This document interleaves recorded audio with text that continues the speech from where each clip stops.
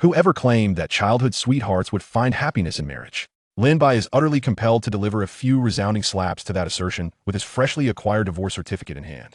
Yet, before he could safeguard his childhood ex-wife, he found himself reincarnated a decade into the past. At the age of 18, life still holds immense potential, and Lin Bai vows that he shall never be ensnared by the likes of Su Yunxi from the neighboring household. In this lifetime, Lin Bai is determined to relish his existence fully, allowing his childhood companion to go to the devil. However, why does the rewritten script still feature that familiar figure, infiltrating his life at every turn? Even if there's a future, I will never marry you. Fine, likewise, who would want to marry a fool like you? I will undoubtedly end up with a girl 10 times more adorable than you. Then I shall date a handsome man 100 times more gentle than you. Ultimately, the two obstinate reincarnates found themselves stepping into that familiar civil affairs bureau. Fool, why must I be reborn only to marry you? Silly, that line should have been mine. Nevertheless, this time seems somewhat different. Let us guide each other through the rest of our lives. A dump truck has returned the childhood friends to their dreamlike age of 18, prompting them to confront their true selves amidst the passage of time, as they recognize the love that had been obscured from their view. In this world, there is no script. Even if the future has deviated, as long as they hold each other's hands in the end, all the thorns along the way will merely be the buds awaiting to blossom. Chapter 1. After divorcing my childhood sweetheart, I was reborn. Do you voluntarily choose to divorce? Yes, voluntarily. In the Civil Affairs Bureau, a young couple sat at the counter, responding to the clerk's inquiries with impassive faces as they processed the divorce formalities. With the steel seal pressed onto the divorce certificate, it was handed to the two of them. Lin Bai gazed at the woman standing before him. She was indeed his wife. No, rather, she was his ex-wife. She was also Lin Bai's childhood sweetheart, someone he had known for 28 years. 3 years ago, due to the matchmaking of their parents and acquaintances, Lin Bai and Su Yunxi, this pair of childhood friends, stumbled into the sanctum of marriage, both having been swayed by the words of outsiders proclaiming that childhood sweethearts were destined for happiness. Happiness? Lin Bai shook his head internally. He and Su Yunxi were far from happy. They were too familiar with each other, to the extent that they hastily entered into a marriage without even dating. The notion of love preceding marriage seemed acceptable, yet they hadn't even had the chance to love before an inevitable rift emerged. They had made efforts, but once a gap appeared, it only widened. After enduring 3 years, both Lin Bai and Su Yunxi appeared weary. Ultimately, after a period of reflection spanning several months, they opted for a divorce by mutual agreement. Everything was split evenly, and fortunately, they had no children. Gazing at the indifferent woman before him, Lin Bai couldn't help but remember how, in their youth, she had clung to him like a shadow. She had once declared her intention to become a daughter-in-law of the Lin family when they grew up. At that time, their parents, who were neighbors, had laughed heartily. Yet, the story of childhood sweethearts failed to unfold for Lin Bai and Su Yunxi. As they matured, they neither developed affections for each other nor harbored any animosity. Instead, they evolved into very familiar, yet not truly intimate friends. I wish you happiness. Standing at the entrance of the Civil Affairs Bureau, Lin Bai uttered these words while looking at Su Yunxi. She returned his gaze, her eyes sparkling with a smile, replying, "What a pity, we've both wasted 3 years of our lives." Indeed, but even if I were to experience love again, it would still be a second marriage, Lin Bai remarked with resignation. Su Yunxi laughed heartily. Yes, we are both entering our second marriages. I regret it so much. If I could do it all over again, I wouldn't have listened to them and married you. I still yearn for a passionate romance. Lin Bai sighed. Su Yunxi nodded in agreement. Who wouldn't?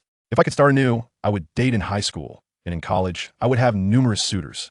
Unlike this lifetime, you remain my first man. Haha. Likewise, Lin Bai said with a wry smile, recalling that his first experience of losing his virginity occurred on the night of his wedding to Su Yunxi. Glancing at his wristwatch, Su Yunxi turned her attention back to Lin Bai. Well then, it's time to say goodbye. Not so fast. Let's go have an ice cream, Lin Bai suddenly suggested with a grin. Su Yunxi looked at Lin Bai and nodded with a smile. An old tradition. Let's go. Standing under the shade of a tree, savoring the luxury of Haagen-Dazs from their childhood, Lin Bai and Su Yunxi silently gazed at the clouds drifting in the sky.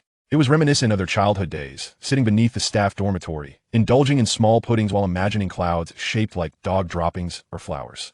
Lin Bai looked at Su Yunxi. They were perhaps the most amicable divorced couple in the world. Neither sorrowful nor angry. The ice cream was destined to be finished. As Su Yunxi waved at Lin Bai, preparing to toss the wrapper into a nearby trash bin, a sudden blaring horn pierced the air. A heavy, out-of-control dump truck raced towards Su Yunxi, who stood on the sidewalk. Just as Su Yunxi was about to discard the trash, she was startled by the truck's momentum, her mind blank. Meanwhile, Lin Bai instinctively reacted, dashing forward in an attempt to scoop up Su Yunxi and roll her to safety. Yet, He had forgotten that his body had become one of a weary office worker. Su Yunxi was no longer the light, carefree girl of their childhood. In the instant they saw the wheels barreling towards them, they instinctively clung tightly to one another. It was reminiscent of their childhood, when Lin Bai had leapt forward to shield Su Yunxi from an oncoming bicycle, using his back as a cushion. Su Yunxi's small frame nestled tightly against his not-so-broad chest. "Damn, that hurts!" Lin Bai suddenly sprang up, realizing his knee had collided with the corner of the desk. Turning his head, the glaring sunlight outside was blinding, and the cicadas were deafening. He instinctively touched his face, then his arms and legs, as Lin Bai gazed around, feeling a mix of familiarity and strangeness in his surroundings, until he caught sight of the Tianli 38 set on the table. This was his bedroom, to be precise, his bedroom from a decade ago, when he was 18 years old. Indeed, after a careful examination of his surroundings, it was unmistakably his familiar sanctuary. The walls were adorned with movie posters of Fireworks, a film that premiered in 2017, which both he and Su Yunxi adored. He had even purchased a pirated poster from the school's newsstand to decorate his room. The mere thought of Su Yunxi flooded Lin Bai's mind with an abundance of memories. As a seasoned otaku, Lin Bai speculated that he had likely traversed time, or rather, been reborn. He had returned to the age of 18, carrying with him the memories of his past. A glance at the sticky note on the table revealed that today was June 1st. Less than a week remained until the college entrance examination. After suppressing his overwhelming excitement, Lin Bai found himself weeping uncontrollably. For the first time, he experienced the sensation of tears of joy. Over the past decade, he had made numerous mistakes. For instance, not being by Lin Mo's side during his parents' quarrels, which led to the tragic incident where she was struck by a vehicle in the rain, resulting in a lingering ailment. Additionally, he had failed to see his beloved grandfather one last time before his passing. He had made the erroneous choice of major, becoming a beleaguered civil engineering worker. Furthermore, in a moment of impulsiveness, he hastily married Su Yunxi, leading to a life devoid of happiness. Now, having returned to 10 years prior, Lin Bai felt a profound sense of potential for his life. "What on earth are you doing, brother? Stop making such a racket." Lin Mo, disturbed by the earlier outcry, opened Lin Bai's bedroom door with a furrowed brow. Gazing at his younger sister, who had just entered her first year of high school and had yet to suffer her leg injury, Lin Bai wiped away his tears and lunged toward her. However, Lin Mo swiftly executed a shoulder throw, sending him crashing onto the bed. "Are you a pervert? Were you watching inappropriate videos?" As he observed his sister's indignant expression, Lin Bai recalled that before her injury, she had trained in Taekwondo for several years. "It's nothing, just the pressure of studying has made my mind go awry," Lin Bai replied with a smile. Lin Mo cast a disdainful glance at Lin Bai, hands on her hips, and declared, "Aunt Su is calling us for dinner. Let's go." Lin Bai frowned in response. Less than 10 minutes into his time travel, and he was all ready to encounter Su Yunxi again. "No, please." Chapter 2, The First Encounter After Rebirth. Perhaps we should not go after all. Even when they reached the doorstep, Lin Bai glanced at Lin Mo, expressing a hint of uncertainty. He truly did not wish to dine at the neighboring Su residence. "Lin Bai, have you lost your mind?" Lin Mo replied with exasperation. "Is this about a quarrel with Sister Yunxi?" No. Lin Bai immediately shook his head. It was hardly as simple as a quarrel. He had just finalized his divorce from Su Yunxi. However, upon reflection, Lin Bai felt a wave of relief. Why worry? He had been reborn, and it was the perfect opportunity to seize every chance to reshape his future. In his memories, their high school years had cultivated a pleasant camaraderie, which ultimately influenced their decision to marry, reminiscing about those blissful times. Now Lin Bai was determined to alter this narrative. Yet, as he surveyed his desolate home, he felt a twinge of pity for himself and Lin Mo. Their father worked as a contractor in a neighboring city, returning only once a week, while their mother toiled at a factory, often absent due to the demanding shifts. Although they were striving to create material wealth, the eventual outcome suggested otherwise. While they had not divorced, Lin Bai understood that their relationship had devolved into a mere formality, marked by physical separation. With these thoughts in mind, he finally stepped out the door and turned to knock on the door of the Su residence. As Su Ma, or rather his former mother-in-law, opened the door, Lin Bai felt an involuntary flutter of anxiety. In their previous lifetime, they had not disclosed the divorce to either family, yet now, returning a decade into the past, Su Ma appeared significantly younger. "Xiao Bai, Xiao Mo, Komin." She beckoned warmly, before entering the kitchen and cheerfully proclaiming, "We're having ribs for dinner tonight." Lin Montak, feeling right at home, flopped onto the living room sofa. "Fantastic. Ribs are my favorite." Lin Bai was not surprised by Lin Mo's familiarity. The Lin and Su families shared a long-standing friendship, dating back to his grandfather's era. As both families had been employees of the same factory and resided in the same building, Lin Bai's father and Su Bai had grown up together, and Lin Ma and Su Ma were also close friends. Naturally, they became good companions, ultimately purchasing their respective homes in this neighborhood. The two families were blessed with children in the same year, Lin Bai and Su Yunxi. Regrettably, the Su family did not have another child, leaving Lin Mo without his childhood sweetheart. At this moment, Su Ma peeked out from the kitchen, smiling at Lin Bai. Yunxi is in her room. You can call her to join us for dinner.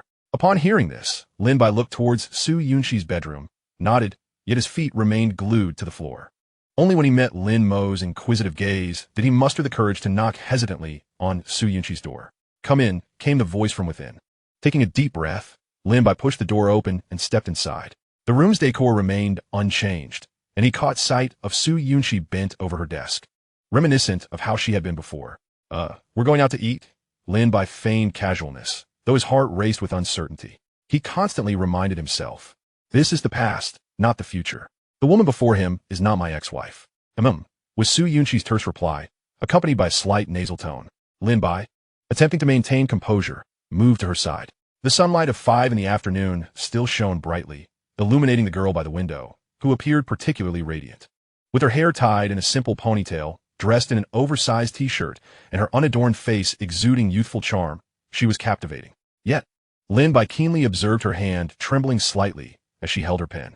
When she lifted her gaze to meet his, Lin Bai found himself momentarily taken aback. There was something unfamiliar in those eyes. His already wavering confidence crumbled further under her frosty demeanor, prompting him to retreat hastily from the room. Once the door clicked shut behind him, Su Yunxi released the pen from her grasp and quickly retrieved a small mirror from her drawer.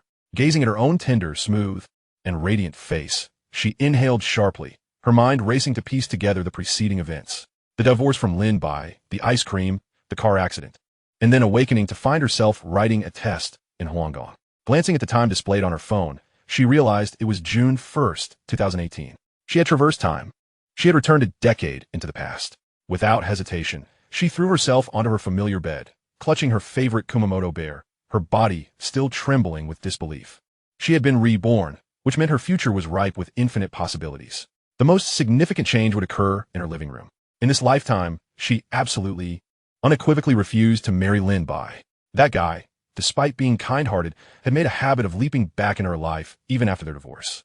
To claim she wasn't touched would be self-deception. Yet, whether in marriage or through misfortunes, her life's trajectory must deviate from its previous course. In this lifetime, Su Yunxi resolved to live differently, to love and understand another person. Lin Bai had once expressed his desire for love. How amusing that they were so alike. Two similar individuals were ill-suited for marriage. Recalling how Lin Bai had bullied her in their childhood only fueled her anger. She had truly been foolish to heed the misguided advice of family and friends, entrusting herself to that guy. Fortunately, fate had smiled upon her, granting her a second chance. As she surveyed the fireworks poster adorning her bedside, she suddenly ripped it down. Last year, she and Lin Bai had watched that movie together, igniting a fleeting romantic impulse. What a folly. That man had never loved her. Reflecting further, she recalled that they had also attended a movie together on Valentine's Day that year.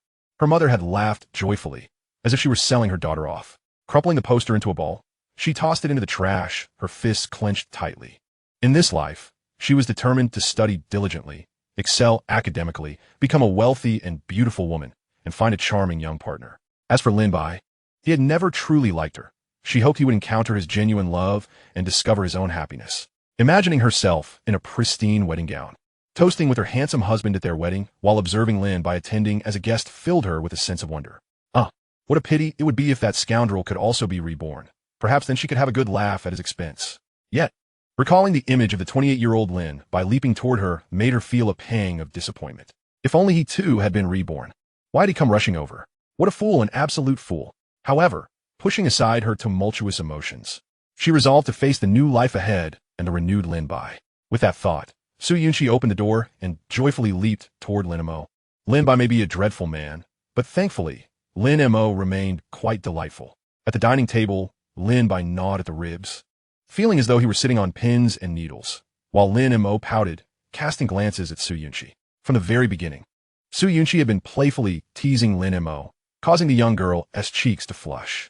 As for Lin Bai, he sensed Su Yunxi's aloofness but chose not to dwell on it.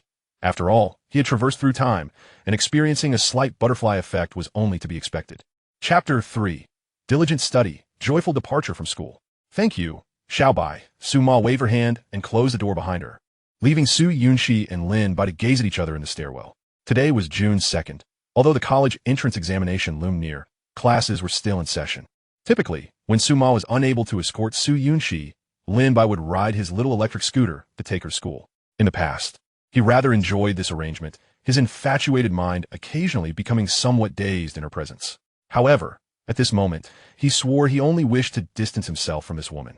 Su Yunxi, observing Lin Bai, was taken aback to discover a hint of disdain in his gaze directed at her. What on earth? Yet, this was quite agreeable. She was eager to maintain her distance from Lin Bai. The two of them walked in rare silence to the underground parking garage, where Lin Bai mounted his electric scooter. And after a moment's hesitation, Su Yunxi climbed on as well. As they exited the garage, the morning sun, already blazing at 6, enveloped them. Sensing Su Yunxi's silence behind him, Lin Bai couldn't help but inquire, "Why are you so quiet?" In his recollection, the former Su Yunxi had always been quite talkative, to the point of exasperating him at times. Upon hearing his words, Su Yunxi contemplated her unusual quietness and smiled. "I'm just feeling a bit stressed with the upcoming exam and don't wish to talk." Lin Bai nodded. "I feel the same. We need to study hard. Who knows, we might score a few extra points on the exam." This was no mere platitude. Only at that age does one truly appreciate the value of knowledge. Or rather, the worth of that diploma. Though time was short, Lin Bai believed it essential to seize every opportunity for improvement until the very last moment. As the cool breeze brushed against her face, Su Yunxi agreed with Lin Bai's sentiment, reflecting on how, in her previous life, she had been mired in melancholy, lamenting the impending farewell to her high school friends. Yet, in truth, she had almost forgotten those close companions by the end of that summer. Upon entering class 314, the two were met with the customary teasing from their peers. However, unlike the usual embarrassment that colored their faces, both Lin Bai and Su Yunxi held their heads high, taking their seats with determination. Even before the morning reading session began, they had retrieved their textbooks. After all, it had been a decade. Who knew if the knowledge remained? Fortunately, both breathed a sigh of relief as the knowledge from their high school years seemed to awaken the moment they held their textbooks. In 2018, Lin Bai and Su Yunxi found themselves in the old examination system, in a science class consisting of 50 boys and 8 girls. While Lin Bai was memorizing English model essays, he suddenly felt a poke on his arm, turned to see his deskmate. "Joda, hey, what did you have for breakfast? You seem full of energy today." Joda looked at Lin Bai, bewildered. Lin Bai chuckled. "I've been practicing my essays. I feel they will come in handy." If one were to ask about the advantages of his rebirth, Lin Bai had already discovered one, although he couldn't recall the major exam questions. He had a vague memory of the English and Chinese compositions from the entrance examination. Thus, he naturally took advantage of the morning English session to commit them to memory. Moreover, he had shared this insight with Joda, his good friend from high school. However, it was evident that Joda did not grasp Lin Bai's words and had already closed his eyes at the back of the English book. Throughout the day, Lin Bai remained invigorated, attentively participating in lessons and revising, even receiving praise from the teacher. The only thing that puzzled him was that Su Yunxi had not sought him out all day. Joda even questioned whether they had quarreled, given that their childhood friendship was well known throughout the class. Yet, after evening self-study, Su Yunxi trailed behind Lin Bai as they made their way to the school parking lot. Amidst the flickering lights of the parking lot and the surrounding clamor, Lin Bai yearned to ask Su Yunxi about her cold demeanor, but hesitated to break the silence. Perhaps this was the butterfly effect brought about by his rebirth. Questioning her could lead to unintended consequences. If he probed why she was ignoring him, she might suspect he harbored feelings for her, and that would be disastrous. Lin Bai now sought to eradicate any seeds of affection that might sprout between him and Su Yunxi. That night, after completing a math paper, Lin Bai stretched and gazed out at the darkened sky. It was 1:30 in the morning, time for sleep. Under normal circumstances, he wouldn't have stayed up late, but he felt remarkably invigorated. The vitality of an 18-year-old was indeed a stark contrast to that of a 28-year-old. Lying in bed, Lin Bai pulled out his phone, but chose not to indulge in further distractions. Instead, he opted for sleep, cherishing the limited hours of rest he had. Thus, the dynamic between Lin Bai and Su Yunxi continued until June 4th. The 5th and 6th were designated for tidying up the classroom and preparing for the examination venue, making the 4th effectively their last day at school. The school's broadcast played Whose Youth Isn't Confused by the Good Sisters Band, yet Lin Bai felt just as bewildered, observing the sorrow etched on the faces of those around him. Even Joda, typically so talkative, wore a somber expression as he looked at Lin Bai. "Buddy, he graduated," Joda said, embracing Lin Bai. "Indeed, we have," Lin Bai replied with a smile, not concealing his elation. He felt no sorrow. The thought of finishing the examination and embarking on a new chapter of his life filled him with anticipation. In contrast, Su Yunxi observed Lin Bai's carefree demeanor with curiosity and remarked, "Why do you seem so unfazed?" "Not at all. I'm quite heartbroken." Lin Bai replied with a grin, his happiness evident. He felt no sadness. Thoughts of university and the bright future ahead made him feel he was on the brink of achieving greatness. Reflecting on the previous life, Su Yunxi had wept like a rain-soaked pear blossom, asking Lin Bai if they would remain lifelong friends. At that moment, Lin Bai had also felt a twinge of melancholy, and they had momentarily crossed the boundaries of friendship, sharing an embrace beneath a tree at the school gate. Now, as they approached the school gate, Su Yunxi suddenly grasped Lin Bai's arm. "Would you like a hug?" Upon hearing this, Lin Bai regarded her with a teasing expression, furrowing his brow as he replied, "Are you out of your mind?" Su Yunxi exhaled in relief as she observed Lin Bai's retreating figure. It seemed he had indeed spoken truthfully after their marriage. This fellow had never harbored feelings for her. Chapter 4. Let us have ice cream after the exam. On the 5th, Lin Bai wasted no time and rose early to continue his studies. Composed the examination paper, analyzed the mistakes, and memorized the vocabulary in classical texts. Even Lin Mo found it perplexing, as if the sun had risen from the west. Conversely, it was Lin Ba and Lin Ma who encouraged Lin Mo to learn from Lin Bai, which left the young lady wearing a grim expression. In truth, even in his past life, Lin Bai had never caused his family any worry regarding his studies. He ultimately secured a place in university with impressive grades, albeit misled by Lin Ba's dubious counsel into choosing the dismal field of civil engineering, thus becoming a civil dog. After expending considerable effort studying for certifications, he managed to transition from on-site work to a secondary position. As for this life, Lin Bai had already determined his path, to write novels. This was no jest. In his previous existence, he was merely a part-time, third-rate writer, earning enough to treat Su Yunxi to 2 hot pot meals a month. However, the situation was different now. Lin Bai calculated that it was 2018, and many books had yet to be published, although, even if he possessed prophetic abilities, the essence of his writing would differ significantly from that of the platinum-level authors. It mattered not. The pioneer in any endeavor is undoubtedly superior to the one who arrives late to the scene. For instance, in 2018, the Cthulhu genre had yet to gain traction. System novels remained niche, global high martial arts were not yet renowned, and bizarre cultivation tales were still within a competitive market. Rubbing his newly grown stubble, Lin Bai wore a confident smile. This life must surely see him rise from a third-rate writer to a second-rate one. Thus, the choice of major was inconsequential. Selecting one with good employment prospects sufficed. The most crucial aspect was to have time to write novels part-time. Contemplating this, Lin Bai had just settled on the balcony with an English model essay to recite when he spotted Su Yunxi on the opposite side, engrossed in her own book. Their eyes met briefly before quickly shifting focus back to their respective English texts. However, after a moment of listening, Lin Bai was astonished to discover that Su Yunxi was reciting the same model essay as he was. The essay was among 10 selected by their English teacher, and this particular piece closely resembled the format of the college entrance examination. Yet, Lin Bai refrained from asking, sensing his own oversensitivity, especially since the English exam had yet to take place. Observing Su Yunxi, he decided to leave the balcony. He could not study alongside her. If their parents would catch them, it would be difficult to explain. Maintaining distance was paramount. As Lin Bai departed, Su Yunxi felt no surprise. She had already come to the conclusion that Lin Bai did not harbor feelings for her. This realization alleviated much of her anxiety. At that moment, she longed for the university entrance examination to conclude swiftly, so she and Lin Bai could part ways and avoid any further entanglements. Touching her face, Su Yunxi recalled being confessed to several times during her previous university life, which instilled in her a certain confidence regarding her allure. However, she had been unprepared then and had turned down those handsome suitors. This time, she was determined to seize the opportunity. Meanwhile, Lin Bai lay on his bed, attempting to memorize his lessons, yet he found his head growing heavier by the minute. Eventually, he succumbed to sleep, drifting into a dream, a vivid dream. In it, he beheld a woman whose face was obscured, and the two of them were entwined. Simultaneously, Lin Bai felt a restless stirring in his chest, accompanied by a sense of suffocation. Suddenly, a tremendous roar erupted nearby.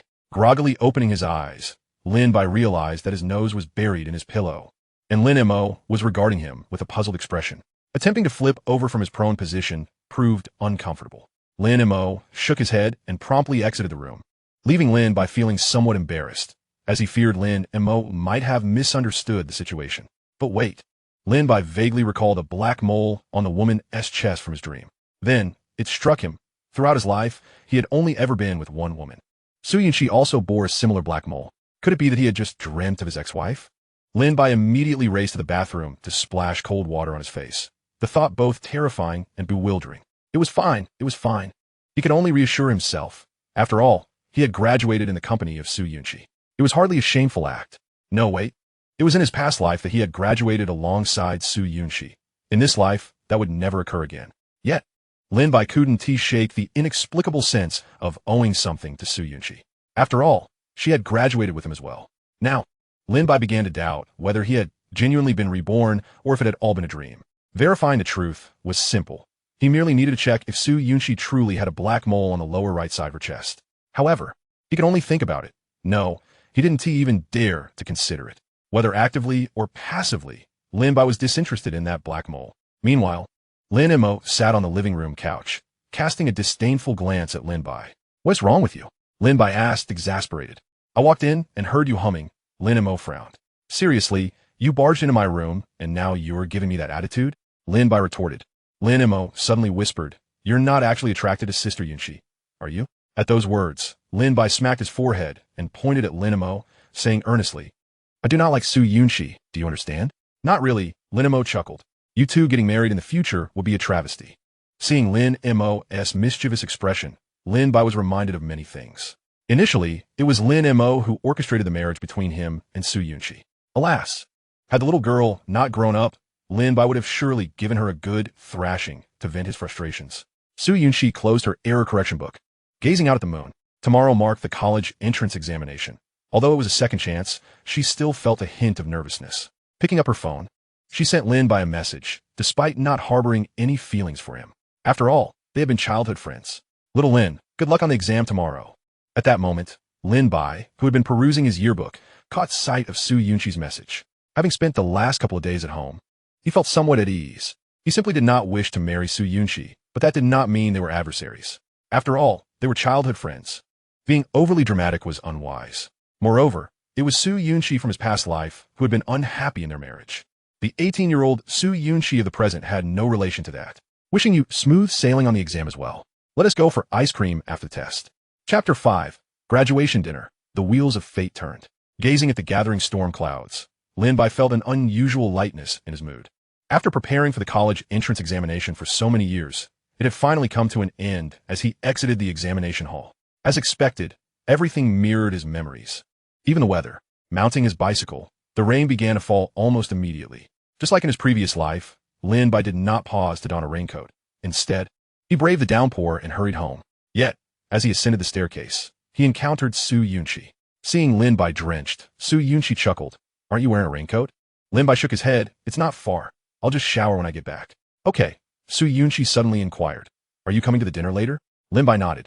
"Of course, let us take a taxi." "All right, just call me when you're ready," Su Yunxi replied with a smile. "Today is the 8th, and this evening a gathering is scheduled for our class, serving as a commemoration of our 3 years in high school. Surprisingly, despite the absence of teachers, a considerable number of attendees are present. Upon returning home, I took a refreshing hot shower, finding Lin Mo diligently working on his homework in his room. It wasn't tea until Lin Bai changed his clothes and entered Lin Mo's bedroom that Lin Mo looked up with a smile and inquired, "How did the exams go?" "A solid score for sure," Lin Bai replied with confidence. However, Lin Mo frowned.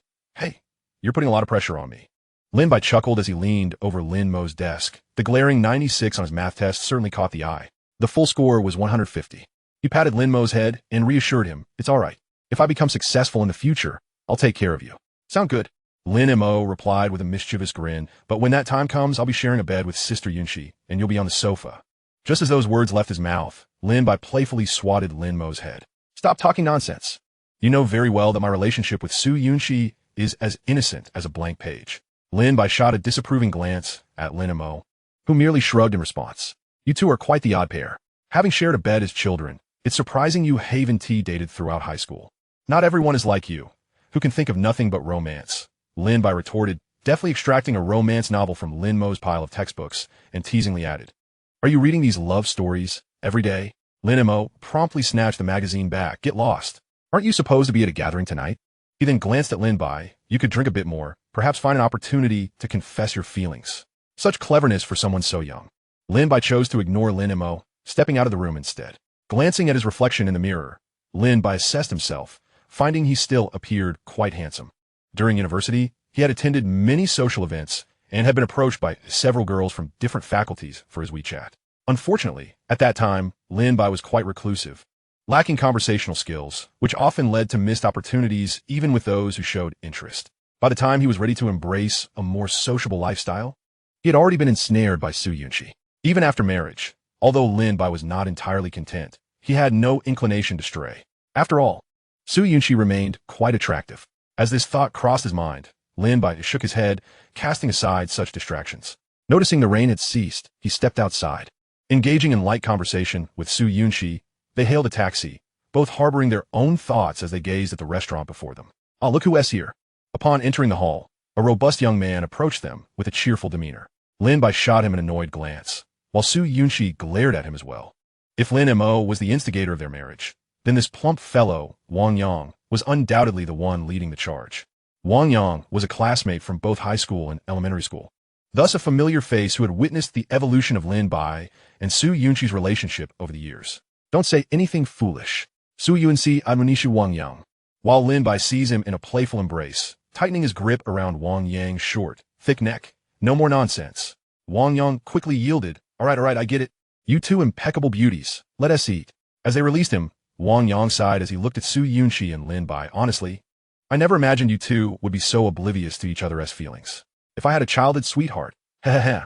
Observing Wang Yang's lovesick expression, Su Yunxi sharply twisted his ear. She was convinced that this twist contained the grievances of a past life, as Wang Yang had been their MC at their wedding in a previous existence. "You got it all wrong," Wang Yang exclaimed in a flurry. Rubbing his ear, he earnestly asked, "Are you both really not dating? What nonsense are you talking about?" Lin Bai replied, exasperated. Wang Yang merely shook his head in disappointment. "Never mind. Let us go." As the three pushed open the door to the private room, they were each pulled to their respective seats.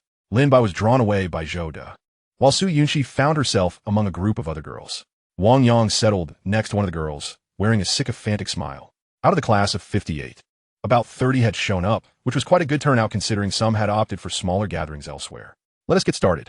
At that moment, the girl beside Wang Yang stood up, addressing everyone with a smile. Qi Qingtian, the class monitor and Wang Yang's goddess, commanded attention. However, Lin Bai's gaze darted between Wang Yang and Qi Qingtian, feeling a twinge of peculiarity. Before long, Zhou De was pulling Lin Bai into a drinking game. Having known each other for 3 years, the familiarity led to a light-hearted atmosphere, and as the alcohol flowed, some began to shed tears amidst laughter. Watching a group of grown men, their faces flushed, crying over trivial matters, Lin Bai found the spectacle amusing, though he wouldn't mock them. Zolda, equally flushed, toggled between wistful reflections and ambitious dreams. Lin Bai patted his shoulder reassuringly. "Don't worry, we all have bright futures ahead." "Indeed." Zhou De raised his glass. "Though we may gain wealth, let us not forget our friends." Lin Bai nodded in agreement, clinking glasses with him.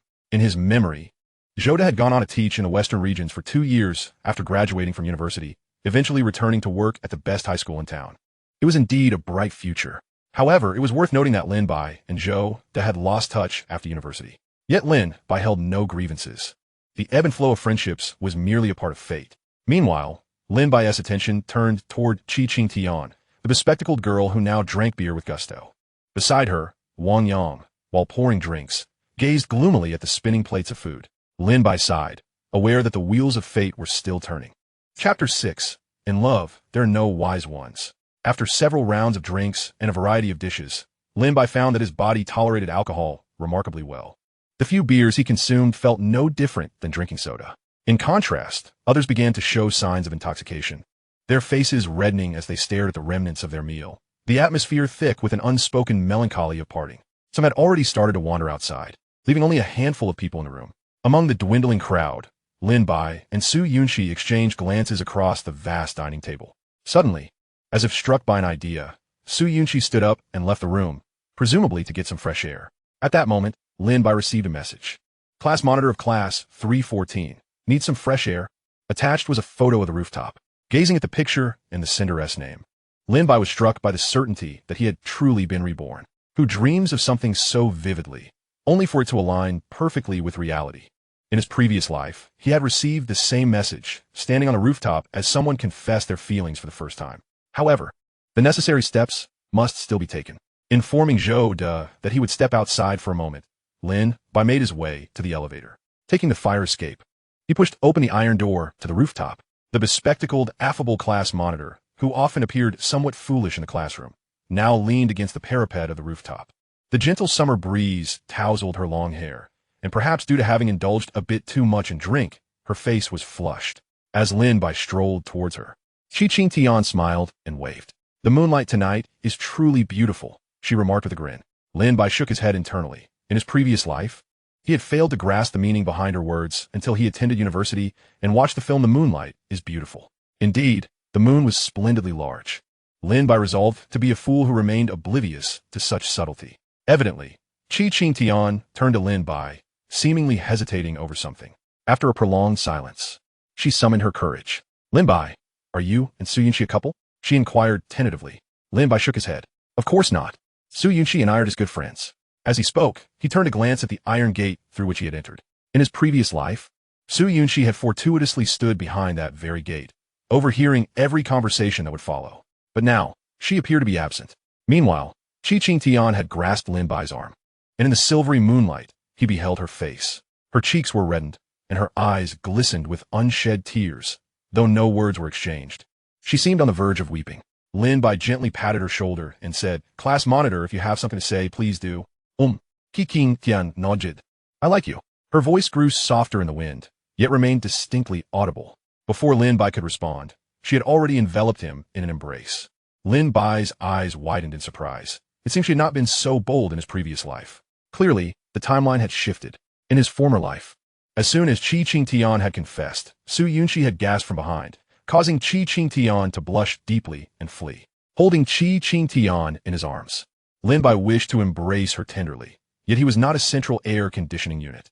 "I'm sorry, class monitor, you're a wonderful person, but I cannot force feelings of affection." His hands fell naturally to his sides, his tone remaining gentle. How Qi Qingtian perceived his words, Lin Bai could not discern. Having been reborn, he yearned for a passionate romance. It was clear that Qi Qingtian was not the object of his affections. For this girl, who he had known for 3 years, Lin Bai had never felt his heartstrings tugged. In fact, having never experienced unrequited love, he found it difficult to truly understand Qi Qingtian's sorrow.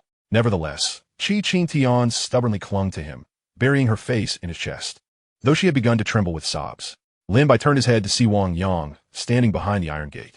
White study composition was the first thought that crossed Lin Bai's mind, followed by a wave of sympathy for Wang Yang. The girl he admired was in the arms of his friend. This was perhaps more painful than death itself. Yet Lin Bai understood that Wang Yang had known from the start about Qi Qingtian's feelings for him. Wang Yang, who harbored affections for Qi Qingtian, could see through the small details that others overlooked. "All right, class monitor, it's time to head down," Lin Bai said once more, prompting Qi Qingtian to gradually release her hold. As she turned to look down the stairwell, Wang Yang had already quietly descended. Observing the glistening mist in Qi Qingtian's eyes, Lin Bai retrieved a pack of tissues from his pocket and smiled as he handed them to her. "Let us go." Strolling along the tree-lined path surrounding the restaurant, Su Yunxi occasionally glanced up at the hotel's top floor. She recalled a whimsical moment from 10 years prior when she had decided to seek the rooftop for some fresh air. It resulted in her witnessing the class monitor's confession to Lin Bai, which, due to her presence, had led to misunderstandings and ultimately an unresolved conclusion. Though she held some grievances towards Lin Bai, Su Yunxi was well aware that her feelings were directed at the Lin Bai of her past life, not the 18-year-old Lin Bai of the present. She wished for him to accept Qi Qingtian's confession so that they could part ways amicably, sparing themselves from future tragedies. Yet, recalling how Lin Bai had rushed to her side just before the truck had struck, she felt a twinge of guilt. That Lin Bai had indeed been a kind-hearted soul. Yet their relationship had never sparked with love. Once I make something of myself in this life, I should support that lad. As a way to repay him for his future kindness, Su Yunxi mused, affirming her thoughts. As for the changes that had unfolded, she did not mind. There was no need to tread carefully due to the different trajectories of events. She would embrace each moment with the same vibrancy as before. Sensing the time was drawing near, Su Yunxi prepared to return to the hotel. After all, she could not simply walk away without knowing whether Lin Bai and Qi Qingtian had become a couple. However, just as she reached the entrance, she noticed Huang Shu waving at her from the side. Su Yunxi vaguely remembered this boy as a classmate, though they had little interaction. What is up? Out for some fresh air? She smiled, now viewing the high school students as rather childish from her adult perspective. Uh-huh. Huang Shu nodded, his voice somewhat awkward. Observing his nervous demeanor and flushed face, Su Yunxi thought, I'm not an 18-year-old innocent high school girl anymore. She glanced at the sky. The bright moon hung high, and in the small grove, it seemed something was afoot. Chapter 7. It was Lin Bai's turn to disrupt things. Standing before her was the timid Huang Shu, and Su Yunxi found his naivety endearingly charming. Truly, he embodied the essence of a pure-hearted high school student, which amused her. With a playful tone, she said, Huang Shu, is there something you wish to discuss? A blend of curiosity and sweetness filled her voice as she confidently sought to capture his heart. Yet, she was taken aback to realize that she had been unaware of his secret admiration for her. How intriguing, Su Yunxi thought, acknowledging that her rebirth had unveiled many previously unknown truths. However, despite Huang Shu being a decent-looking young man, she had no intention of pursuing anything further with him. Graduating and entering a relationship would only lead to the complications of long-distance love during university, a scenario she could not abide. Compared to her old classmates from a small town, she believed university would offer far more compatible connections. Still, teasing Huang Shu might prove to be an enjoyable diversion. Suddenly recalling that she was no longer a 28-year-old woman, but rather an 18-year-old high school girl, she felt a wave of nostalgia. Huang Shu, gazing at the composed Su Yunxi, was now more anxious than ever. He had liked her for quite some time, but Lin Bai had always been by her side. While the entire class was aware that the two were not in a romantic relationship, who could say if that was merely a ruse to deceive others?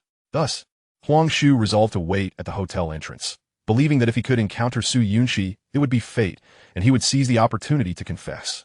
If not, he would let it go. However, fortune smiled upon him, for as he strolled along the pathway leading to the entrance, he encountered the leisurely approaching Su Yunxi. Su Yunxi, he began, there is something I must confess. I hold deep affections for you. Throughout the 3 years of high school, I have silently admired you. Yet I refrained from voicing my feelings, fearing I might intrude upon your world.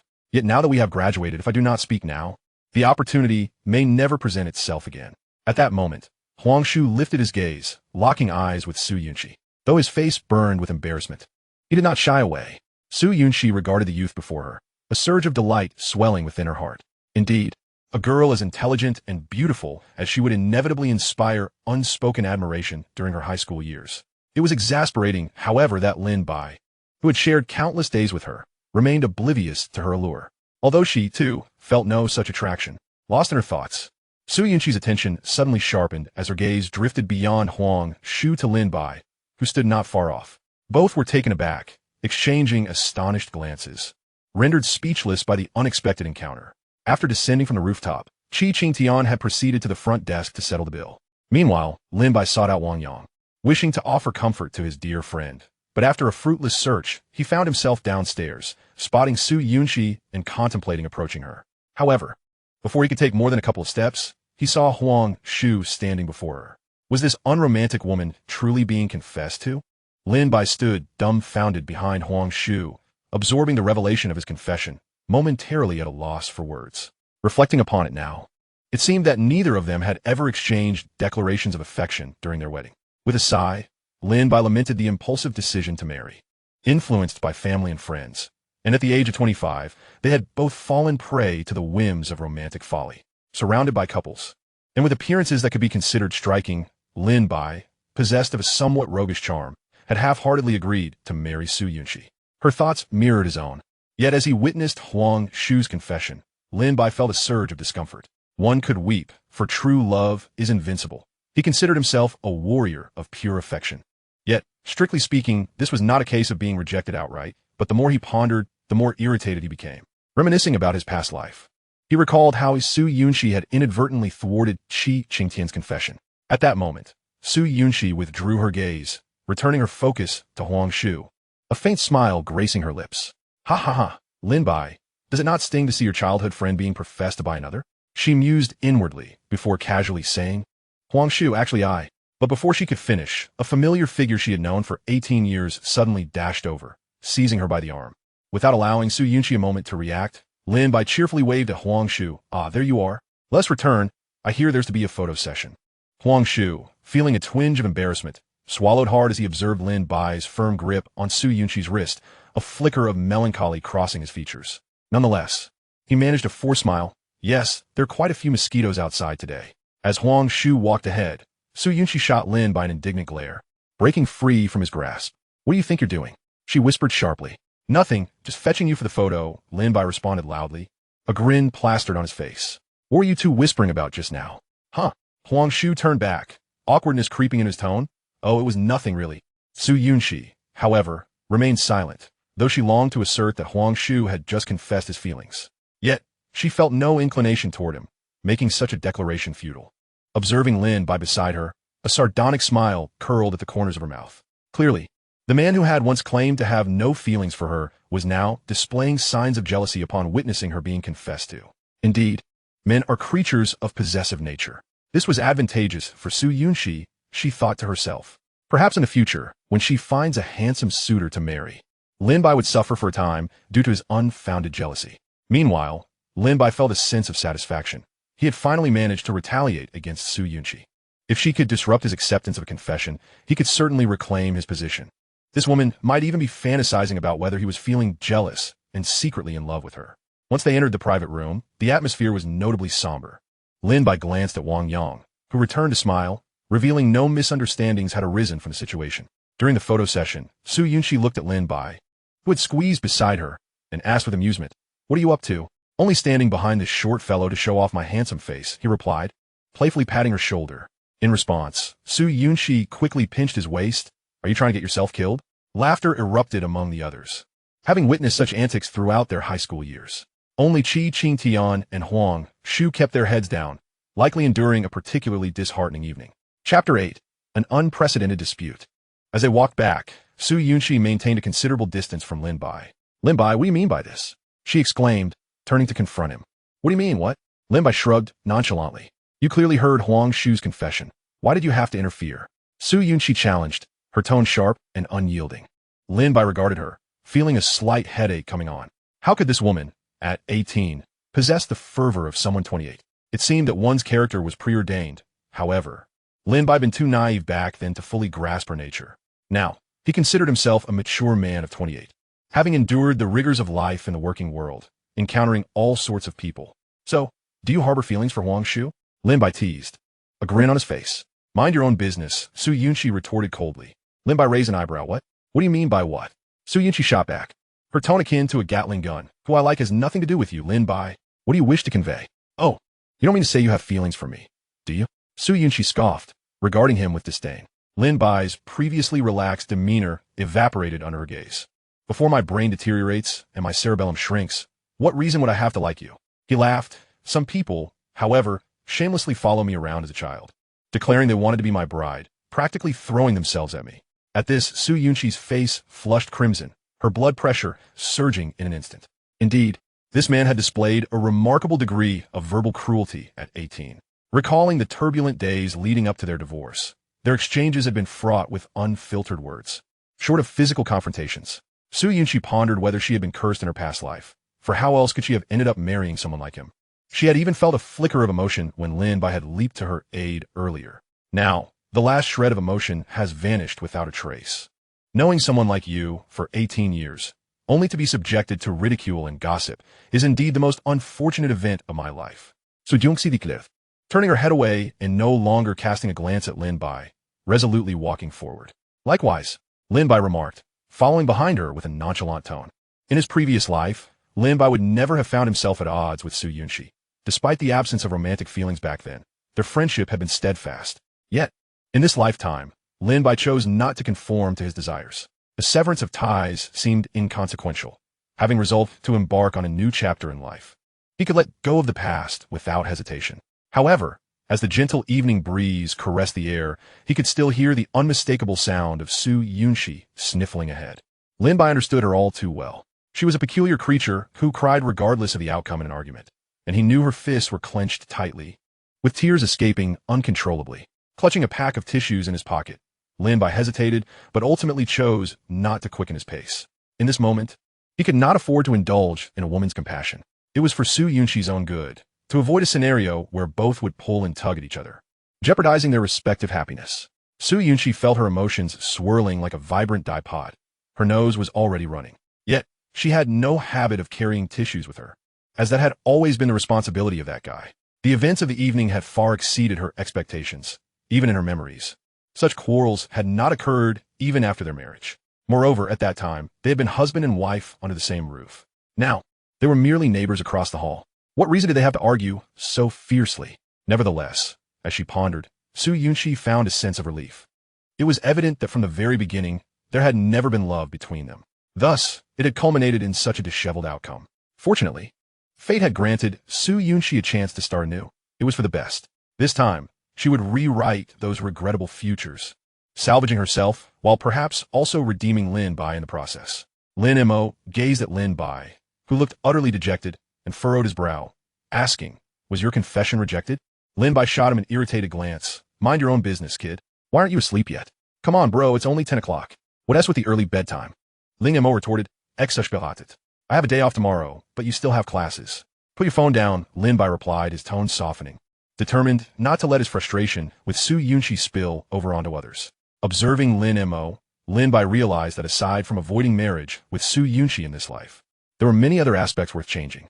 The memory of Lin Mo running out in the rain during their parents' argument, only to be struck by a car, pierced Lin Bai's heart. Although there had been no life-threatening danger, the girl's leg had been left with a permanent disability. Her beloved taekwondo had become an unattainable dream, leading her to live with a lingering sense of inferiority. After all, walking with a limp due to her disability was a constant reminder. "You're acting like a little adult?" Nagging away, Lin Mo made a face, retreating to his bedroom and shutting the door. In response, Lin Bai decided to take a shower and lay down in bed. Today marked the 8th day of his return, effectively concluding his high school life. The next chapter was university. Regarding this, Lin Bai did not wish to apply for the same university and major as in his previous life. Civil engineering had caused him considerable grief. Moreover, while his university roommates had been decent, Lin Bai wouldn't go through this ordeal again for their sake. They were buddies. If they knew, they would surely understand. What should he study? Lin Bai, a seasoned otaku, found himself intrigued by ACG and considered pursuing something related to that field. However, the focus was not merely on academics, but rather on his dream, to write novels, to write fervently, in a room less than 10 meters away, separated by several walls. Su Yunxi lay on her bed. In her previous life, she had studied accounting, tirelessly crunching numbers day in and day out. In this life, she aimed to study auditing, examining how others manage their finances. With her past experience, she felt confident about overcoming any hurdles.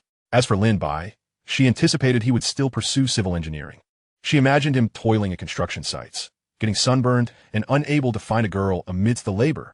Unlike her, who would be frequenting major companies in the city, how could she not be considered a modern urban beauty? Chapter 9. The dream is to become the 6 whites of the Central Plains.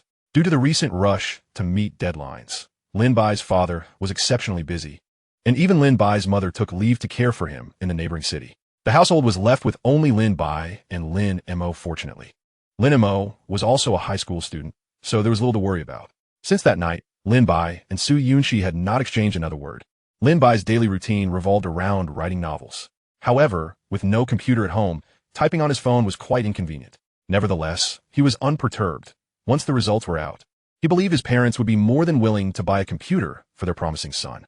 And so he waited for half a month. Observing his parents and Lin Mo's anxious expressions, Lin Bai felt the most relaxed among them. "All right, stop looking at me like that," he exclaimed.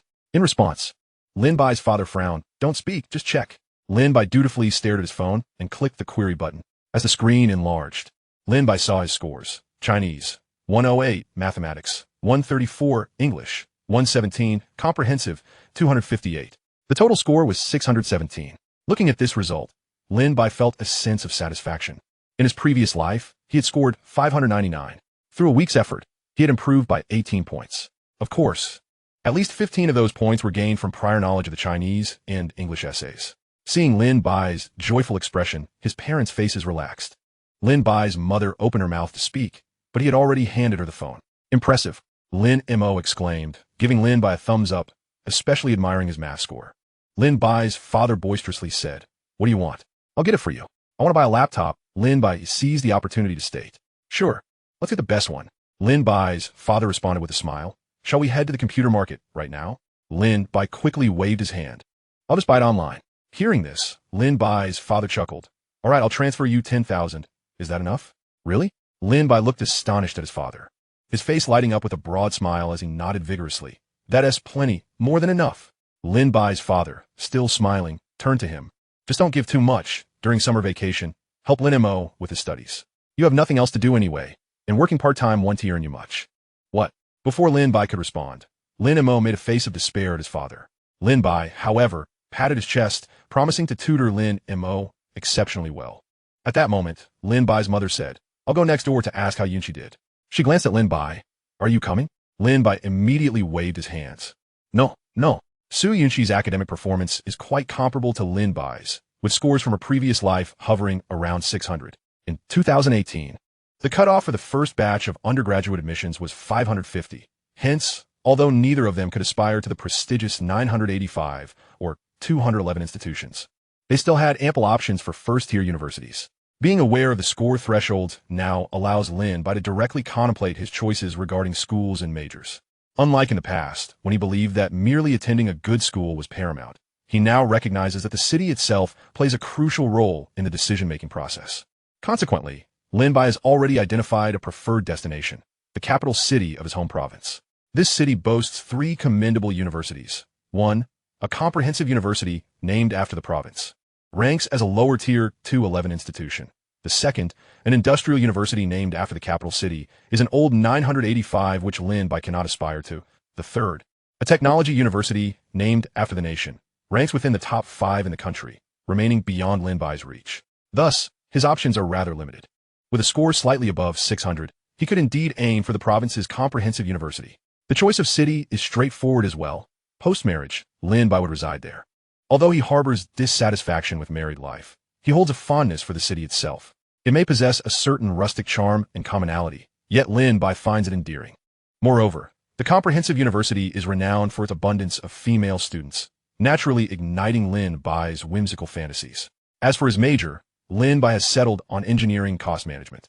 While it still falls within the realm of civil engineering, he is acutely aware of the distinctions between the two fields, far more significant than the differences between a person and a dog. Lin Bai has contemplated pursuing literature, directing, or screenwriting, but ultimately dismissed those as impractical. Only engineering cost management feels familiar to him.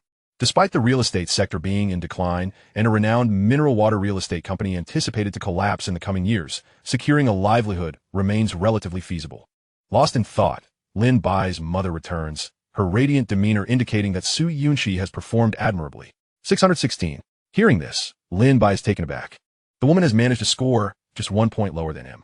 In certain peculiar aspects, he seems to share an inexplicable bond with Su Yunxi. Nevertheless, he believes that she, much like in her previous life, has chosen to go to Tianjin merely due to her affinity for the sea, thus alleviating any concerns about encountering her. Su Yunxi lies on her bed, lamenting her score being 1 point lower than Lin Bai's. She is undeniably a determined woman. However, she can now prepare for her school selection. In her previous life, she made the inexplicable decision to attend Tianjin, which she now recognizes as a grave mistake. Who among the good people enjoys the daily sea breeze? Moreover, her favorite food, the jianbing guozi, is best accompanied by spicy strips. Nevertheless, she has already decided on her destination, the provincial capital of Luzhou. It is certainly not because she lived with Lin Bai for 3 years that she has grown fond of the city. Rather, she simply desires a university that is both close to home and of decent quality. Luzhou perfectly fits this criterion. As for Lin Bai, he is likely to head to the bustling metropolis, given that he studied there in his previous life. During this time, although Su Yunxi has been confined at home, she has not been idle. She has gathered a wealth of auditing materials online and has begun self-studying. Time is precious, and this lengthy summer after graduation must not be squandered. Su Yunxi also wishes to learn Japanese and photography, having been granted a second chance at life. Failing to enrich her existence would be utterly regrettable. Meanwhile, Lin Bai has commenced his selection of a computer.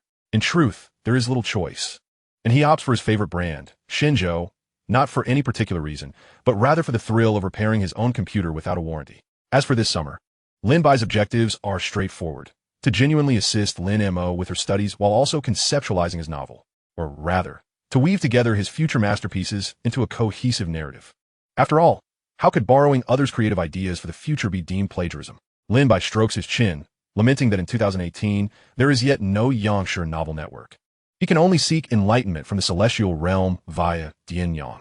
At that time, the literary landscape of Central Plains will be transformed. Lin Bai aspires to stand alongside the likes of Potato, Tomato, Divine Machine, Blue Silver, and the Red-Haired Emperor, forming the illustrious Six Whites of the Central Plains. Chapter 10. A silent understanding with the one he dislikes. Lin Mo gazes at the stern-faced Lin Bai, her mood decidedly sour. Her elder brother is genuinely committed to tutoring her, showing no leniency whatsoever. However, Lin Mo cannot help but admire Lin Bai. He somehow manages to comprehend the intricacies of convoluted problems that seem to be entirely comprised of English letters, yet can still illustrate coordinate graphs. Bro, do you have anything else to do besides writing novels, watching anime, playing games, and tutoring me? Lin Mo inquires curiously. Lin Bai frowns. Do you think I have time for anything else with all that? Lin Mo smirks awkwardly. You could take a break. There's no need to tutor me anymore. Why not go out shopping with Sister Yunxi? It seems you haven't seen her in ages. When her mother calls them for dinner, Lin Bai opts to stay home and eat instant noodles instead. Even if you two are arguing, you should have made up by now, Lin Mo pouts. We're not arguing, Lin Bai asserts, resuming his explanations of math problems to Lin Mo. The entire summer has gone remarkably smoothly, from filling out applications to receiving acceptance letters, with no hiccups whatsoever. In fact, he has not encountered Su Yunxi even once. Lin Bai feels that his streak of good fortune is nearing its peak, and as August draws to a close, he has finally completed the outline and detailed plan for his novel. He has penned the opening 2,000 words and submitted them to an editor. Just yesterday, he received an email confirming the submission, and moments ago, he took his first step toward success by registering as a writer. Soon, he will upload his manuscript and inform the editor he has added on QQ, paving the way for a contract. Reflecting on his last summer after graduation, Lin Bai recalls laboring as a porter in a fruit shop, feeling significantly more at ease this time around. Looking at Lin Mo, he earnestly says, remember, if anything comes up, inform me immediately, understood? And when I message you, please reply. In response, Lin Mo impatiently replies, I know, big brother. You're going off to study, not to prison. It's as if you're never coming back. Lin Bai pouts, I'm just worried about you. Worried about what? Lin Mo chuckles. You should be more concerned about your charming and adorable sister getting snatched away by someone else. Laughable. Who will be interested in you? Lin Bai shrugs. What did you say? Lin Mo suddenly pushes Lin Bai onto the bed, glaring fiercely at him. Unlike other brothers who bully their sisters, Lin Mo has been practicing Taekwondo since middle school. Lin Bai is no match for her. As he finds himself pinned down, he exclaims, What are you doing? To his surprise, Lin Mo suddenly pouts and turns her face away, lying on the other side. I'm just a little reluctant to see you go. Upon hearing those words, Lin Bai chuckled softly as he affectionately ruffled Lin Mo's hair. The two were merely 2 years apart and had been inseparable since childhood. It was only natural for him to feel reluctant, as he too was not entirely ready to part ways. Moreover, it wasn't just you who would be leaving. Sister Yunxi would also be departing, leaving me all alone in the end.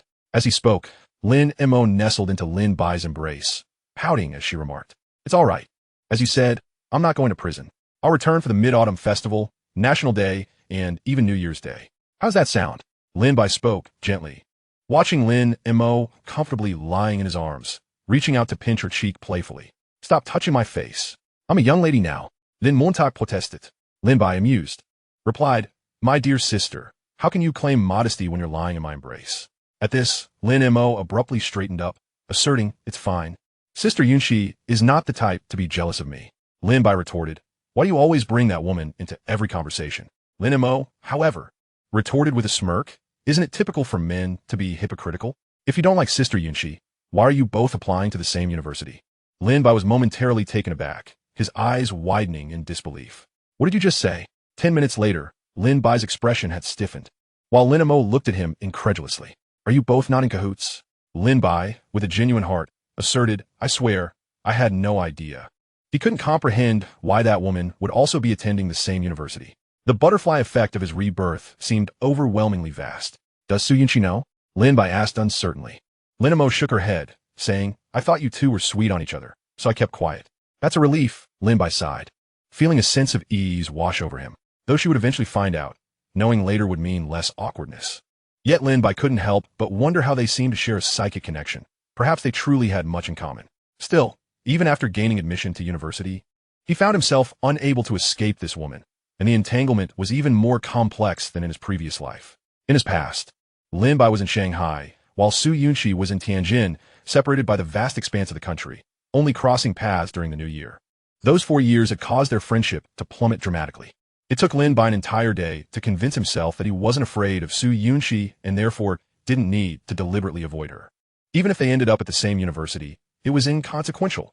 After all, a university was vast, making chance encounters remarkably unlikely. However, glancing at his phone, he noted that it was September 1st. Sitting in the back seat of his father's car, Lin Bai felt a prickling sense of discomfort.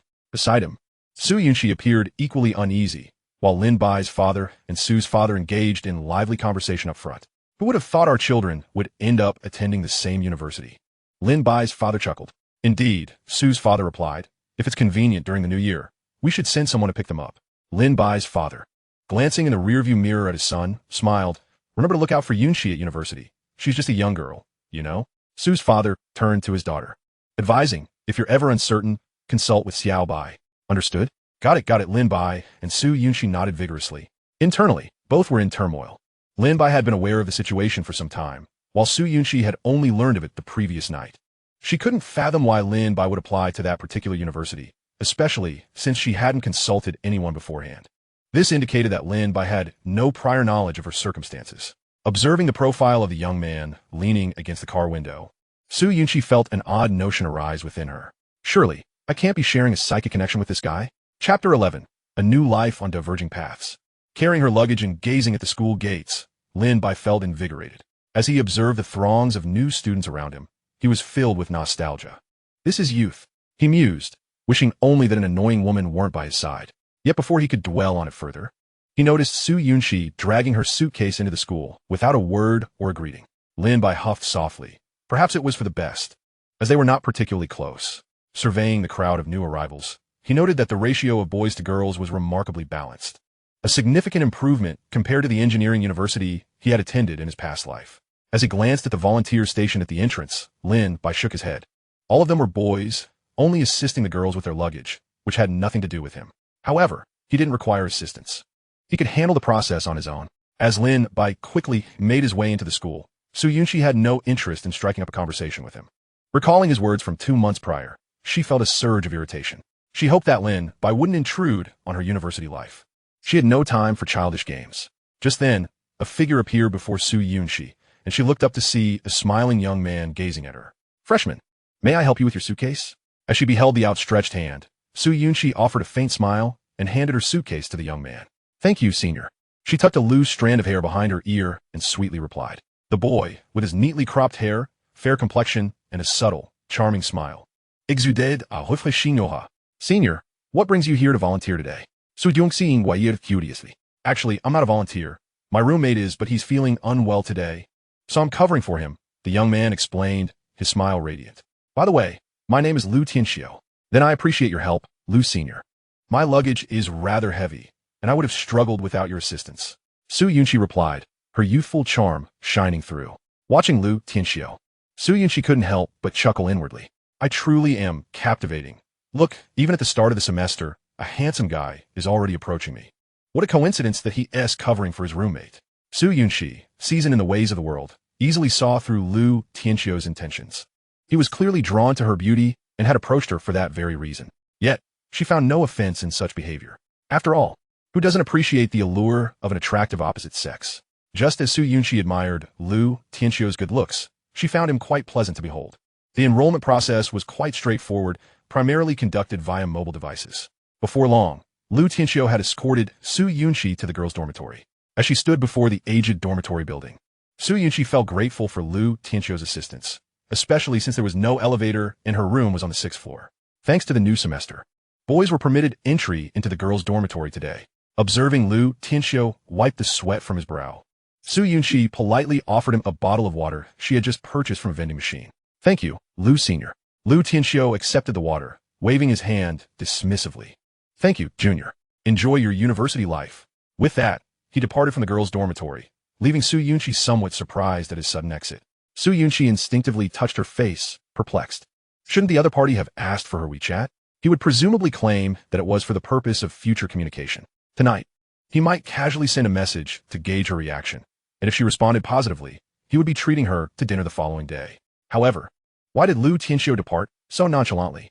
Although a faint shadow of melancholy lingered in her heart, Su Yunxi nonetheless pushed open the door to her dormitory. The room number 606 seemed auspicious.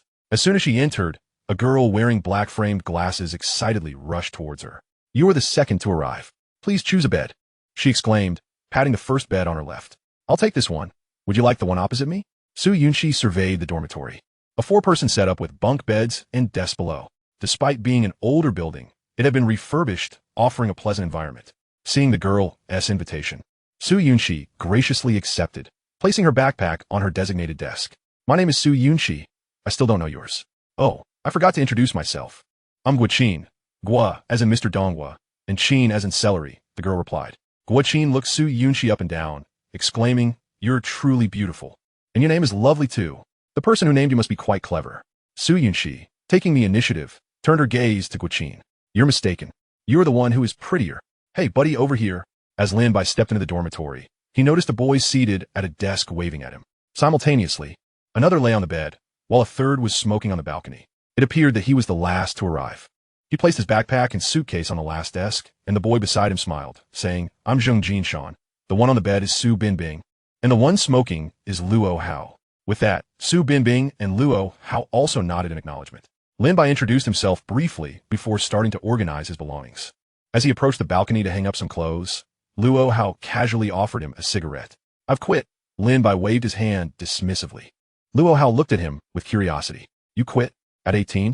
Feeling a sudden panic at Luo Hao's inquisitive gaze, Lin Bai almost forgot he had been reborn. In his previous life, he had picked up smoking on a construction site, and later, after marrying Su Yunxi, he had quit due to her dislike for the smell of smoke. Now, he realized there had been a misunderstanding. "Just joking. I don't smoke," Lin Bai replied nonchalantly as he returned to the dorm. As boys, it didn't take long for everyone to become familiar with one another. Zheng Jinshan appeared to be the quintessential good boy. Su Binbing resembled a gaming addict, while Luo Hao exuded an air of world weariness.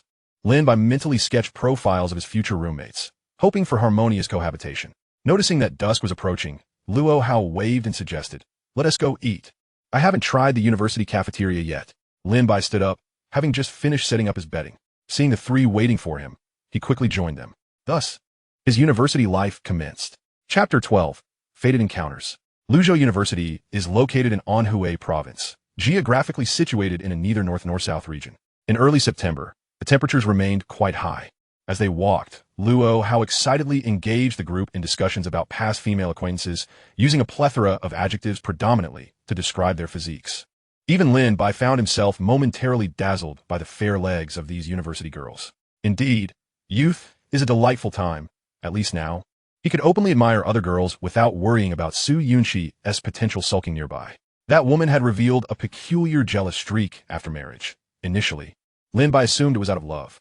However, he soon realized it stemmed from her strange possessiveness, a tendency to dislike seeing him happy. Nevertheless, Lin Bai chose not to partake in Luo Hao's lively discussions, feeling that the group's fervor had a somewhat lecherous undertone. Only Su Binbing seemed to engage with Luo Hao with great enthusiasm. Noticing Zheng Jinshan trailing behind him, Lin Bai exchanged a knowing smile with him before they both resumed their focus on their phones. Lin Bai had observed Zheng Jinshan frequently checking his phone, and the interface displayed WeChat, not social media. "Chatting with some girl, are we?" Lin Bai teased. Zheng Jinshan adjusted his glasses, a hint of shyness evident as he admitted. "My girlfriend is asking if I've eaten yet." "Ah, you have a girlfriend?" Lin Bai replied with a grin. "Yes." Zheng Jinshan's face radiated a bright smile. "We've been together for 2 years. Whoa. Both Luo Hao and Su Binbing, who had been engrossed in their earlier conversation, abruptly turned to stare at Zheng Jinshan. "You're in a relationship?" Luo Hao exclaimed, expertly lighting a cigarette. "Sort of." Zheng Jinshan chuckled, unperturbed. Lin Bai casually inquired, "Where is she?" "She's also from Luzhou University. We applied to colleges together," Zheng Jinshan replied. With that revelation, the rest of the journey, and even during mealtime, turned into an interrogation of Zheng Jinshan by the group. Upon learning that he and his girlfriend, Koming Xue, had met the parents after graduation, the three were left astonished by the disparity in their experiences. As they enjoyed their dumplings, Su Binbing curiously asked, "Have you done something wrong?"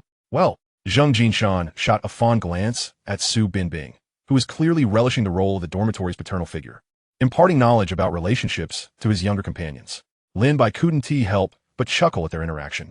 Luo Hao disdainfully looked at Lin Bai. "What are you laughing at? You're a single dog too." "Indeed," Lin Bai concurred. This was true. In his current form, he was still a pure yang body. Meanwhile, as the other two girls were still setting up their beds, Guiqin had taken the initiative to pull Su Yunxi out for a meal. After their brief time together, Su Yunxi quickly discerned that Guiqin was quite amiable. Even the two later roommates, though somewhat introverted, were far from the typical annoying roommates one might find online. It seemed she wouldn't need to worry about dormitory relations in her upcoming university life. Guiqin was a talkative individual, engaging Su Yunxi in continuous conversation as they walked. At the cafeteria, Su Yunxi curiously observed Guiqin's meal tray. The girl, whose figure was quite proportional, possessed an unexpectedly hearty appetite. Guiqin, brushing aside the loose strands of hair from her forehead, noticed Su Yunxi's astonished expression and chuckled. I have a high metabolism. I can eat a lot without gaining weight. My friends used to call me a bottomless pit. How can you say that? Su Yunxi smiled, meeting Guiqin's gaze. There's no way a beautiful girl like you could be a bottomless pit. Guiqin nonchalantly shook her head. I don't mind. Just as Su Yunxi was about to respond, a burst of laughter erupted from behind them, unmistakably a group of boys discussing some taboo topics. Su Yunxi poussait her lips, finding these individuals utterly tedious. However, before she could fully articulate her disdain, she was met with the all-too-familiar chorus of agreement. That phrase was one she recognized all too well, uttered by the most irritating of fellows. During their quarrels, he would often say yes, yes, yes, exuding a nonchalance that painted her as the unreasonable one. Turning around, she indeed spotted the familiar figure in the back row, facing away from her. Simultaneously, Luo Hao, seated across from Lin Bai, noticed Su Yunxi's presence and her turning towards him. Luo Hao immediately lowered his voice and leaned forward, remarking, "Look at that girl with long hair behind us. She is stunningly beautiful and so pure." Upon hearing this, Lin Bai and the others feigned casual interest, turning to glance at Su Yunxi's silhouette. Guiqin, who had been eating, suddenly looked up to find 4 pairs of eyes fixed on her, causing Su Yunxi to notice Guiqin's gaze and turn back. Damn it, Lin Bai's previously smiling face fell at the sight of Su Yunxi, their eyes colliding across a mere 3 meters. Luo Hao, seeing her glance in their direction, cheerfully greeted, "Hello there." Su Yunxi, however, chose to ignore him, merely shooting a glare at Lin Bai, who unabashedly returned the look. What terrible luck! How could they be seated next to this woman, even during a meal? As the group continued eating, Zhang Jinshan, having noticed Lin Bai's reaction, curiously inquired, "Do you know that girl?" At this, Luo Hao and the others turned their attention to Lin Bai. Although he yearned to deny any acquaintance, such a fib would be easily unraveled. With a resigned sigh, Lin Bai confessed, "Yes, she has an acquaintance from high school." "Really?" Luo Hao exclaimed, his mouth agape as he looked at Lin Bai. Su Binbing then added, "Does she have a boyfriend?" "None," Lin Bai shrugged in response. "Why don't you say hello?" Zhang Jinshan questioned, puzzled. Lin Bai managed a wry smile. "Because we aren't that familiar." Meanwhile, Su Yunxi and Guiqin had finished their meal, and Su Yunxi was eager to pull Guiqin away. However, noticing Luo Hao and Su Binbing's curious stares, she deliberately patted Lin Bai on the shoulder, saying goodbye. Lin Bai turned to face her, although her expression was cheerful. Her eyes lacked warmth. She was undoubtedly seeking trouble. How could this woman be so adept at stirring up chaos at just 18? "Fancy seeing you here, Su Yunxi." "What a coincidence." Lin Bai's tone bore an edge of irritation. Chapter 13. Introducing a friend to the ex-husband. Although Luo Hao and the others encouraged Zhang Jinshan to invite his girlfriend out so they could meet her, Zhang Jinshan shook his head, stating that on the first day of school, she was with her roommates and they would discuss it later. Lin Bai observed him, noting how composed he was after 2 years of being in a relationship. Upon returning to the dormitory, the 4 of them sequentially took showers and settled at their desks. Luo Hao and Su Binbing launched into a game of League of Legends, while Zhang Jinshan donned headphones and pulled out a book. Lin Bai, too, remained occupied with his writing, working on a novel that was currently being serialized. He was crafting a piece that merged elements of ancient myths with bizarre narratives, based on a future bestseller about squids, incorporating high martial arts and the revival of spiritual energy, along with numerous short stories from an online platform. Lin Bai dedicated considerable effort to this book, consciously avoiding the simplistic style typical of novice writers, opting instead for a more sophisticated approach. He committed to writing 8,000 words daily, even though most writers at the time were only producing 4,000 words per update. Lin Bai had already advanced to 2,000 words per chapter in his shorter segments. Moreover, he wrote 8,000 words but only published 4,000, banking the rest for future releases to create the illusion of a sudden influx of content for his readers, all while chuckling as he hammered away at the keyboard. However, glancing at his laptop screen, he contemplated purchasing a larger monitor, as the small one was straining his eyes. Just then, his phone vibrated on the table. Picking it up, he saw it was a video call from Lin Mo. Who was it that warned me to message back before leaving home? It's already 9 o'clock, and you haven't sent anything. In the video, Lin Mo looked at Lin Bai with an indignant expression, making him feel a bit sheepish as he scratched his head. He had forgotten. At that moment, the recently eliminated Luo Hao leaned in, peering at Lin Mo on the screen, and playfully patted Lin Bai's shoulder. You're in trouble. Get lost, Lin Bai retorted, brushing Luo Hao's arm away. This is my sister. Oh, in that case, never mind. Luo Hao chuckled, squeezing him beside Lin Bai to wave at Lin Mo. Hello, Lin Mei, I'm your brother's good friend. Lin Mo burst into laughter at the unexpected intrusion of Luo Hao into the camera's view. However, Lin Bai quickly pushed Luo Hao aside and donned headphones. At which point Lin Ma took over Lin Mo's phone, reminding Lin Bai to keep clean and not forget to take care of Su Yunxi. Thinking of the woman he encountered during dinner, Lin Bai sighed inwardly. Got it, Mom. After a brief chat with Lin Mo, he ended the call. Casually glancing at his social media feed, he noticed Su Yunxi had posted an update, a selfie in front of the dormitory mirror with her 3 roommates. Numerous high school classmates had commented with effusive praise. Lin Bai merely gave her post a like. Meanwhile, Su Yunxi lay on her bed, glancing at the list of likes on her post, her heart letting out a cold snort upon seeing Lin Bai's name. At that moment, Guqin leaned closer and whispered, Yunxi, do you remember those boys from earlier? What about them? Su Yunxi replied, donning a smile as she squeezed onto Guoqin's bed, pinching Guoqin's cheek. She noted how soft it was, even softer than cotton candy. Guoqin, blushing slightly, said the boy behind you was really handsome. Huh? Su Yunxi raised an eyebrow at Guoqin, asking skeptically, the one in the black shirt? Guoqin nodded eagerly, yes, that's him. Don't you think he is quite attractive? Attractive? Su Yunxi recalled Lin Bai. If he weren't handsome, she wouldn't have been so easily swayed by hearsay into marrying him.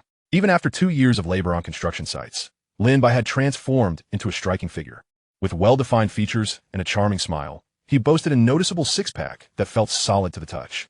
Yet, as she caught Guoqin's gaze, Su Yunxi felt her cheeks flush, realizing her thoughts had wandered somewhat astray.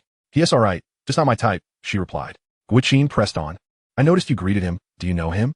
Jis, Su Yunxi nadif. Yes, just an acquaintance from high school. Do you have his contact information? Guoqin's face turned slightly red, glancing at their other 2 roommates before leaning closer to whisper in Su Yunxi's ear, I think I want to date. Su Yunxi chuckled, reaching under the comforter to pinch Guoqin playfully. Kiss me, and I'll set you up. Guoqin quickly pushed Su Yunxi away, exclaiming no way. After some playful banter, Su Yunxi eventually shared Lin Bai's WeChat information with Guoqin.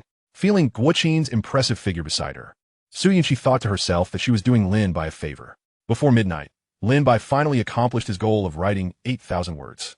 Upon picking up his phone, he discovered a new friend request. A rabbit that can eat a pound of grass request to add you as a friend. Reason for adding. Hello, I'm a friend of Su Yunxi from dinner. Hearing this, Lin Bai recalled the girl beside Su Yunxi, whose beauty, or lack thereof, left little impression. Clearly, Su Yunxi had shared her WeChat with the other party. What did this mean? Was she handing her childhood friend over to a woman she had only just met? Was Lin Bai truly of so little worth? Nevertheless, he thought to himself, while he might grumble, he wasn't about to joke about WeChat. Clicking to accept, he was greeted by a cute bunny emoji sent by the other party. Hello, my name is Guoqin.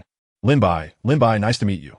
Lying in bed, Su Yunxi could still see the glow of Guoqin's phone screen after lights out. For reasons unknown, after Guoqin asked her if Lin Bai was handsome, her mind became flooded with memories of Lin Bai's later appearance. She recalled that their 3 years together were not entirely filled with regret. At least in the first 2 years, they had shared some wonderful experiences. They had watched the sea, climbed mountains, and witnessed sunrises and sunsets together. At that time, Lin Bai would often embrace her from behind, resting his chin atop her head. Contemplating this, Su Yunxi opened her phone's photo album, intending to look at the moments they had captured. But then she suddenly realized that those memories belonged to a future that no longer existed. The Lin Bai of that future was gone, crushed beneath the wheels of a dump truck. Gazing at Guoqin's smiling face illuminated by her phone, Su Yunxi let out a sigh, thinking that perhaps this was not so bad after all. However, Guoqin was merely engrossed in her favorite original web novel. Meanwhile, Lin Bai had long slipped into slumber in the boys' dormitory. He held little interest in Guoqin and wished to have no entanglements with anyone around Su Yunxi. On the contrary, Lin Bai preferred to keep his distance from Su Yunxi. Moreover, military training was set to begin tomorrow, heralding the start of a grueling 2-week ordeal. Chapter 14. May I add you on WeChat? Observing the 3 spirited individuals clad in thin green military training uniforms, Lin Bai could only manage a bittersweet smile. Their enjoyable days were about to commence, not due to the intensity of the training, but rather the sudden urgency of the drills and the relatively strict management that this group of students would struggle to adapt to. This became evident when Luo Hao, while standing at attention, scratched his head and was caught, resulting in 20 push-ups for the entire group. Everyone stand straight. If there are any issues, shout report first. If I catch anyone moving, the entire group will do push-ups. Understood? The dark-skinned instructor barked, but Lin Bai knew he was merely putting on a show. Typically, these instructors were seniors who, after returning from their service, were roped in by the school to take on the role in exchange for some academic credits. They were just working hard for a meager reward. As Lin Bai listened to the uneven murmur of voices, he felt a twinge of pity for the instructor. Sure enough, the instructor shouted at the top of his lungs, "Haven't you eaten? The girls opposite you are louder than you." This drew laughter from the female squad facing them, prompting the female instructor to join in with her own booming voice. Military training certainly took a toll on the instructor's vocal cords. Lin Bai stood at the back of the line, his expression dim as he spotted Su Yunxi among the girls. Today, she had unusually tied her hair into a high ponytail, and in her green military uniform, she appeared remarkably tall. Clearly, the female instructor was displeased with the laughter from earlier. "Laughing, are we? Very funny, is it?" The instructor glared, to which one timid girl in the front row meekly replied, "No, it's not funny." Su Yunxi sighed inwardly, knowing never to engage with an instructor during military training. As expected, the female instructor turned her gaze to the girl, sternly reprimanding, "Who told you to speak?" Addressing the group, the instructor commanded, "Everyone, prepare for a squat position." Immediately, the female squad dropped into a squat. However, squatting was, in fact, more exhausting than standing. At that moment, the boys stood at attention while the girls squatted, both groups enduring the harsh sun overhead, beads of sweat trickling down Lin Bai's neck. Yet, his focus remained steadfastly on Su Yunxi. She was now too preoccupied to meet his gaze. Her health was not robust. Throughout high school, she had been among the least athletic, often found sipping soda and chatting under a tree during physical education classes, and at sports events, her role was merely to serve tea and water, never participating. Lin Bai felt a surge of frustration. Why was he so preoccupied with whether she was comfortable? What was it to him? As Lin Bai began to squat, Su Yunxi stood up. However, standing abruptly sent a wave of dizziness crashing in her mind. Before she could lament her frailty, her vision began to narrow rapidly. She was about to faint. With a sudden stumble, Su Yunxi's legs buckled. Simultaneously, Lin Bai instinctively surged forward, but before he could move, he noticed Luo Hao had already taken a step forward. In that instant, Lin Bai's eyes shot toward Luo Hao, silently signaling him a halt. Chaos erupted among the girls' squad. But fortunately, the dense formation prevented Su Yunxi from collapsing entirely. Just then, Lin Bai spotted a boy in a white short-sleeve shirt rushing over, speaking to the instructor before supporting Su Yunxi to the side, with Guoqin following closely behind. They seemed to be heading toward the infirmary. However, Lin Bai's thoughts were elsewhere. Who was that boy? Su Yunxi, in a daze, vaguely remembered being grasped by someone and turning to see a familiar face. Senior Lu? Su Yunxi's voice was but a whisper. Upon hearing her, Lu Tianxiu turned to her, offering a gentle smile. "Are you all right?" As she glanced around, Su Yunxi realized they had arrived at the infirmary. Frowning, she drank a bottle of herbal medicine, her mind finally clearing. Guoqin sat beside her, worry etched on her face. "Thank you, Senior Lu." Su Yunxi smiled at Lu Tianxiu, who stood before her. "Not all. I happened to be nearby and saw you faint. Besides, your instructor is my classmate." Lu Tianxiu waved his hand dismissively. "By the way, are you feeling better now? You won't be training today. Let your roommate take you back to your dorm to rest." Su Yunxi nodded, but as Lu Tianxiu prepared to leave, she suddenly called out to him. "What is it? Still feeling unwell?" Lu Tianxiu turned back, concern etched on his face. Su Yunxi felt a slight flush on her cheeks as she gazed at the sunlit smile of Lu Tianxiu. Hesitantly, she inquired, "Senior Lu, may I add you on WeChat?" Lu Tianxiu nodded in response, smiling as he retrieved his phone. While opening the QR code interface, he cheerfully remarked, "Of course. Feel free to reach out to me anytime if you have any questions. I'm studying finance." He then glanced at his WeChat and added, "Your name is Su Yunxi, right? Very well. Contact me if you need anything." Afterward, he turned to Guoqin and said with a grin, "You can take her back to the dorm. I will arrange for you both to have some time off with the instructor." "Thank you, Senior." Guoqin nodded appreciatively. As Lu Tianxiu departed, Guoqin playfully pinched Su Yunxi's waist and exclaimed, "That senior is quite handsome." In response, Su Yunxi nodded, and rather than echoing her previous assessment of Lin Bai, she earnestly stated, "Indeed, he is very handsome." Meanwhile, Lin Bai was flipping the dumplings in his bowl so vigorously that they were nearly reduced to a soupy mash. Zhang Jinshan, intrigued, asked what's wrong. Lin Bai paused his movements, chuckling as he shook his head. Nothing, it's just too hot. I lack an appetite. He lifted his gaze to Luo Hao, who seemed equally distracted. After finishing their meal and exiting the cafeteria, Lin Bai, under the luminous moonlight, chose not to return with the three companions. Instead, he wandered leisurely through the campus of Lu University, approaching the shimmering Qinghai Lake. He recalled the strolls he and Su Yunxi had taken there in the past. With a sigh, he entered a nearby convenience store, intending to purchase a bottle of milk before returning to write. However, while selecting items, he suddenly felt a sharp pain in his waist. Saw thee, exclaimed a girl who had just bowed to him with her hands clasped together. Lin Bai, somewhat flustered, waved his hand as he bent down to help her gather the snacks scattered on the floor. Unfortunately, their heads inadvertently collided. Rubbing his forehead, Lin Bai looked at the girl, who was blushing deeply, and with a wry smile, he said, "It's all right. I wouldn't dream of blaming you." Silently placing the chips and other snacks into her shopping basket, the girl bowed once more, murmuring, "I'm so sorry." He observed her delicate figure clad in a light blue dress, her hair cascading over her shoulders, still damp at the tips. The scent of floral body spray lingered around her, hinting that she had just showered. After reassuring her that no apology was necessary, Lin Bai was about to pay for his milk when the girl stopped him. "Let this be my way of making amends," she insisted. At this moment, the girl seemed to regain her composure, the flush on her cheeks fading significantly, though her gaze remained apologetic. Accepting the milk she had already paid for, Lin Bai smiled and replied, "Thank you for the milk then. Goodbye." Waving, he exited the store, while the girl lamented at the cash register, squinting her eyes. Indeed, not wearing glasses could lead to trouble. Upon returning to the dormitory, Zhang Jinshan was already absent, and it was evident he had gone off to meet his girlfriend. After all, it was already the second day. Luo Hao was still smoking. Su Bingbing was engrossed in an exhilarating solo queue match, and Lin Bai was busy typing away. A stroll had alleviated Lin Bai's regret regarding Su Yunxi and that other boy, as their relationship bore no relevance to him. He resolved to acknowledge his place anew. Having been reborn, he would not allow the burdens of his past to hinder him. At 10 o'clock that evening, Zhang Jinshan finally made his entrance, under Luo Hao's insistence. Everyone was introduced to Zhang Jinshan's girlfriend for the first time. Observing the girl in the photograph with her bobbed hair, Lin Bai would rate her a 7 out of 10 on his scale. If he were to apply the same criteria to Su Yunxi, he was suddenly struck with dread, realizing that his standards seemed to have been set by her.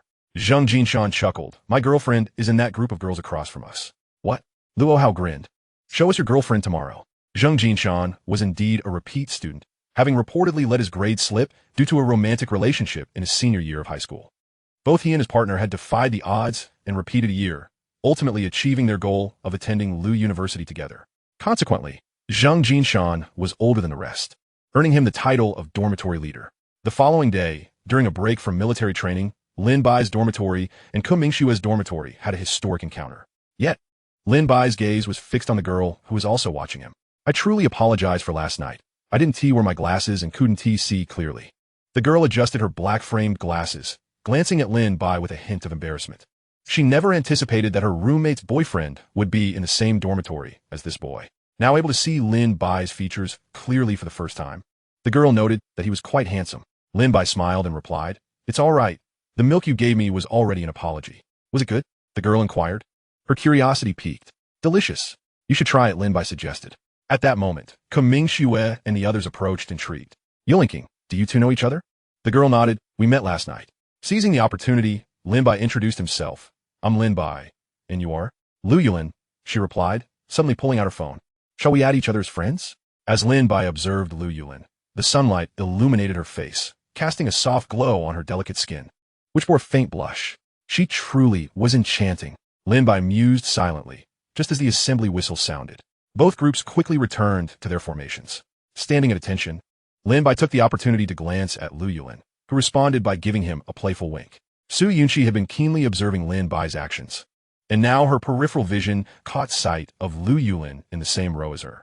She had to concede that Lu Yulin was indeed more attractive than Guqin, exuding an aura of softness and charm. It became evident that this insufferable man had a penchant for girls like her, so distinctly different from Su Yunxi herself. Truly, he was a scoundrel, flirting with another girl less than a week into the semester. However, Su Yunxi could only grumble to herself, as Lin Bai was still technically single and had yet to experience a romantic relationship. Reflecting on her engaging conversation with Lu Tianxiu the previous night and their dinner plans for that evening, she quickly dismissed thoughts of Lin Bai. This was rebirth. Such developments were precisely what Su Yunxi longed to witness. That evening, Zheng Jinshan had made plans to dine out with his girlfriend, while Luo Hao invited other local friends for drinks. Su Binbing ordered takeout, leaving Lin Bai to dine alone in the cafeteria. By a curious twist of fate, Lin Bai found himself once again at the convenience store by Qinghai Lake, which was, in fact, closer to the girls' dormitory. However, as Lin Bai had anticipated, he encountered Lu Yulin once more at the store. What a coincidence! Lu Yulin greeted him enthusiastically. Noticing that she wasn't wearing her glasses, Lin Bai curiously asked, "Can you see?" With a smile, Lu Yulin replied, "I wore contact lenses, but during military training, they could be uncomfortable due to sweat." Holding up 2 bottles of the same milk from yesterday, she said, "Let me treat you to another one." With each of them carrying a bottle of milk, Lin Bai and Lu Yulin walked in unison along the path by Qinghai Lake, their camaraderie blossoming. The conversation drifted to Zheng Jinshan and Kuming Xue. "Where are you from?" Lu Yulin asked, biting on her straw as she glanced at Lin Bai. "Qicheng, and you?" Lin Bai's peripheral vision caught sight of Lu Yulin, who he estimated to be around 160 centimeters tall. He could easily see the top of her head. "Shanghai, have you ever been?" Lu Yulin inquired with a smile. Hearing this, Lin Bai chuckled. "Of course. I am quite familiar with Shanghai." "Really?" Lu Yulin questioned skeptically. "Absolutely," Lin Bai replied confidently. Among the 3 cities in Huawei that Lin Bai was most acquainted with, Shanghai certainly held a prominent position. In his previous life, he had spent 4 years studying there and another year interning, making him intimately familiar with the city. "However, I have never been to Qicheng, though I've heard that your ancient villages are quite famous," Lu Yulin said with a light laugh. Lin Bai turned to gaze at the girl beside him. Taking note of her attire, a white shirt paired with a black pleated skirt, her hair casually tied up due to the heat. Her slightly chubby cheeks radiated youthful exuberance. Lu Yulin noticed Lin Bai's gaze and, meeting his eyes, smiled brightly. "What is on your mind? If you have some free time, we could go explore." "And I would be your tour guide," Lin Bai suggested, turning his head to gaze at the lake ahead. Lu Yulin nodded enthusiastically. "Sure. I've heard it's beautiful." "Indeed, it is quite stunning." Chapter 16, The Literature Department Girl. Lin Bai glanced at Su Binbing beside him before surveying the throng of people ahead. "Shall we head back?" he tentatively proposed. Today marked the first day after military training had concluded, and the entire Ludong University was bustling with the most lively club recruitment day. Over the past fortnight, Lin Bai had forged a solid friendship with Su Binbing. Both shared a passion for gaming and anime, which led Su Binbing to suggest joining the anime club. Lin Bai was well aware that Su Binbing's purported aim of meeting fellow enthusiasts was merely a facade. His true intention was to meet a few beautiful girls who appreciated the two-dimensional world, preferably those in JK skirts.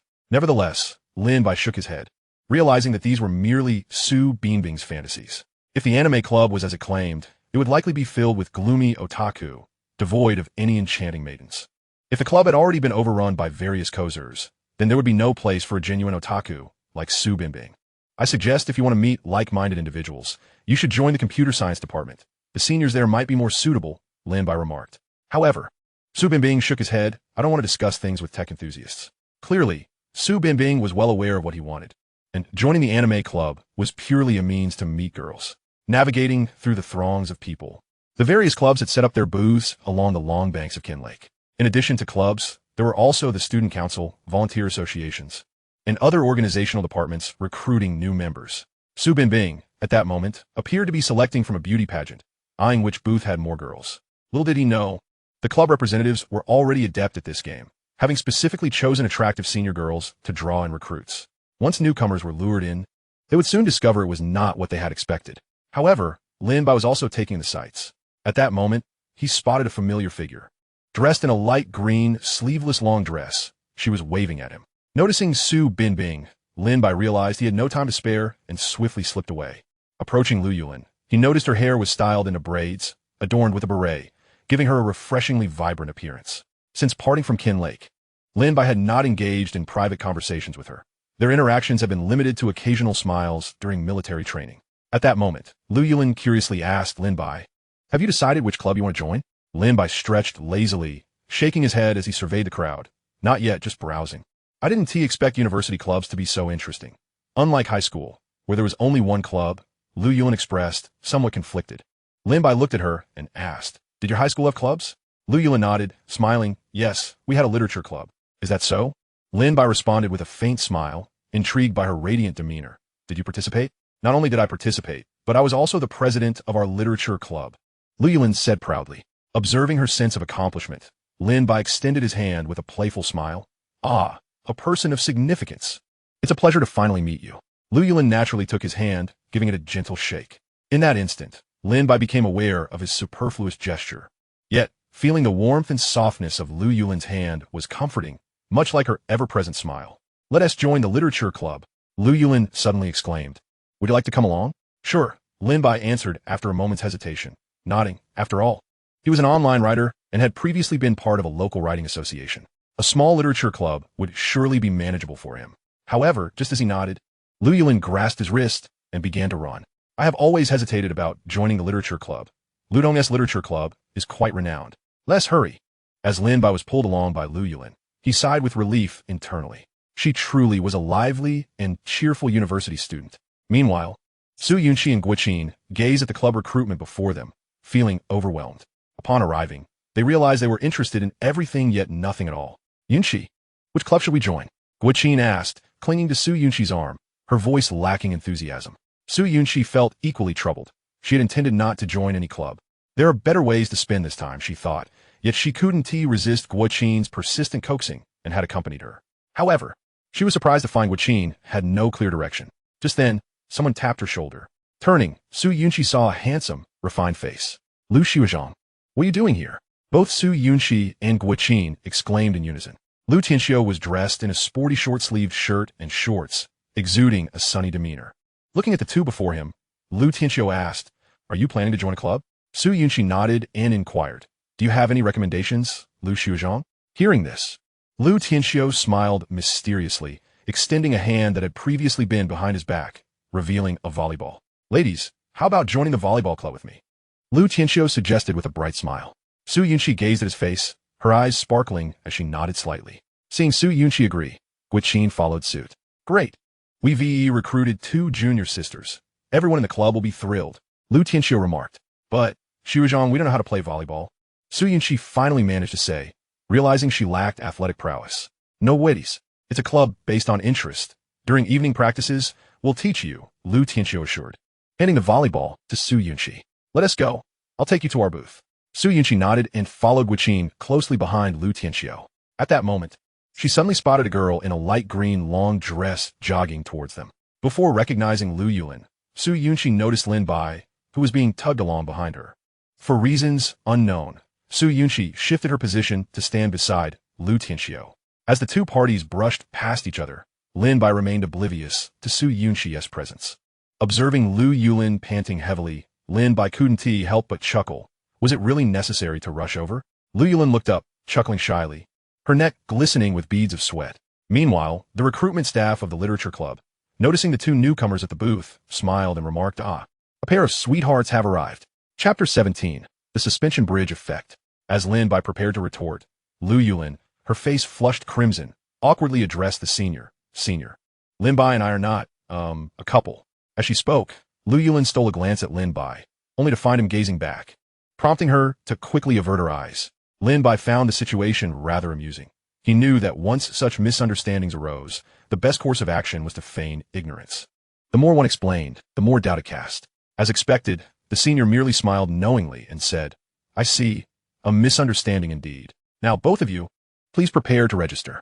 Taking the application forms, Lin Bai and Lu Yulin each grabbed a pen and began to fill them out together.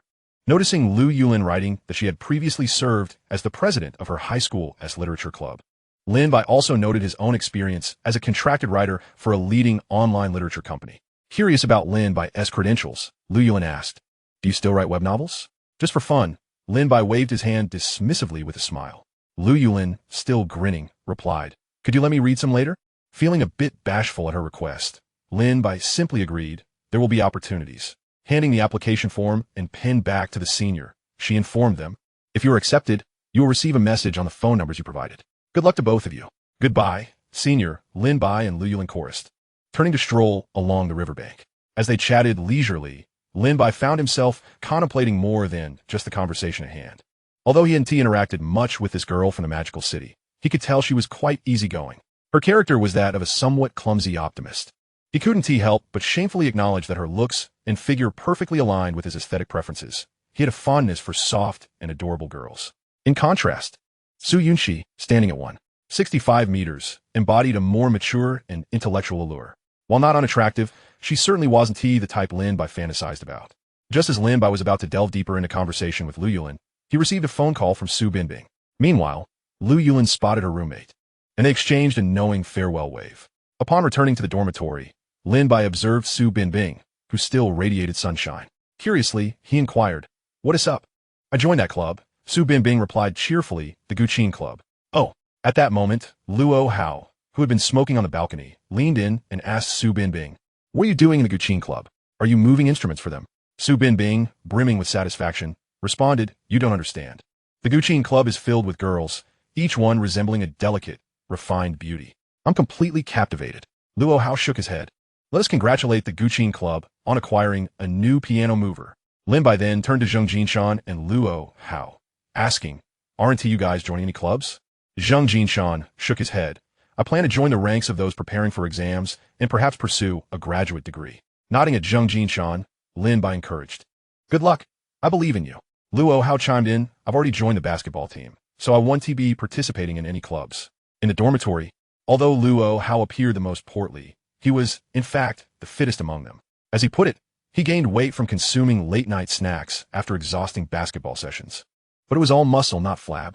While Lin Bai held some skepticism regarding Luo Hao's soft belly, he admitted that Luo Hao performed admirably during military training. Stepping into the dorm room, Luo Hao changed into his basketball shoes, declaring, "All right, I'm off to play." Lin Bai opened his laptop.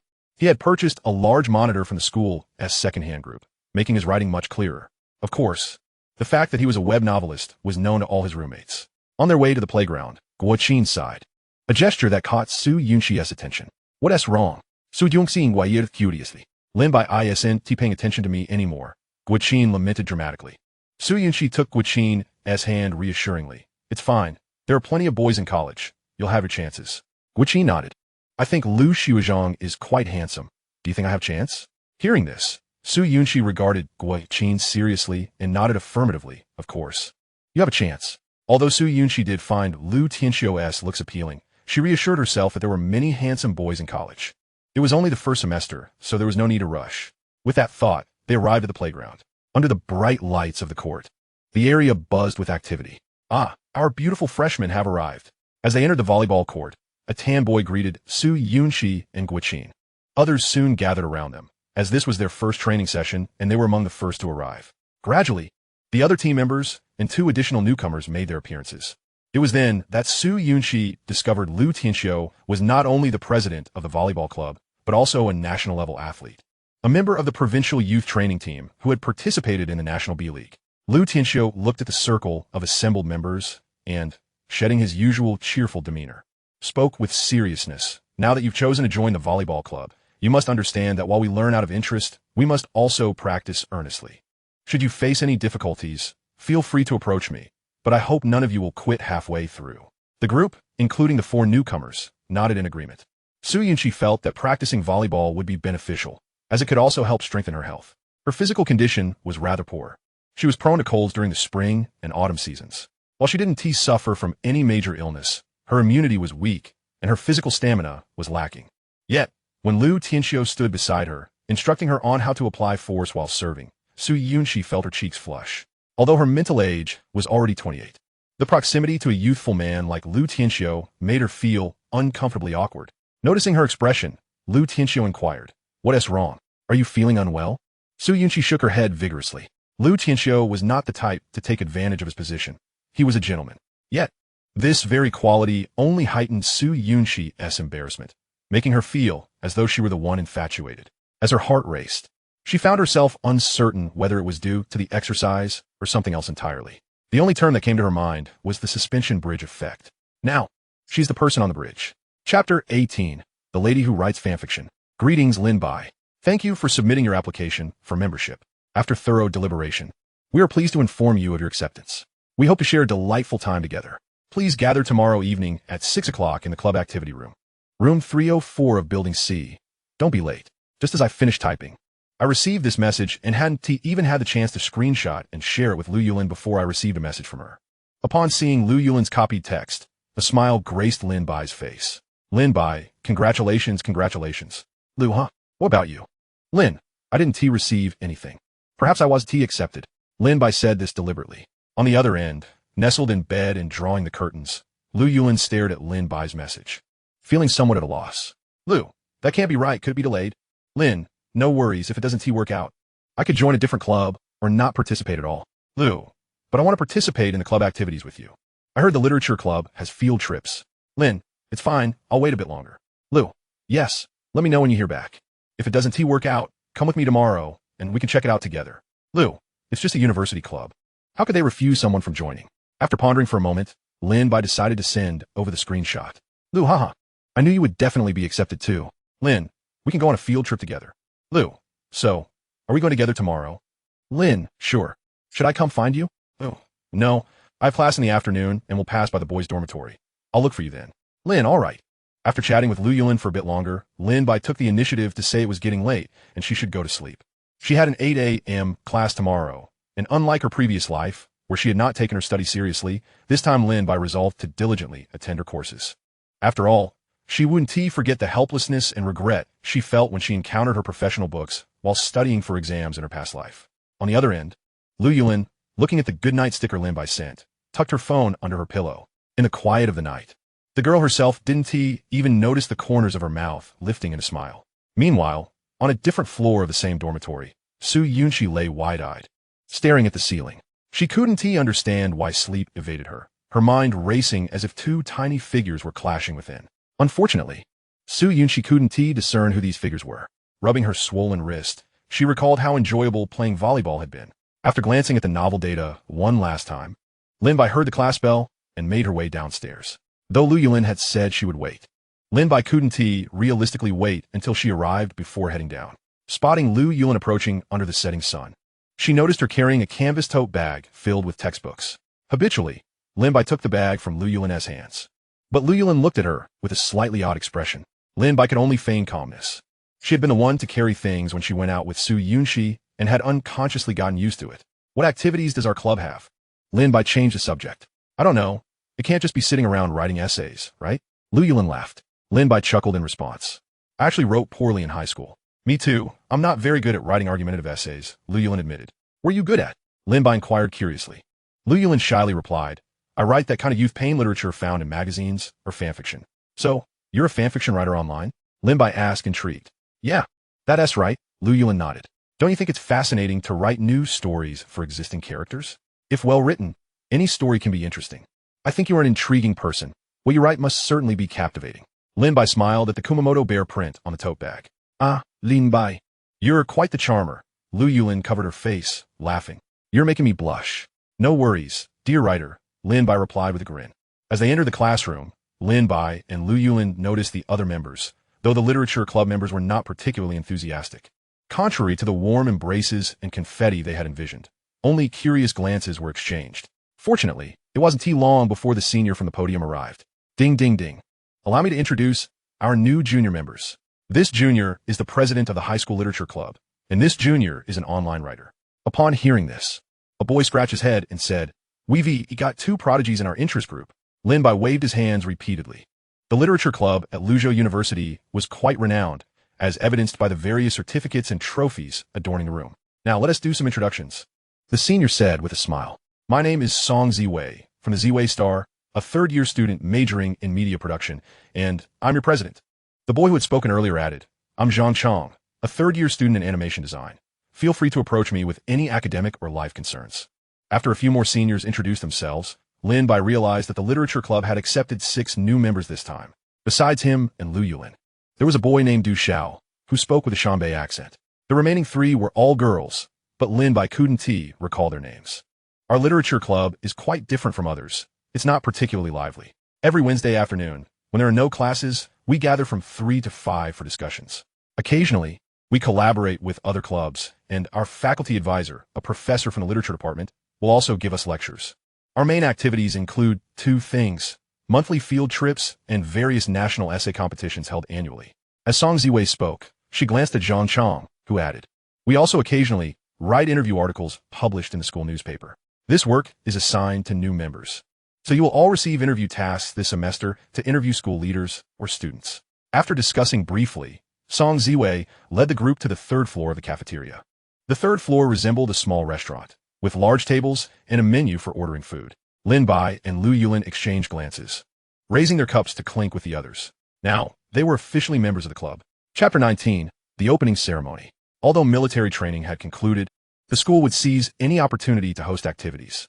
It was absurd that a certain leader insisted on holding an opening ceremony on Friday night. Nearly 20 days after the semester had commenced, Luo Hao grumbled.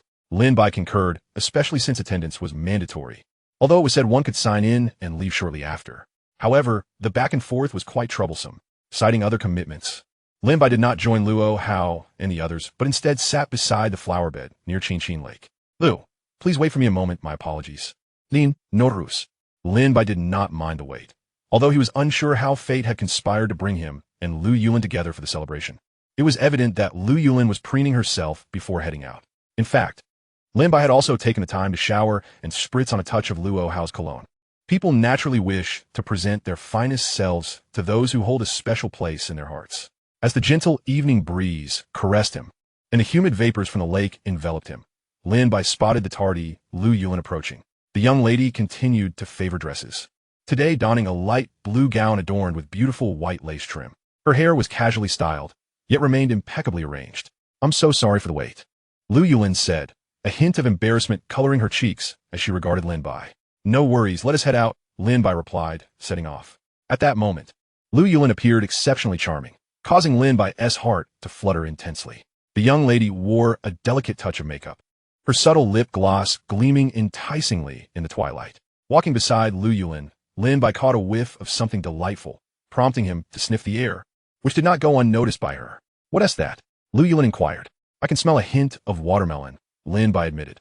Oh, that's my watermelon-scented perfume I sprayed before leaving, Lu Yulin replied with a giggle. Do you like it? I do. I'm quite fond of the scent of watermelon, Lin Bai confessed. Lu Yulin then suggested after the ceremony, wait for me downstairs, and I'll give you that bottle of watermelon perfume. No need. Just smelling it is enough for me, Lin Bai blurted, immediately regretting his words. That statement was rather too candid for his liking. At 28, his youthful impulsiveness still led him to speak without a filter, risking being misconstrued as a lecher. As anticipated, Lu Yulin's fair complexion flushed a deeper shade of red, and she quietly replied, then I shall spray a bit more next time. After presenting their tickets, the pair smoothly entered the grand auditorium, which was already filled with a sea of dark silhouettes. Unlike Luo Hao and his friends, Lin Bai and Lu Yulin were obliged to attend. In fact, all students involved in school clubs were required to witness the graduation ceremony, serving as a measure of attendance. Fortunately, the school did not assign specific seating, allowing them to choose their own spots. Su Yunxi, sitting beside Lu Tianxiu, couldn't help but marvel at the whims of fate. She had entered with Guiqin, only to have her companion whisked away by a former classmate from middle school. Just as Su Yunxi was about to find a place to sit and occupy herself with her phone, she encountered Lu Tianxiu, who was assisting in arranging the seats. After casually asking if he needed help, she found herself genuinely enlisted to arrange the seating alongside him. Thank you for your help, Yunxi, Lu Tianxiu remarked sincerely, referring to her by the last two syllables of her name, which sounded particularly endearing. Su Yunxi nodded in response, though she shook her head slightly. No need for thanks. It's the least I could do. Then let us find a seat and watch the program, Lu Tianxiu suggested, then turned to Su Yunxi with a mysterious smile. Yunxi, shall we go out afterwards? Out? Su Yunxi looked at Lu Tianxiu in confusion. The opening ceremony can be quite dull. After the commencement, would you like to stroll around the pedestrian street next to the school? Have you been there before? At this, Su Yunxi feigned ignorance, shaking her head while secretly amused. After more than 20 days, Lu Tianxiu had finally shown some interest. A solitary man and woman wandering the streets was certainly beyond the realm of mere friendship. Moreover, Su Yunxi didn't believe in the concept of pure platonic relationships between genders. I haven't been, she replied softly, though she had dined there with Guiqin on the third day of school. Well then, let us take a seat. Lu Tianxiu gestured for her to enter first. Settling into the soft chair, Su Yunxi distractedly watched the lights dance upon the stage. Perhaps soon, it will be the first date of her university life unfolding before her. The thought sent a thrill through her, causing beads of sweat to form on her forehead.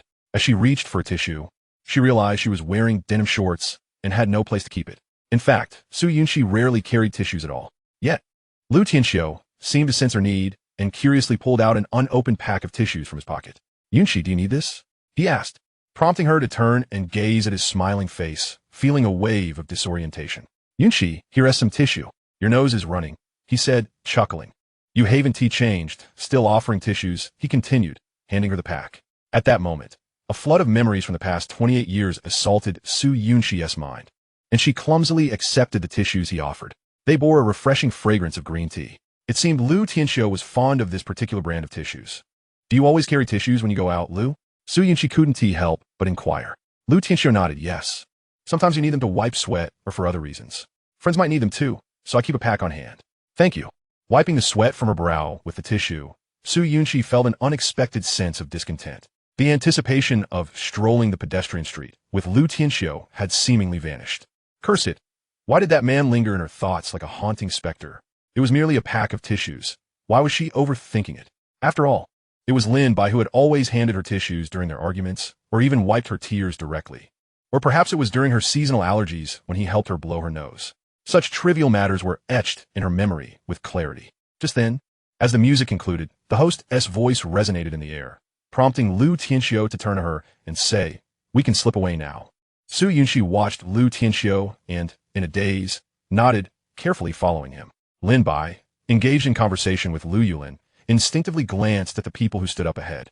He then spotted Su Yunxi, looking delicate and graceful, cautiously making her way to the back with the senior. A gentle smile adorned Su Yunxi's face. Chapter 20. Lin Bai, the master of conversation, falters. Regardless of the 18 years of this life or the 28 years of the previous one, Lin Bai could easily decipher Su Yunxi's emotions through her expressions.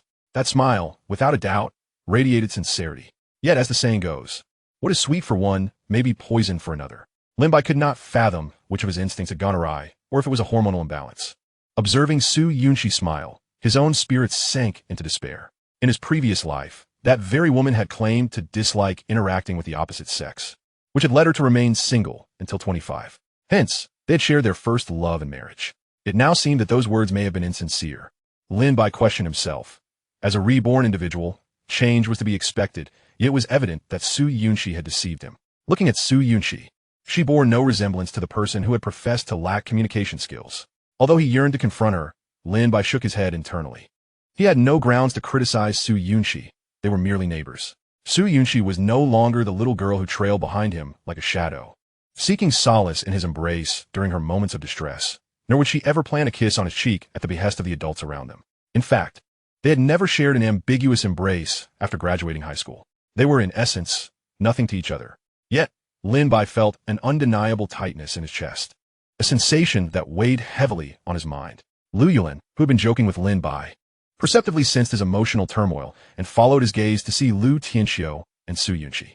Although she did not know either of them, it appeared that Lin Bai had some connection to them. Gently prodding Lin Bai's arm, Lu Yulin inquired with concern, "What's wrong?" The puzzled look in Lu Yulin's eyes snapped Lin Bai back to reality.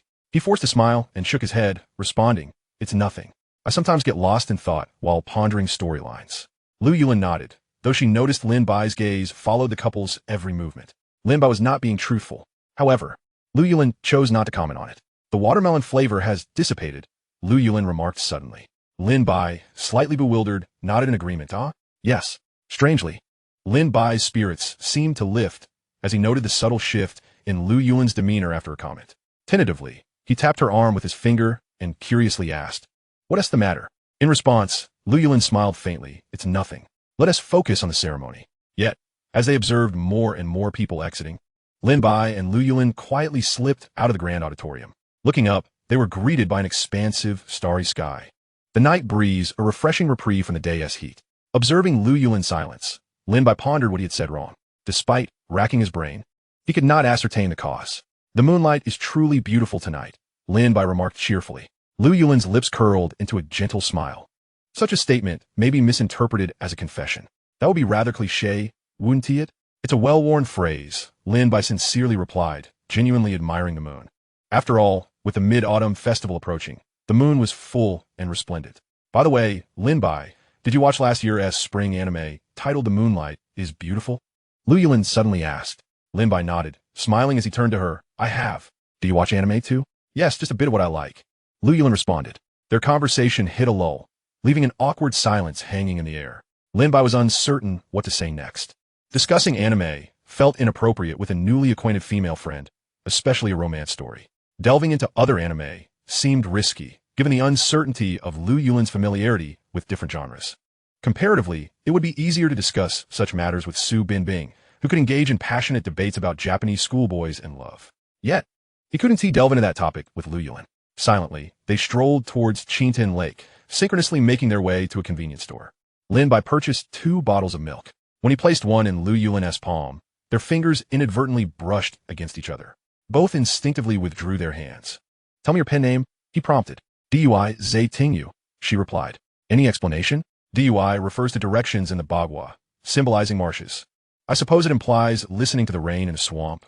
Lin Bai chuckled, acknowledging it was merely a whimsical choice. However, he suddenly recalled that her name also contained the character for rain. He had intended to make a playful remark, but found the words stuck in his throat. See you tomorrow. See you tomorrow. If previously Su Yunxi had harbored doubts about Lu Tianxiu's feelings, she could now be certain. He undoubtedly had affections for her, not stemming from baseless confidence, but from the undeniable truth that when someone loves another, every expression, breath, and word betrays their true feelings. Although Lu Tianxiu excelled at concealing his emotions, maintaining a composed demeanor, Su Yunxi could still perceive the joy in his voice and the restrained fluster in his eyes when they locked gazes. Su Yunxi was convinced that if she displayed even a hint of excitement at that moment, Lu Tianxiu would confess on the spot. Had this been yesterday, she might have relished the opportunity to tease this young man. However, today, despite her genuine happiness, she felt an inexplicable void. Perhaps it was her analytical thoughts regarding Lu Tianxiu that led her to contemplate her relationship with Lin Bai. Reflecting on their time together, she realized she had never objectively assessed their bond. Even after marriage, everything seemed taken for granted. Sharing a bed, managing daily chores, and venting frustrations. But had she ever taken for granted Lin Bai's love for her, or her feelings for him? As she considered the boy she had grown up alongside, Su Yunxi recognized she had never truly pondered their relationship. It felt as natural as an apple tree bearing fruit. Consequently, she now approached the matter with caution. She was not ready to hear Lu Tianxiu's confession. She did not wish to hear any man's declaration of love. Fortunately, Lu Tianxiu was not an insufferable fellow, nor was he devoid of social grace. He was an engaging conversationalist, unlike that foolish boy who would falter mid-sentence. Thus, Lu Tianxiu spent the evening indulging Su Yunxi with various snacks and window shopping, refraining from crossing the boundary of friendship. More akin to a club president showing concern for a member, Lu Tianxiu did not seem to require Su Yunxi as friendship. Chapter 21. The History of Surveillance. Gazing at the red calendar, Lin Bai realized that this year's Mid-Autumn Festival coincided with the National Day holiday. This meant 3 days for the festival followed by 7 days for the holiday, resulting in a full 10-day break. Coincidentally, Lin Bai had just completed the first chapter of his novel, making it the perfect opportunity to carefully devise the ensuing plot. With that, he glanced at the time and initiated a video call to Lin Mo. Although she appeared lively and cheerful, Lin Bai knew that during their previous life, he had neglected to care for Lin Mo while in university. The once close bond between the siblings had transformed into a formidable barrier. This, to some extent, contributed to the girl's emotional struggles, her reluctance to share, and ultimately, the tragic accident. So, this current situation was rather positive. Can you not call me every day? Lin Mo grumbled from the other end of the video call. Is there a problem? Lin Bai responded curtly. Lin Montak pouted. Why don't you find a girlfriend to call instead? You're not some kind of sister complex, are you? Are you out of your mind? Lin Bai frowned. I'm just concerned about your academic pressure. You're in your second year of high school. Big sister. Focus on your studies. All right, stop nagging. I'm hanging up. Lin Mo interrupted, cutting the call before Lin Bai could continue.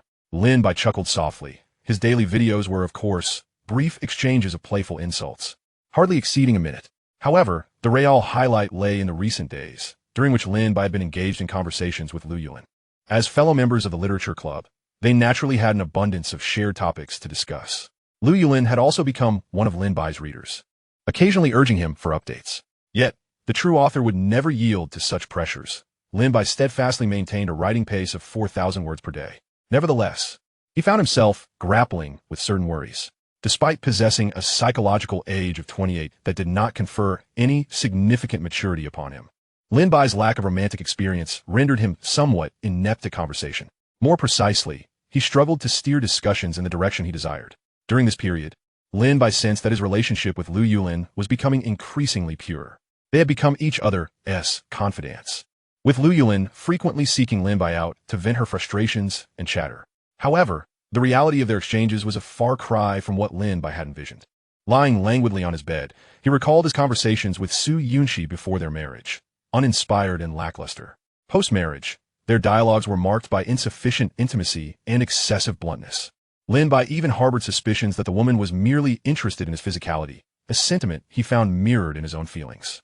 Even as he and Lu Yulin traversed topics from Kafka to Alyosha, the brilliance of their conversations paled in comparison to the beauty of the moonlit night following their wedding. With a sigh, Lin Bai sent a good-night message, deciding to set aside his phone. There would be time for further discussions another day. On the other side, Lu Yulin also sighed, feeling a sense of intrigue and ambiguity regarding Lin Bai through the screen. He seemed to possess a wealth of knowledge that he was reluctant to share, leaving her in the dark. Perusing Lin Bai's social media, she noted that his posts were visible for only 3 days. Yet, if one disregarded the posts he had hidden from her, it became evident that since they had added each other as friends, he had not shared a single update. Just then, her phone buzzed with trending news from Weibo. The gaze of a girl under the night sky suddenly took on a peculiar expression. Perhaps Lin Bai simply did not use social media. Observing Lin Bai's WeChat ID, Lu Yulin felt a rush of excitement. His ID, composed of LB followed by a string of numbers, was easily traceable. Inputting the digits into QQ, she effortlessly located the corresponding account. The uniformity of the profile picture further convinced her that this was indeed Lin Bai's account. Despite a twinge of guilt akin to voyeurism, Lu Yulin reassured herself that this was merely publicly accessible information.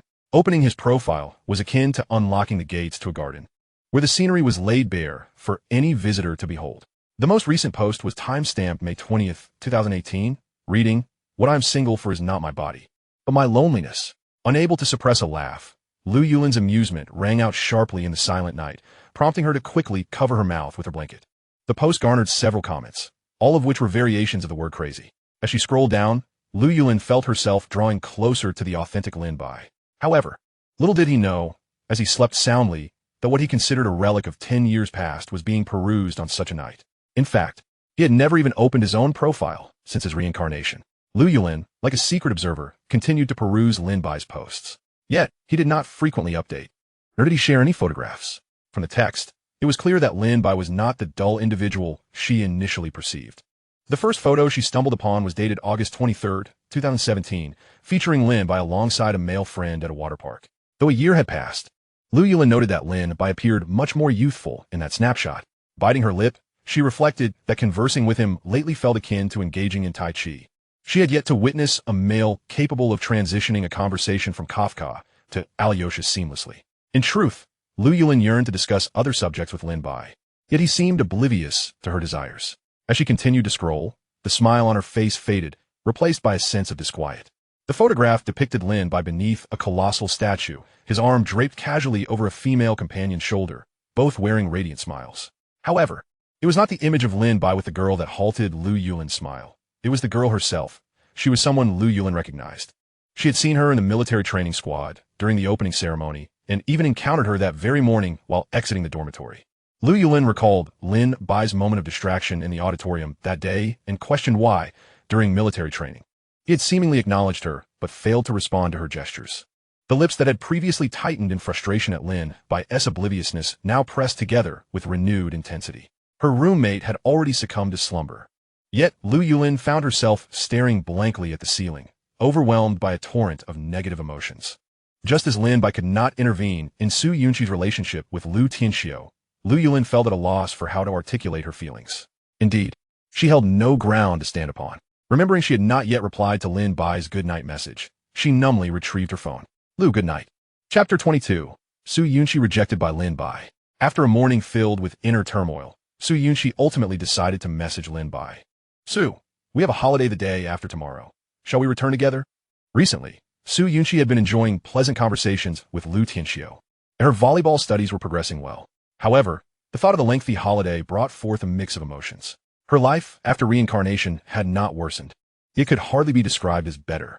Despite her strong resolve to study diligently, learning proved to be a challenging endeavor. The ease with which she grasped auditing knowledge during the summer stemmed from her experiences in her previous life. At least, after several days of studying Japanese. She was still struggling with the basic phonetic characters. Meanwhile, Lin Bai was relishing a delicious lunch prepared by Luo Hao, engrossed in an animated series. Turning to observe Luo Hao, who was diligently jotting down notes, Lin Bai couldn't help but remind him, "Don't copy my data. Everyone's information is different." Without lifting his head, Luo Hao simply flashed an OK sign. "Don't worry, I'm well-versed in copying assignments. I know what I'm doing." Lin Bai chuckled helplessly. Luo Hao, despite his commendable academic performance in high school, had seemingly embraced a more carefree lifestyle in university. He was perpetually late to the 8 a.m. classes, skipped whenever possible, and relied entirely on copying homework. Lin Bai was quite certain that Luo Hao would not pass his final exams. However, Lin Bai was not one to assume the role of an educator, instructing Luo Hao to complete his assignments. Instead, he opted to let Luo Hao copy his work in exchange for 3 days' worth of lunch and drinks. As for Zheng Jinshan, she was rarely seen during the day. Aside from attending classes, she spent her time in the library, taking naps there after lunch. She was indeed a dedicated student preparing for graduate school examinations. Su Binbing was the most integrated into the club life, diligently learning the Guzheng and watching instructional videos alone at night. Contemplating this, Lin Bai noticed a message from Su Yunxi. To his surprise, she had taken the initiative to suggest returning together. Lin Bai scoffed internally. He had no time to accompany Su Yunxi. He had grand plans for the upcoming 10-day break, although those plans would only unfold tonight. Lin, no, I haven't decided when to go back yet. You can go on your own. Just as Su Yunxi exited the library, she calmly tucked her phone into her pocket after reading Lin Bai's message. At the stairs, Guoqin approached, exclaiming, "Yunxi, you're so diligent. You came to the library to study, even though you have no classes this morning." Su Yunxi grinned and linked arms with Guoqin, saying, "Let us go. The ramen on the second floor is quite delicious." After finishing classes in the afternoon, Lin Bai had showered and was spraying Luo Hao's cologne in preparation to head out when he heard Zheng Jinshan cheerfully propose, "Is everyone free tonight? How about a dinner gathering at our dorm?" "Sure," replied Luo Hao, poking his head out from the balcony to join in. Su Binbing, emerging from the bathroom, added, "I'm in as well." Seeing Zheng Jinshan glance his way, Lin Bai nodded in agreement. "Sounds good. No rush. We'll have plenty of time after dinner." This would be the first dinner gathering for the dorm, and the four of them strolled toward the pedestrian street near the school. "Su Binbing, how is your progress?" Luo Hao asked, taking a drag from his cigarette while eyeing Su Binbing. This fellow had joined the club, ostensibly to find a partner, yet had not even laid eyes on anyone worthwhile. Feeling the weight of everyone's gaze upon him, Su Binbing shyly admitted, "There's indeed a girl in the Guzheng Club whom I'm quite fond of." "Goodness," Luo Hao exaggeratedly shook his head. "If you like her, just admit it. Why pretend? You all live in the same dorm." Upon hearing this, Lin Bai and Zheng Jinshan burst into laughter, while Su Binbing chuckled bashfully. "What is her name and major?" Zheng Jinshan inquired further. "Jiang Yimeng, studying applied mathematics. She is also a freshman." As Su Binbing mentioned her name, Lin Bai noticed him becoming somewhat bashful. Lin Bai could not help but smile. How youthful and innocent. Luo Hao took a puff of his cigarette and said, "Go for it. Invite her out for a meal. Confess your feelings. If it works, great. If not, then move on." "You should take your own advice," Su Binbing retorted, looking at Luo Hao. "No wonder you're still single." Luo Hao took a deep drag without responding. Lin Bai considered Luo Hao's words, recognizing some merit, but also the need for a certain level of familiarity before rushing into things. "Where are you two at in your relationship?" Lin Bai asked Su Binbing. "I added her on WeChat yesterday." Lin Bai observed the goofy grin on Su Binbing's face and shook his head. "What kind of analysis is that?" Zheng Jinshan frowned at Su Binbing. "After all this time, only added her yesterday?" Su Binbing quickly clarified, "Actually, she added me first, and that's when I realized I liked her." Lin Bai couldn't help but clap his hands, exclaiming, "Impressive, truly impressive." He felt a mix of wanting to tease Su Binbing, yet finding himself at a loss for words. Zheng Jinshan chuckled, looking at Su Binbing. "I think it's possible she might be interested in you." "Really? I think so too," Su Binbing replied with a smile. Luo Hao merely rolled his eyes, continuing to smoke in silence. The first dinner gathering of the dorm was arranged at a restaurant known for its clay pot chicken, a staple in Luzhou. "What are your plans for the break?" Luo Hao asked. "Going home," Su Binbing and Lin Bai replied. Zheng Jinshan noted, "My girlfriend's family lives too far away, so I want to be going back." Zheng Jinshan hailed from Kashgar, Xinjiang, which was indeed quite distant. Luo Hao laughed. "You can't secretly bring your girlfriend to our dorm." In response, Zheng Jinshan scoffed, "Get lost. I've already booked a hotel." He was planning to show her around Luzhou and even take a trip to Jinling. Lin Bai chimed in, "Not bad, you're the boss." Zheng Jinshan turned to Lin Bai, grinning, "You better not be bottling things up. They don't know, but I do know that Ming Xue and Liu Yulin are good friends." "Ah, huh. What is that supposed to mean? Lin Bai laughed heartily. Zheng Jinshan turned to Luo Hao and joked, look at them. They've only been at school for less than a month and already have each other as we chat, gone out to eat, and strolled around the playground. What about you two? Luo Hao widened his eyes at Lin Bai. No way. I thought I was mistaken when I saw you playing basketball earlier. It really was you. Sighing, Luo Hao muttered, you really should be ashamed. Chapter 23. Lin Bai rejected by Lu Yulin. By the time Lin Bai returned to school, it was already 9 o'clock. He made an excuse to visit the convenience store, but genuinely ended up buying 2 bottles of milk before heading to the girls' dormitory. Meanwhile, Su Yunxi was on the balcony, hanging out her freshly washed clothes to avoid the hassle of doing it during the day. Spotting Lin Bai under the streetlight, she instantly perked up. Then, she noticed a girl in a nightgown leisurely approaching the lamp. Lu Yulin took the milk from Lin Bai and smiled. What is up? Seeing Lu Yulin in a loose nightgown, her hair cascading down and donning a fluffy headband, Lin Bai momentarily lost his train of thought. Without any makeup, Lu Yulin appeared even more endearing under the lamplight. Observing her squinted eyes, Lin Bai chuckled. You didn't wear your glasses, did you? Hee. Lu Yulin nodded. Nope. Then I must look quite blurry to you right now, Lin Bai laughed. Lu Yulin agreed. It's like a watercolor painting soaked in water, all diffused. Actually, I came to ask what your plans are for the break. Lin Bai finally voiced his thoughts, feeling more relaxed upon learning she wasn't wearing glasses. This way, even if his facial expressions faltered, it wouldn't matter. He could even gaze boldly at Lu Yulin. Upon hearing his question, Lu Yulin replied, since you came to find me, you must have plans. Go ahead and share. I'd like to take you to explore our place and the surrounding areas. Lin Bai said, looking at her with hopeful anticipation. However, Lu Yulin, without her glasses, could not perceive the yearning in his eyes. I decline, she said lightly. Huh? Do you already have plans? Lin Bai probed cautiously. Lu Yulin nodded thoughtfully. Yes, I have things to attend to at home, and I've made plans with friends. Glancing at the blurred figure of Lin Bai, Lu Yulin, in fact, felt bolder at that moment and waved her hand. I'll head up now. Bye-bye. Lin Bai nodded, somewhat dejected by. The two turned away from each other, and Lin Bai glanced back one last time as Lu Yulin entered the dormitory. Indeed, having known each other for such a short period, inviting someone to a foreign place for a trip felt rather presumptuous. At that moment on the 6th floor balcony, Su Yunxi clenched the towel in her hand. Although she couldn't hear their conversation, she could see Lin Bai's smiling face beneath the streetlight. One could observe Lin Bai casually handing a glass of milk to the other person, as well as their wave goodbye, accompanied by Lin Bai's lingering glances over his shoulder. Indeed, this childhood companion, known for 18 years, had never harbored even a moment of affection for her. Otherwise, he would not have fallen into a romantic entanglement within the very first month of school. The girl, Su Yunxi, remembered her long, lustrous black hair and the radiant smile that perpetually adorned her face. The black-framed glasses did not detract from her beauty. Rather, they enhanced her soft, endearing charm. Meanwhile, Su Yunxi gazed at the garments she had hung out to dry. She had never been fond of skirts, nor did she favor pajamas.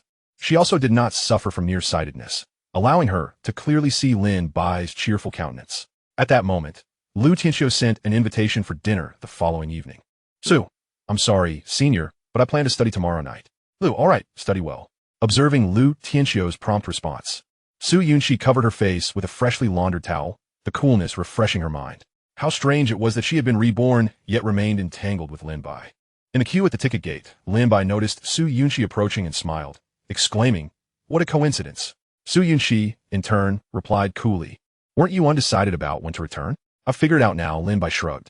Not only had he failed to arrange a trip with Lu Yulin, but he also sensed her growing aloofness. Lin Bai felt rather bewildered. Fortunately, their train compartments did not coincide, yet they encountered one another again at the exit. The small town of Chicheng was so diminutive that there were no escalators at the station. They walked in comfortable silence, and upon reaching the stairs, Lin Bai instinctively took hold of Su Yunxi's suitcase. Thank you, she said politely. Lin Bai furrowed his brow at her formality, pondering whether such politeness was truly necessary between them. Exiting the station, Lin Bai swiftly hailed a taxi and naturally placed Su Yunxi's luggage in the trunk. As they settled into the back seat, the driver glanced at them with a smile and remarked, are you two siblings? Seems like you're both back for the holiday. Neither. Sir, we live right across from each other, Lin Bai replied, casting a glance at Su Yunxi. For reasons unknown, she seemed particularly hostile towards him today. Lin Bai questioned whether he was suffering from a streak of bad luck. After all, he had yet to receive a response from Lu Yulin regarding a message he had sent the night before. The driver, observing their interaction through the rearview mirror, chose to remain silent and focused on the road. What's bothering you? Lin Bai inquired, noticing Su Yunxi leaning against the window, her expression rather glum. He calculated the days. And if her cycle was regular, it was still a bit early for that. Su Yunxi, hearing his question, glanced at him, unsure of the reason for her feelings.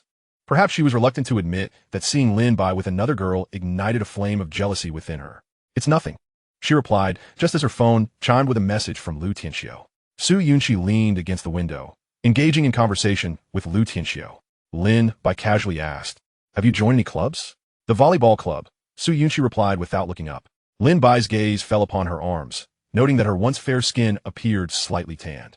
"Does your arm hurt?" he asked, gesturing to a reddened area on her forearm. Su Yunxi extended her arm and shook her head. "Not really." "Are you certain?" Lin Bai teased, playfully pinching her forearm. "No pain, just a bit uncomfortable for the first couple of days. I've gotten used to it," she explained.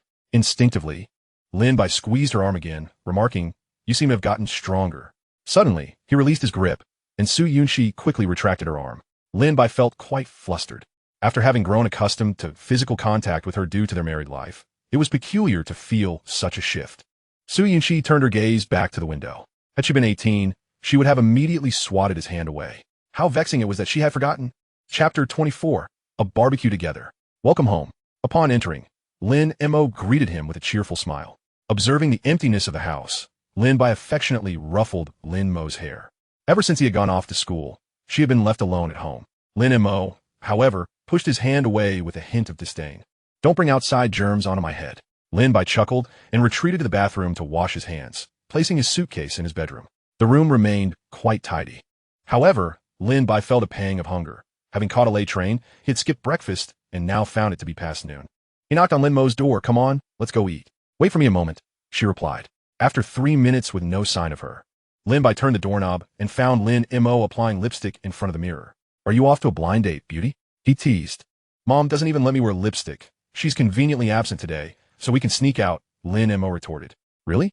I was planning to grab a quick bite at the fast food joint downstairs," Lin Bai remarked, glancing at her. She shot him a fierce glare. "No way. I want to eat Korean barbecue." "Huh? That's quite far," Lin Bai sighed, plopping down on her bed and picking up her plush toy dog. "What? Don't you want to treat your poor sister to something nice?" Lin Mo pouted at him, and he nodded, conceding, all right, let's eat." Lin Mo, gazing at him curiously, asked, "Should we invite Sister Yunxi?" "No, why would we?" Lin Bai frowned. Since Su Yunxi started school, Aunt Su had found a job nearby, so she wasn't home every day anymore. "It doesn't matter. Their house is empty, so we have no reason to care." Lin Bai shook his head. "No, I insist on inviting Sister Yunxi. I'm not asking for your opinion," Lin Mo declared, her tone assertive. Faced with her determination, Lin Bai could only helplessly close his eyes. After all, Su Yunxi was Lin Mo's beloved older sister, and it was only natural for her to want to include her. In the past, it had always been this way. Lin Bai and Su Yunxi rarely spent time alone, always accompanied by Lin Mo regrettably, due to various circumstances in their previous lives. Lin Bai's relationships with both Lin Mo and Su Yunxi had grown distant. The fact that he ultimately married Su Yunxi did not signify a strengthening of their bond, but rather a descent into a chasm. As Lin Mo stood at the door, Su Yunxi naturally embraced her, her expression shifting to one of mild discomfort as she turned to face Lin Bai. "Sister Yunxi, let's go have barbecue." Su Yunxi initially intended to decline, not wishing to dine with Lin Bai. However, seeing Lin Mo's pleading expression, she reluctantly acquiesced. "Just give me a moment." As they sat on the sofa at Su Yunxi's home, Lin Mo curiously asked, "Did you do something to provoke the heavens?" "What have I done?" Lin Bai furrowed his brow and inquired with curiosity. Lin Mo scrutinized him and asked, "Then why does Sister Yunxi treat you in such a manner, being a girl herself?" Lin Mo quickly discerned the subtle disdain that Su Yunxi harbored towards Lin Bai, a sentiment unprecedented thus far. Lin Bai waved his hand dismissively. "Who knows? We hardly keep in touch during university." "Oh," Lin Mo huffed as she moved closer to Lin Bai. "Sister Yunxi must have many boys pursuing her in college, right? What are you thinking, brother? Not leveraging your childhood advantage. Who said I want to pursue her?" Lin Bai shot Lin Mo a glare and muttered softly. Lin Mo looked at him with curiosity. "May I inquire why you do not favor Sister Yunxi?" Lin Bai was about to respond, but, upon meeting Lin Mo's gaze, shook his head. Disliking someone does not require justification. Affection may require no reason, yet aversion demands one, Lin Mo asserted with conviction. Lin Bai chose to ignore her, pondering instead what exactly it was that he disliked about Su Yunxi. On a superficial level, her appearance and figure were undeniably impeccable. Delving deeper, one could find that their values aligned remarkably well, having grown up in similar environments. They shared many of the same shortcomings, overthinking, a lack of social skills, and a tendency to appear extroverted while being inwardly introverted, often keeping their hearts guarded and sulking quietly. Meanwhile, Su Yunxi lay on her bed, fully aware of Lin Mo's earlier comments. She recognized that in her previous life, her little sister was the primary catalyst for her union with Lin Bai. This was especially true considering the estrangement that had developed between the Bai siblings. It was likely that Lin Mo's mind was filled with fantasies of her romance with Lin Bai, perhaps even fervently shipping her brother with Su Yunxi.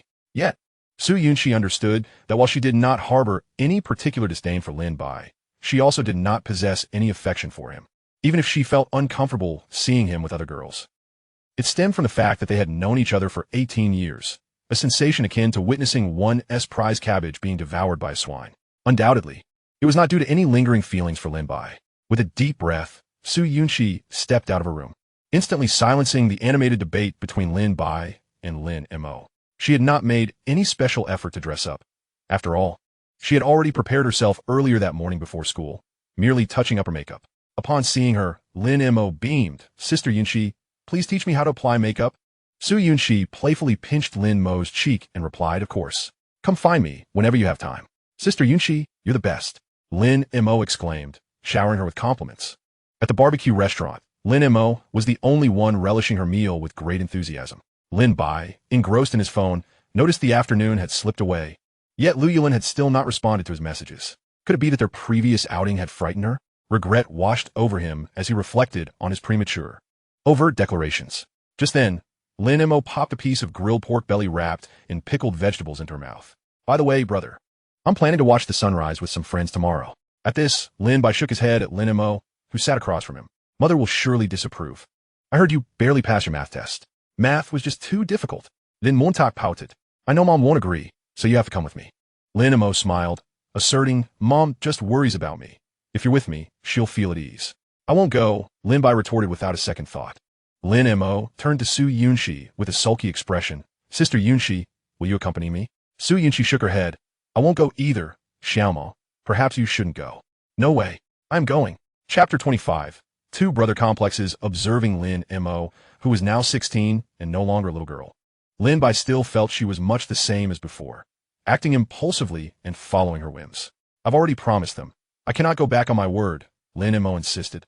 "Pouting," Lin Bai replied with irritation. "You didn't even discuss it with the family before agreeing to your friends?" Lin Mo nodded. "I am 16, so I have the freedom to make my own choices." "Then you should go alone. Why drag me into it?" Lin Bai frowned. "Mom won't allow me to go by myself," Lin Mo continued. Lin Bai snorted dismissively. "Then why not just run away from home? You're hardly obedient as it is. Can't you accompany me?" Lin Mo pleaded, biting her lip and gazing up at Lin Bai with wide eyes. "Why should I go with you to watch the sunrise? What gives you the impression that I should indulge your whims?" Lin Bai asked. At that moment, Lin Mo's eyes glistened with tears. "But you're my brother." "I am your brother, not your servant," Lin Bai replied, frowning as he realized he had overlooked Lin Mo's somewhat demanding nature. Seeing Lin Bai's resolute expression, Lin Mo's eyes brimmed with tears as she fought back sobs.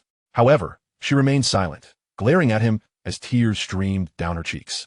Su Yunxi, sitting beside Lin Mo, embraced her and shot Lin Bai an admonishing glare. "Can you not speak kindly?" Lin Bai swallowed his retort, choosing instead to observe Lin Mo.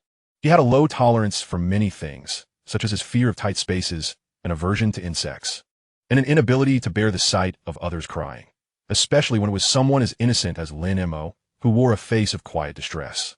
Su Yunxi gently patted Lin Mo's shoulder, smiling. "Don't cry. I'll go with you." Lin Mo looked up at Su Yunxi, her eyes brightening. "Really, Sister Yunxi? When have I ever lied to you?" Su Yunxi said, offering Lin Mo a tissue to wipe her tears. Lin Bai sighed inwardly, realizing that Su Yunxi was potentially spoiling Lin Mo. After receiving Su Yunxi's consent, Lin Mo eagerly shifted closer to Lin Bai. "Don't look at me while I cry. I won't see fall for that," Lin Bai said, maintaining a stoic expression as he picked up a piece of overcooked beef. Yet, it was clear that Lin Mo understood him better than he understood himself. She suddenly collapsed into his embrace, tears flowing freely. Noticing the mischievous glimmer in Su Yunxi's eyes, Lin Bai comprehended his own situation. Though he and Lin Mo were not exactly left-behind children, they were close. Their small age gap had fostered a strong bond, and Lin Bai had always been well-behaved, never bullying her. In fact, he had never laid a hand on Lin Mo, a rarity among siblings. In truth, he had to shamefully admit that he had a certain fondness for his sister. while there would be no inappropriate scenarios unfolding. He simply cannot bear to see her cry. Often, when their parents scolded Lin Mo, it was Lin Bai who stood up for her. "I am not your brother. You are my sister," he said, pushing Lin Mo away and letting out a resigned sigh. "Let us just eat." Lin Mo cautiously looked at Lin Bai, testing the waters. "You promised me." With a smile, Lin Bai playfully tugged at Lin Mo's cheek. "Indeed." Lin Mo quickly grabbed a tissue to dry her tears and soon returned to her cheerful self, sitting beside Su Yunxi once more. Sister Yunxi is truly wonderful. Upon hearing this, Lin Bai furrowed his brows and asked, "What about me? And you? Don't you thank your brother?" Lin Mo pretended to be dramatic as she spoke. Su Yunxi, with a hint of exasperation, pinched Lin Mo's cheek, fully aware that this was all an act on Lin Mo's part. However, just as Lin Bai had been a companion to Lin Mo for a long time, so too had Su Yunxi shared that same duration of companionship. The painful memory of Lin Mo being struck by a car in her past life, resulting in a permanent disability in her leg that hindered her walking, stirred deep compassion within Su Yunxi. Like Lin Bai, she too possessed a protective instinct towards her younger sibling. Unlike the invisible rift that had formed between Lin Bai and Lin Mo in their previous lives, Su Yunxi had always maintained close contact with Lin Mo. She prided herself on understanding Lin Mo even better than Lin Bai did. As evening descended, upon hearing Lin Mo express her desire to watch the sunrise, Lin Bai immediately declined. However, when Lin Mo cheerfully mentioned that Su Yunxi and Lin Bai would be joining, Lin Bai hesitated for a moment and inquired about Lin Bai's opinion. After receiving an affirmative response from him, Lin Bai nodded and turned her gaze to Lin Mo, reminding her to be cautious. In contrast to Lin Mo, Lin Bai had always been well-behaved, avoiding trouble and taking his study seriously. Although his grades were not the highest, they were respectable enough to earn praise from relatives and family friends. As Lin Bai typed away, Lin Mo sat cross-legged on his bed, announcing, "We'll depart at 7 tomorrow morning, take a bus to Huangshan, and should start climbing by the afternoon. We'll stay at a lodge on the mountain and can catch the sunrise the next morning." To this, Lin Bai inquired, "How many people are going?" "Excluding us." "There are 3 others," Lin Mo replied. "They're all classmates you've met before." "Don't we meet at the station tomorrow?" Lin Bai asked, remembering that both he and Lin Mo attended the same high school. "Exactly, and you better not oversleep." Lin Montag at Monasit. "I know, dear sister. I'm not a primary school student," Lin Bai replied with a hint of exasperation. Lin Mo was far more talkative than Lin Ma. It seemed that in their childhood, Lin Bai had played the role of a father to Lin Mo, while she had mothered him in return, creating a comical dynamic akin to that of a conjugate mother-son or father-daughter relationship. "Oomph," Lin Mo huffed as she leaned closer to Lin Bai's computer, saying, "Good luck. Future master of novels. Your sister's dowry depends on you." "Go away, don't disrupt the future genius," Lin Bai retorted. With a mischievous grin, Lin Mo declared, "I'm off to find Sister Yunxi to teach me makeup. Want me to test the waters for any confessions?" "Thanks, but no need," Lin Bai said, turning to shoot her a glare. Lin Mo shrugged and exited his room, casually opening the front door. Lin Bai then stepped away from the keyboard, picking up his phone. It was already evening, and Lu Yulin still hadn't replied to him. "Lin, what's up?" Surprisingly, Lu Yulin responded almost immediately. Had she simply not seen his earlier messages? Lin Bai pondered as he began conversing with her. "Lin, nothing much. Have you returned home?" "Lu, I went to benching to visit a friend and just arrived." "Lin, hope you have fun." "Lu, do you have any plans for the holiday?" Lin Bai had intended to mention his trip to Huangshan for the sunrise, but quickly deleted the message. "Lin, I'm not going anywhere. Just staying home to write novels." Chapter 26. Last year, in fact 11 years ago, at 5 o'clock, Lin Bai promptly knocked on Lin Mo's door. "Wake up."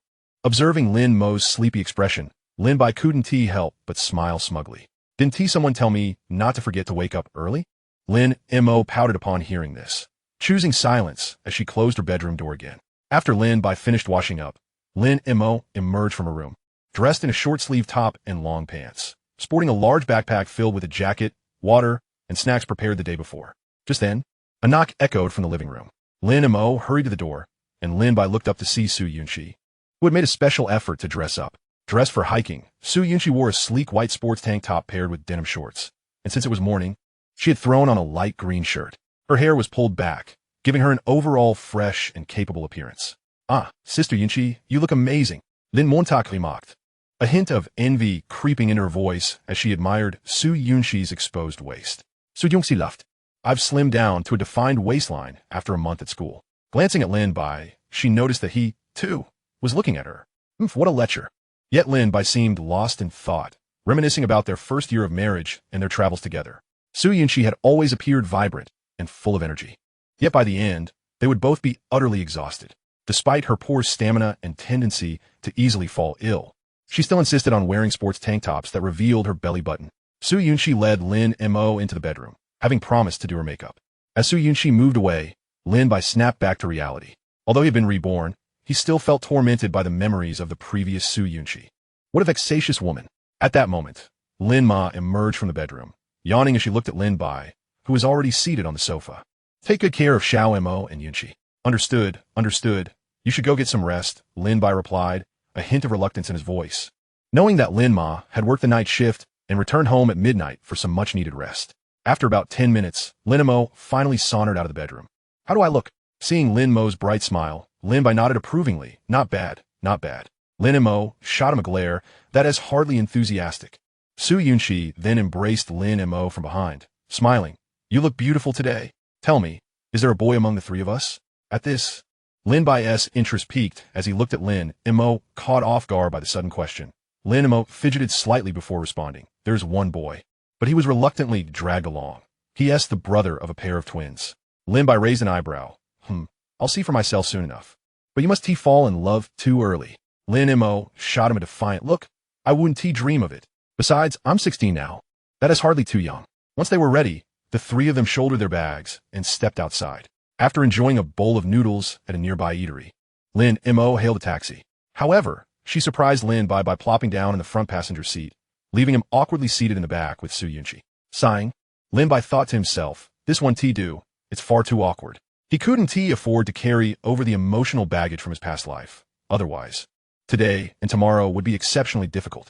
Glancing at Su Yunxi, he reminded himself that she was merely an 18-year-old girl. His cold demeanor was utterly inappropriate. It felt as if they were not childhood friends, but rather adversaries. Su Yunxi, Lin Bai.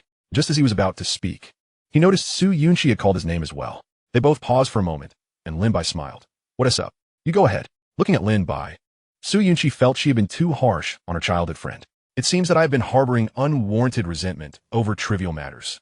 In truth, regardless of past lives or this current existence, Lin Bai should never be labeled as a scoundrel.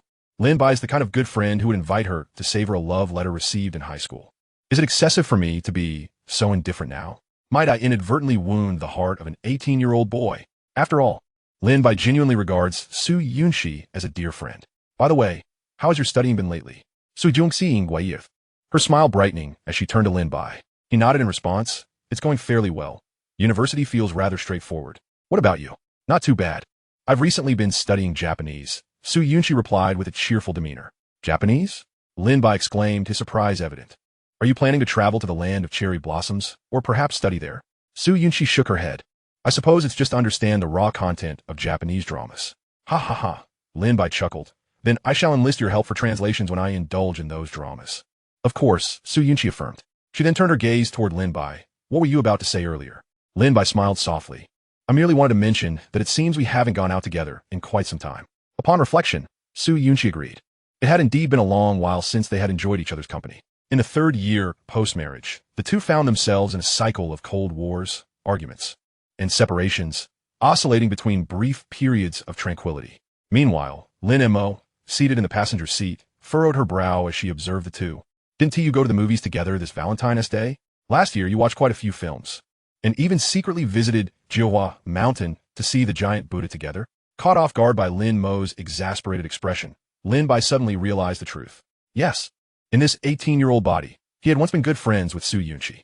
They were the kind of friends who could calmly attend romantic films together without a hint of unease. They frequently ventured out together. Moreover, since Lin Mo was also a high school student, the trio's outings had significantly diminished. However, for Lin Bai, these memories belonged to a decade ago, and he had momentarily forgotten. As he spoke, Lin Bai retrieved his phone, recalling that he had once shared photos from that time, and began to scroll through his social media. The loneliness isn't about the body, it's about the solitude. Upon seeing his first post, a chill ran through Lin Bai's heart. His face flushed with embarrassment. His hands trembled. How foolish he had been back then. It seemed he had deleted many posts upon entering university, and now those memories were lost to him. However, this time he had not deleted anything, simply locking his profile settings. As he continued scrolling, he stumbled upon a photo with Su Yunxi taken in front of the Buddha statue last year. The gentle breeze. Their innocent friendship, childhood sweethearts. Chapter 27. Half of the headphones seized. Both lost in their reveries, the taxi had arrived at the bus station. Lin Bai spotted Lin Mo's 3 friends. This detail had been absent in his previous life. Perhaps it existed, but was simply overlooked due to Lin Mo's rejection. She had never mentioned it to Lin Bai, possibly because a month without contact had caused her to grow distant from the little girl.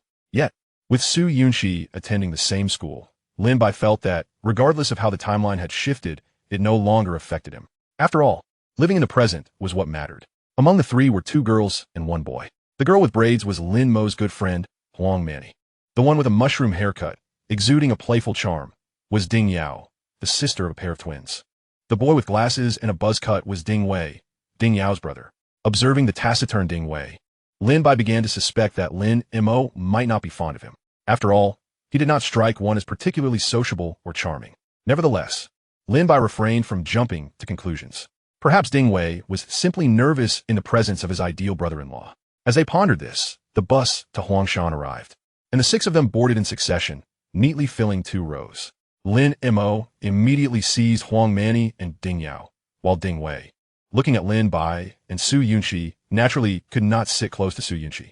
Thus, Lin Bai found himself wedged in the middle, experiencing what one might call awkwardness. To his left sat his ex-wife, with whom he had divorced in his previous life, and to his right, the young man who might aspire to be his brother-in-law. After weighing his options, Lin Bai turned to Su Yunxi beside him. To his surprise, she had already inserted her headphones. However, this presented no challenge for Lin Bai. As is well known, headphones come in pairs, and he instinctively reached out. In Su Yunxi's bewildered gaze, Lin Bai removed the left earbud from her ear and placed it in his own. If he were to take her right earbud, the cord would not suffice. It was not that Lin Bai was audacious. He was merely striving to replicate the innocent antics of his 18-year-old self. Su Yunxi, initially intending to reclaim her earbud, reconsidered, thinking that her 18-year-old self would likely not mind. So, she remained silent, leaning against the window, yet feeling the tug of the earbud wire. She thought about purchasing Bluetooth headphones. This way, they would not need to sit so closely. Do you also enjoy Stephanie's Son? Lin Bai asked curiously, listening to the melodies flowing through the headphones. Su Yunxi hesitated for a moment. It was only after marriage, under Lin Bai's influence, that she had developed a liking for Stephanie Sunday. Prior to that, she had only heard Encounter. However, at present, the song playing was the first day. Must be random. Su Yunxi replied nonchalantly. Yet Lin Bai shook his head. But you've already listened to 3 of her songs. With a smile, Lin Bai remarked, I never expected you to be a fan of Stephanie's Son. I thought you didn't like her. Reflecting on his past life, he remembered playing her songs on the CD player in the living room during his days off, only to be teased by Su Yunxi about the strange music. It seemed that back then, Su Yunxi had been somewhat insincere in her critiques. Who would have thought that they both shared an affinity for the same artist? Could it be that Su Yunxi possessed a hint of prideful charm? Lin Bai turned his head to gaze out the window, the sunlight casting a warm glow on Su Yunxi's face. Her long eyelashes appeared so distinctly in the light. If Su Yunxi at 25 had been a mature peach, then the present day Su Yunxi resembled a fresh, green grape. At this moment, Su Yunxi felt her heart racing. Acutely aware from the corner of her eye that Lin Bai was observing her. What on earth was this guy doing? Why was he staring at me? Didn't he already have a girlfriend?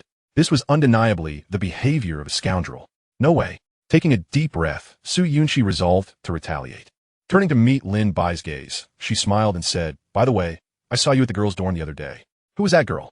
Taken aback, Lin Bai momentarily faltered. Meanwhile, Lin Mo, seated in the front, felt a sudden jolt, her speech slowing down. Noticing the playful glint in Su Yunxi's eyes, Lin Bai replied, Oh, just a friend from the club. A friend? Su Yunxi feigned dising. Lin Bai scratched his head, chuckling, a good friend, I suppose. Feeling a bit embarrassed, Lin Bai now sensed a scrutinizing glimmer in Su Yunxi's gaze. What did she mean by that? Why did it feel like she was catching him in a moment of infidelity? Contemplating, Lin Bai unexpectedly shifted his tone. By the way, I happened to see you at the opening ceremony with my friend last time. That senior is from your volleyball club, right? Although he wished to convey this nonchalantly, even Lin Bai could detect a hint of bitterness in his own voice, almost as if it were about to overflow. Su Yunxi observed Lin Bai. His expression appeared faintly composed, yet his muscles were taut. What did this mean? Lin Bai could easily find good friends, yet he harbored disdain for both her and Lu Tianxiu. Su Yunxi furrowed her brow, realizing she had never noticed Lin Bai's peculiar possessiveness in certain aspects before. Just as she was about to continue speaking, Lin Mo from the front row suddenly leaned forward, her expression somewhat dejected as she asked, Lin Bai, Sister Yunxi, are you dating someone at school? No, no. The two responded in rapid unison, quickly glancing at each other before turning away. However, the quality of their earphone wires was impeccable, and the earbuds fit snugly, causing their heads to almost collide. Ding Wei cast an awkward glance at Lin Mo. But Lin Bai, who had turned his head, noticed everything clearly.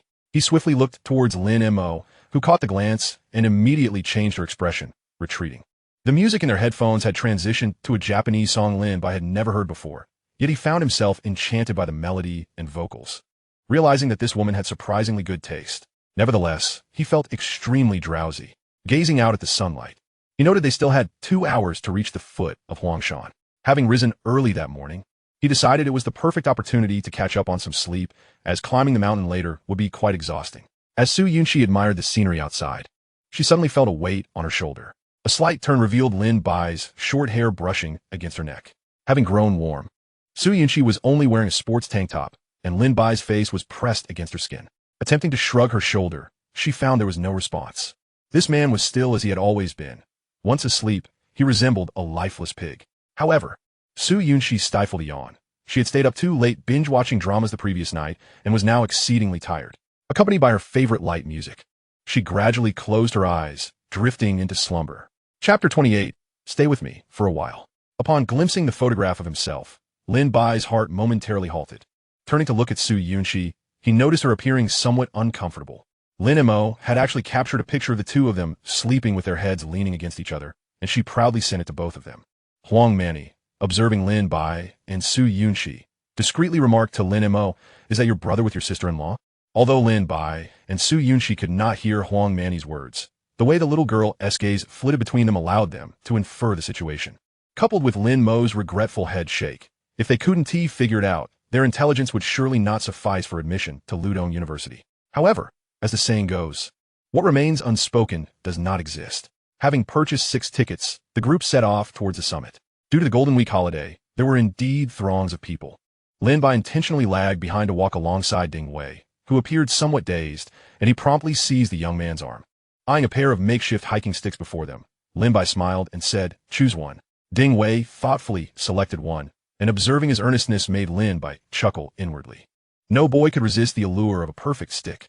After all, who could forget how, in ancient tales, Tang Sung would rather accompany the monkey with the formidable staff than the king of the kingdom of women? At that moment, Lin Bai began to choose seriously as well. Meanwhile, Su Yunxi and the others casually picked up a stick. Holding the polished wooden stick, which cost only 15 yuan, Lin Bai had never felt such a bargain. Conversely, Lin Mo, examining her shabby stick, remarked to Lin Bai, "Brother, we should come here to sell sticks in the future. If they can sell such broken wood for 15, why not just rob them?" Lin Bai shook his head, realizing that women and men were indeed entirely different creatures. The joyful glint in Ding Wei's eyes indicated that he was quite fond of his hiking stick. Upon reaching the foot of the mountain, the group brimmed with confidence. Ding Yao boldly declared to Lin Bai and the others, "Let us not take the cable car. Let us climb to the top." "All right." Lin Mo eagerly raised her hands in agreement. Huang Mani quickly followed suit, and Su Yunxi nodded in affirmation as well. The two men, Lin Bai and Ding Wei, lagged slightly behind, merely nodding their heads. Lin Bai looked at the group of girls, pondering if they were overestimating the ease of climbing the mountain. Walking alongside Ding Wei, Lin Bai chuckled, "Why do you seem so nervous? Am I that intimidating?" Ding Wei shook his head in response, "No, I'm just a couple of years older than you. Can you please relax a bit?" Lin Bai patted Ding Wei's shoulder. Recognizing that he was genuinely an introverted boy, unlike Lin Bai, who was warm on the outside yet cold within. "How is school going?" Lin Bai began to understand the relatives who had previously visited. It wasn't that they didn't want to discuss other topics. There simply was nothing to talk about. Ding Wei replied earnestly, "It's all right. What do you expect your mock exam score to be?" Lin Bai asked curiously, as Ding Wei appeared to be a diligent student. "Not high, probably just over 600, Ding Wei replied. "I heard from Lin Mo that you scored over 600 on your college entrance exam. That's impressive." Lin Bai smiled. Ding Wei shook his head with a wry smile. "I'm a liberal arts student, and the cutoff for liberal arts in our province is exceedingly high." Lin Bai nodded, acknowledging that in their region, the cutoff for liberal arts students could exceed 500, which was somewhat absurd. Looking at Ding Wei, he reassured him, "It's fine. You're only in your second year. Are you planning to apply to Wadeaku Vocational and Technical College or Zhongguancun College of Arts and Sciences?" "Huh?" Ding Wei looked at Lin Bai in bewilderment. At that moment, Su Yunxi walked over with a smile, explaining, "He is asking if you want to go to Tsinghua or Peking University." Ding Wei shook his head repeatedly. "I can't get in. It requires talent." Just then, Lin Mo approached, noticing the two were chatting slowly, and asked, "Ding Wei, what were you talking about with my brother?" Ding Wei shook his head, "Nothing much." Lin Mo nodded. "Lin Bai, don't corrupt my classmates." With that, she jogged off to catch up with the others, Ding Yao and Huang Manny. At this moment, Su Yunxi turned to Ding Wei and asked, "Are you close with Lin Mo?" Ding Wei, caught between the two, felt his face flush slightly, but still quietly replied, "I guess so." Fortunately, Lin Bai noticed Ding Wei's embarrassment and slowed his pace, falling to the rear of the group, while Su Yunxi quickened her steps to move ahead. However, the pleasant moment was short-lived. Lin Bai glanced at Ding Yao beside him, realizing that only this little girl could keep pace with him. Ding Yao looked at Lin Bai and said, "Brother Lin, it seems we're in good shape." She then made a face at the others behind her. Lin Bai nodded and smiled indeed. "As a sports student, of course, you're in good shape." Lin Mo, trailing behind, chimed in with a hint of envy. "Well, I'm not a sports student." Lin Bai turned around, "But I'm not a sports student either." However, Lin Mo merely shot Lin Bai a glare, offering no further explanation. At this moment, Lin Bai slowed his pace and approached Su Yunxi, saying, "Haven't you been practicing volleyball? Why are you still so out of breath?" As he spoke, Lin Bai extracted a packet of tissues from his pocket and handed it to Su Yunxi. She shot him a glare, then pulled out a tissue to wipe the sweat from her forehead. It was precisely because of practicing volleyball that she felt her body had improved. Yet, after just a brief climb, she found herself back to square one. "I've never seen you exercise. How come you're in such good shape?" Su Yunxi inquired curiously. "It's a matter of innate talent," Lin Bai replied with a smile. In his previous life, he referred to it as the natural physique of a demolition expert, as his stamina allowed him to ascend stairs on site without gasping for breath. With a keen spirit, he could stay awake for nights on end, monitoring demolition sites without issues. However, after 2 years of this, Lin Bai too had reached his limit. "I can't go on. Let's take the cable car." Finally, Huang Manny could no longer hold on and lamented with a rueful expression, eliciting laughter from the surrounding tourists. Lin Bai glanced at Su Yunxi, and it was evident that Huang Manny's words had allowed Su Yunxi to breathe a sigh of relief. This woman had long been unable to endure, but being the oldest in the group, admitting her exhaustion felt somewhat awkward. Nevertheless, even if they were to take the cable car, they first needed to reach the platform. Looking at the stairs before her, Su Yunxi felt her calves trembling. As Lin Bai continued walking, he suddenly felt a weight on his arm. Su Yunxi had grasped it firmly. "I can't go on. Please stay with me for a moment," she said, her voice quivering, for she was the last one in the group. The others had nearly vanished from sight. Lin Bai nodded with a smile and waved to Lin Mo, who was on stairs. Lin Mo immediately felt a jolt of understanding. "Let's hurry." Chapter 29, A Delayed Apology. This was an exceedingly lengthy staircase, though it numbered less than 100 steps. This description is not contradictory, as Lin Bai and Su Yunxi slowly ascended the steps. Despite the multitude of tourists around them, their lively chatter felt alien to them. Although Lin Bai wished to behave as if he had not been reborn, engaging in light-hearted banter with Su Yunxi, he found it impossible. He was no deity. Rebirth had not endowed him with a system or a golden finger. He remained a mere mortal, an ordinary individual. Even a fleeting glance at Su Yunxi conveyed sentiments that were far beyond what his 18-year-old self could have expressed. Naturally, Lin Bai also noticed something amiss with Su Yunxi. Just as he seemed to deliberately avoid her, she appeared to be evading him as well. "Are you still upset about that night?" Leaning against the stone railing, Lin Bai suddenly addressed Su Yunxi, who was seated on the stone steps. After all, their most direct conflict could be traced back to that graduation dinner. Su Yunxi lifted her head to meet Lin Bai's gaze, which was directed into the distance. Reflecting on that night, she felt a pang of regret. Her words had perhaps been too harsh. "I'm sorry." Just as Su Yunxi was about to speak, Lin Bai blurted out an apology. "I shouldn't have interfered with Huang Shu's confession," he said with a smile. Su Yunxi, taken aback, responded, "Why did you stop Huang Shu from confessing to me?" Lin Bai shrugged and replied, "Because you don't like Huang Shu." At this, Su Yunxi froze, his response catching her off guard. Looking at her, Lin Bai chuckled. "Isn't that the case? Or were you planning to accept Huang Shu?" Su Yunxi quickly shook her head. "Then that is settled. If Huang Shu confesses and you reject him, it would be awkward for everyone." Lin Bai patted his chest, declaring, "In that moment, I am the righteous friend, deftly alleviating the awkwardness." Su Yunxi laughed, her voice as melodious as wind chimes under a roof. "Then what was with your insults towards me?" Her gaze fixed on Lin Bai. "Is liking me something to be ashamed of?" "Huh?" Lin Bai stared at her, momentarily bewildered. This woman was not adhering to the usual script. What a nonsensical question. If it were the 18-year-old Lin Bai, he would have retorted, "Who would like someone as peculiar as you?" However, now, with the psychological maturity of a 28-year-old, he sensed that uttering such youthful words would send Su Yunxi retreating down the mountain. Her gaze was fixed upon him. Lin Bai initially smiled helplessly, then slowly stepped away from the railing and plopped down beside her. "It's not shameful at all," he said with a shrug. "Regardless of the time, place, or reason, having feelings for someone is not shameful for either party or for observers. Thus, I owe you an apology for my words and actions." Lin Bai spoke earnestly, as he had somewhat vented his dissatisfaction with the 28-year-old Su Yunxi on the 18-year-old version of her. Su Yunxi silently stared at the ground. Indeed, this man always ended up being the first to relent. It was as if, before his time travel, his distant stance would have prevented the accident, leaving only her to bear the consequences. Yet, Lin Bai had rushed in. Their relationship had undoubtedly reached an icy impasse, and the dialogue at the Civil Affairs Bureau was merely a formality of adult civility. With a sigh, Su Yunxi smiled at Lin Bai. "I also want to apologize. My attitude that night was poor. After all, they had known each other for 18 years, almost 19, and her matters were still somewhat intertwined with his." Su Yunxi made a small gesture, indicating a slight gap between her thumb and index finger. The two exchanged smiles, and the wind from the mountaintop dried the sweat on Su Yunxi's forehead. "Let's go," Lin Bai said as he rose, having just received word that Lin Mo and the others were already on the cable car, evidently not waiting for them. Perhaps they anticipated some subtle developments, but there were none. Lin Bai felt a sense of relief after having cleared the air with Su Yunxi. After all, they were still good friends who had known each other for 18 years. Who says one cannot become friends with their ex-spouse? If Lin Bai knew who had said that, he would surely deliver a couple of well-deserved slaps. "By the way, how far have you progressed with that girl?" Su Yunxi inquired, catching Lin Bai off guard. "Huh? What?" He stammered. "You know, the small, soft one, the one who smiles so brightly," she said with a laugh. Lin Bai knew exactly who she meant. But why was she bringing this up? "You mean Luyulin? What's it to you?" "She's just a new friend," he replied awkwardly, lacking interest in discussing such topics with his ex-wife. "How about we talk about that senior from your club instead? How is he?" "He's all right," Su Yunxi replied, her earlier tumultuous emotions having subsided considerably. It was somewhat her fault for steering the conversation in that direction. "Are you two dating?" Lin Bai asked with a smile.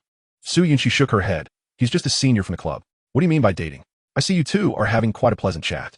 Lin Bai stepped up the stairs with a smile. "Is there a problem? Can't I be happy?" Su Yunxi squinted at Lin Bai, pondering his intent. Was he questioning her or scrutinizing her? Lin Bai shrugged. "Nothing." Realizing he might have spoken out of turn, he fell silent and walked ahead. Behind him, Su Yunxi glared at his retreating figure, fuming. Why did he stop mid-sentence? Could it be that Lin Bai had truly harbored feelings for her when they were 18? Was he feeling jealous? Rapidly, Su Yunxi recalled the ambiguous embrace they shared at graduation in their past life. It was no mere hug. She remembered it distinctly, lasting the entirety of a song.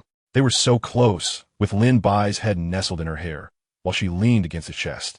Every time she reminisced about it, regret washed over her. Thankfully, the second song had an upbeat tempo. Otherwise, given their melancholic mood over graduation, even if their hearts raced due to the bridge effect, kissing would have seemed entirely natural. Chapter 30, The Ice-Breaking Game. As they sat in the cable car, Lin Bai felt a surge of anxiety. He suffered from acrophobia. Transitioning from site engineer to a secondary role in his previous life was largely due to this fear. Noticing Lin Bai trembling, Su Yunxi burst into laughter. "How can you still be afraid of heights?" Lin Bai, taken aback, found himself speechless from the tension. This was far higher than the construction site. The forest lay beneath them. As Su Yunxi extended her hand with a smile, Lin Bai dismissively swatted it away. This wasn't a leisurely outing like in their past life. He recalled nearly clinging to Su Yunxi while walking on a glass walkway. However, momentarily forgetting his surroundings, Lin Bai curiously asked, "How did you know I was afraid of heights?" Indeed, how did Su Yunxi know of his fear? Though he couldn't recall the specifics, he vaguely remembered explaining acrophobia to her long after. Su Yunxi furrowed her brow, feeling somewhat awkward. They had later ridden the Ferris wheel together, a rare occasion when she visited the bustling metropolis to explore with Lin Bai. "I don't know. Didn't you mention it before? Or was it Lin Mo?" Su Yunxi feigned ignorance. Lin Bai nodded, realizing that few would remember such trivial details so clearly. Yet for some reason, perhaps due to the daunting view outside, the women in the cable car appeared more appealing to Lin Bai. Su Yunxi, clad in a sports tank top, already showcased an impressive physique at 18. "You should put your shirt back on. It's chilly on the mountain," Lin Bai suggested. Su Yunxi silently complied, only to suddenly laugh and yank open her shirt, revealing the perfect figure concealed beneath her sports top. Observing Lin Bai's flushed face, Su Yunxi couldn't help but chuckle. Child, this isn't amusing, Lin Bai replied, his voice tinged with discomfort. What is there to be shy about? Su Yunxi teased. You must have seen me bathing when we were younger, right? That's ancient history. How could I possibly remember? Even if I did, it would be a flat landscape. Though Lin Bai spoke casually, his 28-year-old mind was somewhat tainted. A flat landscape conjured other thoughts. What a sin, he mused. Yet, gazing at Su Yunxi, who appeared to revel in teasing him, Lin Bai suddenly grasped her hand. Why not take advantage of the opportunity? Su Yunxi initially intended to pull away, but felt the warmth of Lin Bai's palm, noticing his flustered demeanor. Indeed, Lin Bai had acrophobia. Though both believed they were playfully teasing one another, their emotions calmed in that moment. Lin Bai even recognized a few of Su Yunxi's moles, and she was aware of his weight. At this moment, there was no sense of embarrassment. Moreover, even at 18, holding hands seemed perfectly normal. However, once they disembarked from the cable car, they quickly released each other as hands. It would not bode well if Lin Mo, the self-proclaimed shipper, saw them. You two are so slow. Lin Mo pouted. We've been waiting forever. Lin Bai turned to admire the sunset, chuckling as he patted Lin Mo's shoulder. Let us head to the hotel. Lin Bai had initially intended to book 3 rooms, but only one large double room remained. No matter. After all, they had come to witness the sunrise, not to sleep in a mountain hotel. The 6 of them quickly finished their meal at the hotel, and Lin Bai winced at the steep prices in the mountains. Once seated on the large bed, he planned to check his phone for novel updates and chat with Lu Yulin when Ding Yao cheerfully pulled out 2 decks of cards. Let us play Do Di Zhu. Put your phones down. Lin Gu. Su Jia, I'm talking about you two. Upon hearing this, Su Yunxi deleted her message to Lu Tianxiu, feeling slightly embarrassed as she glanced at Ding Yao. Lin Bai chuckled helplessly. However, Huang Mani shook her head. I don't know how to play Do Di Zhu, and there are 6 of us. Then we can form 2 teams. That works, right? Lin Mo suggested. As the group deliberated without reaching a conclusion, Lin Bai swiftly grabbed a deck of cards. All right, let us play Jia Jinhua instead. Lin Mo pointed at Lin Bai. Gathering for gambling? I'll have you arrested tomorrow. Lin Bai promptly slapped Lin Mo's head. Arrest you for that big head of yours. We won't gamble money. We'll play for hand slaps instead. Laughing, Lin Bai added, 10 slaps can be exchanged for a wave. Soon, Lin Bai laid out the game rules for everyone. In truth, Jia Jinhua was quite simple, relying mainly on luck and psychological resilience. However, it was evident that Lin Bai's luck was not particularly favorable. Compared to others, he played timidly in the first round. Lin Mo was undeterred by Lin Bai, even when Ding Wei boasted a pair. He was scared off by Lin Bai, yet Lin Mo persisted until the end. A pair of 6s triumphed over Lin Bai's ace. How about we change it to 100 slaps instead? Lin Mo grinned mischievously at Lin Bai. Absolutely not. If you ruin my looks, you'll have a hard time finding a sister-in-law, Lin Bai retorted, sticking out his leg. As it was still hot in September in the south, everyone wore short skirts and shorts, making the hand slaps quite evident, with 10 sharp claps echoing. Lin Bai glanced at his reddened knees and shot a warning look at Lin Mo. You little rascal, don't let me catch you. Lin Bai said fiercely. As the game progressed, the distance between the group lessened significantly. Moreover, aside from Lin Mo and Lin Bai tormenting each other and Ding Yao and Ding Wei engaging in their own playful banter, the others primarily followed the flow. Even though Lin Bai held Su Yunxi's hand, he merely brushed against it lightly. On the contrary, Lin Mo, standing nearby, clicked his tongue and remarked, Are you reluctant to strike? Lin Bai responded with a smile. I need to save some strength to deal with you. He then turned to Ding Wei, saying, Lin Mo owes you 200 slaps, right? What are you planning to collect? At this, all eyes in the room turned to Ding Wei. Lin Mo shot a fierce glare at Lin Bai, but Lin Bai remained unfazed. Ding Wei, somewhat embarrassed, chuckled awkwardly. Well, Lin Mo, shall we settle our accounts? As Lin Mo extended her palm, Lin Bai initially contemplated encouraging Ding Wei to strike Lin Mo on the knee. However, he ultimately decided against it, as she was, after all, his dear sister. Ding Wei, under the watchful eyes of the crowd, gently tapped Lin Mo's palm, akin to a little monk chanting scripture. He didn't even support her hand with his left like the others did, and as Lin Mo's face gradually flushed, he could hear Ding Yao and Huang Mani whispering to each other. At this moment, Lin Bai turned to look at Su Yunxi. It was evident to everyone, except the blind, that there was nothing innocent about the relationship between Lin Mo and Ding Wei. Chapter 31. The Sunrise at the Summit and the Maiden. At 1 o'clock in the morning, observing the drowsy Lin Mo, Lin Bai shook her shoulder. What are you doing? Lin Mo pouted, complaining. Why are you so early to be tired? Lin Bai teased. You're already tired from climbing the mountain? Lin Mo yawned and replied, climbing is exhausting. Lin Bai chuckled. Haven't you studied Taekwondo for years? Why is it of no use at all?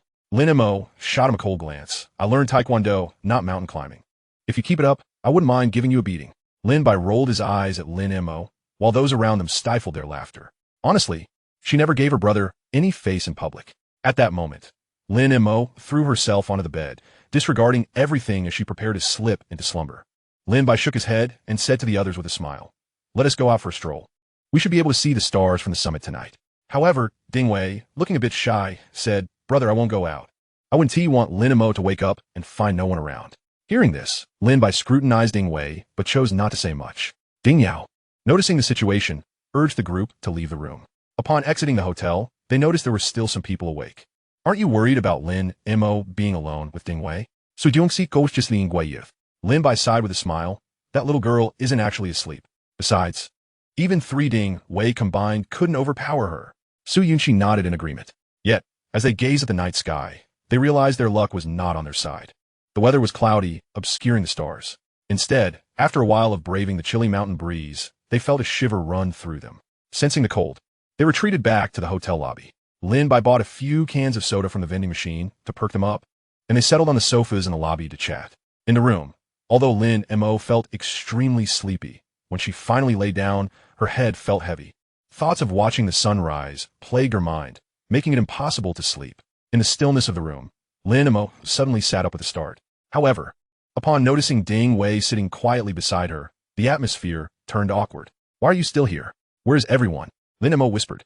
Ding Wei replied helplessly. "They went outside to get some fresh air. I stayed here to keep an eye on you." "What is there to look at?" Lin Montak Mutat. Ding Wei smiled. "You're quite pleasant to look at." Lin Mo rolled her eyes at Ding Wei, realizing he was making a pun. As she prepared to play on her phone, Ding Wei hesitated and said, "Lin Mo, I'm really glad you invited me to watch the sunrise with you." Lin Mo merely nodded while staring at her phone. Observing her, Ding Wei continued hesitantly, "Next time, can we watch the sunrise together again?" Upon hearing this, Lin Mo bit her lip tightly, her face instantly flushed. Yet, she dared not lift her gaze to meet Ding Wei's. "Yes, next time, we must watch the sunrise together," Lin Mo softly replied, her voice trembling in the small room. Meanwhile, Lin Bai nodded in understanding and smiled at Ding Yao and Huang Mani. Gazing out the window, he couldn't help but exclaim, "Youth is truly beautiful." Ding Yao teased, "Lin Gu, you're only 2 years older than us. Last year, we were still in high school together." Lin Bai chuckled, "But I never had a crush on a girl in high school." Just moments ago, he had overheard Ding Yao and Huang Mani discussing the budding feelings between Lin Mo and Ding Wei, both experiencing the pangs of adolescent affection. However, Lin Bai was unsure how it would ultimately unfold. After all, from his past life perspective, Lin Mo had never had a partner.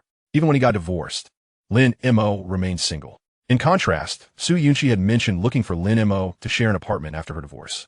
As he lifted his head to gaze outside, Lin Bai yawned, "It's getting late. We should prepare to head out." Su Yunxi also grabbed 2 bottles of Red Bull, nodding, "Let us freshen up, have breakfast, and then continue our ascent." As they opened the door, they found Ding Wei and Lin Mo engaged in conversation, which abruptly ceased upon their entrance. Lin Mo shot a disgruntled look at Lin Bai. "Where have you all been for so long?" Su Yunxi casually tossed the Red Bulls to Lin Mo and Ding Wei. "Here, to energize you." The 6 of them took a considerable amount of time to freshen up and had breakfast to the hotel. Now, with their luggage stowed away, they took only their trekking poles for a lighter trek. Leaning on their poles, they walked under the dim light of the street lamps, gazing at the inky night sky. Their destination was the platform at the summit, specially designated for sunrise viewing, which boasted an excellent vantage point. At that moment, other tourists were also on the move, exchanging enthusiastic greetings with them. The temperature in the mountains had dropped significantly, and Lin Bai noticed Su Yunxi rubbing her arms despite wearing a shirt. "Just walk for a bit.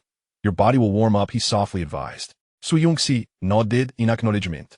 Soon, with the mountain mist enveloping them and their bodies beginning to perspire, they felt a clammy warmth. It was an uncomfortable sensation akin to being in a sauna. Fortunately, this feeling wouldn't last too long. As they ascended the final step and reached the platform, all fatigue felt worthwhile. There were still not many people at the summit, and Lin Bai and the others quickly moved toward the railing.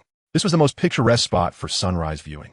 Peering over the railing, they noticed the sun had yet to rise, but the clouds had cleared, revealing a luminous moon and a plethora of twinkling stars above. Without needing further words, everyone was captivated by the romantic night sky before them. Bathed in moonlight, the mountains and deep valleys came into view, lush with greenery. They could even hear the distant sounds of chirping birds. Lin Bai turned to look at Su Yunxi, the cool moonlight illuminating her face. The girl bore no expression. Yet her visage radiated warmth, resembling a gentle veil, akin to water, clear and soft. Is there a flower on my face? As she was lost in thought, Su Yunxi turned her head and met Lin Bai's gaze. In that instant, Lin Bai felt a flush creeping onto his cheeks, realizing that his earlier stare had perhaps been a touch too intense. Indeed, a very beautiful flower, he replied with a smile, despite the heat radiating from his face. Su Yunxi merely huffed, exuding a considerable level of confidence in her appearance, both in her previous life and this reincarnation. Even in high school, Huang Shu was not the first to confess his feelings. In truth, Su Yunxi had received numerous love letters, especially around Christmas, Valentine's Day, and Children's Day, when she was inundated with gifts. The fate of those offerings was to find their way into Lin Bai's stomach, while other tokens and letters ended up in the trash bin, right in front of the entire class. Naturally, Lin Bai's gifts met a similar fate. Su Yunxi observed as the gentle breeze tousled Lin Bai's fringe. This guy is quite handsome, she mused. Chapter 32, Twisted Ankle. Without the need for prolonged anticipation, the horizon began to reveal a hint of orange as the sun prepared to rise. The sun ascended from the horizon at a leisurely pace, imperceptible at first glance. Yet when one turned back, they would find it had already unveiled half its face. The warm, gentle sunlight now bathed the mountaintop, a reward for the climbers. However, Lin Bai was not particularly fond of such accolades. He preferred a darker ambience, finding the sunlight overly glaring. Turning around, he noticed Su Yunxi wearing a frown. Indeed, this woman did not seem overly fond of sunrises either. With his back to the sun, Lin Bai leaned against the railing. Su Yunxi also turned, and both could see their shadows stretched long across the plaza. Lin Bai suddenly felt a sense of familiarity with this scene, reminiscent of a day by the sea in Zhoushan, where the water reflected the dawn glow, a sight that was even more blinding. We should buy some sunglasses, Lin Bai remarked, glancing at Su Yunxi. Su Yunxi nodded softly, recalling that during their prior trip to Zhoushan, they had agreed to wear sunglasses for their next sunrise viewing. Yet they had not shared another sunrise since then, until this moment. Watching Lin Bai's beaming smile, Su Yunxi felt a pang of melancholy. For Lin Bai, this was their first sunrise together, while for her, it marked a second occasion. As she pondered, Lin Bai instinctively took out his phone, intending to capture a photo. However, he quickly realized that the pixel quality of his decade-old phone was rather dismal. Nonetheless, he prepared to send the somewhat blurry image to Lu Yulin. It wasn't he that he felt compelled to share it with her. He simply wished to avoid appearing peculiar in such a context. Closing his eyes, he recalled moments from the past, standing beside the same woman. And he did not wish for history to repeat itself. All he aimed to do was to rewrite the narrative. At that moment, Huang Mani produced a Canon 850D from her pocket and hurried over to Lin Bai and Su Yunxi with a bright smile. Linge Suya, let me take a picture of you. Though he instinctively wanted to decline, Lin Bai found himself smiling and standing beside Su Yunxi, leaning against the railing. He instinctively gave a thumbs up, as he was not one for pose photographs. The peace sign felt too outdated, so a thumbs up sufficed. In that instant, he glanced at Su Yunxi, who turned to him with a smile, her gaze fixed on his thumb. The moment was captured in the camera's memory card. Following that, everyone engaged in a delightful game of taking photographs. Huang Mani cheerfully declared, I'll edit the photos and send them to you when I get home. After a while, Lin Mo was seen laughing and chatting with Ding Wei. Lin Bai genuinely wished for Lin Mo to be a bit happier, even though she appeared to be in high spirits. As the sun fully rose, the temperature began to rise steadily. Upon returning to the hotel, the six of them decided to take a brief nap before checking out. The four women sprawled across the beds, while Lin Bai and Ding Wei lay on the floor. The fatigue from climbing and staying up late overwhelmed them, and they soon fell into a deep slumber. It was not until around 11 o'clock that Su Yunxi roused everyone from their slumber. Rubbing his eyes, Lin Bai went to the bathroom to splash his face with water, which refreshed him considerably. Having slept for about 5 hours since 6 that morning, he looked at Lin Mo, who wore a broad smile. Su Yunxi playfully pounced on the girl from behind. How are you feeling? Happy? She asked, pinching Lin Mo's cheeks. Lin Montauk nodded eagerly. Then, how about the three of us go out and have some fun later? The three of us? Su Yunxi inquired with curiosity. Lin Mo nodded, pointing at Lin Bai. If the two of us go out, it will be too cruel to leave this guy behind. Thank for your concern, but I am not pitiful. Lin Bai shot back with a glare at Lin Mo. This little girl always seemed to be overly concerned about his and Su Yunxi's affairs. After a hasty lunch, they approached the descending steps, feeling their calves tremble. As the saying goes, going up is easy, coming down is hard. Even with the cable car, they still had to walk a fair distance. The group lacked the energy for conversation, silently making their way down. However, as time passed, the distance between them began to widen again. Lin Bai observed Ding Yao and Lin Mo confidently following behind him. When he turned around, he noticed Huang Mani, Ding Wei, and the last straggler, Su Yunxi, lagging behind. Watching Lin Bai and the others pause, the three hastened their pace. Su Yunxi sighed as she regarded Lin Bai. It's evident that I need to continue improving my physical fitness. Despite Lin Bai claiming to be inactive, Su Yunxi was well aware that he maintained a healthy diet and regularly exercised in the dormitory. As for how she knew this, it was because Lin Bai himself had mentioned it after their marriage. Lost in thought, Su Yunxi suddenly lost her footing and slipped. Realizing it was too late to retract her foot, she stumbled and collided painfully with the stone steps. Agonizing pain shot through her ankle, and she collapsed onto the stairs. Lin Bai, who had been yawning, noticed Su Yunxi sway and plummet to the ground. Initially, he thought she was simply weak and needed a break, but he quickly sensed something was amiss. He rushed over to her side. Su Yunxi clutched her ankle, her face contorted in agony. What happened? Lin Bai knelt beside her, concern etched on his features. The pain radiating from her ankle caused her eyes to redden, her voice trembling as she replied, I twisted my ankle. What? Lin Bai cast a helpless glance at Su Yunxi before sitting down on the step beneath her, propping her left leg across his lap. Gently, he pulled her hand away to examine her ankle, which was already swollen and bruised. You're truly something else, Lin Bai remarked, casting a sidelong glance at Su Yunxi. With a swift motion, Lin Bai untied the sports shoe on Su Yunxi's left foot. What are you doing? Su Yunxi immediately grasped Lin Bai's arm. The shoe will constrict your ankle, causing greater swelling, she cautioned. As Lin Bai spoke, he had already removed Su Yunxi's shoe and, in passing, took off her sock, revealing a severely sprained ankle that was not only twisted but had also struck against the steps, leaving a significant bruise. As Su Yunxi observed her foot cradled in Lin Bai's lap, her face flushed crimson. The pain was one factor. The surge of embarrassment and indignation was another. Lin Bai's demeanor was far too casual. What was wrong with him? How could he be so unreserved? Chapter 33. The Weakening Su Yunxi. At that moment, Lin Mo and the others arrived, intensifying Su Yunxi's feelings of heat in her cheeks. Lin Bai turned to inquire whether Su Yunxi was in excruciating pain, only to find her staring at him, her complexion a deep shade of red. Unaware of any impropriety, Lin Bai remarked, It seems you cannot walk. Su Yunxi shook her head.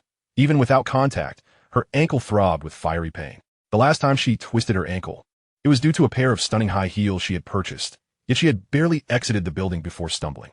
She had called Lin Bai, who was at work, and he had taken leave to escort her to the hospital. At this moment, it felt eerily reminiscent of that time. There was no time to waste, Lin Bai declared, rising to his feet and gazing at Su Yunxi. Let us hurry down the mountain to the hospital. But I cannot walk, Su Yunxi replied, suppressing the pain. Lin Mo gently patted Su Yunxi's head. Lin Bai nodded knowingly. I understand. I will carry you down. He then instructed the others, help her up. Bending down from the steps, Lin Bai positioned himself for her. The others silently assisted in lifting Su Yunxi. Although slightly bashful, she nonetheless leaned onto Lin Bai's shoulder. Lin Mo picked up Su Yunxi's discarded shoes and socks. Shall I carry those? Su Yunxi suggested to Lin Mo. But Lin Bai interjected, Sister, if you rest your hand on my neck while carrying shoes, do you intend to suffocate me? Hearing Lin Bai's playful taunt, Su Yunxi's cheeks flushed further, and she surprisingly refrained from retorting. Lin Bai, supporting Su Yunxi's thigh, weighed her lightly. As expected of 18-year-olds, Su Yunxi's weight was only around 90 pounds, unlike the woman she had become post-marriage, who seemed to have gained some weight. Of course, Lin Bai couldn't discern any change. It was merely Su Yunxi's own observation. Conversely, Lin Bai felt his body was leaner yet stronger than a decade ago, effortlessly carrying Su Yunxi as if it were nothing. Observing the crowd surrounding him, Lin Bai remarked, Do not stare at me. You are obstructing my path. Quick-witted Lin Mo recognized that Lin Bai appeared unfazed and promptly led the group ahead. We shall wait for you at the cable car, he said, and the four of them hurriedly dashed towards the cable car platform, drawing the attention of numerous onlookers. At that moment, only the two of them descended the steps slowly. Although Lin Bai was capable of running, he dared not take the risk. A misstep could lead to both of them requiring emergency assistance. Su Yunxi felt atterlistif, pressed against Lin Bai, and could even catch a whiff of his sweat. You ought to take a shower, she suddenly remarked. Lin Bai grunted in response, secretly feeling awkward. Su Yunxi's chest rested against him, her delicate arms encircling his neck. His hands cradled her thigh, her denim shorts leaving his palms directly against her skin. However, the source of embarrassment was not this physical closeness. Rather, it stemmed from Lin Bai's internal conflict. He was accustomed to Su Yunxi's presence, Yet his mind insisted that an 18-year-old boy should not be so comfortable. Su Yunxi's head rested on his shoulder, and he could hear her breath. Clearly, the pain in her ankle was causing her distress. Just bear with it. We will go to the hospital and receive a couple of 4 drips, Lin Bai reassured her.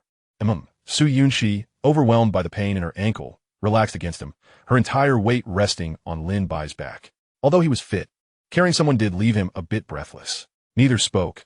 They simply shared a moment of silence. Su Yunxi leaned against Lin Bai's shoulder, observing the side of his face. This was the first time she had been carried by him. In her previous life, he had merely assisted her when she leaped from the stairs, leading her directly into a ride-sharing vehicle. During a brief stint at the hospital, he had carried her up the stairs. For some reason, the memory stirred something within Su Yunxi, prompting her to bite her lip. She reached out to wipe the beads of perspiration forming on Lin Bai's forehead. Sensing her gesture, Lin Bai felt somewhat uneasy but quickened his pace. Upon reaching the platform, Lin Mo and the others awaited them. Once aboard the cable car, Lin Bai let out a sigh of relief, with Su Yunxi seated beside him. However, upon seeing the pained expression on her face, Lin Bai positioned her injured left foot on his knee. Elevating it will help alleviate the swelling, he suggested, his gaze softening as he noticed the crimson and swollen state of her ankle. Su Yunxi was not particularly resilient, whether psychologically or physically. It was unrealistic to expect someone who cried over trivial disputes to possess a strong constitution. Observing the faint redness in her eyes, it was evident that the pain was sufficient to bring her to tears. Yet perhaps due to Lin Mo's presence or the prior argument that had strained their relationship, Su Yunxi refrained from crying. Although aware that his actions might not be entirely appropriate, Lin Bai reached out to gently ruffle Su Yunxi's hair. He remained silent, simply offering her a wordless smile. Su Yunxi's lips pursed slightly, displaying a look of discontent. Lin Mo, with his head bowed, discreetly watched the two. There was still a distance to the exit after disembarking the cable car, but fortunately, a sightseeing bus awaited. As Su Yunxi felt Lin Bai lift her, her heart raced. However, there was little time for contemplation as she found herself seated on the bus. Noticing Su Yunxi's increasingly pale complexion, Lin Bai wasted no time searching for the nearest hospital and hailed a taxi at the park entrance. Lin Mo and the others wished to accompany them, but were ushered onto a bus back to Cheese City by Lin Bai. In the taxi, Lin Bai frequently checked Su Yunxi's forehead with the back of his hand.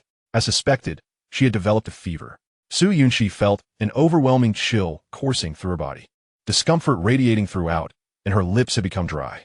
Gazing at Su Yunxi before him, Lin Bai could no longer discern the spirited demeanor she had exhibited on the day of their quarrel. At that moment, however, Su Yunxi's hand was firmly clasped around his, a gesture that conveyed her vulnerability. Meeting her gaze, Lin Bai gently squeezed her palm, as one often seeks a refuge in moments of frailty.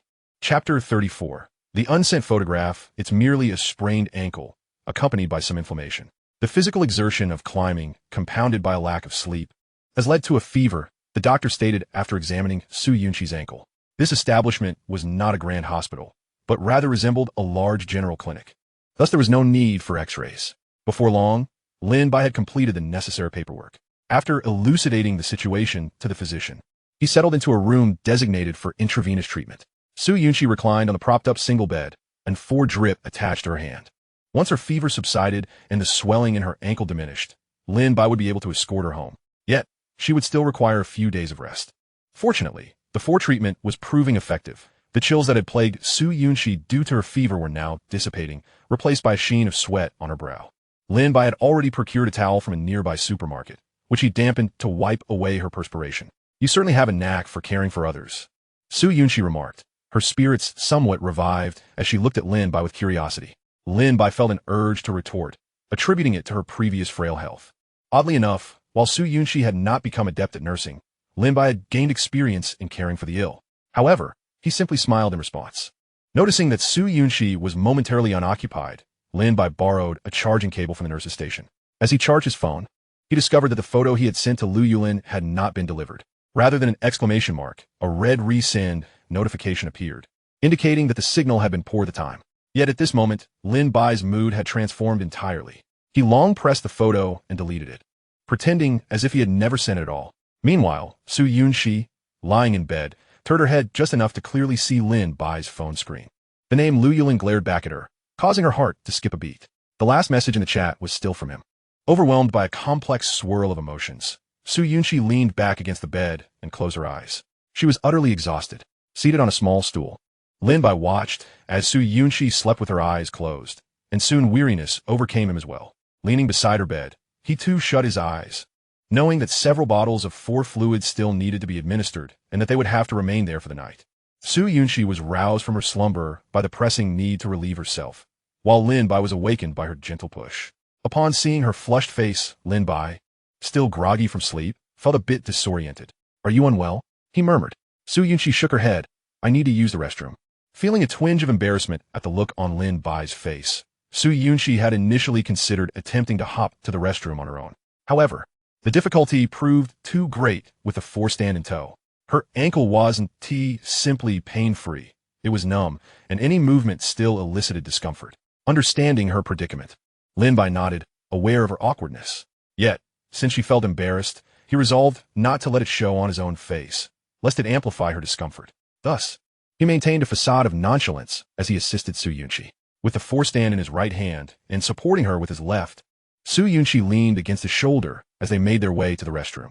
Fortunately, the hospital had a designated restroom, allowing Lin Bai to accompany her directly inside. Once Su Yunxi stood before the toilet, he turned away, and she shut the restroom door behind her. It was inevitable. With the 4, she was inundated with fluids. After helping Su Yunxi out, she found herself in a quandary regarding washing her hands. How can you wash your hands with that foreign? Don't worry about hygiene at a time like this. I don't mind, Lin Bai retorted with mild exasperation. While romance may be characterized by flowers and sweets, marriage inevitably includes the mundane realities of life, including the less glamorous aspects.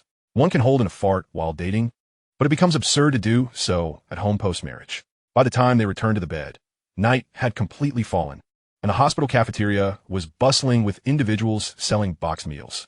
The aroma wafted through the air, making Lin Bai's stomach growl audibly. He glanced at Su Yunxi, who seemed to echo his sentiment with a similar sound from her own belly. They exchanged amused glances and chuckled. Their meal consisted of a balanced selection of 2 meat dishes and 2 vegetable dishes, reminiscent of school cafeteria fare. At that moment, both Lin Bai's and Su Yunxi's phones chimed simultaneously, revealing messages from their respective mothers. It appeared that Lin Mo and the others had returned home. The messages from both mothers were strikingly similar and lacked any pretense of politeness. It seemed that both Lin's and Su's mothers deemed Lin Bai's care for Su Yunxi as a matter of course, which left him feeling somewhat irked. While Su Yunxi shyly expressed her gratitude, "Thank you for the trouble. Not a bother at all." Lin Bai shrugged. "After all, we're childhood friends."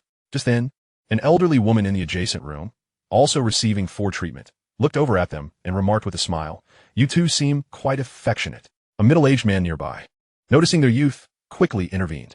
Lin Bai chuckled. "Annie, don't misunderstand. We're not in that kind of relationship." Suddenly, Lin Bai recalled the teasing remarks made by Senior Song Ziwei during their literary society gathering.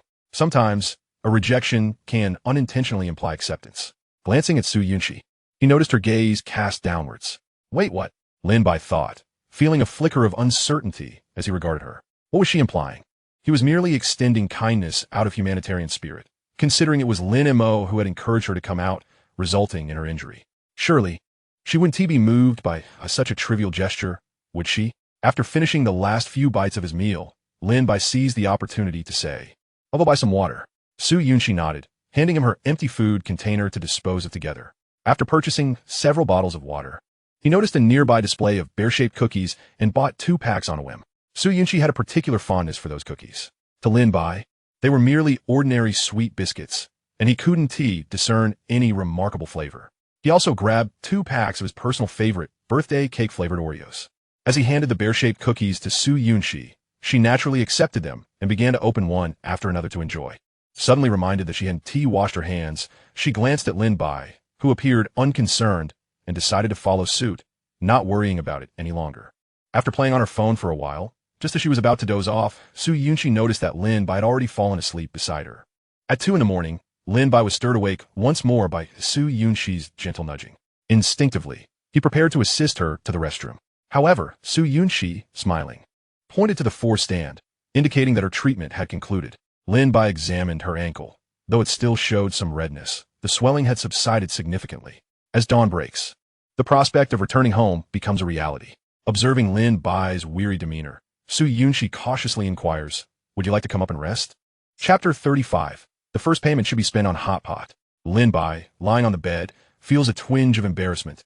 initially believing that Su Yunxi intended to share the bed with him. In truth, it is he who reclines for a while Su Yunxi sits at the foot of the bed, her feet resting on a small stool. According to her, after lying down for most of the day, her body feels quite uncomfortable. Yet, despite the awkwardness, Lin Bai quickly succumbs to slumber, having only managed to sleep briefly on the hotel floor the previous day. Meanwhile, Su Yunxi dons her headphones, quietly gazing out the window. The hospital remains brightly lit at 2 in the morning, while the distant outdoors is shrouded in profound darkness. She is unsure of the music playing through her headphones, occasionally opting for random songs from her daily recommendations. After all, one must occasionally indulge in new auditory experiences. Some songs remain delightful even after numerous listens, while others may become tiresome after a few hundred repetitions. As Su Yunxi stares vacantly out the window, she reflects upon the newfound comfort in her ankle's reduced swelling, though she still feels a sticky discomfort throughout her body. She opens her phone and accesses WeChat.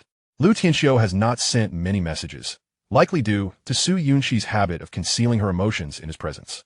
He communicates with remarkable restraint, or often refrains from chatting altogether. Glancing at the messages from the day they returned home, Su Yunxi shakes her head. Perhaps the most significant difference between her and Lu Yulin is that Su Yunxi never initiates conversations. In dialogues, she is often the first to fall silent. However, Lin Bai's assertion that he is not in a romantic relationship with that girl surprises her, or perhaps it brings an unexpected sense of relief. Is she truly still pining for a man who is clearly divorced in a previous life? Su Yunxi is uncertain, only aware that the random songs playing are rather unappealing. She switches back to her saved playlist. Noticing the early hour, she sees the ample space left beside Lin Bai, who lies on his side, and decides to lie down next to him. Feeling his hair brush against her face, Lin Bai gently nudges the woman in his arms. It seems to be a weekday, and he must rise for work. Opening his eyes, he gazes at the familiar face before him. Indeed, he must see it every morning. However, he has no habit of bestowing a morning kiss without brushing his teeth first.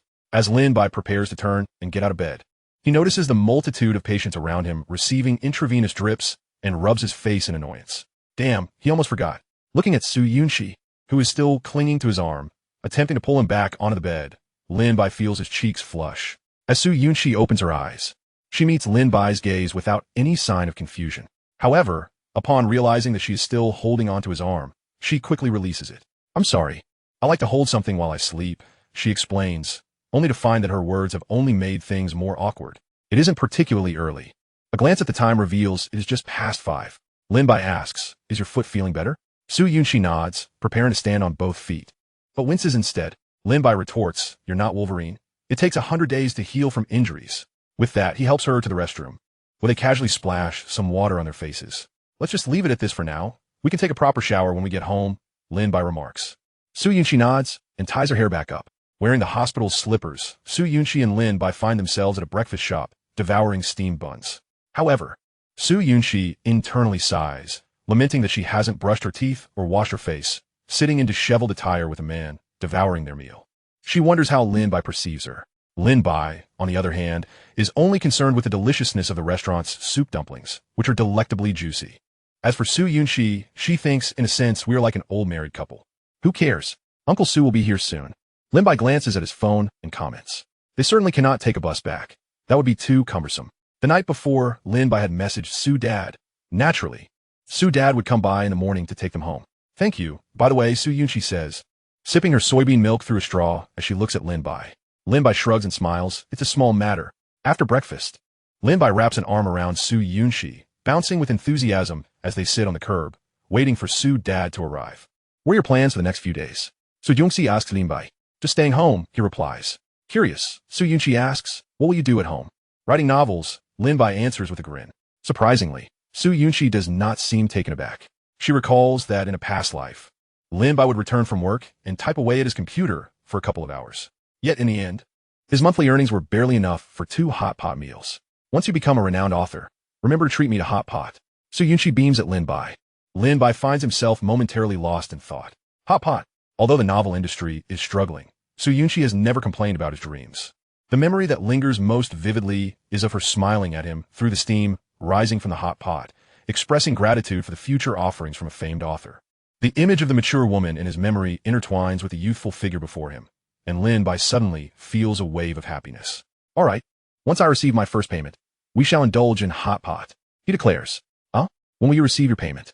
Su Yunxi inquires with curiosity. Lin Bai calculates the timeline, noting that the first 2 months are a free period, yielding no earnings. After 2 months, if readers begin to subscribe, there will be a bonus for full attendance. However, the payment for 2 months will only be dispersed in the 3rd month. As it is now late September, that would mean December. Su Yunxi chuckles wryly and remarks, I suppose I will have to wait a while longer then. Yet, seeing Lin Bai's slightly embarrassed expression, she smiles and adds, good things come to those who wait. I eagerly anticipate that day. What about you? What do you plan to do?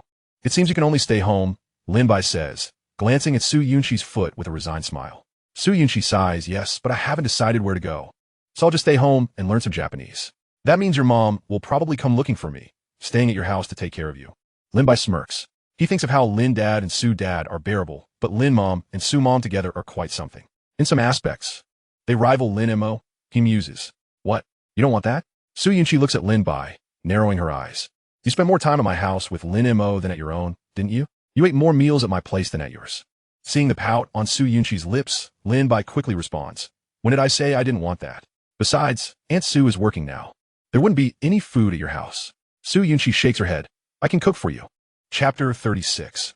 Not marrying that woman, what was initially perceived as mere banter about cooking from Su Yunxi had transformed into a rather tense moment for Lin Bai as he reclined on the sofa of the Su household. He observed Su Yunxi, engrossed in her tablet as she perused recipes and watched cooking videos. It was the 2nd day since his return, and indeed, Su Mama had unreservedly entrusted her precious daughter to Lin Bai.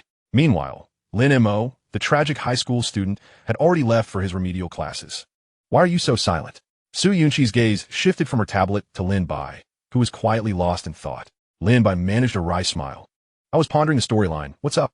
What do you feel like eating? She inquired, her excitement palpable. Lin Bai shook his head. Anything's fine. With a gleeful grin, Su Yunxi declared, then I'll prepare spicy fried potato slices, steamed sea bass, and scrambled eggs with tomatoes. What do you think? As anticipated, Lin Bai was rendered speechless. How on earth did this woman know his favorite dishes? Despite dining at the Su residence frequently, Lin Bai had always understood the importance of being grateful for any meal. Refraining from being picky, he was not a fussy eater by any means. He could manage with a little of everything. However, this did not imply that he lacked preferences. And those 3 dishes mentioned by Su Yunxi were certainly among them, staples whenever they visited the restaurant downstairs. The reason for their frequent dining at the establishment was simply that Su Yunxi had yet to master the culinary arts. Noticing Lin Bai's astonished expression, Su Yunxi teasingly remarked, what else with that look? You really do love these dishes, don't you? No need to force yourself if you don't. Lin Bai, recognizing her playful taunt, was acutely aware that she was fully cognizant of his tastes. Could it be? Had she been observant during their previous meals? Did he inadvertently reveal his delight whenever he savored those dishes? The realization sent a shiver down his spine. The thought of her scrutinizing him so closely during mealtimes made him feel akin to a character in a twisted dating simulation game. As he pondered this unsettling notion, he glanced up to find Su Yunxi brandishing a pair of scissors. What are you planning to do? Lin Bai jolted upright, his eyes wide with alarm as he stared at her. With a furrowed brow, Su Yunxi replied, preparing the ingredients. She then proceeded to retrieve chili peppers and potatoes from the counter. Upon seeing her snipping the dried chilies with the scissors, Lin Bai breathed a sigh of relief. Are you worried I might cut you? Su Yunxi said, playfully winking at him while brandishing the scissors. Lin Bai shot her a disapproving glare, clutching his laptop as he retreated to her bedroom. I'm typing. Call me if you need anything. Su Yunxi scoffed at the closed door of her bedroom. It was rather peculiar for a man to so willingly enter a woman's personal space. Yet with Lin Bai, she felt no trepidation regarding his intentions. Once inside her room, Lin Bai plugged in his laptop, aware that the gaming laptop drained power rapidly without being connected to an outlet. As he crouched down to locate the plug, he was struck by the disarray of Su Yunxi's room. It was not filthy, but it was undeniably chaotic. Previously, Su Mama had kept it somewhat in order, but with her busy schedule and Su Yunxi's mobility issues, it had devolved into a state of disarray, with her largely confined to her bed practicing basketball shots. Lin Bai, with his neat and tidy demeanor and a hint of mild obsessive compulsiveness, found it difficult to tolerate the clutter. He initially intended to overlook it, but after typing a few lines, he resolved to tidy up Su Yunxi's space. Her room bore a resemblance to Lin Bai's own, with the only difference being that Lin Mo occupied the larger room. Lin Bai preferred the snugness of his smaller study, finding comfort in its confined quarters. He tossed crumpled papers into the trash bin and surveyed Su Yunxi's unmade bed. She had no habit of making her bed, reasoning that she would merely sleep in it again at night. Lin Bai, however, could not let it go. He shook out the autumn quilt and pulled it apart only to have a set of her undergarments tumble out. They were cute cotton pieces, adorned with cartoon patterns. His mind momentarily blanked, and his grip on the quilt stiffened. Just then, the door creaked open. Lin Bai hastily dropped the quilt, but there was no time to retreat. Su Yunxi entered to find him awkwardly standing by her bed, clearly having disturbed her bedding. Her gaze followed the loose quilt, revealing the strap of her bra peeking out. The implications were unmistakable, especially as Lin Bai's face flushed with embarrassment. Su Yunxi approached, her eyes glinting with indignation. "What do you think you're doing?" Though they had shared a lifetime of familiarity, they were still two 18-year-olds in this life. Lin Bai waved his hands defensively. "Don't get the wrong idea. I was just tidying up." He then shot her a disapproving look. "And what about you? How can you leave your underwear lying around? Is it clean or worn?" "You." Su Yunxi was taken aback by his retort. However, noticing her now organized desk, she recalled Lin Bai's penchant for cleanliness. "Is clean," she coldly replied as she retrieved her undergarments and placed them in the wardrobe. As she exited her room, she cast a final glare at Lin Bai. "You better not do anything strange." Lin Bai returned her glare, wondering what she was thinking. He was a craftsman, not a pervert. Just as he resumed typing, a familiar sound of the door, creaking open, reached his ears. "I forgot to get the fish, and there are no tomatoes either." Su Yunxi leaned against the doorframe. "Then we want to eat," Lin Bai replied without turning around. However, Su Yunxi bounded over to him and leaned on the desk. "No way, we must go buy some." "I'll go alone." "What do you mean by we?" Lin Bai stood up, preparing to head to the supermarket downstairs, but was halted by Su Yunxi grabbing his arm. "We're going together," she insisted. Lin Bai shook his head. "What are you thinking? With your foot in that condition, you shouldn't go out." Su Yunxi poteth, her expression shifting to one of faux sorrow. "I've been cooped up at home for 2 days. Just take me out, please. We could go slowly." Observing the cheerful Su Yunxi in the elevator, Lin Bai felt a deep sense of exasperation. He must have committed some grievous sin in a past life to be subjected to this woman's whims. Even in this rebirth, he found himself entangled in her antics. Upon descending, they encountered an elderly woman out for a stroll. The lady chuckled at the sight of Lin Bai and Su Yunxi together. "You two are quite the couple." "Huh?" Lin Bai forced a polite smile. "Aunt son, I'm not marrying this woman." Chapter 37. Shopping and cooking. Having lived 2 lives, Lin Bai had never experienced romance, save for an unhappy marriage. However, this did not imply that he was naive. As Lin Bai observed Su Yunxi, who had her arm linked with his, and noted the carefree and cheerful demeanor she displayed in the supermarket, a sense of danger crept over him. Particularly, the striking resemblance to his past life, where he was perpetually alone, made him ponder the consistency in the way Su Yunxi clung to his arm. If it weren't for the evident youthful innocence radiating from her, he might have doubted the authenticity of his rebirth. Was there truly any distinction between this and their previous excursions as a couple? Hardly any. It wasn't until Su Yunxi attempted to feed him a piece of cake, offered as a free sample, that he inhaled deeply and remarked, "Sister, we came here to purchase tomatoes and fish."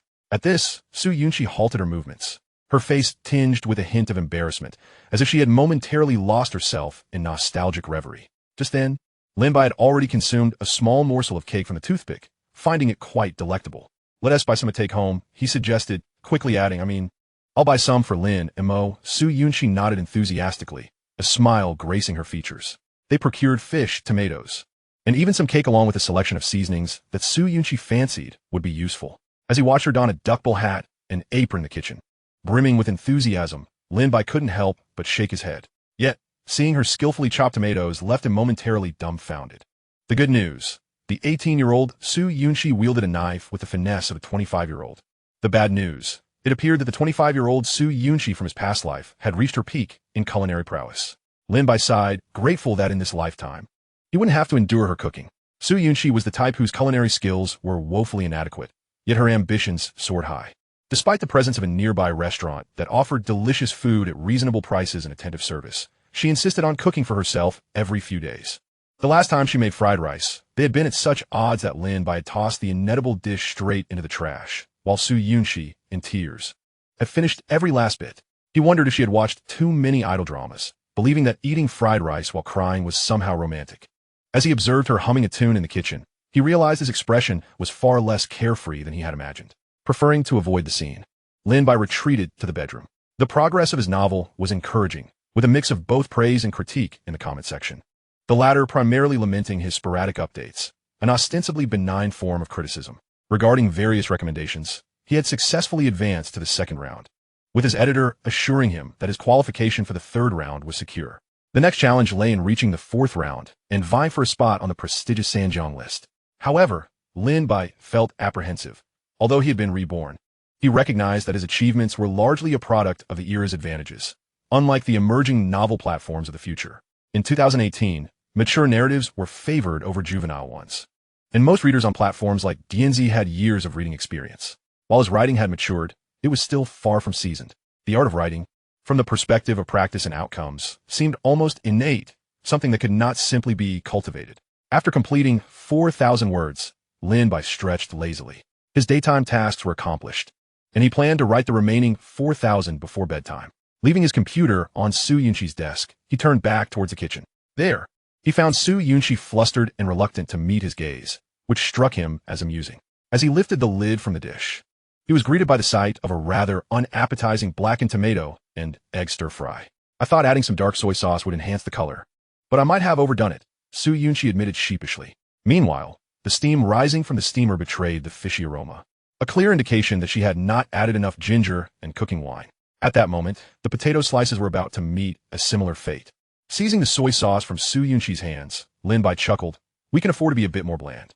Su Yunxi looked at him, nodding eagerly like a chick pecking a grain, as she stirred the potato slices in the pan. Meanwhile, Lin Bai glanced at the rice cooker, noting the lack of steam, and upon inspection, confirmed the rice and water were in order. "Is it broken?" Su Yunxi frowned, insisting I definitely press the switch. Following the cord, Lin Bai found that the outlet was plugged in, but the power strip switch was off. After he flipped the switch, Su Yunxi protested, "This can't be my fault." Lin Bai nodded, "It's not your fault, it's mine." Su Yunxi huffed, transferring the potato slices to a plate. She then retrieved 2 pairs of chopsticks, offering, "Want to get a try?" Lin Bai accepted the chopsticks, and they both sampled the tomato and egg dish. "How shall I put this? The egg tastes like egg, and the tomato tastes like tomato. It's not my fault. The tomatoes are tasteless, and we don't have any ketchup at home." Su Yunxi interjected quickly. Lin Bai remained silent, and picked up a slice of potato, his brow furrowing in discontent. "Why does this taste bland? Didn't you say you wanted it to be a bit more bland?" Su Yunxi retorted, pretending to be nonchalant, though her furrowed brow betrayed her true feelings. Blandness did not equate to omitting salt altogether. Surprisingly, the steamed fish, tinged with a hint of fishiness, turned out to be the best dish on the table. Su Yunxi now appeared a bit sheepish, suggesting, "How about we order takeout, or have Xiao Mo pick something up after school?" Lin Bai shook his head, "No need. It's not inedible." Seated at the dining table, he noted that the rice was slightly overcooked and too mushy. "This rice is quite to my liking. I, Lin Bai, have always had a penchant for soft rice," he remarked with a smile, lamenting that he hadn't enjoyed it in his past life. Su Yunxi, who came from a similar background, responded, "Then I wish you luck in finding a rich woman." "Thank you for the blessing," he replied, just as Lin Mo knocked and entered. Fortunately, the young girl had gone out to eat with her classmates after school and had no appetite. Shortly thereafter, Suma returned home, allowing Lin Bai to accompany Lin Mo back to his own residence. After dismissing Lin Mo, who attempted to pry into his affairs, Lin Bai took a shower and lay down on the bed. He pulled out his phone and opened WeChat, noticing several messages. However, due to his phone's perpetual do not disturb setting, he heard nothing. Only calls from those on his whitelist would come through. As he glanced at a message from Lu Yulin, he found a comfortable position against the bed. Meanwhile, Su Yunxi, with her mother's assistance, had finished bathing. Upon entering her room, she noticed Lin Bai's computer screen flickering, accompanied by a series of notification sounds. Chapter 38. A relative has arrived, hence the mood is dismal. Lu, it rained today. I stayed home all day. Lin, I did much the same. Spent the day at home. Lu, great writer Lin. Can you update a bit more during the break? Lin, not much more, by the way. Sister Song asked me to prepare, saying there's an interview script coming up. Lu, who are you interviewing? The school leaders or someone? Lin, I'm not sure. I don't understand why the literature club needs to write an interview script. Lu, exactly. Shouldn't that be the journalist club as responsibility? Lin, does our school have a journalism club? Lu, I don't know. As Lin Bai engaged in a conversation with Lu Yulin, he stifled a yawn. The entire exchange oscillated between the realms of tedium and amusement. However, at this moment, the excitement had once again fizzled out. Lin, I want to say more. I'm going to write. Lu, all right, I'll go read. Shutting off his phone, Lin Bai sat up only to discover that his computer was absent from the table. His laptop remained at Su Yunxi's house. Glancing at the time, he noted it was just past 9. Thankfully, it wasn't too late. Xiao Bai, what is wrong? I left my computer at Yunxi's place. I'm going to get it. Oh, okay, you go ahead. The voices of his mother and Lin Bai resonated from the living room, while Su Yunxi swiftly turned off the computer. As Lin Bai pushed open the door, he was greeted by the sight of Su Yunxi seated at his computer. Didn't you bring your computer back? Lin Bai inquired, reaching to retrieve it, only to notice that Su Yunxi was ignoring him. Lowering his gaze, he saw her long hair obscuring half of her cheek, while she fixed a piercing stare upon him. Waving his hand in front of her, he chuckled, "What's wrong?" "Get lost," Su Yunxi coldly retorted. This unexpected response caused Lin Bai's hand, poised to unplug the device, to freeze mid-motion. Bewildered by her intense gaze, he found himself at a loss for words. "What with the hostility?" Lin Bai joked. "When I say get lost, I mean it. Don't waste your breath," she replied, her tone unwavering. Instead of complying, Lin Bai simply fetched a small stool from the side and settled beside her. "Why are you acting like this?" he questioned, refusing to leave her side. If he obeyed her command and departed, it would be too embarrassing. Besides, Su Yunxi seemed to be in a rather unusual mood. At this moment, her mind felt clouded. For as long as Lin Bai had conversed with Lu Yulin, she had been silently observing. It felt akin to reading a dialogue novel, albeit one tinged with melancholy. Previously, she might have managed to smile and brushed it off, but today was different. Despite Lin Bai accompanying her to the hospital and sharing moments at the supermarket and cooking together, she couldn't help but reminisce about better times. Yet, what was Lin Bai doing? He had turned his back to chat with another girl. Although their conversation revolved around trivial matters, Lin Bai showed no inclination to confide in her. Indeed, the 25-year-old Lin Bai from her past had been just as reticent, concealing his grievances about life and opting to post on social media rather than share with her, his closest companion. When confronted, his excuse was that he didn't want to appear bothersome. On what grounds did he presume she would dislike his ramblings? Certainly, unresolved grievances should not be thrust upon those from the past. Nevertheless, gazing at the 18-year-old Lin Bai before her, Su Yunxi felt a profound sense of dissatisfaction. She recognized this discontent well. She even yearned to articulate the entire backstory and vehemently chastise this scoundrel. Yet, in some respects, she possessed enough rationality to restrain herself. Observing Su Yunxi's silent stare, Lin Bai curiously asked, "Did a relative come to visit?" His inquiry was not frivolous. If her cycle was regular, it indeed seemed timely. Su Yunxi's expression shifted subtly. She was surprised he remembered her discomfort. When she had first experienced such pain, Lin Bai had been overly concerned. Subsequently, she had not hesitated to share her discomfort with him. She softly nodded. On one hand, she suspected her abdominal discomfort was affecting her mood. On the other, she needed a valid excuse. Lin Bai, visibly relieved, smiled. "Ah, you're quite something." With that, he took a cup from Su Yunxi's desk and went to the living room to fetch her a glass of warm water. Returning to his seat, he was genuinely preparing to leave. "What are you going to do?" "Su Yunxi Ingwei. I'm going to write. Otherwise, where'll I get the funds for hot pot?" Lin Bai replied with a grin. "Just right here," Su Yunxi murmured, her gaze lowered. Lin Bai, observing her, felt the atmosphere had grown somewhat awkward. At that moment, Su Ma entered with a bowl of sliced pears. "Here, Xiao Bai, have some pears to cool down." She patted Lin Bai's shoulder. "Since this is your new job, taking leave isn't ideal, so thank you for looking after Yunxi these past couple of days. When you return to school, I'll have your uncle drive you both back. By the way, tomorrow is the Mid-Autumn Festival. Our families will have dinner together." Lin Bai nodded in acknowledgement. "Understood. Aunt Su, you two chat. I'm off to sleep." With a yawn and a smile, Su Ma exited Su Yunxi's room. Lin Bai resumed his seat and said to Su Yunxi, "Make some room. I need to write." This was the most excruciating 4,000 words for Lin Bai, but thankfully, he had a solid outline. Otherwise, he might have strayed off course. Is it really so terrifying for women to have relatives visiting? Glancing at Su Yunxi, who was sipping water beside him, he felt a sense of helplessness. It hadn't been like this in his past life. Moreover, at this moment, they were two adults alone together, and it was already nearing 11 o'clock. The atmosphere had become somewhat ambiguous. Su Yunxi, observing Lin Bai, could sense his discomfort. Though her mood had lightened somewhat, it still wasn't quite right. Noticing that Su Yunxi showed no intention of dismissing him, Lin Bai closed his notebook. "How many times have our family shared a mid-autumn dinner?" he inquired out of curiosity. Su Yunxi shook her head. "I don't know, it's been many years." Lin Bai nodded. Su Yunxi's grandfather had passed away, but his own grandfather was still alive. Their grandfathers had been childhood friends, and Su Bai had been raised under the watchful eye of Lin Bai's grandfather. Originally, Lin Bai's father would bring his grandfather from the staff dormitory for dinner during the festival, but it had evolved into a joint celebration for both families. Lin Bai recalled the times when he and Su Yunxi had lived together in the staff dormitory as children. Back then, their fathers had yet to purchase homes and were striving to build their careers. Lin Bai and Su Yunxi were brought up by their respective grandparents, along with Lin Mo. Do you remember how we always wanted to have a cold drink after finishing a task? Lin Bai smiled at Su Yunxi.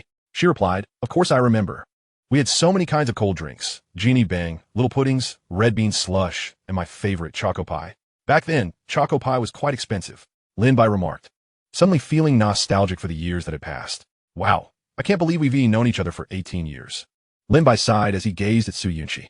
Yes, indeed, she echoed. Chapter 39, Returning to Lud University. Sitting on Su's family balcony, Lin Bai and Su Yunxi reclined on a rattan sofa. With all the windows wide open, a refreshing breeze swept through. From the moment they began to reminisce, their thoughts continuously drifted back to those experiences which persisted until graduation. Lin Bai gazed at Su Yunxi, secretly wishing he could weave a tale, recounting the future of his past life once more. Yet, upon observing the delicate profile of the young girl, he hesitated. If only he could narrate the story from a detached perspective, devoid of emotional turbulence, he would gladly share it. However, feeling the strands of Su Yunxi's hair, tousled by the wind, brushing against his face, Lin Bai ultimately acknowledged that he was not a deity. He had to concede that this neighborhood sweetheart was indeed captivating. Moreover, having grown up together, an inexplicable sentiment constantly lingered in his heart. The two of them instinctively turned their heads, exchanging subtle smirks. "Actually, I had a look at your computer," Su Yunxi suddenly remarked after a prolonged silence. Lin Bai shrugged nonchalantly. "What's up?" "I saw your chat with Luyulin. You left WeChat open," she replied. "Apologies for invading your privacy." Lin Bai fell into silence. To assert that it was of no consequence would be misleading. Yet there was little of substance to discuss. "Do you like her?" Su Yunxi inquired deeply. Should Lin Bai truly harbor feelings for a girl? Su Yunxi vowed to assist him, for the naive Lin Bai at 18 was hopelessly clumsy in conversation, often faltering in his attempts to flirt. The matters of his past life were behind him, and if Lin Bai were to find happiness with that girl, perhaps Su Yunxi would find it easier to embrace her new life. However, she did not receive a response from Lin Bai. Silence implies agreement. Su Yunxi teased with a smile. No. Lin Bai shook his head, finding the situation amusing. Did he like Luyulin? That would be mere lust. He hardly knew her well enough for such feelings. Their conversations often fell flat. He couldn't bring himself to admit to liking Luyulin, especially considering what that would mean for his relationship with Su Yunxi. Wouldn't he be a scoundrel? Although no one else would know, he would be burdened by his own moral judgment. With thoughts of Luyulin occupying his mind, he found himself late at night, leaning against the sofa with Su Yunxi. Well, he truly hadn't crossed any lines, but who would believe that? "Can we change the subject? If you wish to chat, let us discuss your senior," Lin Bai suggested, redirecting the conversation. However, Su Yunxi shook her head. "I'm not interested in that senior." She looked at Lin Bai and added, "What else with your indecisiveness?" Lin Bai made no denial. When he received his first love letter in middle school, Su Yunxi had boldly shown it to him, while he had hidden his own, only to be discovered by her. Time and again, the scenario played out similarly. Faced with earnest confessions, Lin Bai found himself flustered, not out of affection, but because he felt that rejecting someone was far too hurtful. Thus, it was often Su Yunxi who intervened. For those oblivious to her existence, they would feign nonchalance, holding hands in front of the girl. If she were aware of Su Yunxi, it was even simpler. Su Yunxi would directly inform the girl that Lin Bai was not interested. "You know, I really detest how indecisive you are," Su Yunxi exclaimed, eyeing Lin Bai with irritation. "But that's just who I am," he replied with a sense of nonchalance. "You should head back. I'm going to sleep now," Su Yunxi stated decisively. "Well, good night." Lin Bai stood up, leaving his computer behind. "I'll be back tomorrow anyway." During the Mid-Autumn Festival dinner, Lin Bai once again encountered his beloved grandfather. This was not their first meeting, as he had visited the old man several times over the summer, only to be playfully scolded for his frequent visits. The meal took place at the Lin family home, prepared by Su Ma and Lin Ma together. The small table was filled to capacity. Lin Montauk, Lin Bai, and Su Yunxi sat at the far end. Lin Bai found great familiarity in this scene. Ever since he and Su Yunxi had married, their New Year's Eve dinners had mirrored this setting. Or rather, since their union, many things seemed unchanged. The relationship between their families appeared enviable to outsiders. As childhood sweethearts, marrying truly deepened their bond. Lin Bai would not face a difficult father-in-law, nor would Su Yunxi contend with a troublesome mother-in-law. However, unbeknownst to anyone, it was their own relationship that faced challenges. Lin Bai observed his grandfather, who was enjoying a drink, and mused that if anyone in the family was indifferent to his marriage with Su Yunxi, it would be the old man. Of course, he did not oppose it, but he never offered any words of encouragement either. Regrettably, the old man did not live to see Lin Bai and Su Yunxi wed. A sudden stroke had prevented him from imparting any wisdom. That night, Lin Bai had expected Su Yunxi to keep him in her room to write, but she surprisingly allowed him to leave. Lin Mo watched as Lin Bai returned home with his laptop and shook his head, closing his bedroom door. He continued his lackluster chat with Lu Yulin, followed by writing and then sleep. The next morning, after finishing his morning routine, Lin Bai headed next door to enjoy the porridge prepared by Aunt Su, keeping Su Yunxi company. This routine continued day after day. Do you really not want her dad to drop you off? Lin Bai asked, dragging his suitcase while observing Su Yunxi, who was already dressed. The girl shook her head, smiling as she extended her left leg. Though her recovery was gradual, she could still walk steadily. I'm getting better, Su Yunxi boasted. Lin Bai nodded. Right then. Let us go. On the train to Luzhou, Lin Bai yawned. The Golden Week had indeed helped restore their relationship to a degree, and the subsequent days were devoid of the previous awkwardness. In the dormitory chat group, Zhang Jinshan shared a short video, announcing that he was eagerly awaiting everyone's return. Lin, what is on our table? Zhang, it's a specialty sent by my mom from Xinjiang. Hurry back to eat. Luo, wow, what a treat, boss. Su, I'm almost there. Wait for me. Su Yunxi was also engaged in conversation with Guqin and others, as if the Golden Week had separated them into two worlds. Just yesterday, they had been in a small town, but today, as the train carried them away, they were headed to a bustling city, where they would meet even more people. By the way, why hasn't that Wang Yang kid reached out to us? Su Yunxi suddenly asked. Lin Bai responded, Isn't he offered a bet for some soul searching? Haha, what? Su Yunxi chuckled. Is he going to see the Potala Palace? Why to bet? That stubborn boy, after the semester started, had sought out Qi Qingtian for a rendezvous, only to confess and be rejected, Lin Bai added, suppressing his laughter. Su Yunxi then turned her gaze to Lin Bai, her eyes shifting. By the way, I heard Qi Qingtian likes you. Did she confess to you? No, Lin Bai replied. Not even lifting his head, Su Yunxi gazed at Lin Bai's profile, unable to discern its authenticity. After all, if the timeline had shifted, it was entirely possible that Qi Qingtian had indeed refrained from confessing this time. Pulling along her suitcase, she slowly followed him. Lin Bai and Su Yunxi shared a subtle understanding, ceasing their conversation upon entering the school grounds. Strolling alongside Qintan Lake, they arrived at the entrance of the girls' dormitory, where Guqin was already waiting downstairs. Although Su Yunxi could take her time, the suitcase could not. Thanks. Guqin cheerfully waved at Lin Bai. Lin Bai smiled and nodded, returning the gesture to both of them. All right, I'm off then. Just as Lin Bai turned to leave, Su Yunxi caught sight of Lu Yulin descending the staircase. They exchanged brief glances before hurriedly looking away. Lu Yulin watched Lin Bai's figure meld into the crowd. Chapter 40. You've lost weight. Upon returning to the dormitory, Lin Bai found that the others were already present. Noticing a large bag of pine nuts on the table, his curiosity piqued. Is this a local specialty? Are there pine trees over there? In response, Luo Hao remarked, that place is indeed known for its pine nuts. However, he sighed helplessly, adding, unfortunately, I'm not fond of them, so this is all yours. Lin Bai accepted the paper bag from Luo Hao with a smile. Zhang Jinshan chimed in. I'll bring you all some raisins next time. Boss, I crave Xinjiang roast lamb, Su Binbing said, grinning at Zhang Jinshan. If you come to our place, I promise to take you for a feast, Zhang Jinshan replied. Lin Bai remained silent, savoring the pine nuts, aware that the quantity was indeed substantial.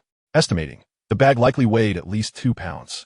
These are pine nuts, not sunflower seeds. They are quite expensive. Even with direct sourcing, they cost around 100 per pound. With 3 of them in the dormitory, they had certainly spent a fair amount. However, after consuming a small handful, Lin Bai felt a bit overwhelmed by the richness. In the evening, the 4 of them ventured to a nearby pedestrian street for a meal of chicken pot. It's not clay pot chicken, just chicken pot. When we switch up our tastes, Su Binbing lamented while gnawing on chicken feet. Lin Bai remained silent. He relished chicken, deeming both dishes equally delightful. Moreover, the small eateries adjacent to the school predominantly offered these 2 options. Lin Bai turned to Zhang Jinshan. What are your plans for exams? I'll tackle the CET 4 first, followed by the middle school physics teacher qualification, then the CET 6, and ultimately, I'm gearing up for the postgraduate entrance examination, Zhang Jinshan explained. Of course, if anything else comes up, I'll take those as well. Impressive. Which university are you aiming for in graduate school? Luo Hao inquired. Not sure yet. I'm considering the university next door, Zhang Jinshan replied with a smile. The university he referred to was Huawei University of Science and Technology. From Zhang Jinshan's perspective of pursuing physics, it was indeed a commendable choice if he intended to lean towards engineering. Zhang Jinshan then looked at the trio. What about you? Any plans? Yet, the responses were uniformly negative, with Lin Bai and the others shaking their heads vigorously. It's only our freshman year. There's no rush to think about that, right? Su Binbing weakly added, I just want to learn how to play the guzheng. Still learning the guzheng? Luo Hao asked Su Binbing. How's it going with Jiang Yiming? Jiang Yiming?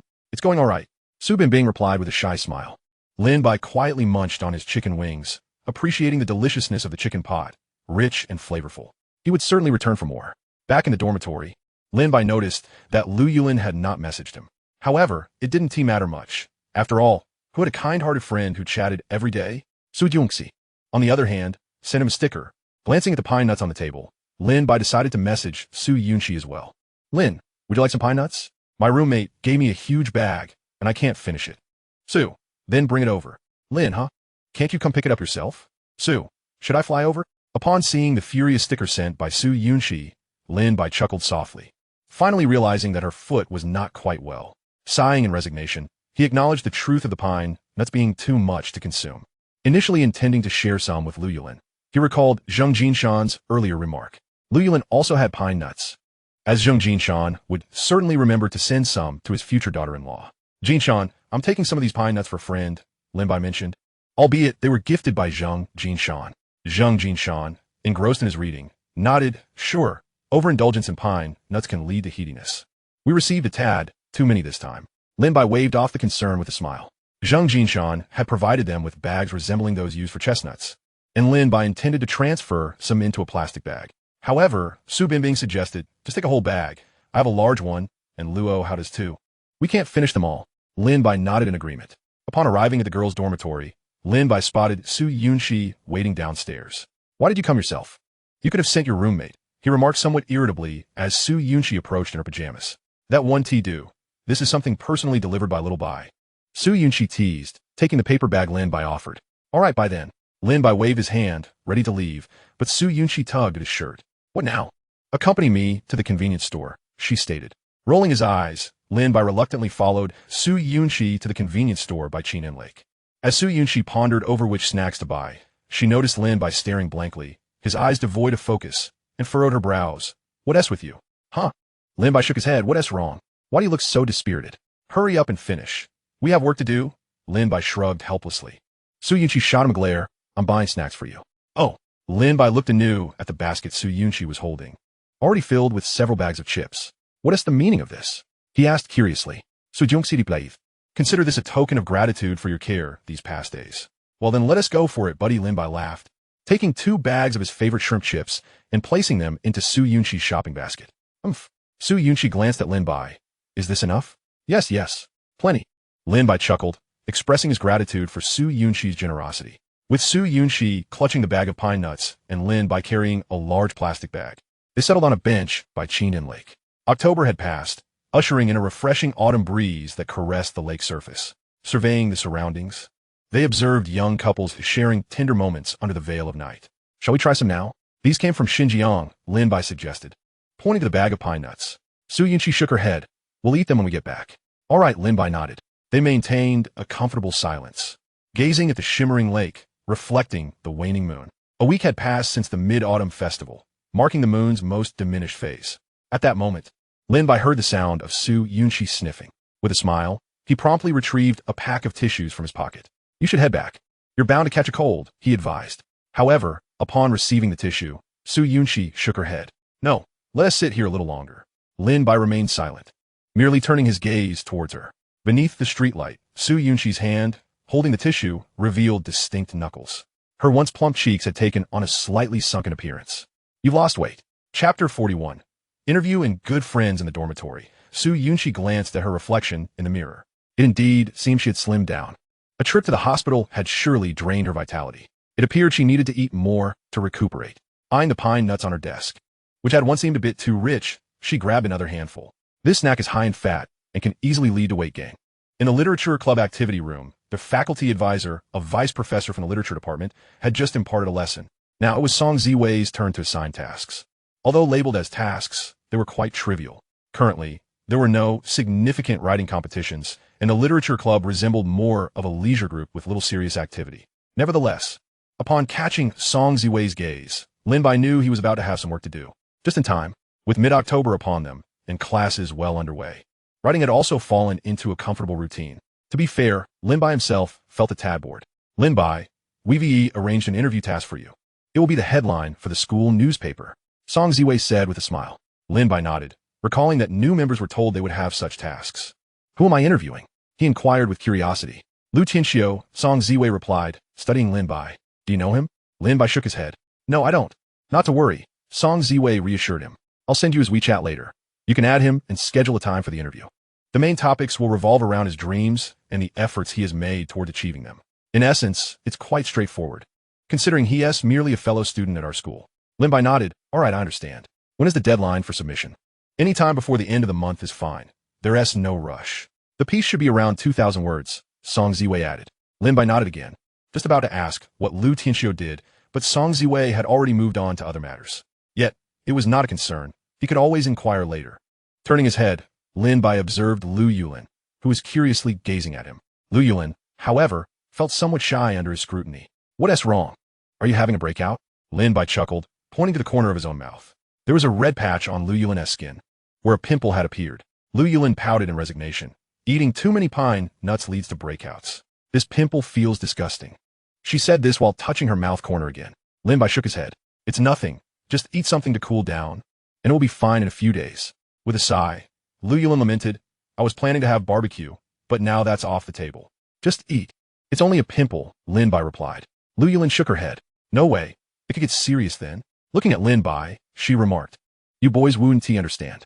Upon hearing this, Lin Bai chuckled. Then let us wait until you are better to indulge. Strolling along the school's path, Lin Bai and Lu Yulin engaged in a long overdue conversation.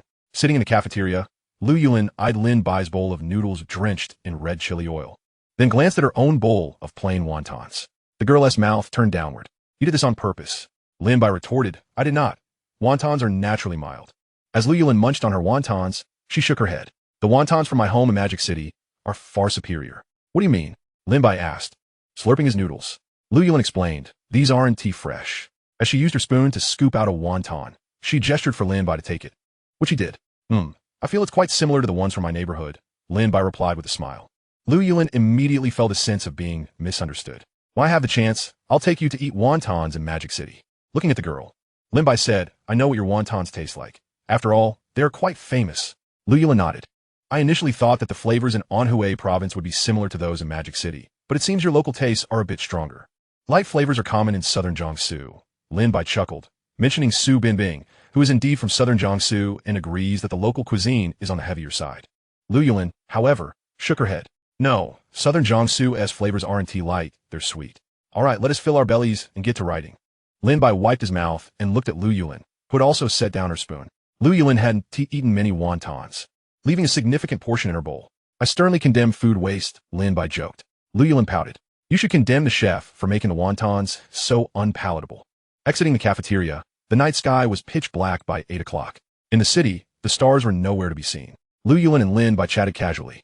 Just as they fell into a comfortable silence, Lu Yulin turned her head. Lin Bai looked at her and smiled lightly. What is on your mind? Have you thought about how to conduct the interview with that guy? Lu Yulin asked. Lin Bai shook his head. Not yet. I'll figure out when I get back. It's not a big deal. Observing Lin Bai's somewhat taciturn demeanor, Lu Yulin hesitated before speaking. Why do you often only say half of what's on your mind? Lin Bai awkwardly chuckled, inwardly murmuring. Aren't you the same? However, he merely replied, maybe it's because I feel relaxed chatting with you. Sometimes my mind just goes blank. Upon hearing this, Lu Yulin smiled lightly. Do you do this with others as well? Lin Bai was at a loss for words. Lu Yulin, seeing Lin Bai fall silent again, playfully remarked, You'll end up single if you keep conversing with girls like this. However, this time Lin Bai shook his head. That one tea happened. How could it? Even in my previous life, I smoothly obtained a red book at 25. Lin Bai looked at Lu Yulin. I just don't want to discuss mundane topics with you. So I end up overthinking and not knowing what to say. Lu Yulin gazed at Lin Bai. That's all right. I often sent you boring messages before. Lin Bai, are we friends? Lu Yulin asked, looking deep into Lin Bai's eyes. A gentle breeze wafted from behind Lu Yulin, carrying the pleasant scent of watermelon. Lin Bai nodded. Of course. True friends share everything. Funny, mundane, detestable, all of it. If someone keeps their thoughts hidden, always worrying that the other one appreciate them, it only creates a sorrowful barrier. Lu Yulin stepped in front of Lin Bai, tilting her head slightly to look up at this taller boy. So, you can tell me anything in the future. We clicked so well in the first month of school. We'll surely be the best of friends. Observing Lu Yulin's smile and sparkling eyes, Lin Bai noticed the edge of her contact lenses. All right then, Prepare yourself for my incessant rambling and chatter. Lin Bai smiled. In truth, I have a penchant for excessive chatter. Chapter 42, The Cheerful Senior. Gazing at the WeChat avatar, a radiant smile greeted him. Hello, Senior. I am Lin Bai from the Literature Society. I have been assigned an interview task and would like to speak with you. After sending a friend request, it was promptly accepted. Lu, hello, Junior. I have heard about you from your senior sister. No problem at all. Lin, thank you. What time are you available? I can come to see you. Lu, any time is fine. I'll be at the school's gym around 3 tomorrow afternoon. Are you free then? 3 o'clock in the afternoon. Lin Bai pondered for a moment. He happened to have no classes. Lin, that works for me. Thank you, Senior. Lin Bai had already learned from Song Ziwei that this Lu Tianxiu was a volleyball player, a level 2 athlete who had participated in numerous competitions and even won awards. Consequently, Lin Bai swiftly drafted a set of interview questions. 1. What do you enjoy about volleyball? 2. What do you consider the most important aspect? 3. Who has influenced you significantly? 4. What message would you like to convey to your classmates? Clearly, Lin Bai was quite satisfied with these questions. As he glanced at Lu Tianxiu's avatar, he noticed that the latter had not restricted his moments. It would be advantageous to gain insights into his life. However, Lu Tianxiu's moments were only visible for 3 days, and the sole image displayed was of the moon at night. Lin Bai thought that Su Yunxi should know this person, considering they were both part of the volleyball club. Nevertheless, he refrained from approaching Su Yunxi, as he doubted he could extract much information from her. At least from their brief conversation earlier, the yet-to-be-acquainted Lu Tianxiu appeared quite amiable, devoid of any airs. Although they had not formally met, Lin Bai's fondness for Lu Tianxiu had already begun to rise. The next day, after attending classes and dining with a few roommates, Lin Bai returned to his dormitory to begin writing. Admittedly, crafting a piece with substance was quite challenging. With a plethora of drafts piling up, he was consistently updating with pieces written days prior. Every reread left him feeling there were numerous shortcomings, and he spent considerable time revising. Yet Lin Bai did not mind. Rather, he found joy in the process. As the clock struck 2, he splashed some water on his face, gathered his notebook and pen, and made his way to the indoor gymnasium. This would be his first interview. Although he felt no nervousness, a flicker of excitement coursed through him. At that moment, within the gymnasium, the volleyball club was engaged in their regular training session. This timing was also a practice arranged by Lu Tianxiu according to everyone's class schedules. However, Su Yunxi could only practice ball control on the sidelines. Looking at her ankle, Su Yunxi sighed, lamenting her misfortune. Meanwhile, Lin Bai was about to step into the vast gymnasium. It was his first visit to this place, but locating Lu Tianxiu was not a daunting task. Lin Bai quickly spotted a group in the distance, practicing volleyball. Taking a deep breath, he approached them. At that moment, Su Yunxi, who was juggling the ball, noticed Lin Bai walking toward her. What was he doing here? Was he looking for her? Yet he hadn't mentioned it beforehand. Besides, how could Lin Bai know she was at the gym? At the same time, Lin Bai spotted Su Yunxi. He was not surprised, as it was quite normal for her to be training there. However, he soon recognized another familiar figure. Why was that guy here too? He was the one who had been present at the opening ceremony when Su Yunxi fainted. During the club recruitment, Su Yunxi had seen Lin Bai, but he had not noticed her. He only knew she was part of the volleyball club. Was this guy a member of the volleyball team as well? Contemplating this, Lin Bai walked directly up to Su Yunxi. What brings you here? Su Yunxi asked awkwardly, glancing at Lin Bai. Lin Bai replied, Is Lu Tianxiu the one over there? What do you want with him? Su Yunxi immediately regarded Lin Bai with caution. The fact that Lin Bai knew Lu Tianxiu's name triggered a flurry of thoughts in Su Yunxi's mind, all related to the tropes of idol dramas. Noticing Su Yunxi's verinis, Lin Bai furrowed his brow and shrugged. I have an assignment from my club to interview Lu Tianxiu. Just then, Guiqin approached Lin Bai. Are you looking for the club president? Saying this, Guiqin called out to Lu Tianxiu, who was conversing with a few others. President, someone is looking for you. Lu Tianxiu, panting, glanced over at Su Yunxi, handing the volleyball to someone nearby. He smiled at Lin Bai. You must be Lin Bai, right? Lin Bai looked at the person before him. Indeed, he was the one. Meanwhile, Su Yunxi was taken aback. Do you two know each other? She asked weakly. Lu Tianxiu smiled. This is Lin Bai from the Literature Society. His task today is to interview me and write an article. After finishing, Lu Tianxiu quickly turned to Lin Bai and Su Yunxi. Do you two know each other? They're high school classmates. Guiqin chimed in. Oh, I see. Lu Tianxiu wiped the sweat from his neck with a towel. Well then, Lin Bai, shall we find a place to sit? Upon hearing this, Lin Bai nodded and followed Lu Tianxiu toward a nearby set of stairs. Su Yunxi, with a curious look, slowly trailed behind them. At that moment, Lin Bai felt a tinge of awkwardness. To be honest, he initially held no particularly favorable impression of Lu Tianxiu. However, being in close proximity now, Lu Tianxiu appeared anything but villainous. His demeanor was quite gentle. Shaking his head internally, Lin Bai dismissed further thoughts. He was there to interview Lu Tianxiu, not for any other purpose. With a warm smile, Lin Bai addressed Lu Tianxiu, Sr. Would you mind if I recorded our conversation for the sake of accuracy in my notes? Lu Tianxiu shook his head. Of course not. Please feel free. Su Yunxi, sitting nearby, observed the two men sharing amiable smiles, yet she found the situation rather peculiar. One was her childhood friend and ex-fiancé, while the other was the senior she secretly admired. What a dramatic scenario. Clearly, however, Lin Bai and Lu Tianxiu were oblivious to these complexities. Lu Tianxiu, unaware of Lin Bai and Su Yunxi's past, thought it rather ordinary that they were high school classmates. In fact, he found Lin Bai quite likable and even had his own thoughts about him. This person had known Su Yunxi for 3 years and must have plenty of stories about her.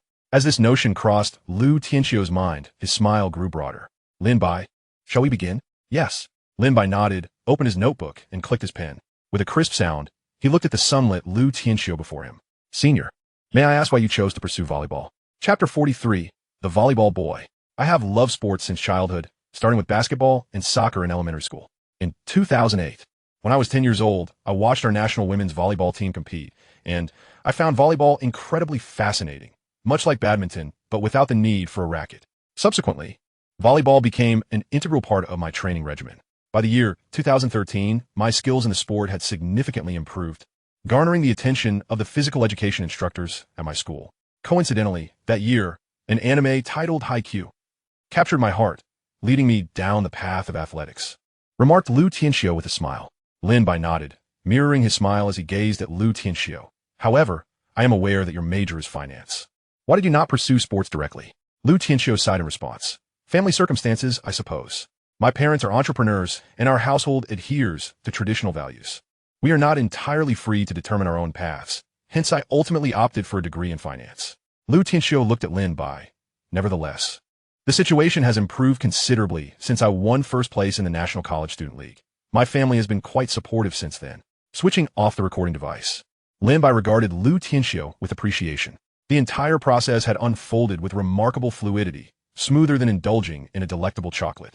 However, it had taken longer than Lin Bai had anticipated. What was initially planned to conclude in half an hour had stretched well beyond 4 o'clock.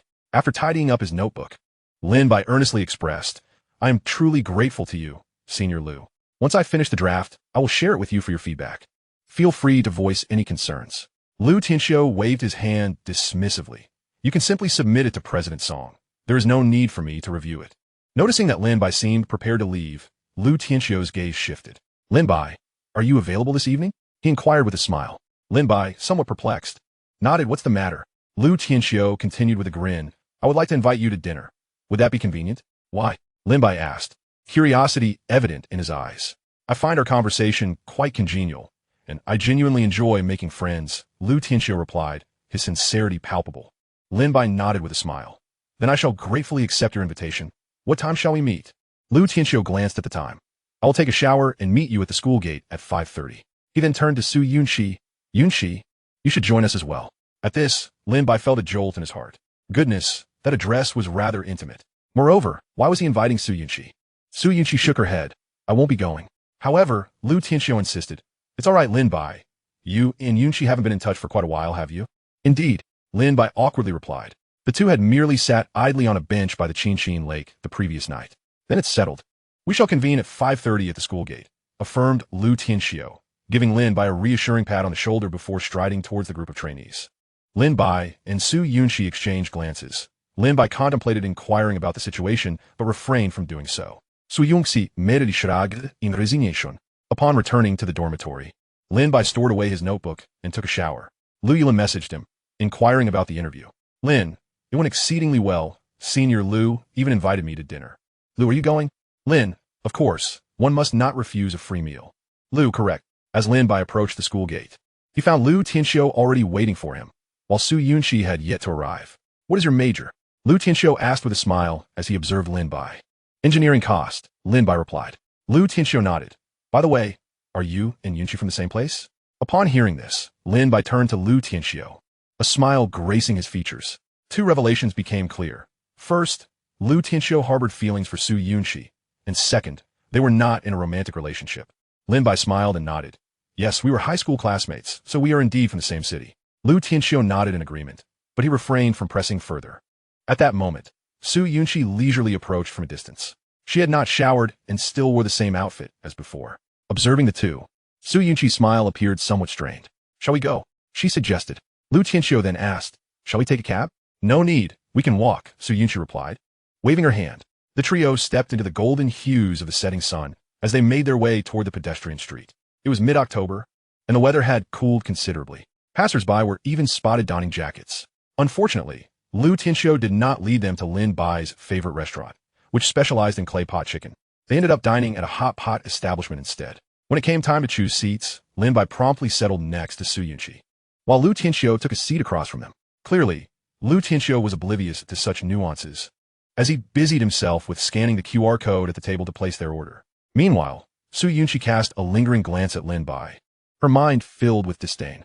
Men are indeed all the same, she thought. Su Yunxi could not easily forget that Lin Bai's WeChat contact list included Lu Yuan. What was this man implying? The unfounded resentment had no outlet except to be vented upon the bubbling ingredients in a hot pot. Lu Tianxiu was exceedingly talkative, his conversation flowing effortlessly, not out of lack of topics, but rather with an engaging ease. His proficiency in finance was evident, likely influenced by his upbringing in a family of entrepreneurs. Senior, what are your plans for the future? Lin Bai inquired after savoring a tender slice of potato. Lu Tianxiu replied, next, I have a crucial national competition. If I perform well, I can join the provincial team. His tone faltered momentarily. If not, I will have to consider pursuing graduate studies, relegating volleyball to a mere hobby. Looking at Lu Tianxiu, Lin Bai cheerfully gave a thumbs up. Best of luck, senior. You will undoubtedly make it to the provincial team. Lu Tianxiu chuckled. Let's hope so. What began as an awkward dinner concluded smoothly. The three sauntered along the path back to school. Su Yunxi trailed behind, observing Lin Bai and Lu Tianxiu engaged in lively conversation. Shaking her head, she was convinced that they were indeed well suited for one another. After all, both Lin Bai and Lu Tianxiu were fundamentally similar, possessing gentle natures and a reluctance to reveal their innermost thoughts, commonly referred to as too nice. As the streetlights cast shadows of the two, it became evident that they were merely the remnants of the deceased Lin Bai. Su Yunxi felt a pang in her heart, recalling the 28-year-old Lin Bai who had lunged toward her in a moment of desperation. Yet, the Lin Bai who had once existed was no longer present. Chapter 44. Being reborn does not equate to happiness. As Lin Bai listened to the recording and organized his outline, he approached writing the interview article with diligence. Although it was his first endeavor in this genre, he was determined to produce a commendable piece. Fortunately, his years of experience in novel writing endowed him with a certain proficiency. In a short span, a 2,000-word draft was laid out on the document.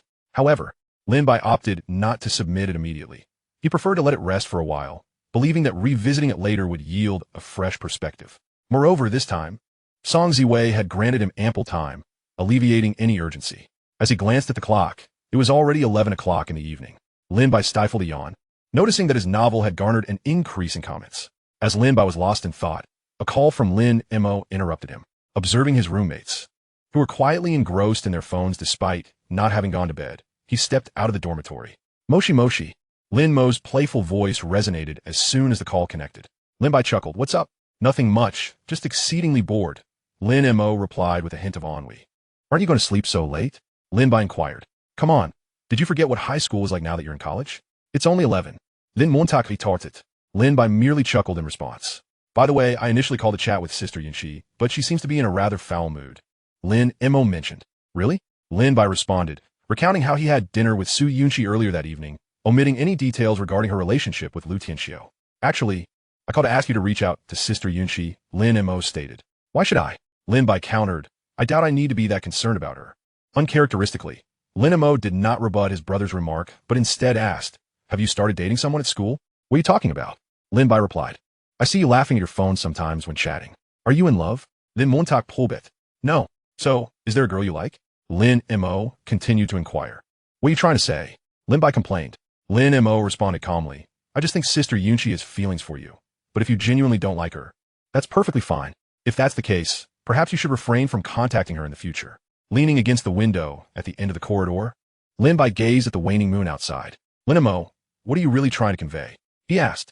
I'm just worried that you might be indecisive and end up being a scoundrel, Lin Mo replied. As Lin Bai's younger sister, Lin Mo understood her brother quite well. At that moment, Lin Bai hung up the call. Damn, rebirth is truly challenging. If only I could be hit by a truck and transported to another world, he mused, resting his head against the window. Outside, beneath the streetlights, couples embraced. Reflecting on his earlier conversation with Lu Yulin, Lin Bai couldn't help but smile. They shared everything. Yet at times, there was nothing to say at all. His innermost thoughts could only be whispered to himself. On the balcony, Su Yunxi sat on a stool, gazing at the crescent moon as the cold wind danced around her nightgown. She had detached herself from the joy of rebirth and the relief of escaping the 28-year-old Lin Bai. She found herself wishing she had never been reborn. Life felt like an endless cycle of suffering.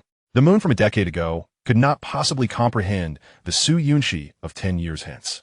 She held no affection for Lu Tianxiu, nor for the 18-year-old Lin Bai. She yearned for the Lin Bai who had long since departed, separated by both time and fate. What's wrong, Yunxi? Guoqin's voice broke her reverie as she embraced Su Yunxi from behind, crouching down. Guoqin rested her chin atop Su Yunxi's head, her arms encircling her shoulders. It's nothing, just some unpleasant thoughts, Su Yunxi replied. Do you want me to keep you company for a bit? Guoqin offered. No need. It's cold outside. Let us head in, Su Yunxi said, standing up and playfully pinching Guoqin's cheek with a smile. On October 27th, as Lin Bai submitted his manuscript, Song Ziwei nodded approvingly, saying, well written. All thanks to the president's guidance. Lin Bai chuckled in response. Song Ziwei then glanced at Lin Bai. By the way, I'm planning a party for us. You should let me know when you're free so we can organize it. A party? Lin Bai exclaimed with a grin. I'm always ready. Song Ziwei replied. All right, but it'll probably be next month. We need to contact the venue and secure funding from the school. No ruse. Lin Bai assured her. After a leisurely chat, Lin Bai and Song Ziwei left the literature club office. College life was indeed delightful. At this moment, Lin Bai felt an unparalleled sense of freedom, unlike the drudgery of his previous job, where he had to navigate the whims of his superiors. Just then, Lu Yulin approached him from down the hall. What is up? Lin Bai casually inquired. The senior asked me to come over. It seems I have an interview assignment. Want to tag along? Lu Yulin smiled. With nothing else to do, Lin Bai nodded and accompanied her back to the office. Upon seeing them enter together, Song Ziwei refrained from commenting. Lin Bai took a seat beside them, while Song Ziwei discussed a few forms with Lu Yulin. Got it, Ziwei, don't worry. I'll complete the task. Lu Yulin assured her earnestly. Song Ziwei curiously asked, is that popular fanfiction you wrote? Lu Yulin glanced at Song Ziwei and then at Lin Bai, whispering, Senior, do you read it too? While they chattered animatedly, Lin Bai occupied himself with his phone. Lu, are you free this weekend? A sudden message from Lu Tianxiu caught his attention. Since the interview, Lin Bai had scarcely communicated with him. It felt rather peculiar to engage in a private chat with a male acquaintance. Lin, I'm free, what is up? Lu, our school is having a volleyball match with the Industrial University this weekend. Want to come watch? Lin, is it at our school? Lu, of course. If it were at theirs, I wouldn't bother you. Lu, you can also bring friend along, though it's just a casual gathering. Having an audience makes it livelier. Lin, I see. So you're recruiting spectators? Lu, something like that. I'd appreciate it. Lin, sure, sounds good. At that moment, Lu Yulin patted Lin Bai on the shoulder. What's going on? Are you going to see the volleyball match? Chapter 45, An Epic Encounter. Walking down the campus path, Lu Yulin nodded, sure, I have no plans. Thank you very much. Lin Bai replied with a smile. By the way, we should get our roommates to join us. I'll bring mine. Lu Yulin suggested. It'll be like a team-building activity for our dorm. Lin Bai agreed, seeing it as a splendid idea. He wondered, however, if Luo Hao and the others would be willing to join. Zheng Jinshan was likely to attend as long as Lu Yulin could convince Kuming Xue. But Luo Hao and Su Bingbing were another story. In the dormitory, Luo Hao asked bluntly, are there any girls going? Of course. Lin Bai affirmed, you have to consider they're all from the volleyball club. Wearing sports attire will surely highlight their figures. Su Bingbing promptly replied, I'm in, I have nothing else to do. Luo Hao sighed dramatically, feigning reluctance. If you three are going, I can't just stay behind. That would make our dorm seem discordant. I'll join you. Lin Bai smirked at Luo Hao, but withheld the fact that if he mentioned Su Yunxi was also part of the volleyball club, Luo Hao would be the first to agree. It is not that Luo Hao harbors a deep affection for Su Yunxi. Rather, he is merely a simple, lecherous fellow. Conversely, Lin Bai gazes curiously at Su Bingbing, remarking, aren't you on the verge of entering a relationship?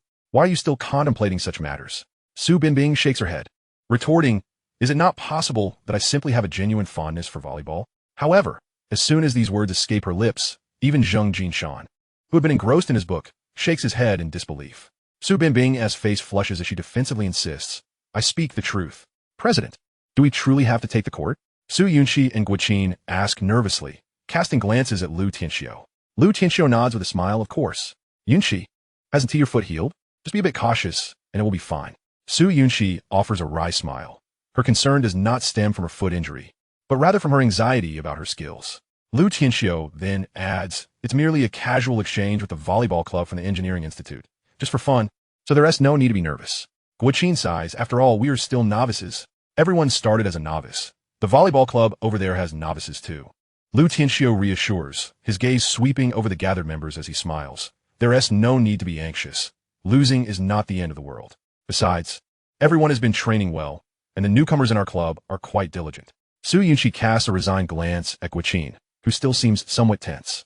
After all, they have only been involved in the sport for less than 2 months. As Saturday arrives, the clock swiftly strikes 8.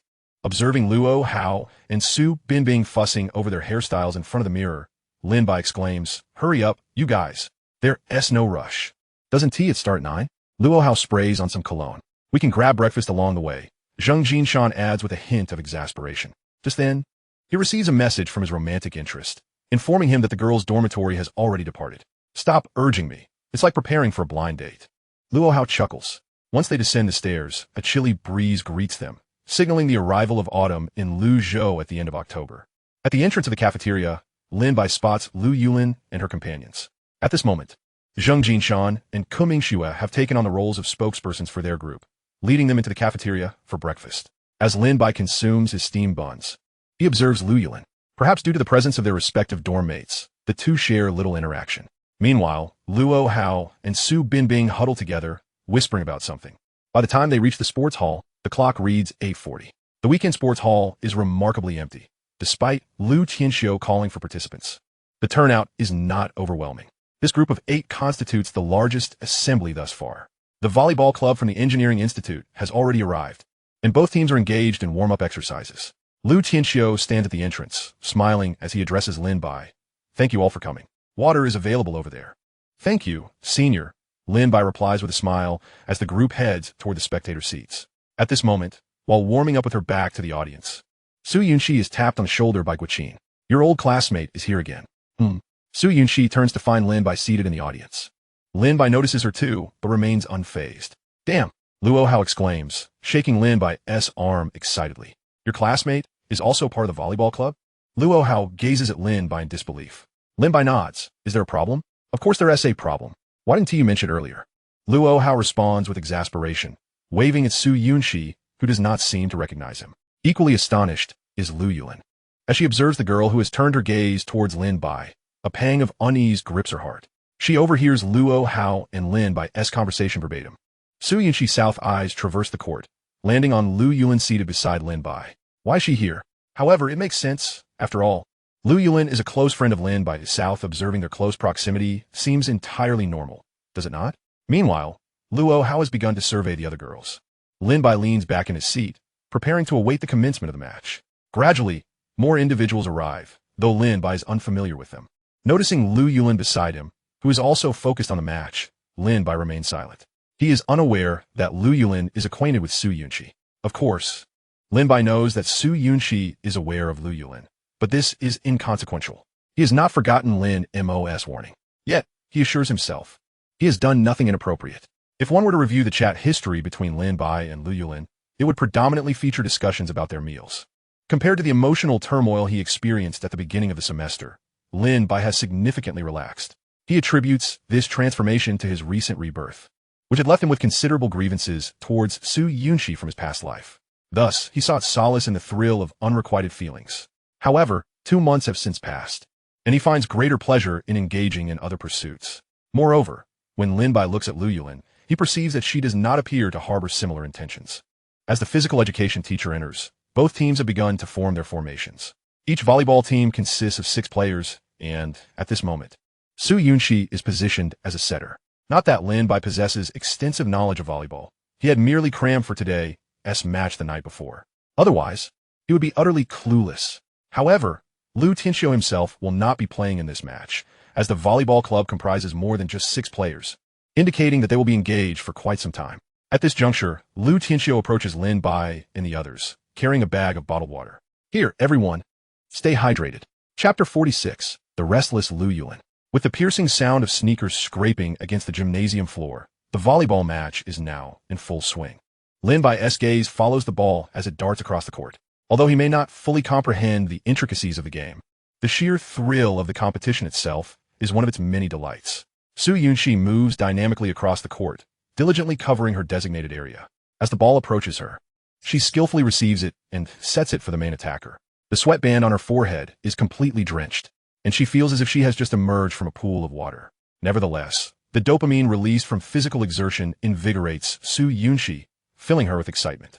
Lu Yulin watches Su Yunxi, who is animatedly playing on the court, and steals a glance at Lin Bai, who observes the match with a smile. She merely twists open a bottle of water and takes a sip.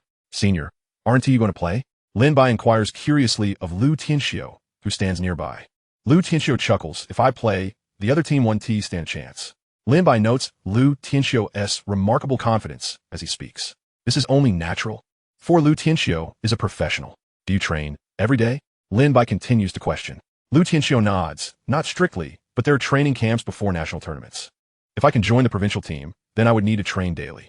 Mentioning the provincial team, Lu Tianxiu's eyes gleam with envy. It is his dream. Meanwhile, the score on the court begins to tighten. As time progresses, the player's stamina reaches critical limits. Not far away, the president of the volleyball club from the Industrial University, who was also taking a break, waved at Lu Tianxiu. "Shall we?" Lu Tianxiu replied with a smile. "Zhou Zheng, I shall now put your skills to the test." With that, Lu Tianxiu rose and joined Zhou Zheng on the court, as both teams made room for the two of them. At this moment, Lu Tianxiu assumed the position of a main attacker, mirroring Zhou Zheng's role. With the referee's whistle, the intensity of the match escalated dramatically. Even an amateur could discern Lu Tianxiu's effortless prowess as he struck the ball. The round, buoyant volleyball danced upon Lu Tianxiu's arm as if it were a well-trained pet. Each hit exuded increasing power, placing immense pressure on Zhou Zheng, who was responsible for receiving the ball. Lu Tianxiu was particularly meticulous about the angles of his strikes, each one more cunning than the last. Although Zhou Zheng exhibited commendable skills, the disparity in their levels became evident after just 2 rallies. Despite both being presidents of their respective volleyball clubs, their individual capabilities were markedly different, with Lu Tianxiu creating pressure on the opposing side. Su Yunxi and her teammates found their burdens significantly alleviated. The opposing team's reception grew increasingly feeble, while Zhou Zheng's serves appeared somewhat hasty. The difficulty of the incoming balls was minimal, inadvertently crafting superior offensive opportunities for Lu Tianxiu. At that moment, Lu Tianxiu leaped and executed a powerful spike. The volleyball grazed the edge of the opposing court, and although the libero attempted a dive to receive it, he missed entirely. The ball landed on the ground and bounced back up. "Woohoo!" Lin Bai exclaimed, joining the others in cheers. The ensuing match seemed to transform into Lu Tianxiu's personal showcase, allowing him to receive the ball and return it effortlessly. It wasn't until the referee's whistle signaled the end that Zhou Zheng and the others sighed in relief. Thankfully, it was over. Before Lu Tianxiu's arrival, the teams had been evenly matched, but now, Ludong University had surged ahead of the Industrial University by a full 12 points. This was achieved without Lu Tianxiu resorting to overly cunning tactics. Lin Bai approached the edge of the court, giving Lu Tianxiu and the others a thumbs up. Seeing Su Yunxi walk over, panting and drinking water, Lin Bai smiled and remarked, "You're doing great. Your stamina has improved." Su Yunxi gulped down some water and retorted, "I could take you down with one punch right now." Lin Bai chuckled, "No worries, I'm used to it. I frequently get knocked down by Linamo at home." "Why did so many of you come today?" Su Yunxi inquired curiously, sitting on the edge of the steps. At this point, a new wave of players had entered the court from both dormitories, and Lin Bai, sitting nearby, replied with a smile, "Oh, I see." Su Yunxi wiped the sweat from her face with a towel and continued, "By the way, who is the girl sitting next to you?" Lin Bai turned his head to glance at Lu Yulin, still seated on the platform, and said, "Oh, she's the one you caught me chatting with." Upon noticing Lin Bai's gaze, Lu Yulin descended and sat beside them. "Hello, I'm Lu Yulin." She greeted Su Yunxi with a smile, and then turned to Lin Bai. "Lin Bai, do you two know each other?" "Oh, we're high school classmates," Su Yunxi replied, fanning herself with her shirt collar. Just then, Lu Tianxiu approached, breathing heavily as he opened a bottle of mineral water. He plopped down beside Su Yunxi and looked at Lin Bai. "So how is it? Not bad, right?" Lin Bai grinned and said, "Sure, even if I don't fully understand it, I can at least recognize when a point is scored." Lu Tianxiu laughed. "Next time we have an official match, make sure to come and watch." "Of course." Lin Bai nodded enthusiastically. Su Yunxi then asked Lu Tianxiu, as president, Do you have any other plans after the match? Indeed, Lu Tianxiu replied with a smile. After the match, we'll take a short break and then go out to eat with the others. He then turned to Lin Bai and Lu Yulin. Sorry, but since it's organized by them, we can't invite you along. Next time, our volleyball club will have a separate gathering, and I'll be sure to invite you. Lu Yulin waved her hand. No worries, senior. We just came to enjoy the excitement. Lu Tianxiu nodded and glanced at Zhou Zheng, who was beckoning him. You all continue your conversation. However, with Lu Tianxiu's departure, the three fell into a momentary silence. Lin Bai remained fixated on the match, while Su Yunxi worked to regain her energy. Lu Yulin sat behind them, mimicking Lin Bai's gaze at the game, yet she struggled to comprehend the nuances due to her lack of familiarity with the sport. Finally, after about 10 minutes of this quietude, Lu Yulin poked Lin Bai's shoulder, saying, I just remembered I have an interview script to prepare. Could you accompany me to sort it out? Huh? Lin Bai turned to Lu Yulin, meeting her gaze. All right then. He looked at Su Yunxi beside him and said, Since we've finished watching your match, let's head out. Su Yunxi stared at Lin Bai in slight surprise before nodding. Observing Lu Yulin, who had already stood up, Lin Bai declared, Shall we go? Chapter 47. Lu Yulin's Confession. As I walked outside the sports complex, it was already 1 o'clock. The sunlight was bright, yet not oppressively hot. Noticing Lu Yulin's silence, Lin Bai smiled and remarked, You must be bored. I'm sorry for dragging you both to watch the volleyball match for so long, he added apologetically. Lu Yulin nodded earnestly. Indeed, sitting there was rather uncomfortable. After a moment's hesitation, she continued, Is Su Yunxi a close friend of yours from high school? Close friend?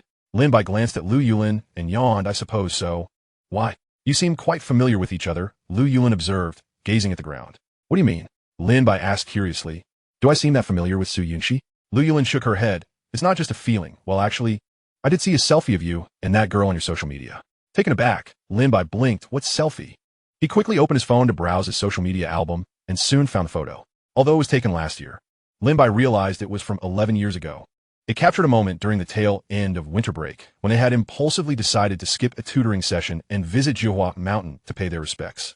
Looking at the youthful faces of Su Yunxi and himself in the photo, Lin Bai felt a wave of nostalgia wash over him. This event felt like an eternity ago. Turning to Lu Yulin, he smiled and said, This was taken at a scenic spot near my home. I heard the deities there are quite powerful. What wish did you make? Lu Yulin inquired. Lin Bai shook his head. I can't remember. Both Su Yunxi and I aren't particularly superstitious. We were more interested in unwinding and alleviating the stress of our studies. He then asked, You didn't add me as a friend, did you? How did you see my social media? Lin Bai checked his social media settings and realized it was set to public access for everyone. Lu Yulin was momentarily taken aback. Stammering as she replied, I was curious because your WeChat ID resembles a QQ number, so I searched for it and found you. I see, Lin Bai nodded. Though internally, he was already feeling a surge of intensity. Observing Lu Yulin's awkward demeanor, he couldn't help but feel uneasy. After all, who would casually browse another person's QQ space without raising suspicion? This made Lin Bai question the thoughts that might be stirring within Lu Yulin. Could be, does Lu Yulin have feelings for me? This audacious notion suddenly blossomed in Lin Bai's mind. Reflecting on their past conversations, it wasn't entirely implausible. However, shaking his head internally, Lin Bai dismissed the idea. It held no significance. He smiled at Lu Yulin and inquired, Who are you interviewing? What topics are you covering? Lu Yulin quickly enumerated her interview subjects. Rubbing his stomach, Lin Bai suggested, Let's grab a meal and discuss it over dinner. As they approached the male dormitory, Lin Bai cheerfully said to Lu Yulin, Good luck. Thank you. She replied. It was Lu Yulin's first interview, and she had borrowed quite a few ideas from Lin Bai. When Lin Bai opened the dormitory door, he found everyone already seated. Is the event over? He asked curiously. Would you like to check the time? Su bin bin tuk. It was then that Lin Bai realized it was already 4 in the afternoon. The joint competition couldn't have lasted that long. Where have you been? Luo Hao. Reeking of smoke, draped an arm around Lin Bai's neck as all eyes turned towards him. After all, Lin Bai had stepped out with Lu Yulin alone at the gym. Lin Bai shrugged off Luo Hao's embrace, saying, What about Lu Yulin? What are you two up to? Luo Hao teased with a playful grin. What could we possibly be doing? Lin Bai retorted, rolling his eyes. We're in the same club and have club duties to attend to. As he spoke, Lin Bai pressed the power button on his computer. Is it really just that simple, discussing club duties? Luo Hao continued to prod. We've heard from the boss that you and Lu Yulin have been in frequent contact, and during our last meal, didn't you admit you two have had dinner and taken walks together? Lin Bai shrugged. Is that really such a big deal? Of course it is. Look around. Who else goes for evening strolls around the school playground? Luo Hao replied, exasperated. Lin Bai chuckled, but remained silent. The walks with Lu Yulin had been quite some time ago. Ever since the National Day holiday, he hadn't engaged in any activities with her. Their conversations had been limited to discussing meals over WeChat. Still, Lin Bai couldn't deny that he had pondered over what Luo Hao suggested. However, everything was progressing too quickly for his comfort. After all, it had been less than 6 months since his divorce from Su Yunxi. With the excitement of just starting university and encountering a girl like Lu Yulin, who completely captured his heart, he felt a bit lightheaded. Yet, as a mature adult with a psychological age of 28, Lin Bai understood well the concepts of infatuation and lust. Regrettably, his feelings for Lu Yulin leaned more towards the latter. As for Su Yunxi, she didn't fit into either category. Meanwhile, Su Yunxi was seated at a round table, arm in arm with Guoqin, in a spacious private room filled with people. The volleyball club members were exuberant, their earlier fierce competition forgotten in the midst of laughter and joy. Su Yunxi poured herself a bottle of beer and began sipping. "What's got you so cheerful today?" Guoqin asked, eyeing her. "Oh, I'm absolutely thrilled," Su Yunxi replied, pouring some into Guoqin's glass as well. "I'll only have this one drink. My tolerance is terrible." Guoqin laughed, raising her glass. At that moment, Lu Tinxiu noticed Su Yunxi had lifted her glass and waved to the crowd. "Come, everyone, let us raise a toast." With the clinking of glasses, Su Yunxi downed her drink. Observing the youthful faces around the table filled with laughter, she felt the true charm of youth. Even a gathering over drinks felt exceptionally warm. Su Yunxi experienced a renewed vigor after her rebirth, realizing that previously, she had been overly petty, nearly consumed by her romantic thoughts. It had only been 2 months since the start of university, and her life's narrative was just beginning to be rewritten. After completing the final sentence of the day, Lin Bai stepped onto the balcony. Gazing at the lights of the school, he dialed Lin Mo for a video call. Today had indeed been a wonderful day. Chapter 48, The Brazen Lin Bai. Shifting his phone aside to face Luo Hao, Lin Bai frowned helplessly. "No, I'm not doing that." Luo Hao pouted, feigning tears. "Bai Ge, help me out. I really can't do it. Find someone else." As Lin Bai prepared to turn back to his novel, Luo Hao leaped onto his bed. "What on earth? Are you insane?" Lin Bai exclaimed, startled at having another man on his bed. "As long as you can teach me, I'll do anything," Luo Hao insisted. Lin Bai sighed, "A week's worth of lunches, plus a Coke." "Deal." Luo Hao nodded eagerly, grinning. The situation was quite simple. He initially thought the engineering modeling class was for midterms, but was informed it counted as the final exam. Luo Hao, who had been cheerful moments ago, suddenly panicked. Unlike other classes, the engineering modeling course required students to compute timelines, costs, and a series of charts on the computer based on materials. Now, even if Luo Hao tried to self-study, he was out of time and had to plead with Lin Bai to take him to the computer lab to practice. Naturally, Lin Bai was reluctant to complicate his own life. Unfortunately, Zhang Jinshan had swiftly taken Su Binbing away. Unlike Luo Hao, Su Binbing had attended classes and grasped a bit of the material. Luo Hao, however, was a complete novice. As they walked to the computer lab, Luo Hao thoughtfully bought 2 cups of milk tea from the school-esque shop, knowing Lin Bai preferred sweet, full sugar, the whole set. Sipping the milk tea, Lin Bai recalled why he loved Luzhou. It was a local specialty. Compared to the later popular brands, the milk tea from this shop was primarily sweet. Lin Bai's philosophy was simple. If the milk tea isn't sweet, he might as well drink Coke. Entering the computer lab, he found quite a few people already there. Luzhou University maintained strict management, employing severe anti-cheating measures during exams. Even Luo Hao had never contemplated cheating, knowing that being caught would lead to a school-wide reprimand and parental notification. Failing a course meant no professional credits, and there was no chance for a makeup exam or retake. It would be a disaster. Luzhou University didn't offer a clearing exam. Those who didn't graduate wouldn't receive their degree certificates, even if they were fifth-year students juggling internships and studies. Luo Hao navigated the cost estimation software on the computer, while Lin Bai guided him from the side. Fortunately, the boy was reasonably bright, capable of scoring around 600. Not overly dim-witted. Song. To all members, based on everyone's schedule, our party is arranged for November 2nd, which is this Friday afternoon. Let us gather at the school gate at 1 p.m. I have arranged for transportation. Lu, got it, senior. En du shadow, acknowledged, senior. Zhang Chong, understood, senior. Song. Zhang Chong, stop pretending to be innocent. Lin Bai chuckled, and also replied with an acknowledgement. Luo Hao looked at Lin Bai and asked, "What's up, Bai Ge?" "Nothing, just the club's party on Friday," Lin Bai replied. "That's great, but unfortunately, our basketball team only goes to bars to drink or barbecues to drink." Luo Hao lamented, pinching his belly. "In less than half a semester, I've gained 5 pounds. I think if you fail a course, a few days of sorrow might help you lose weight." Hearing this, Luo Hao chuckled. "I still think being a bit chubby is better. My grandfather says I have a prosperous look. I see that you're more likely to have high blood pressure." As he spoke, Lin Bai pointed at Luo Hao's computer. "This is wrong. Check it again.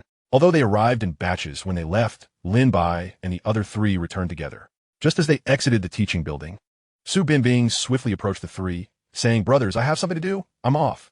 As he spoke, everyone saw Su Binbing heading toward a long-haired girl standing by the flower bed at the entrance. The girl, with her back turned, did not notice Lin Bai and the others. The boys exchanged glances, their unspoken understanding evident. They followed discreetly to the teaching building by Ruqin Lake, hiding behind a pillar on the first floor. Su Binbing and the long-haired girl were crouched by the lake, playing with the water. Watching them, Lin Bai formulated a plan. Before long, Luo Hao stood behind them, out of sight, giving Lin Bai a peace sign in the distance. In Lin Bai's phone's viewfinder, the silhouettes of Luo Hao, Su Binbing, and the girl were captured. Soon after, Zhang Jinshan joined, and all three left with photographs. At that moment, still hidden in the corner, Lin Bai sent the photos to the dormitory group chat. "Lin, Su, want to come play? We just took plenty of pictures by Ruqin Lake." While chatting with the girl, Su Binbing heard his phone buzz repeatedly and casually opened the group chat. Instantly, Lin Bai and the other two saw Su Binbing whip around. However, Lin Bai and the others had already changed their location, and Su Binbing cannot spot them. "Su, what the hell? Are you guys crazy? Bro, who's that girl?" "Su, Jiang Yimeng, didn't I tell you before? Zheng, are you still having dinner with us tonight?" "Su, of course, otherwise what would I eat?" "Lin, you'll be dining on your sister Yimeng." At that moment, the three squatting at the corner of the teaching building burst into laughter. However, before they could catch their breath, Lin Bai spotted Su Yunxi standing nearby. "Lin Bai, what are you guys doing?" The trio, who had been laughing heartily, suddenly fell silent. Zhang Jinshan waved at Su Yunxi with an awkward smile. They all recognized her, as she was Lin Bai's old classmate and a member of the volleyball club. Luo Hao also waved, his face flushed. However, Lin Bai felt particularly embarrassed, especially since their laughter had been somewhat boisterous. Su Yunxi looked at the trio and smiled. "What's going on?" At that moment, Lin Bai noticed that Su Yunxi's position could be seen by Su Binbing. Standing up, Lin Bai grabbed Su Yunxi's arm, saying, "Let's change positions." Standing on the sidewalk steps, Su Yunxi glanced at Lin Bai with annoyance. "You guys are really boring." "Boring?" Lin Bai shrugged. "We find it quite amusing." Noticing Su Yunxi's backpack, he asked, "Do you have class today?" Su Yunxi shook her head. "No. I came to audit a Japanese course I applied for on the official website." "Wow, that's impressive," Lin Bai remarked, somewhat astonished. "Could you please refrain from speaking in the Luzhou dialect? It's quite unpleasant." Su Yunxi shot Lin Bai a glare. "Enough, I'm off to eat," she said, waving her hand. "Wait, Yunxi, treat me to a meal." Lin Bai chuckled. Sitting in the cafeteria, Lin Bai, who had shamelessly ordered the most extravagant pasta, was met with Su Yunxi's exasperated gaze. "How can you have such thick skin?" Chapter 49. Love? Not even a dog would date. As the creamy sauce enveloped the pasta and slid into his mouth, Lin Bai took a sip of mushroom soup. "Thanks for the meal, Yunxi." He nodded in appreciation to Su Yunxi. She looked at him, amused, "Having lunch with you in a cafeteria might not look good if classmate Lu Yulin sees us." "Why not?" Lin Bai rolled his eyes. "As if it makes me look like I'm having an affair with you." Su Yunxi pouted, biting into her pasta. "You really have a way with words. Isn't it true?" Lin Bai shook his head. "Lu Yulin and I are like brothers who share everything." As he spoke, Lin Bai waved his phone in front of Su Yunxi, revealing a chat with Lu Yulin and a photo of the pasta. "Is this your way of reporting in? Su Yunxi tiste. Have you fallen into the love trap?" Lin Bai shot her a glare. "Why do you always think of such things?" As Su Yunxi twirled the spaghetti with her fork, she retorted, "Love trap? Not even a dog would date." Looking at Lin Bai across the table, she forcefully stuffed the pasta into her mouth. "I wholeheartedly agree with your sentiment." Lin Bai chuckled, sipping his soup. His plate of pasta had already been devoured. Who among the good people is dating? Lin Bai had returned to life. Excelling in his studies and writing novels, he currently had no need for romance. Only a fool would desire to date, with no thoughts of women in his mind. His writing flourished. Meanwhile, Su Yunxi observed Lin Bai, occasionally reminiscing about the 28-year-old version of him. Commemorating a person who no longer existed was rather liberating. The person before her was merely a variant of the 28-year-old Lin Bai. Perhaps this was a parallel universe. "To be honest, I once dreamed that we got married and then divorced." Lin Bai sighed as he spoke. "Ahem." Su Yunxi, who was in the midst of eating, suddenly coughed, quickly covering her mouth. Lin Bai glanced at her helplessly and pulled out an unopened pack of tissues from his pocket. "What did you say?" Su Yunxi widened her eyes, staring at Lin Bai. "I said I dreamed of marrying you, and then we got divorced." Lin Bai shrugged. "You have no idea how terrifying that dream was." He sighed again. As a novelist, he had a strong desire for expression. Now, he finally had a good opportunity to share this story as a dream. "Why would you want to divorce me?" Su Yunxi asked, wiping her mouth and squinting at him. Lin Bai looked at her. "Come on. Your tone doesn't have to be so aggressive, does it? Su Yunxi replied. I just think your dream is too frightening. After sipping her soup, Su Yunxi's eyes flickered. That was close. I almost let something slip. At that moment, she should have just retorted, what a ridiculous dream. As the saying goes, what you think about during the day, you dream about at night. TSK, Lin Bai, you're still young. It's normal to have such thoughts. At this moment, Su Yunxi clicked her tongue while gazing at Lin Bai, her eyes reflecting a sense of helplessness. Damn, do you think I want this? Lin Bai looked at Su Yunxi. This is a nightmare. Nightmare my foot. Dreaming of marrying a beauty like me? Enjoy it while you can. Su Yunxi retorted with a glare. You didn't do anything strange in your dreams, did you? With a disdainful look in her eyes, Lin Bai firmly shook his head. Rest assured, I didn't even touch you in my dreams. At least you know what's good for you. Su Yunxi half coldly. Yet her gaze softened slightly as she observed Lin Bai's somewhat guilty expression. Though Lin Bai was dressed, according to Su Yunxi's recollection, he might as well have been naked. They had seen and done everything together. Lin Bai felt a twinge of shame as well. That wasn't just a dream. What kind of good man remains unconsummated 3 years in a marriage? On the very night of their wedding, they had engaged in an exhausting battle that left them both sore and unable to rise from bed the next day. The atmosphere suddenly grew tense. Are you done eating? Su Yunxi asked Lin Bai. Once I'm finished, I'm heading back, she added. Let me walk you back, Lin Bai offered as he stood up. Be careful not to let your Luyuan see you, Su Yunxi teased. I won't say anything. We're just brothers, Lin Bai replied with a smile. As they walked, Su Yunxi found amusement in Lin Bai's company. We have bathed and slept together. You're just as close with Luyuan. Lin Bai shot her a glare. Why don't you mention the times you stayed over at my house as a child, insisting on sleeping beside me? I remember you used to cling to me, chanting, Little Bai, when I grow up, I want to marry you. Lin Bai mimicked a child-esque tone, pulling a silly face that successfully provoked Su Yunxi's fist. She shot him a cold glare. You scoundrel. Do you know how many people desire a beautiful childhood friend? And you dare say that to me? Anger surged within Su Yunxi as she punched Lin Bai again. Watching her swing her fist, Lin Bai couldn't help but smile. This was the essence of their high school banter. He grasped Su Yunxi's wrist, halting her motion. Your volleyball skills leave much to be desired. Why do you lack strength? However, Su Yunxi had already pinched Lin Bai's arm, causing him to wince in pain. With his other hand occupied holding her handbag, he pleaded, No, Yunxi, I was wrong. It would be good if someone saw us. Only then did Su Yunxi release him, shooting him a reproachful look. Indeed, they were both adults now and needed to be mindful of their image. Holding the bag, Lin Bai walked beside Su Yunxi, shaking his head at the reddening mark on his arm. What a vicious woman. Her grip was fierce. Just as he thought this, Su Yunxi abruptly turned to him. By the way, when will your manuscript payment arrive? What's wrong? Are you short on cash? I can lend you some. Lin Bai scratched his head. Who is short on cash? Have you forgotten? Su Yunxi froneth. Lin Bai chuckled. I wouldn't dare forget. Rest assured, once my payment hits my account, no matter the weather, I'll rush to the girls' dorm and drag you to a hot pot restaurant. Okay? Will the payment be enough? I haven't had hot pot in ages. We should eat plenty then. Don't worry, it will be more than enough, Lin Bai replied with a grin. As his novel had already been pre-released and was garnering decent subscriptions, earning him around 200 a day. With full attendance, his monthly earnings amounted to nearly 8,000. This newfound financial freedom had left him feeling quite content. As he noticed the sauce from earlier lingering at the corner of Su Yunxi's mouth, Lin Bai reached out. Su Yunxi stared at him in surprise as he gently wiped her mouth. What are you doing? Chapter 50. Su Yunxi was not merely a sunny beauty. She defensively swatted Lin Bai's arm, eyeing him with suspicion. Unfazed, Lin Bai smiled nonchalantly for a girl of your age. Having food stuck on your face is quite the sight. Mind your own business, Su Yunxi retorted, touching her mouth before coldly turning her head and walking ahead.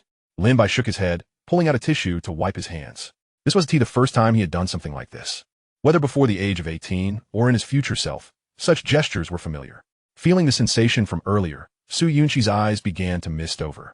She realized she was spiraling deeper into a whirlpool of memories. Lin Bai, who had married her at 25, had always engaged in such small physical contacts, wiping her mouth, tucking back stray hairs, or smoothing out the creases in her clothes. Of course, Su Yunxi knew that Lin Bai had been doing these things for many years. He had always been more mature and caring than her, even though she was born a month earlier. In truth, Su Yunxi resembled Lin Bai's younger sister, which was why she had clung to him like a shadow in her childhood, always pestering him to play house and draw together. A wave of discomfort washed over her as she realized she was nostalgically missing her ex-husband. How absurd it was to feel sorrow over the affectionate actions of Lin Bai at 18. She resisted the idea of that 18-year-old Lin Bai. Even if he looked exactly the same, it wouldn't do. The Lin Bai she cherished could only be the one who had divorced her. The one who had laughed while finishing a tub of Haagen-Dazs. Not this 18-year-old boy. At that moment, as dusk descended and the autumn wind turned chilly, the ginkgo trees at Luzhou University shed their golden leaves. Lin Bai had initially been walking casually behind Su Yunxi, but he gradually sensed something was amiss. Su Yunxi's demeanor suggested she was upset, reminiscent of her behavior after an argument. Regardless of whether she won or lost, she would always cry. What the hell? Is she crying? He quickened his pace to catch up with her. Indeed, her long hair obscured her profile, but the way she lowered her head and tilted it to the side revealed the undeniable truth. Tentatively patting Su Yunxi's arm, Lin Bai spoke softly. What's wrong? Nothing, she replied, but her voice was thick with emotion, enough for Lin Bai to discern something was amiss. Did I do something wrong? Should I not have wiped your mouth just now? I apologize. Su Yunxi shook her head. No, it has nothing to do with you. Then why are you crying for no reason? As they approached the girls' dormitory, Lin Bai stepped in front of her, blocking her path. Are you crying because you're physically unwell or emotionally distressed? He gazed intently at the silently weeping Su Yunxi, speaking earnestly. After all, it was common for young people to grapple with mental health issues, and Lin Bai could completely understand. Wiping her tears with her sleeve, Su Yunxi looked back at Lin Bai, only for her tears to flow more freely. He looked just like him, too much like him, or rather, he was him, the Lin Bai who had leaped into her life at 28. As Lin Bai observed Su Yunxi, who was utterly overwhelmed with emotion at that moment, he felt a profound sense of helplessness. Lin Bai harbored numerous vulnerabilities, one of which was an inability to witness others weep, especially before his very eyes. Whether it was Su Yunxi, Lin Mo, or even that rotund individual, Wang Yang, they had all employed this tactic to evoke his sympathy and gain some advantage. However, this was an addiction he could not shake off. Lin Bai was an incorrigible good Samaritan, endowed with a deep capacity for empathy. If you have anything to share, please do so. Truly, it's all right. I will find a solution, and if I cannot, I will strive to assist you in any way I can. Lin Bai earnestly declared as he gazed at the girl before him. Yet, in the next instant, he was met with an enveloping embrace. As Lin Bai held Su Yunxi in his arms, he gently patted her back, while many onlookers began to cast curious glances their way. After all, it was quite a spectacle to witness a girl sobbing in the arms of a boy beneath the girls' dormitory. Feeling the warmth radiating from the body nestled against him, Lin Bai recognized that this was the first time Su Yunxi had unleashed such intense emotions. Indeed, despite her tall, sun-kissed appearance reminiscent of a vivacious youth, the truth was far different. Though she appeared athletic, Su Yunxi's physical condition was quite frail. Prior to joining the volleyball club, she had never engaged in any form of exercise. Though she seemed bright and cheerful, only she was aware of her own melancholic and brooding nature. In stark contrast, Lin Bai, who appeared somewhat otaku, possessed a remarkable resilience in the face of psychological strain. This benevolent soul always held her close whenever her emotions spiraled out of control. However, the instances of his kindness were limited. During their final year of disputes, Lin Bai had refrained from embracing her again. Occasionally, in the midst of an argument, Su Yunxi would cling to him as she did now. Lin Bai never pushed her away nor uttered unnecessary words. He merely continued to gently pat her back. This was the last vestige of tenderness from this good-natured individual. Yet, the Lin Bai of the present was not the same as the 28-year-old Lin Bai. Thus, he continued softly, Yunxi, what troubles you? It's all right. A good cry can be quite cathartic. Su Yunxi suddenly managed to rein in her tears and suppress the quiver at the corners of her mouth. Why do you want a divorce from me? Lin Bai was momentarily taken aback, recalling the dream he had mentioned in the cafeteria. Could it be that women possess such a vivid imagination? At that moment, he envisioned Su Yunxi contemplating reasons for their divorce since just moments ago. I cheated, Lin Bai tentatively suggested. Su Yunxi shook her head. Impossible. You did cheat. No way. At this, Lin Bai could only shake his head and smile helplessly. That was merely a dream. How could I remember it so clearly? Upon hearing this, Su Yunxi released her grasp on him. I'm sorry for losing my composure, she said, her eyes reddened as she looked at Lin Bai. I apologize. I've been under considerable stress lately and just needed to cry it out. It's not for any particular reason, you know? Lin Bai eagerly nodded. I understand. I understand. It's all right to let it out. Looking at Su Yunxi, he smiled and asked, do you feel better now? MHM. Su Yunxi extended her hand to take the handbag from Lin Bai, inhaling deeply. Well then, goodbye. Goodbye, Lin Bai replied with a light chuckle. As he watched Su Yunxi's retreating figure, he stifled a yawn and shook his head. Just as he was preparing to return to his dormitory to continue writing, he suddenly turned to glance at the adjacent path. The silhouette of a figure in a light beige dress swiftly turned away. Before Lin Bai could contemplate further, the figure had already sped off into the distance, her dress fluttering in the air like a dancing butterfly. Chapter 51. The Two Latecomers. Lin Bai regarded Luo Hao beside him with a sense of resignation. It was now 2 o'clock on a Friday afternoon. He ought to be at the party venue, not in the computer lab.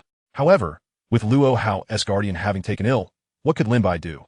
Fortunately, Song Ziwei was quite understanding, and they were merely preparing ingredients for the evening's dinner. Indeed, the literary club was to prepare their own meal tonight. What a delightful endeavor, Lin Bai sighed. Thankfully, Luo Hao possessed a commendable aptitude for learning. The software was now somewhat functional, though not exceptionally so.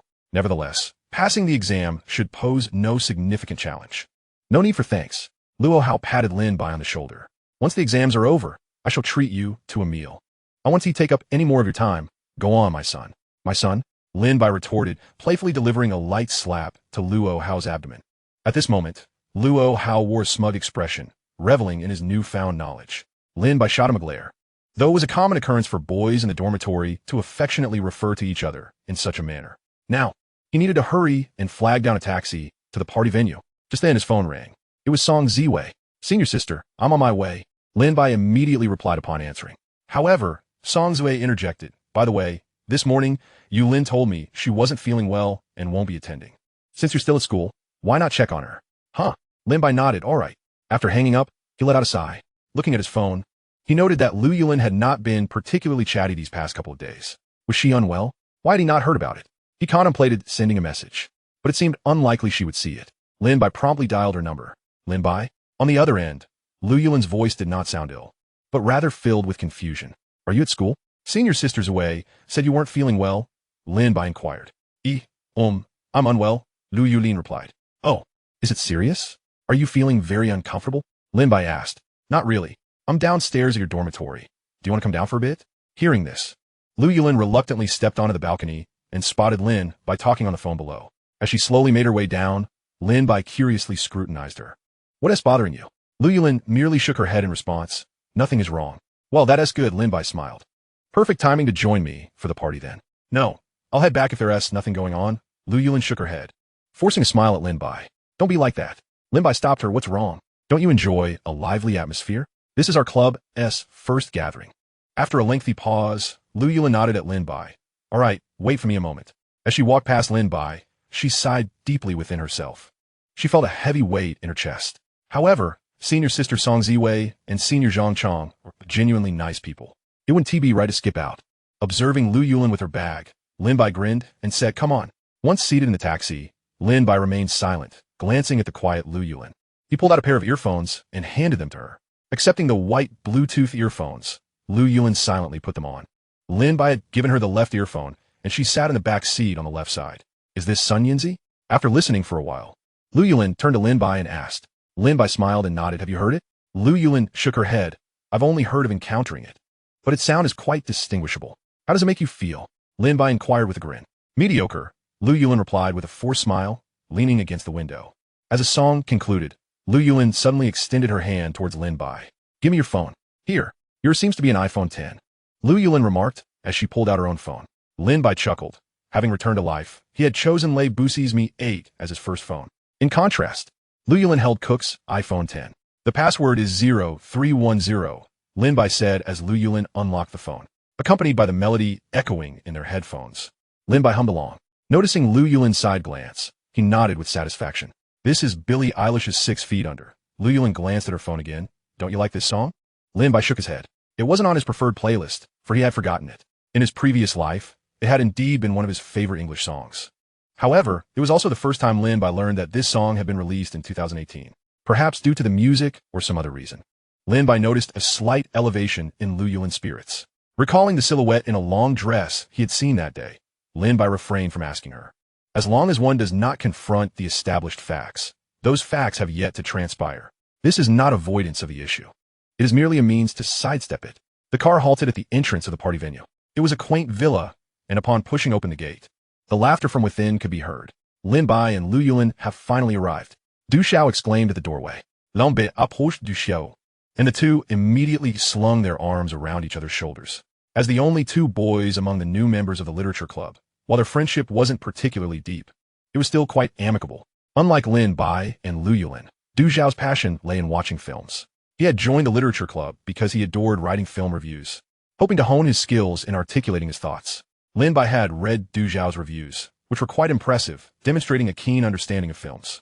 However, the prose could be overly simplistic. By the way, how is that thing you were preparing last time coming along? Lin Bai asked, patting Du Xiao on the shoulder. Du Xiao replied awkwardly, will anyone really watch a film review? It's too short. You're mistaken. I'm not referring to you. Create a longer video. With the first 15 minutes, summarize the film, followed by 5 minutes of your personal insights. Lin Bai instructed earnestly. Make sure to start with well-known films, you know? Discuss classics like A Chinese Odyssey, Police Story, and internationally acclaimed ones like Interstellar and Inception. Currently, most film commentary is still in written form. Creating videos is relatively straightforward for you. Lin Bai added. Du Xiao nodded. Well, can I ask you if I have any uncertainties later? Feel free to speak up. Lin Bai replied. It was 2018. The perfect time for video content.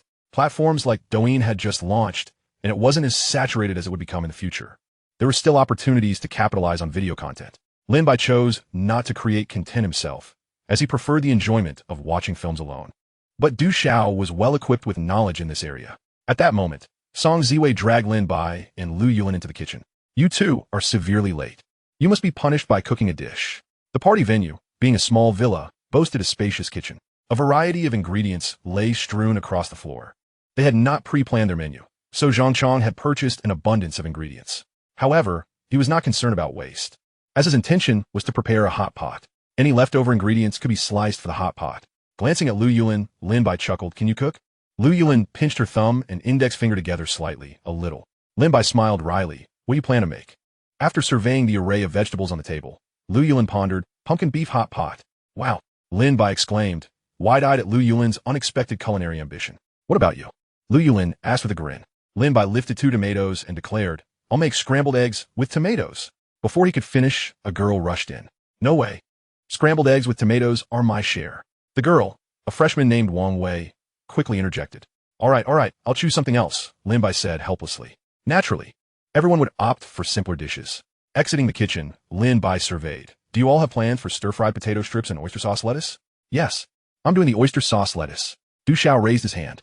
Another girl chimed in. I'll do the stir-fried potato strips. At that moment, Zhang Chong looked at Lin Bai with a smile. By the way, Lin Bai, can you cook fish? Upon hearing this, Lin Bai glanced at the black bag containing a crucian carp and nodded. Zhang Chong beamed. Thank you. I bought it without realizing no one could cook fish. The fish had already been cleaned. Lin Bai began to busy himself alongside Lu Yulin. Lu Yulin was peeling a large pumpkin, as the broth for the pumpkin beef hot pot would be derived from it. Lin Bai rinsed the fish again. Observing the crucian carp, Lin Bai asked Lu Yulin, do you think steamed crucian carp is better, or fish soup? Steamed, definitely. Lu Yulin replied. Fish soup gets fishy when it cools, and it takes a while for everyone to eat, unlike a simple broth. Lin Bai nodded, commencing preparations. In fact, cooking fish is quite simple, especially with steaming. As long as one eliminates the fishy odor, it's hard to go wrong. He scraped off the fish's skin to reduce any earthy taste. Scallions and spring onions were also essential. Noticing the seasonings, Zhang Chong had even purchased special steamed fish sauce. However, Lin Bai felt that the difference between steamed fish sauce and regular soy sauce was minimal. With the sound of the stove igniting, Lin Bai placed the fish into the steamer. The party venue was well equipped, even featuring a dedicated steamer, which made things easier. Lu Yulin smiled at Lin Bai, who was clapping his hands. You seem to have it easy. Lin Bai shook his head. Your pumpkin beef hot pot isn't overly complicated either. Both of their dishes appeared intricate, but were, in fact, quite manageable without excessive steps. At that moment, others began to enter the kitchen. Lin Bai and Lu Yulin were the first to start cooking. As the kitchen filled with warmth and steam, the initial 2 had already stepped out, moving for the party venue. The first floor consisted of the kitchen, dining area, and bedrooms, while the second floor housed a billiards room, game room, and private cinema. The third floor was dedicated to singing and drinking. Lin Bai and Lu Yulin pushed open the door to the expansive platform on the third floor, stepping out onto the spacious terrace. Surrounding them, the cabinets displayed an array of alcoholic beverages, curated by the party venue's proprietors, reminiscent of those found in hotels, albeit at a significantly higher cost. Zhang Chong and the others had brought their own drinks, reclining on a white wooden lounge chair beside the iron railing. Lu Yulin lay on the opposite side, gazing at the distant sunset weaving through the skyscrapers of the city. The evening breeze was gentle, yet bore a hint of chill, while the sounds emanating from the kitchen below were lively and amusing. This is delightful. If I were to purchase a villa in the future, I would certainly adorn the terrace in a similar fashion, Lin Bai remarked with satisfaction. Lu Yulin shook her head.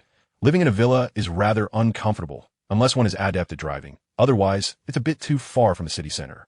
I prefer residing in a spacious flat in the heart of the city, where the vibrant life is just a flight of stairs away. Intrigued, Lin Bai inquired. Which district do you reside in the Magic City?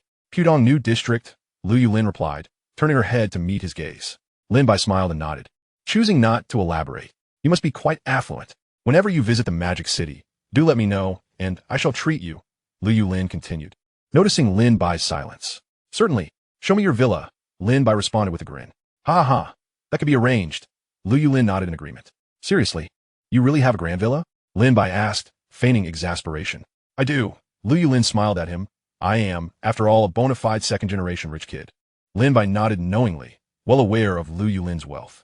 He was no longer a naive 18-year-old from a small town. He had navigated the complexities of society for several years. Every item of Lu Yulin's attire, her dress and shoes, was undeniably expensive. At this moment, they fell into a comfortable silence, both of them watching the last rays of sunlight linger on the horizon. The lights of the party venue had been illuminated. How was the interview script coming along? Lin Bai inquired. It's going well. I'll be conducting the interview next week, Lu Yulin replied. In your novel? Lu Yulin countered. It's progressing. By the way, was it you who rewarded me with that 500 yuan last time? Lin Bai turned to ask. How did you know? Because the ID was Han Chan Chi Chia, and Lu Yong composed a renowned Yulin Ling, which begins with Han Chan Chi Chia. At the Long Pavilion in the evening. It was indeed me. Please refrain from rewarding me next time. The platform takes a cut. And it would be better to transfer the amount directly, Lin Bai said, chuckling. That's simply one do. Lu Yulin replied. Why not? This is my way of showing appreciation for your work. Transferring money changes the nature of the gesture, Lu Yulin explained with a smile. As the sun vanished completely, the nearby warm orange lights flickered to life. The strands of hair were tinged with orange, and the girl's fair skin took on a warm hue. Lin Bai stretched lazily. I'm heading downstairs for dinner. Wait, Lin Bai, Lu Yulin suddenly exclaimed, jumping up. What's the matter? Lin Bai asked, intrigued by her mischievous expression. Are you looking to be supported by a rich woman? Chapter 53. A meeting across space observing Lu Yulin, Lin Bai chuckled. Are you offering to support me? Taken aback, Lu Yulin hesitated. Who would want to support you? I was merely asking. I don't believe you. Show me your financial prowess by transferring me 10,000, Lin Bai teased, glancing at Lu Yulin. Let us go. I want to try your golden soup with beef. Lu Yulin stretched. I'm eager to taste your steamed fish. Descending the stairs, they arrived at the dining area on the first floor, where a large round table was laden with a sumptuous array of dishes. This is lavish, Lin Bai exclaimed, astonished. Song Ziwei pointed towards the kitchen, indicating Du Xiao. We must all thank Du Xiao today. He single-handedly prepared at least 60% of the dishes. Du Xiao, noticing Lin Bai's gaze, responded with a hint of resignation. I only intended to stir-fry some vegetables, but my skills simply wouldn't allow such modesty. Last dish is ready. Let us eat, Du Xiao announced as he juggled his spoon. Meanwhile, Zhang Chong fiddled with his electric hot pot, placing it on the table. With the bubbling of the spicy and 3 flavor broths, the entire dining area was filled with an enticing aroma. Simultaneously, the appetites of the guests began to stir. As the steamed fish was unveiled from the steamer, others brought out the warm dishes from their insulated containers. At this point, the round table was filled with guests. Alongside Lin Bai's group of 6 newcomers were 7 sophomores and 5 juniors, including Song Ziwei, totaling 18 people. Beer, white liquor, and Rio cocktails are all available. Orange juice and coconut juice are also on the table, Song Ziwei said cheerfully. If anyone gets drunk, don't worry, there are beds here. But please, let us not get too inebriated. Tonight's festivities are just beginning. Laughter erupted among the group as they raised their glasses. If you're named Lin Huang, would you then be able to drink yellow wine? Lu Yulin teased, glancing at Lin Bai's glass of white liquor. Lin Bai shot her a glance, but raised his glass to clink with her Sprite. Cheers! He was quite accustomed to the white liquor in his glass. The spirits from Anhui were quite palatable, and he had grown used to it. The only difference now was that, while he was mentally prepared to accept the liquor, his body was not. After a couple of sips, Lin Bai felt a burning sensation in his stomach. Stealing a furtive glance around, he carefully tipped his glass and discreetly poured its contents into an empty bowl nearby. However, Lu Yulin caught him in the act. Lin Bai shot her a pleading look and subtly indicated he wanted some of her Sprite. Reluctantly, Lu Yulin poured a little of her Sprite into Lin Bai's glass. Thus, Lin Bai's white liquor was cleverly replaced with Sprite. Moreover, the guests here were not seasoned drinkers from the typical drinking gatherings. Lin Bai even placed his glass prominently in front of everyone. Yet no one seemed to notice the occasional bubbles surfacing in his glass. Well, this isn't my fault, Lin Bai thought mischievously. Despite this, he refrained from using this to toast others. As a few drinks were consumed, the atmosphere among the guests reached a fever pitch. Lin Bai observed the lively crowd. The literary club had not previously fostered much internal interaction, and he remained unfamiliar with many members. Yet now, everyone appeared energized, brimming with enthusiasm. As a senior threw his arm around Lin Bai's shoulders, Lin Bai felt a wave of helplessness wash over him. Lin Bai, I heard you're writing an online novel. What genre are you exploring? Lin Bai turned to the young man, unsure of his name. Fantasy. Fantasy is great. Do you have any favorite online authors? I like most of them. Just as the two were engaging in this awkward conversation, Lu Yulin raised her glass. Cool, mate. Cheers. At her cue, the senior released Lin Bai, and the three shared a toast. As Lin Bai savored the beef, Lu Yulin watched him curiously. Delicious, absolutely delightful. Lin Bai exaggerated slightly. Suddenly, his phone rang. Pulling it out, he saw it was a call from Lin Mo donning his earphones. Lin Bai stepped aside. Why are you up so early today? Lin Mo asked glumly. I took a sick leave due to a cold. Is Mom at home? Yes, she's at home. Have you taken your medicine? Did you see a doctor? I visited the community clinic and got a prescription. Well, that's good. Make sure to rest well and drink plenty of water, Lin Bai said with a smile. Why is it so noisy over there? Lin Montauk found it. Lin Bai then turned the camera to face the dining table. Wow, why is it so lively there? It's a club gathering. At that moment, Lu Yulin, noticing Lin Bai's camera, smiled and waved. Who is that girl sitting next to you? Lin Montauk inquired. Lin Bai was momentarily taken aback. Glancing at the empty seat beside him, clearly seeing Lu Yulin sitting next to him. Just a friend from the club, he replied curtly, directing an annoyed glance at Lin Mo suddenly. The video call transformed into a trio. Su Yunxi has joined the video call. Lin Bai noticed Lin Mo's mischievous grin and felt a wave of frustration. Su Yunxi, currently in her dormitory, seemed to be having her meal. What are you two up to? She asked, lifting her bowl of cereal. On Lin Bai's end, he could hear the commotion. Where are you? Why is it so noisy? Oh, we're just having dinner with the club, Lin Bai explained. Is there anything else? If not, I'll hang up. Lin Montauk pouted. How can you bear to hang up on your sick sister's call? Ah, Xiao Mo, what's wrong? Lin Bai muttered helplessly, sprawled on the sofa while gazing at his phone. At that moment, Song Ziwei approached. What's going on? Oh, nothing. Just chatting with family. Lin Bai smiled at her. She nodded. That's good. Let me know if you need anything. Meanwhile, Lin Mo's voice echoed through the headphones. Brother, is Yunxi also your family? Uffed. Su Yunxi, who was eating cereal, coughed. Looking at Lin Mo's serious expression. My little sister still loves to play matchmaker. No, that's not right. It's a little girl, not a little sister, Lin Bai lamented. Casting a pitiful glance at Lin Mo, too embarrassed to look at Su Yunxi. After chatting for about 10 minutes, Lin Bai suddenly felt someone tap his shoulder. It was Lu Yulin. Hey, we're short one player for Mahjong. Want to join? As the camera shifted towards Lu Yulin, Lin Mo and Su Yunxi on the screen observed the girl standing behind Lin Bai. Lu Yulin glanced at the two young ladies in the video, one of whom was Su Yunxi. Meanwhile, Lin Mo's urgent voice pierced through the headphones. No Mahjong. Feeling a bit awkward, Lin Bai waved his hand in resignation. Sorry, I don't know how to play Mahjong. You all go ahead. Lu Yulin calmly nodded, and at that moment, Du Xiao walked over.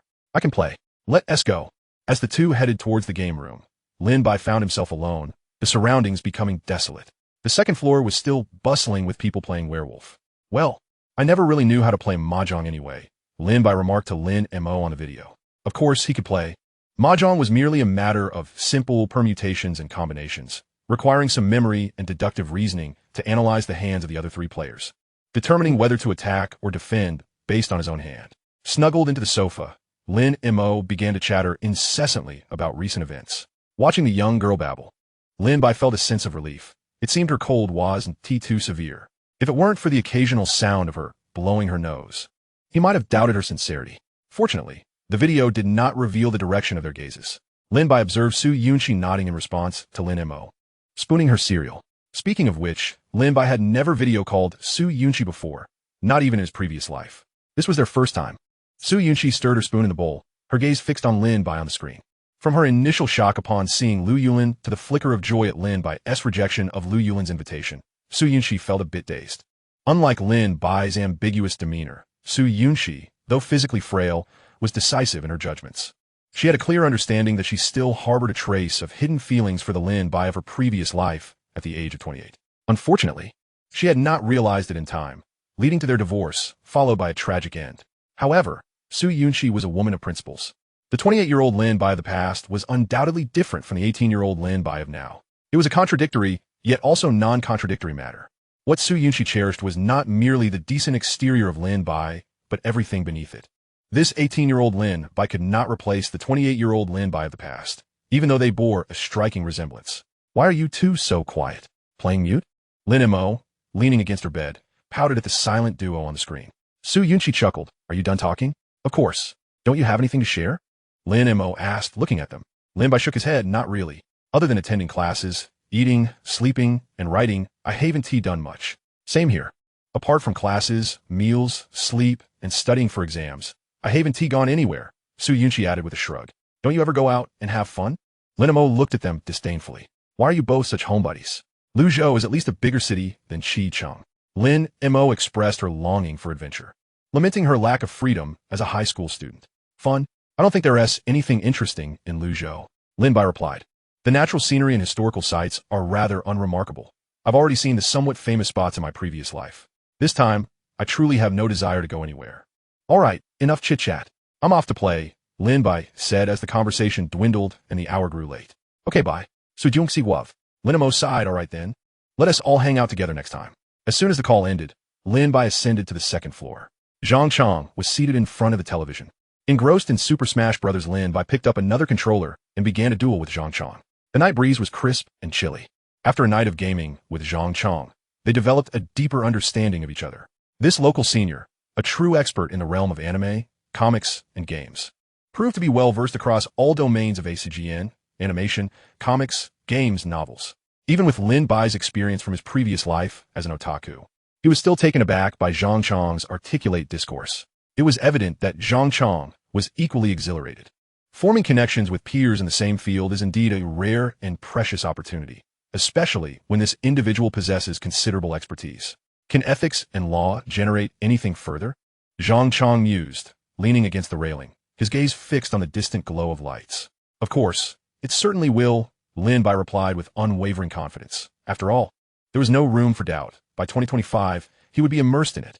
Zhang Chang nodded thoughtfully. In this lifetime, as long as I can continue to play games and watch anime, I will be content. Have you considered finding a partner, senior?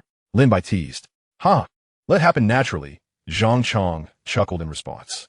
Suddenly, both heard the sound of weeping emanating from a corner of the courtyard. Standing on the third-floor platform, they shifted positions and spotted Song Ziwei seated on the flower bed, facing the wall. What is wrong with her, senior? Lin Bai inquired, glancing at Zhang Chang. Zhang Chang sighed. It seems the president has experienced a heartbreak recently. Her boyfriend, a senior, is preparing to study abroad, which led to their breakup. He then looked at Lin Bai. Why don't you go offer her some comfort? I'm not good with words. Lin Bai nodded and descended the stairs. The breeze in the courtyard felt significantly gentler than on the third-floor platform. Perhaps sensing the footsteps, Song Ziwei's sobs ceased. Approaching the flower bed, Lin Bai waved at her with a smile. What's the matter? Nothing much, just needed some fresh air, she replied. Lin Bai perched on the edge of another flower bed. Smiling. What's the matter, Sister Ziwei? Huh, it's nothing at all, she feigned nonchalance. By the way, Sister Ziwei, I heard your dream is to become a traditional writer and pen a best-selling book? Lin Bai asked. Song Ziwei nodded. Yes, I don't aspire for a grand masterpiece, but I believe writing some youth literature could be fulfilling. I've read your previous short stories. I saw them in magazines during high school. Lin Bai exclaimed. Song Ziwei nodded. I consistently publish short pieces in magazines. It's a great way to hone my skills and earn some royalties. Sister, do you consider becoming a writer and writing your own bestseller to be the most significant goal in your life? Lin Bai asked earnestly, turning to look at her. The bright moonlight mingled with the warm orange glow of the courtyard lamps, casting a gentle light upon Lin Bai's fair skin. Song Ziwei gazed at him, fully aware of his underlying intent. She lifted her head and caught a glimpse of Zhang Chang, swiftly averting his gaze. Thank you, Lin Bai. I know what I need to do. It's just that I had a bit too much to drink today. Feeling a little melancholic, she replied. Lin Bai sighed in relief. That is good to hear, sister. I'll head back now. Chapter 55. The first earnings of youth as the bus came to a halt at the school entrance. Lin Bai returned to the dormitory in a daze. Su Binbing and Luo Hao had yet to awaken. By the time Lin Bai roused himself from his slumber, it was already 3 in the afternoon on a Saturday. The dormitory was deserted. Zheng Jinshan was at the library. Su Binbing had gone to the Guzheng Club for practice, and Luo Hao was playing basketball. Amidst the rhythmic clattering of the keyboard, Lin Bai munched on bread while typing away. The inquiry about Song Ziwei had not merely been a question directed at her. Lin Bai sensed it also reflected his own introspection. He was someone who often wavered in decision-making. However, one thing he was certain of was his need to fulfill his dreams, transforming from a third-rate failure into a second-rate one. Of course, labeling himself as a second-rate failure was merely self-deprecating humor. He aspired to achieve success, to become the true sixth Bai of the Central Plains. The characters on the screen were not mere black letters, but embodiments of money and ambition. Editors often conversed with Lin Bai, recognizing his potential. That evening, no one returned. Lin Bai, disinclined to venture outside, perused the flyers previously posted in the dormitory. These were distributed by part-time students who offered food delivery services, slightly pricier than dining at the cafeteria. Eating while watching anime, Lin Bai was grateful for the plethora of older series he had yet to explore. Lin Mo had texted, mentioning she wouldn't be calling today as she had recovered from her cold and planned to go shopping with Huang Manny. However, as the saying goes, a full stomach breeds desire. Sitting before the computer, Lin Bai's thoughts wandered uncontrollably to Su Yunxi. In truth, regarding his earlier question about Song Ziwei, Lin Bai possessed another answer. If he had previously harbored unrealistic fantasies, he now faced the truth about himself. His inclination towards Lu Yulin leaned more towards admiration, or perhaps infatuation, much like anyone might be drawn to a glamorous celebrity. Whether it's the protagonist of a romantic drama or the attractive members of boy bands and girl groups, Lu Yulin, in comparison, evoked a sense of familiarity. Yet, Lin Bai's feelings for this affluent girl from the Magic City were strictly platonic. Their conversations traversed from Kafka to Alyosha, but never did they delve into moonlit nights and emotions. Not only was Lin Bai inept at navigating such discussions, but Lu Yulin also seemed hesitant to engage in them. The memory of Su Yunxi, who married him at 25 and divorced him at 28, lingered vividly in his mind. He recalled how Su Yunxi had once discovered his reluctance to share trivial musings on Weibo. However, Su Yunxi was the type to chatter endlessly, about everything from career aspirations to the encounter with an adorable orange cat. Although Lu Yulin had expressed a desire for open dialogue, sharing genuine life experiences was a different matter altogether. For instance, she remained unaware that Lin Bai had gone to witness the sunrise during the Golden Week. That blurry photo he deleted had told a story of its own. Ultimately, Lin Bai was a man of ambiguity, much like the traits that Su Yunxi had found irksome. He was indeed a fool, overly confident in his own assumptions.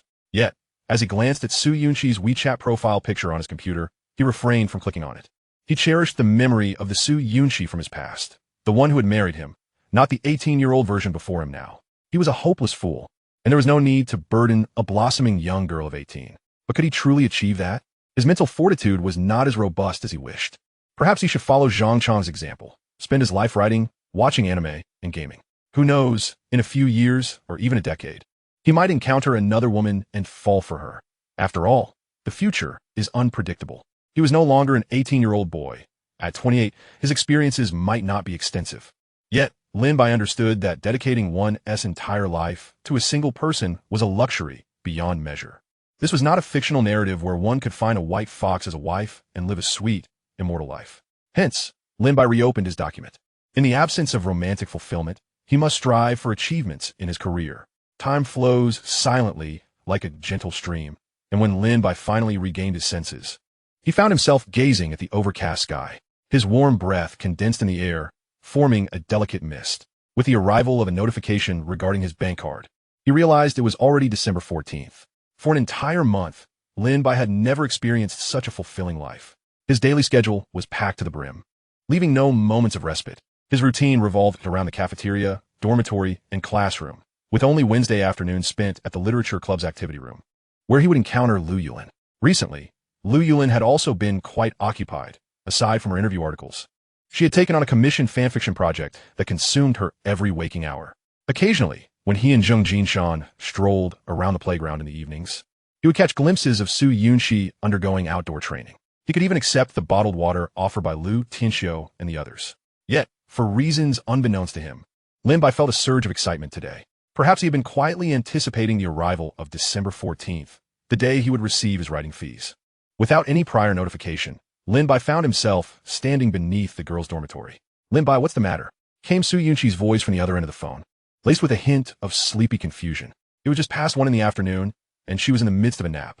"I'll give you half an hour. Let us go out for hot pot," Lin Bai replied, seated on a bench outside the dormitory. After a moment of bewilderment, laughter erupted from the other end. All right, you little rascal." With the call ended, Lin Bai stretched lazily. Fortune smiled upon him. Both he and Su Yunxi had no classes on Thursday afternoons. Guqin, watching Su Yunxi rise from her bed, curiously inquired, "What is going on?" "Oh, I just need to step out for a bit," Su Yunxi replied, already climbing down the iron railing. "Who is it?" Guqin asked, her eyes narrowing mischievously as she adjusted her black-framed glasses. Lin Bai came to response. Guqin nodded, suddenly grinning as she teased. "So, it's that handsome guy you introduced to me. What is this? Is the rabbit nibbling near its burrow?" Hearing this, Su Yunxi playfully poked Guqin's forehead with her index finger. "What are you saying? There is nothing of the sort." As she spoke, Su Yunxi changed into her clothes. Standing before the mirror, she realized that no elaborate adornments were necessary. A simple swipe of lipstick sufficed to enhance her beauty. After all, she was Su Yunxi, a captivating young woman. Among the girls in the auditing class, she stood out as exceptionally lovely. As she descended to the dormitory entrance, she spotted Lin Bai leaning against the bench. Stealthily approaching him from behind, she exclaimed, "Hey, where are we going for hot pot?" Chapter 56. The independent Su Yunxi and the unrepentant Lin Bai. The sudden sound startled Lin Bai, causing him to jump.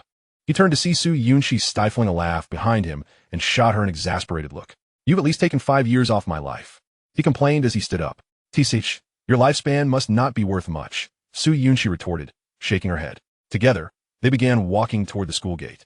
Although Lin Bai was uncertain about where to eat. "Let us head towards the pedestrian street. This place is too remote," he suggested. "The pedestrian street near the school?" Su Yunxi asked, then shook her head. "No way. That pedestrian street has nothing but decent chicken pot. There is hardly anything good to eat. Let us go to Lyon. It's much livelier there," Lin Bai proposed, glancing up at the overcast sky. "And it's still early. You've eaten lunch, right?" "I had ramen," Su Yunxi replied.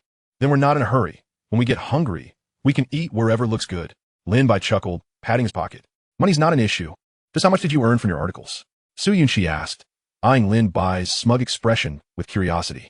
In his previous life, even in 2028, the year of his divorce, his monthly earnings from writing barely reached 1,000 yuan. With rising prices, a hot pot meal could cost him 500 at that time. Looking at Su Yunxi, Lin Bai extended his thumb and index finger. 800? Su Yunxi Nguayith. To which he replied, 800 is manageable for a hot pot. Yet, Lin Bai's mournful gaze suggested otherwise. Could it be? You didn't suddenly earn 8,000, did you? Su Yunxi asked, her confidence wavering. Bingo. Lin Bai beamed, his smile unabashedly radiant. Correct, but no prize. What? Su Yunxi exclaimed in disbelief. How is it that after being reborn, Lin Bai has become famous? The shift in the timeline is too drastic. Are your novels legitimate? You're not exploiting any legal loopholes, writing something that can't be published, are you? Su Yunxi couldn't help but ask. In response, Lin Bai shot her a death glare. Seriously, can you wish me some good fortune? Su Yunxi pouted slightly, a playful smile on her lips. So, does that mean today's expenses will be covered by Master Lin? You're quite the opportunist, Lin Bai retorted, giving her an exasperated look. As they bickered, they hopped into a taxi heading for Luyang district. Despite the dreary weather and it being a weekday, the streets of Luzhou, the capital of Anhui province, remained bustling with activity. Do you know how to get there? Su Yunxi asked at the street corner. Lin Bai scratched his head. Not really. His response was not entirely a lie. He had only moved here in 2025, and the city's layout had changed since then. Su Yunxi shrugged. Then let us just wander around. However, Lin Bai led the way to a popular bubble tea shop, glancing at Su Yunxi. What would you like to drink? Anything is fine, she replied. Cold or hot? He continued. Su Yunxi shot him a curious look. Their conversation felt oddly reminiscent of a player testing the waters. Cold, she finally answered. Lin Bai nodded and ordered 2 cups of sweet black tea, no ice. Although they were both cold drinks, it was too chilly for ice on this day. As they strolled along the cobblestone path, this famous pedestrian street in Luzhou hadn't changed much in layout. At least the main thoroughfare remained the same. Spotting a well-known park across the street, Lin Bai suggested, shall we take a look over there? Su Yunxi followed his gaze and nodded. Crossing the road, they found the park to be much quieter, with only a few elderly men scattered about, playing chess and practicing martial arts. The emerald waters of the lake rippled in the cold wind, casting an air of somber tranquility over the park. Yet, despite the chilly bubble tea, Lin Bai felt a restless excitement within him. This was a culmination of 2 distinct aspects. On one hand, he was a freshman who had surprisingly reached the level of earning 8,000 in writing fees. Perhaps this is the pinnacle of the moment. Yet it remains an elevated standard. On another note, how many years has it been since I wandered aimlessly in this park with that woman? Due to frequent visits in a past life, Lin Bai found it somewhat difficult to recall. Regrettably, the residential complex they had anticipated in their previous existence has yet to be constructed, and the area remains a barren wasteland. It is truly unfortunate. How delightful it would have been to stroll here once more with her. Lin Bai mused inwardly, though he remained silent. The final image that flashed in his mind was of him lunging towards the 28-year-old Su Yunxi. Did he feel regret? Indeed, he did, for if that world still existed, Lin and Mo, along with his parents and friends, would bear the sorrow brought by his demise. However, Lin Bai understood a fundamental truth, no matter the actions taken. Regret is inevitable. Thus, one should refrain from lamenting any decisions made. As Lin Bai offered her the headphones, a resigned smile appeared on Su Yunxi's face. Who brings headphones to enjoy an outing with someone? Nevertheless, seeing Lin Bai's cheerful expression, she accepted them and placed them in her ears. Accompanied by the melodious tones of a euphonium and the lively notes of a piano solo, the music was a tranquil piece that could easily be overlooked. It felt as if time had transcended, transporting them back to an evening cloaked in the warmth of the setting sun. Lin Bai and Su Yunxi each held a popsicle as they strolled home from school. The sky seemed to cooperate at that moment. A beam of sunlight finally pierced through the thick clouds around 2 in the afternoon, filtering through the branches of the park's trees. The surface of the lake transformed from stillness to a shimmering spectacle. Gazing at the red signpost, Su Yunxi suggested, "Shall we try that?" It was a paid attraction in the park, offering human-powered boats to glide across the lake. "Sure, can you manage it?" Lin Bai quipped. Finishing the last sip of his milk tea, Su Yunxi flexed her arm. "Do you not understand what it means to be an independent woman?" She humorously added, "I think Fei Fu Chi Chung Yunxi suits me better." With laughter, they approached the boat rental area, where Su Yunxi had already taken the initiative to pay. "How considerate," Lin Bai remarked, surprised. Su Yunxi replied, "What, am I not an independent woman who doesn't rely on others?" After selecting a small boat, they settled into their seats. Now the only pair of tourists gliding across the lake. Chapter 57. Let's not have hot pot next time. Why aren't you pedaling? Lin Bai chuckled at the sight of Su Yunxi slouched in her seat. She gazed longingly at an elderly man in the distance and shook her head. "I'm too tired. Let's just let the boat drift for a while." The plastic boat swayed gently on the lake's surface, accompanied by a soft breeze. December in Luzhou had indeed ushered in winter.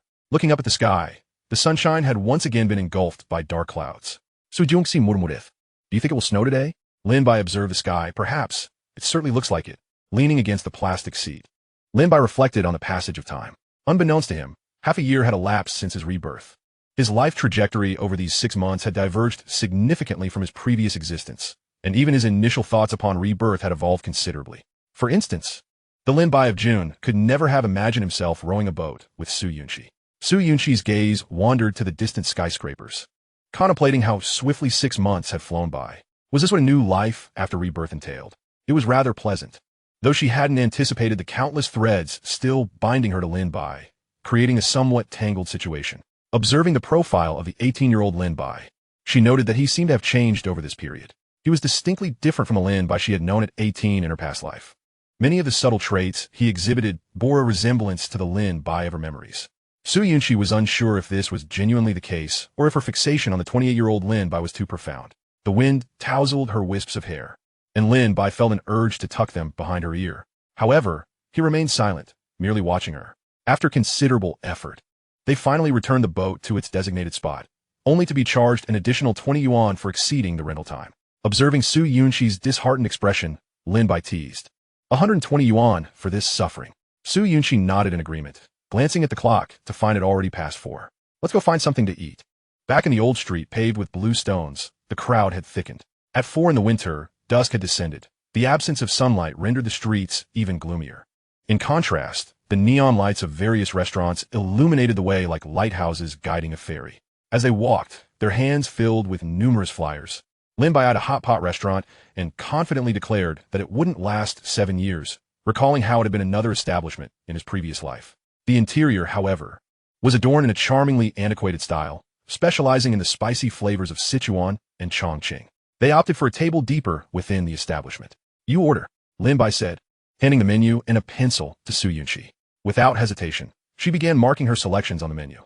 Perhaps due to their earlier boating adventure, Su Yunxi was now ravenously hungry, feeling as though she could devour an entire cow. As the broth of beef tallow bubbled, Lin Bai commenced adding ingredients.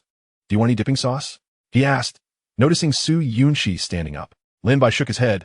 "No need, just prepare your own." Su Yunxi nodded in understanding. She was well aware of his preferences, Lin Bai preferred his hot pot without the northern sesame sauce or the southern oil dip, favoring the essence of the broth itself.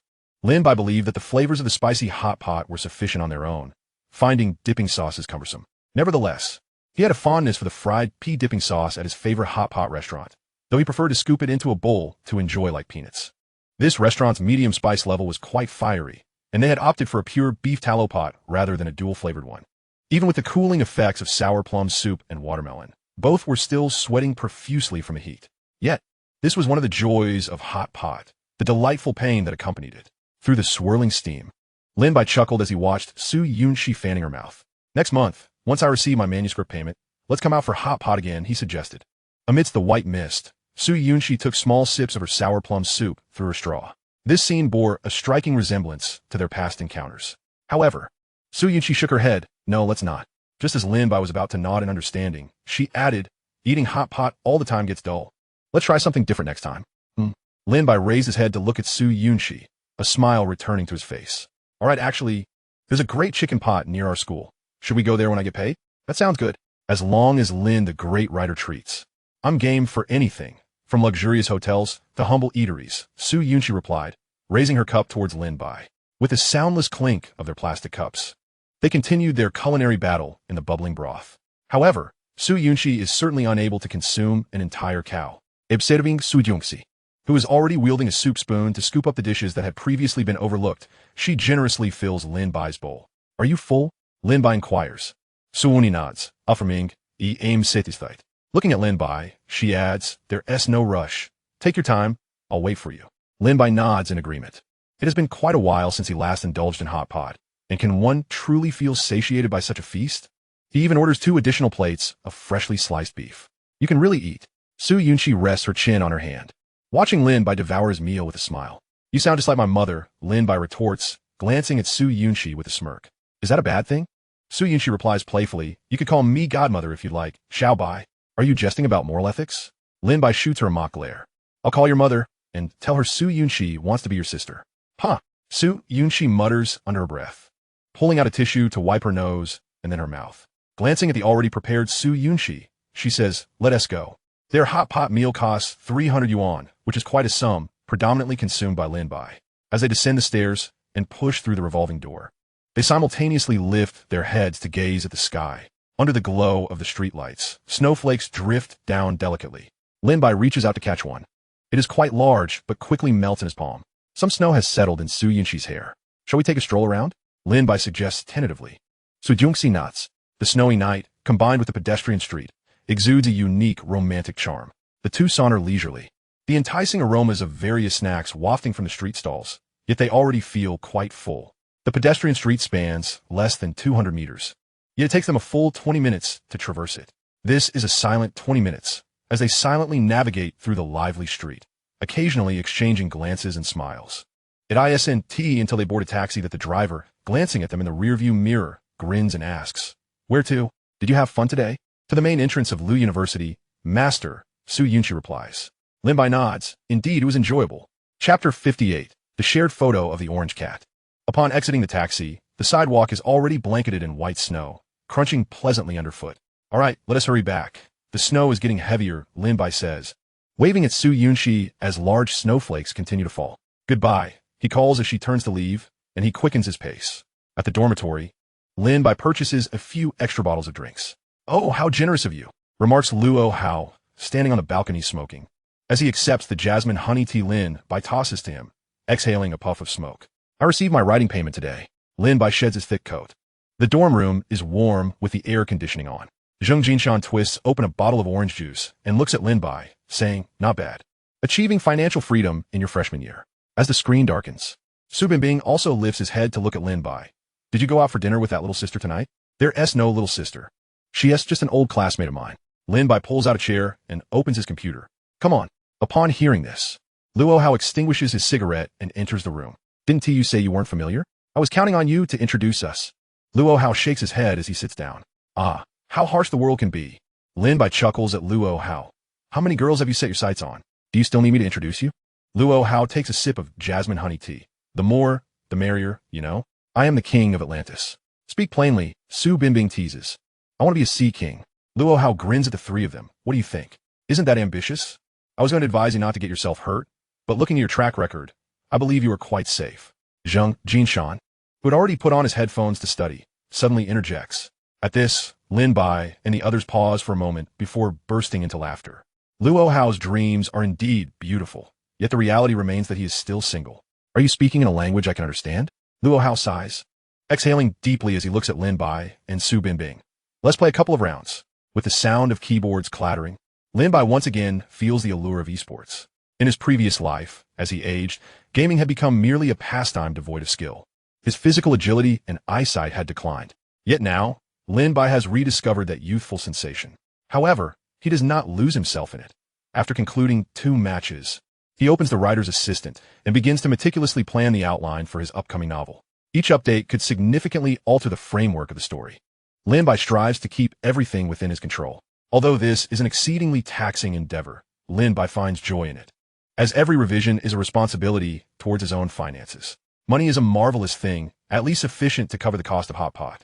Next up is the chicken pot.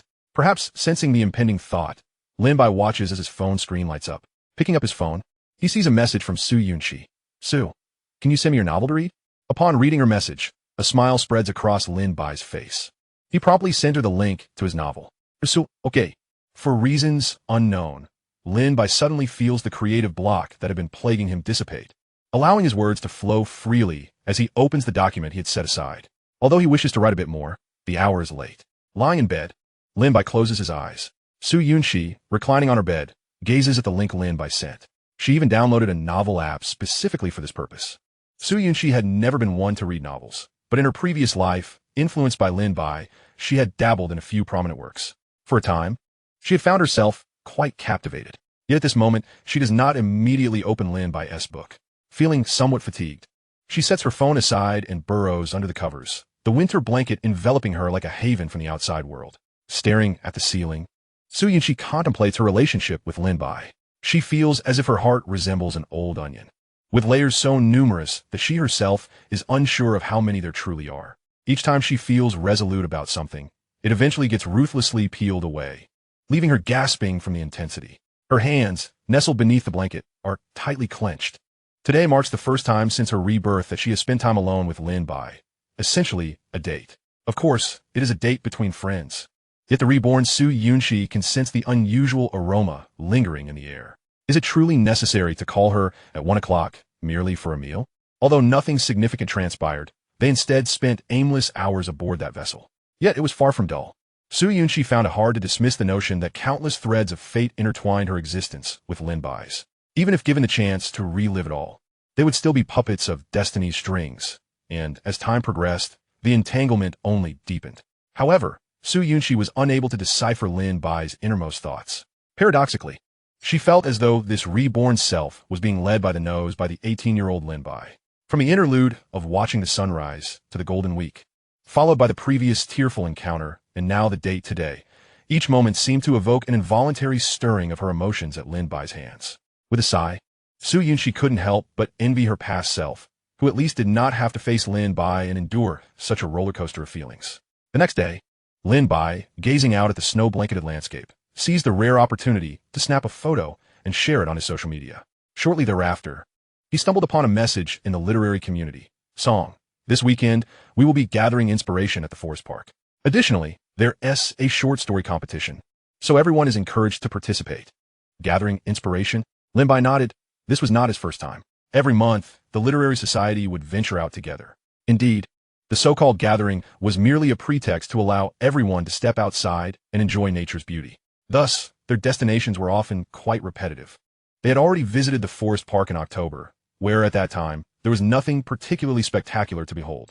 However, a trip to the forest park amidst heavy snowfall was indeed a fitting endeavor for the literary society, embodying a certain romanticism. With textbooks in hand, they savored scallion pancakes from the cafeteria, exhaling warm breaths as they walked through the snow. Lin Bai noticed a crouched ginger cat in the snow and quickly whipped out his phone to capture the moment. Meanwhile, in her dormitory, Su Yunxi was preparing a bowl of cereal for breakfast, intending to head to the library to study shortly. Yet, upon seeing the photo from Lin Bai, a smile unconsciously graced her lips. Chapter 59, Photos from the Mountain Summit Shared.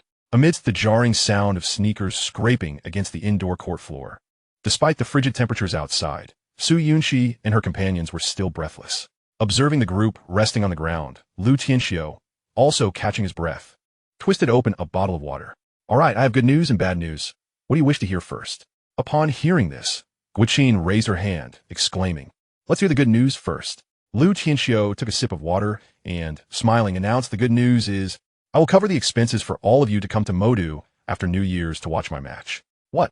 The previously slender, dark-skinned boy, Lin Xiang, suddenly sprang to his feet, staring at Lu Tianxiu. "Are you competing in the University League match in Modu?" Lu Tianxiu nodded, a smile illuminating his face. This match would determine whether he could continue playing volleyball in the future. Su Yunxi nodded, recalling that Lu Tianxiu had hardly been at school lately, spending his time training with the provincial team. This upcoming University League match, representing the province, was crucial, as only non-professional university athletes could participate.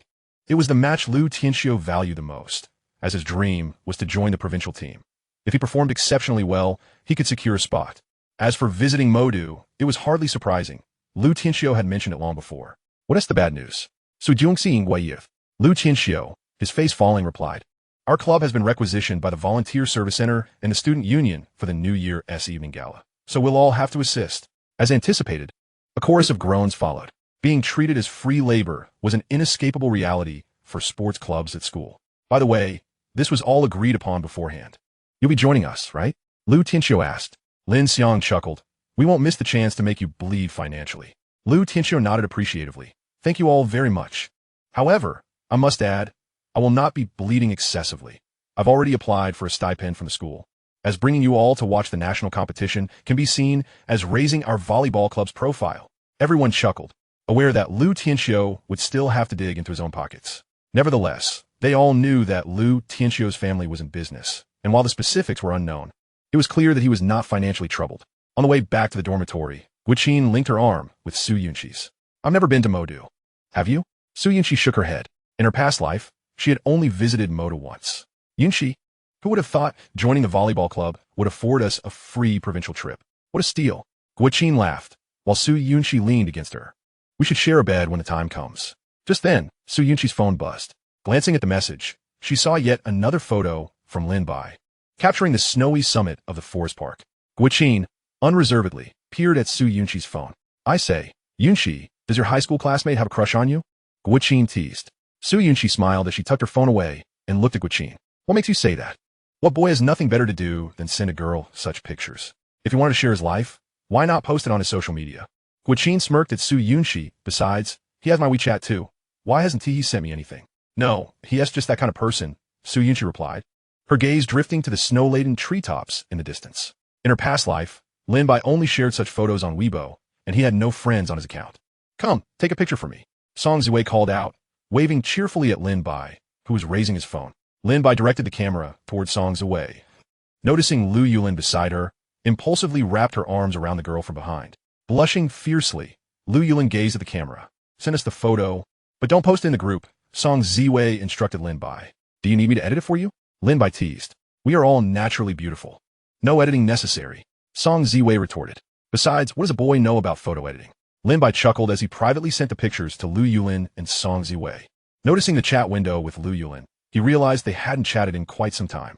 At that moment, Lu Yulin, upon receiving the photo, replied with a sweating emoji.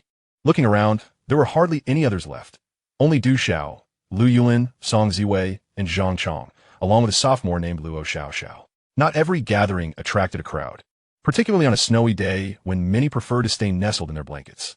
After descending the mountain, the group ducked into a nearby, spicy hot pot restaurant. It was already past 1 o'clock, and the establishment was relatively empty. The 6 of them settled around a largest round table, each with an enormous black bowl, creating a unique atmosphere. Seizing the moment, Song Ziwei began discussing the short story competition. However, Lin Bai shook his head. He had no intention of participating in the essay competition. As a writer of web novels, he had already developed a certain mindset. Short stories of 1 or 2,000 words were simply not within his purview, unless he were to embark on a new learning journey. But he was reluctant to do so, as it would disrupt the rhythm of his current long-form writing. Yet, Lin Bai cast a glance at Lu Yulin, whose fanfiction indeed fell into the category of short stories. As expected, Lu Yulin announced her intention to enter the competition. Du Xiao would also be participating. Oh, by the way, Song Ziwei said, taking a bite of her mushroom. Our school is preparing for the New Year's Eve party. Is there anyone who wishes to perform? I can sign you up. At that moment, an unusual consensus emerged among the group. Everyone vigorously shook their heads. Song Ziwei looked at them with a forlorn expression. I'm sorry, but the school leaders have mandated that every club must present a performance to promote our school as club culture. Isn't that a bit excessive? Lin Bai was the first to voice his concern. After all, with so many clubs in the school, the length of the performances would be overwhelming. Song Ziwei nodded and explained, the sports clubs are exempt. They are responsible for manual labor, while our literary clubs must perform. However, collaboration among several clubs was permissible. Would you like to team up? Once again, the group shook their heads in unison. Performing solo was already embarrassing enough. Joining forces with other clubs would only amplify their mortification. Looking at the group, Song Ziwei smiled and suggested, think about it before the 20th. Someone must make a sacrifice. As she spoke, her gaze, along with that of Zhang Chong and Luo Xiao, turned towards Lin Bai and his companions. The three of them were freshmen. After all, making a sacrifice for the benefit of the senior members of their club seemed only natural, didn't it? Chapter 60, The Prolonged Shadows. What performance should we do? Du Xiao lamented, glancing between Lu Yulin and Lin Bai. The trio had already agreed to share the burden of any difficulties. Initially, they had intended to involve 3 other freshman girls, but this was unanimously vetoed by the 3. The girls were unwilling, and Du Xiao felt more comfortable with this duo. Should we sing or dance? Lin Bai tentatively suggested. Lu Yulin immediately shook her head. No way, that won't work. Du Xiao added. There will be too many singing and dancing acts. With our skills, we would only stand out for all the wrong reasons. Lin Bai looked at Du Xiao. Aren't you from Shaanxi? How about soloing a piece of Aunt's drum dance, followed by a performance of Qin opera? Du Xiao shot him a sidelong glance. Why don't you perform a Huangmei opera instead? Lu Yulin, reclining lazily against the bench, watched the two banter. The 3 were currently by the edge of the Qin lake, brainstorming in the chilly wind. Suddenly, Lu Yulin's eyes lit up. I have an idea, she exclaimed. Lin Bai and Du Xiao looked at the girl whose nose was flushed from the cold. Curiosity piqued. What is it? Let us perform a comedic skit. Lu Yulin proposed with enthusiasm. Huh? Lin Bai and Du Xiao simultaneously displayed expressions of surprise, gazing at Lu Yulin. They had intended to refute the idea, but soon realized it might not be entirely without merit. As self-proclaimed high achievers of the literary club, crafting a comedic script would surely be within their grasp. Moreover, a comedic performance from the 3 of them was not out of the question. As for embarrassment, they would already be embarrassed simply by stepping on stage. It mattered little. What do you think? Isn't my idea brilliant? Lu Yulin said, a hint of excitement in her voice. Shall we discuss the theme of our skit now? Du Xiao nodded slowly, seeing. It seems our school doesn't have a comedy club, so we needn't worry about competing performances. Besides, performing a comedic skit at the New Year's Eve party would be fantastic. Looking at Lu Yulin, Du Xiao sincerely gave her a thumbs up. Great idea. Lin Bai also nodded in agreement, offering a thumbs up. Good idea. Without further ado, they decided to proceed, though Lin Bai noticed they all seemed a little apprehensive. Let us find an empty classroom. We'll freeze to death out here. Lu Yulin nodded, rubbing her face. The trio soon made their way to a nearby teaching building. Slipping into one of the classrooms, without any prior experience of performing on stage, their discussions in the classroom grew increasingly animated. The script began to take shape, filled with laughter as they exited the teaching building, only to find the sun had long since vanished. Each of their stomachs began to grumble. Stepping atop the soft snow, Lu Yulin suggested, shall we go out for dinner? Du Xiao nodded. I'm completely on board. Lin Bai agreed. I'm in too. As they walked towards the pedestrian street, the 3 fledgling comedians continued their fervent discussions, as if they could already envision themselves on stage at the New Year's Eve party, eliciting peals of laughter from the audience. 1 pot of chicken and 6 pancakes. Moderately spicy, Lin Bai called out to the waiter with a wave of his hand. He was quite familiar with this restaurant, having visited it previously with his dorm mates. As the steaming pot of chicken was brought to their table, the 3 eagerly picked up their chopsticks. Sitting at the innermost part of the table, Lin Bai turned to Du Xiao and inquired about his video reviews. Lu Yulin, sitting nearby, looked at Du Xiao. You're still making videos? Let me see. Du Xiao replied sheepishly, yes, but the view count isn't great. Only about 20,000. Lin Bai nodded. That is already quite impressive. Take your time. After all, viral videos are still relatively niche. Though 2018 marked the dawn of short videos, it was not the year for film critique. Many established creators had already dominated that space. However, compared to the chaotic battles that lay ahead, 2018 was still relatively decent. The portion of the chicken pot was just right. One could easily finish it with just 2 pancakes, leaving only the onions behind in the pot. This is my first time trying the pot chicken, Lu Yulin said, wiping her mouth. Du Xiao nodded in agreement. Me too. Lin Bai smiled. No worries. During your 4 years in college, you'll have plenty of chances to enjoy it. While this dish might not be a specialty of Luzhou, it's certainly ranked among the most prevalent restaurants on its streets, comparable to the ubiquity of Sha County snacks. However, glancing at Lu Yulin beside him, Lin Bai felt a bit awkward, just as they were about to head back. Du Xiao ran into a fellow dorm mate on the street. Now, Lin Bai could only walk home with Lu Yulin, suppressing an air of discomfort. The reason for this unease was evident. Without Du Xiao, both of them had grown somewhat taciturn. Oh, I still haven't transfer the money to you. Lu Yulin seemed to remember something and took out her phone. Huh, no need, don't worry about it. Consider my treat, Lin Bai said with a smile. Lu Yulin turned to him. Then thank you for the meal. The orange light illuminated Lin Bai's skin, reminiscent of his name, his youthful complexion as delicate as snow. His short hair, though appearing somewhat chilly in the winter, retained the vitality of youth. The warm breath, escaping his slightly parted lips, mingled with a hint of a smile. At that moment, Lu Yulin regarded Lin Bai with a complex expression. As an author of youth-oriented literature and romantic fanfiction, her emotional sensitivity far surpassed that of the average person. At this moment, Lin Bai also noticed the gaze of the girl beside him. He halted his steps, observing Lu Yulin beneath the glow of the street lamp. What is it? Nothing, really, Lu Yulin replied, shaking her head gently, her lips lightly biting down as she smiled and walked towards the school gate. Lin Bai watched her silhouette against the backdrop of the snow-covered landscape, interspersed with the dark, muddy footprints left in the snow. Clad in a light beige down jacket and a khaki scarf, she appeared so petite, yet her figure was elongated infinitely by the streetlight, stretching all the way to Lin Bai's feet. He merely needed to take a step forward to tread upon that shadow. However, beyond the human silhouette, the shadows of the trees danced gracefully. Lin Bai stepped onto the pristine sidewalk, untouched by footfalls and adorned with a blanket of snow. Speaking of which, it had been quite some time since he had savored the taste of watermelon. Perhaps due to the cold, watermelon was ill-suited for such a wintry season. Meanwhile, Lu Yulin, who had arrived early at the school gate, turned to catch sight of Lin Bai emerging slowly from beneath the tree shadows. Regret washed over her in that moment.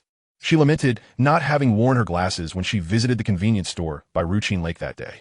Otherwise, she would not have so easily collided with this somewhat aloof, yet warm-hearted youth. As her 18th year approached its end, she found herself inexplicably stirred by emotions in the chill of winter.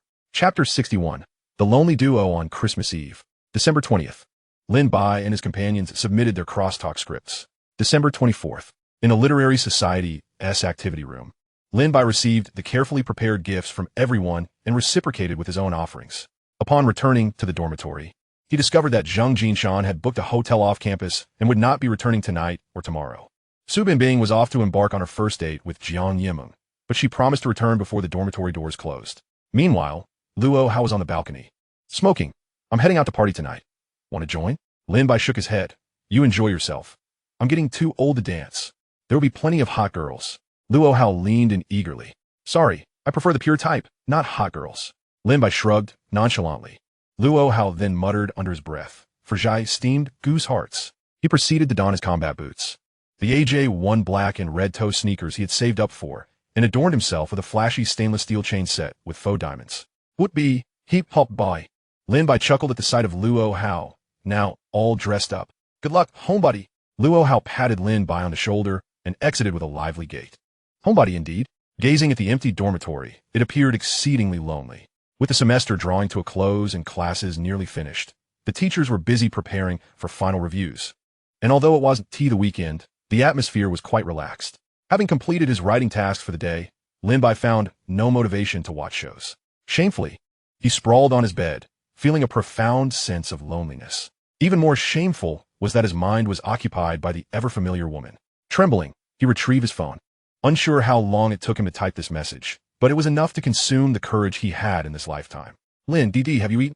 In the library, as she prepared to finish her last online class, Su Yunxi noticed Lin Bai's message. Su, I'm at the library. Why don't you come over? Su Yunxi cautiously pressed the send button. Guqin had found a partner 3 days ago and was out watching a movie tonight. The other two girls in the dorm, both locals, had gone home. Observing the vast emptiness surrounding the library, she glanced at Lin Bai's profile picture on her tablet and unscrewed the lid of her thermos. The nature of her relationship with Lin Bai had inexplicably become delicate. It was somewhat embarrassing to admit that this was Lin Bai's first time stepping into the library. Without his student ID, he had asked a nearby girl who was studying for help. Just as he crossed the turnstile, he remembered he had forgotten to bring an apple for Su Yunxi. Oh well, never mind. He entered the library and made his way to the second floor, where Su Yunxi had mentioned she would be. Initially worried about not finding her, he quickly spotted her sitting in a corner, wearing headphones and focused on her tablet. From the screen, it was evident that Su Yunxi was diligently studying. Lin Bai quietly took a seat beside her. No sooner had he settled down than his phone vibrated silently.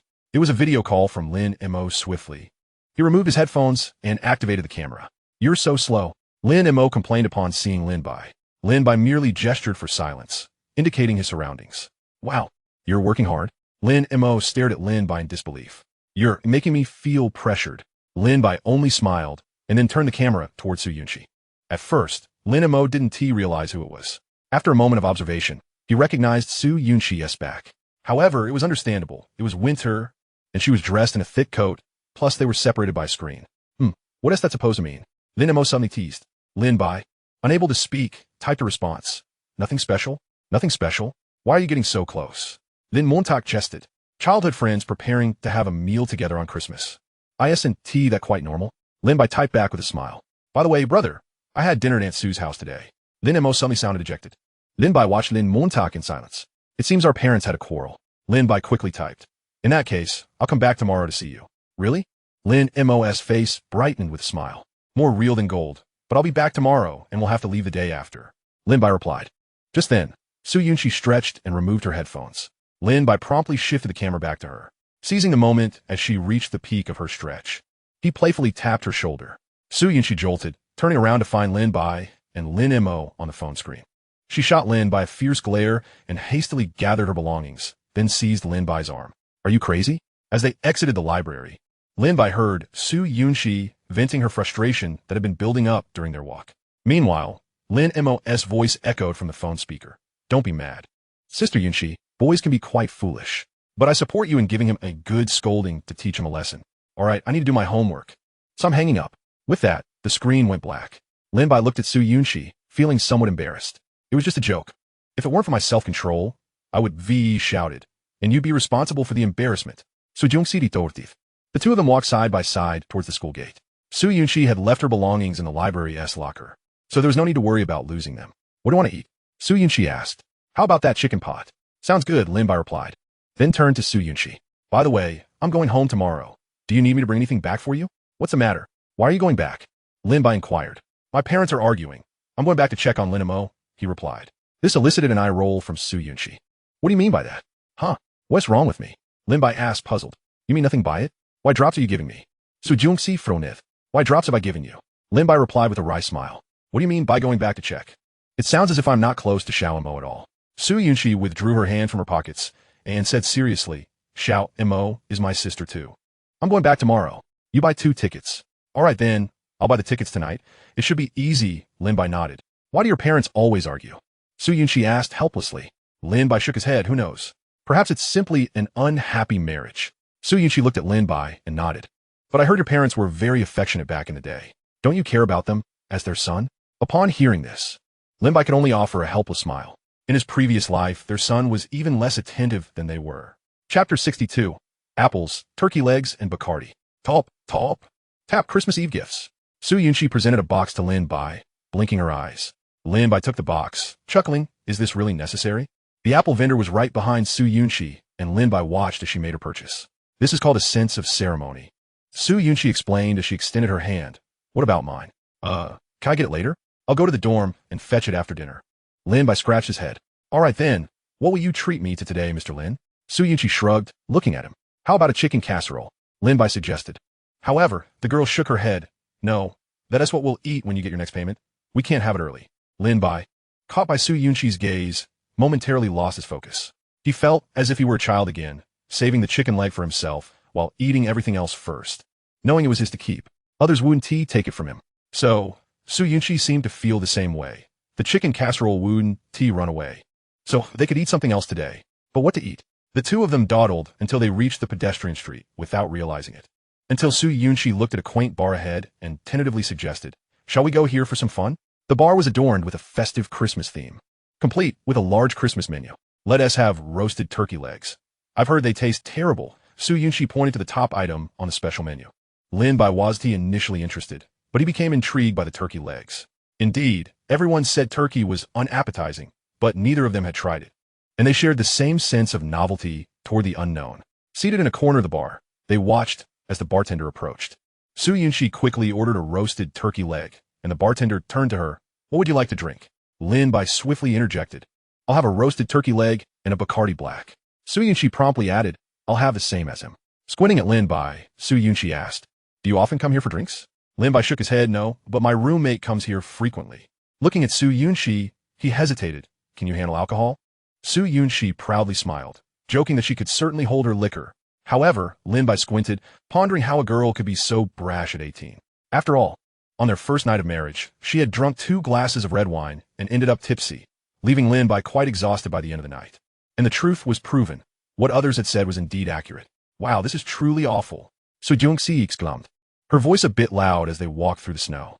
But it didn't seem to matter. With her flushed face, passers-by would likely forgive her. Lin Bai strolled beside her, grateful that the bar's cups weren't large. Thus, Su Yunxi was merely chatty, not incoherent. "Will you be able to get up early tomorrow?"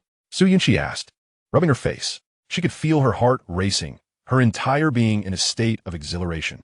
However, her rationality remained intact, so it wasn't a significant issue, just that the alcohol was a bit potent. "Of course I'll manage. What about you?" Lin Bai responded. Su Yunxi nodded. "Of course, I'm not drunk." Suddenly, Su Yunxi laughed and looked at Lin Bai. "What kind of apples did you prepare for me?" "Well, I'll give you the best apples I got from the literature club," Lin Bai replied. "Huh, that's rather perfunctory of you." Su Yunxi potif. "Right back at you," Lin Bai remarked, lifting the apple in his hand, mirroring her sentiment. As Su Yunxi gazed up at the sky, snow began to fall. The girl suddenly reached out to catch a flake. Lin Bai watched as she took his other hand, pressing her palm against his, which held the snowflake. It's the thought that counts. Standing beneath the street lamp, Su Yunxi's shadow fell upon Lin Bai. The girl wore a radiant smile, the tipsy scent of alcohol mingling with sweetness. Her cheeks flushed, her long hair slightly disheveled by her knitted cap. As they felt the cold moisture of the snow in their palms, the warmth of her hand contrasted sharply. Their palms pressed closely together. With Su Yunxi slowly releasing her grip, their hands parted. Lin Bai instinctively tried to tighten his fingers, but he grasped only the cold air of the winter night. He looked at Su Yunxi, exasperated. "Well, I truly appreciate your gift." This year, Luzhou seemed particularly cold. As they arrived at the boys' dormitory, they noticed their deep and shallow footprints in the snow, which had already accumulated thickly. "Wait here. I'll go get you an apple," Lin Bai instructed. Looking at Su Yunxi leaning against the dorm, she cast him a disdainful glance, murmuring, "Come on, I'm not that drunk. You don't need to speak so slowly." All right, Lin Bai retorted, hastily rushing into the dorm. Turning on the light, he observed the apples he had received that day, a beautifully packaged box standing out. However, he had forgotten who had given them to him. Never mind. Lin Bai took the box and headed downstairs. "Merry Christmas Eve," he exclaimed, handing the apple box to Su Yunxi. She examined the exquisite box, clearly more appealing than the 10-yuan apple she had given him. "Not bad. No wonder you're in the literature club. I should report you for overpackaging." Su Yunxi laughed, holding the box. "We'll head back tomorrow. When will you return the day after?" "In the morning. I have classes in the afternoon," Lin Bai replied. "All right, but I don't have classes. So how is your preparation for the final exams going?" Su Yunxi turned to ask. So, Lin Bai shrugged. Su Yunxi nodded, feeling no cause for concern. In truth, the transition from accounting to auditing was seamless. Even if she were to forego her classes this semester, she held an unwavering confidence that failure would not be her fate. Essentially, they were akin to one another. As the two approached the girls' dormitory, they encountered Lu Tianxiu coming towards them. "What a coincidence. I was just about to seek you out," Lu Tianxiu remarked to Su Yunxi, lifting the large bag of apples in his hands. "Today's training was rather intense, which is why I'm only now able to distribute these apples." With a resigned smile, Lu Tianxiu turned to Lin Bai, saying, "Here, this one's for you." Lin Bai accepted the apple, though his demeanor appeared somewhat awkward. Lu Tianxiu then handed 2 more apples to Su Yunxi. "Please take one to Guiqin for me. I must go deliver these to others." Su Yunxi took the apple, teasing, "President, are you playing the role of Santa Claus?" Lu Tianxiu had already turned away, waving his hand over his shoulder as he replied, "If only I were Santa Claus, I could fulfill my own wishes." Chapter 63, The Note and the Train.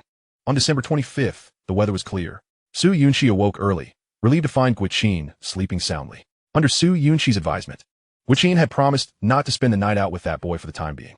However, she returned quite late, having climbed through the window from the first-floor corridor in the early hours. After a quick wash and basic moisturization, Su Yunxi found herself feeling somewhat peckish. Glancing at the apples on her desk, she realized there were only two, one from Lin Bai and one from Lu Tianxiu. Following her principle of eating whatever was the most visually appealing, Su Yunxi opened the box containing Lin Bai's apple. Inside the pink box was a smaller one. Upon opening it, alongside the deep crimson apple, Su Yunxi discovered a delicate, pale white origami crane. Intrigued by the exquisite crane, she picked it up, only to soon notice the small writing upon it. A chill ran through her as she pondered, did that guy Lin Bai write this? Curiosity piqued, she unfolded the origami. Happy Christmas Eve and Merry Christmas. I'm thrilled to have met you in college. Wishing our comedy skit great success, Gamba. Lu. As she stared at the piece of paper in her hand, Su Yunxi set the apple down and quietly opened Lu Tianxiu's box. Lu Tianxiu's apple was similar to the one she had given to Lin Bai, procured from a street vendor for 10 yuan each. After rinsing Lu Tianxiu's apple, Su Yunxi calmly stuffed the origami into her pocket. Sitting on the balcony, she munched on the apple, initially contemplating putting on some makeup, but decided against it. As it was too cold. Haha, I told you you wouldn't wake up. Lin Bai's confident voice rang out as he stood at the school gates, eyeing Su Yunxi's bare face. This woman never left the house without makeup. It was evident she had overslept and was in a rush. Su Yunxi cast him a sideways glance. Enough chatter. Let us go. Sensing her slight irritation, Lin Bai felt even more assured of his assessment. As Su Yunxi noticed Lin Bai scrutinizing her from the backseat of the taxi, she rolled her eyes. What's your problem? Why do you keep staring at me? I'm just curious how long you can maintain that sour expression, he replied. In response, Su Yunxi forced a smile. Is this better? Yet soon, her expression returned to normal. They arrived just in time, managing to check their tickets as they stepped off the train. Although today was Christmas, the station was not overly crowded since it was not a holiday. Su Yunxi carried a small backpack, while Lin Bai rummaged through his pockets, retrieving a wallet, a set of keys, and a charging cable. Confused as Lin Bai handed these items to her, Su Yunxi asked, What are you doing? Just put them in your bag. They're uncomfortable in my pocket. Why don't you carry your own bag? Su Yunxi retorted, stuffing Lin Bai's belongings into her small leather purse, which quickly became bulging. See? This proves I don't need to carry a bag. Lin Bai chuckled, offering Su Yunxi a pair of earbuds. She shot him a glare, but accepted them nonetheless. The train glided silently along the tracks, flanked by expanses of white wilderness outside the window. The song playing through the earbuds was by Lin Bai's favorite lesser-known artist. Its upbeat melody reminiscent of a road movie's joy. While gazing out the window, Su Yunxi suddenly felt Lin Bai leaning closer. Turning her head, she found him staring out at the scenery. Look at that cloud. Doesn't it resemble cow dung? Lin Bai pointed to a cloud perched atop a distant mountain. Su Yunxi glanced over and had to agree. It indeed twisted in a way reminiscent of large manure. However, despite her thoughts, she responded. Can't you imagine it as something more pleasant? How about ice cream? Lin Bai suggested, looking at her. In that moment, Su Yunxi, feeling bold, took out the origami crane from her pocket. Presenting her slightly clenched fist, Lin Bai, confused, extended his palm. As the small note nestled in his hand, Lin Bai's heart raced as he noticed Su Yunxi's slightly awkward expression. Could it be? Happy Christmas Eve and Merry Christmas. I'm thrilled to have met you in college.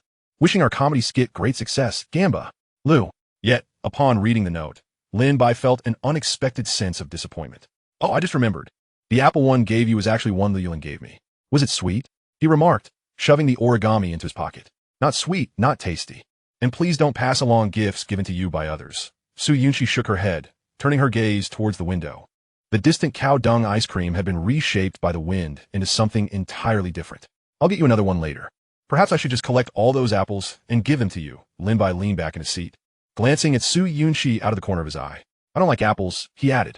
Neither do I, Su Yunxi replied, turning to face him. As the song in the earbuds transitioned to Billie Eilish, Lin Bai pulled out his phone. Noticing a message notification, he decided to respond. Lin, best of luck in the comedy competition. Gamba, Literature Society, Psycho. Lin, by the way, the apple was very sweet. Thanks. Su Yunxi cast a cold smile as she watched Lin Bai type. You're so hypocritical. Lin Bai shot back. You're eavesdropping on my phone. And you dare to critique me? Indeed. I've even seen your chat history. Su Yunxi shot him a side eye. At that moment, she empathized with Lu Yulin, wishing she could deliver a couple of slaps to Lin Bai. The man's emotional intelligence left much to be desired. Suddenly, the notification sound of WeChat broke the silence. Lu, that's good, but your apple was so terrible. Lu, why was it still black inside? Simultaneously, Lu Yulin sent a photo of a beautiful Fuji apple that had indeed turned black on the inside. Lin Bai sighed heavily, looking at Su Yunxi. Next time, don't buy from the school's fruit shop. They sold me this apple for 10 yuan each. You deserve it. Su Yunxi tortif. Lin Bai's peripheral vision caught sight of Su Yunxi, who was engrossed in her phone despite their conversation. Suddenly, she thrust her phone towards him, exclaiming, "If you're so fond of prying into others' affairs, why not do it yourself?" Oomph. Su Yunxi turned her head away, a hint of discomfort evident. "I'm merely worried that you might struggle to engage in conversation with girls." "Rest assured, I have been adept at conversing since childhood," Lin Bai replied. "Lin, haha, really? Good thing I haven't eaten the one I bought for myself yet." "Lin, this is hilarious. I'll get you another one tomorrow." "Lin, I'm on the way home and feeling a bit drowsy. I'll chat later." As he tucked his phone into the pocket of his padded coat, Lin Bai suddenly pointed at a distant cloud. "What does that resemble? What does it look like?" "Just a pure white cloud," he remarked, shoving his phone into his pocket. However, he inadvertently grasped a note hidden in the pocket and realized he had made a grave mistake. He should not have given away the apple that Lu Yulin had gifted him to anyone else. It was unacceptable to pass it on to anyone, including Su Yunxi. This had little to do with Lu Yulin. Chapter 64. Returning to high school. Upon pushing the door open, Lin Bai was met with the expected emptiness of the house. Given the earlier quarrel, his father was certainly at the construction site and would not return, while his mother was at work.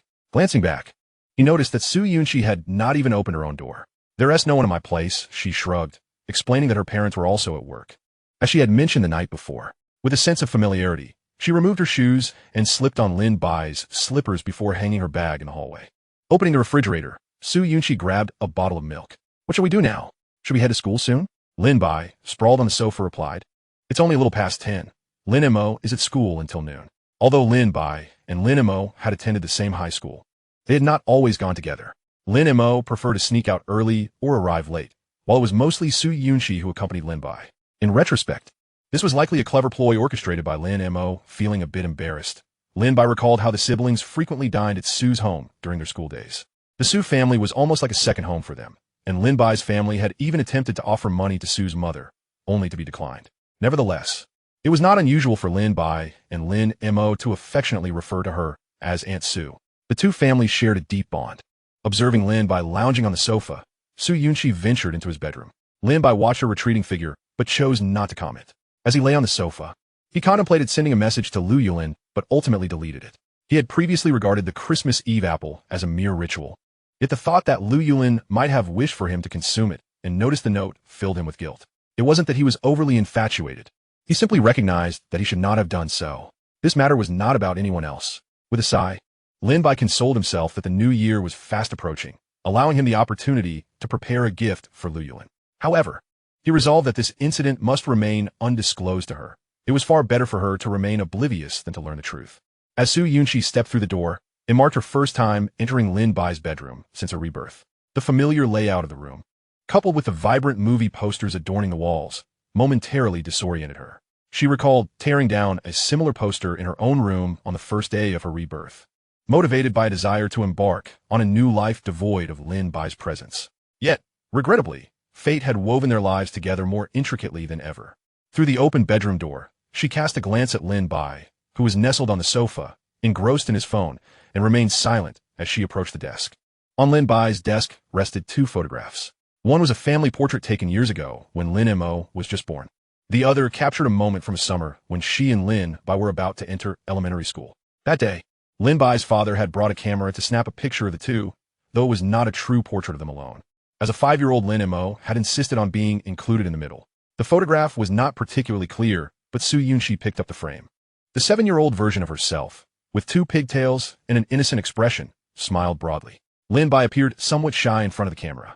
As she gazed at Lin Bai, she suddenly remembered that the hand obscured by Lin Mo was the very hand Lin Bai had been holding tightly. Lost in thought, she was startled when Lin Bai entered the room.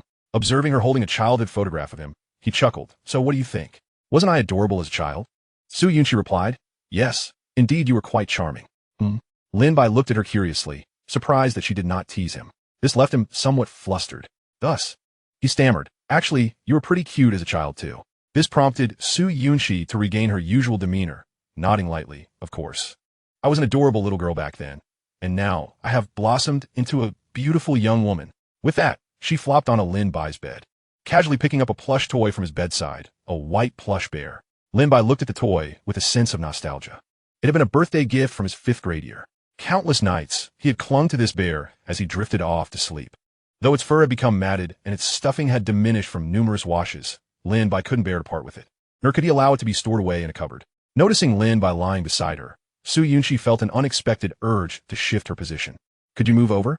Must we share the same bed? Excuse me, but this is my bed.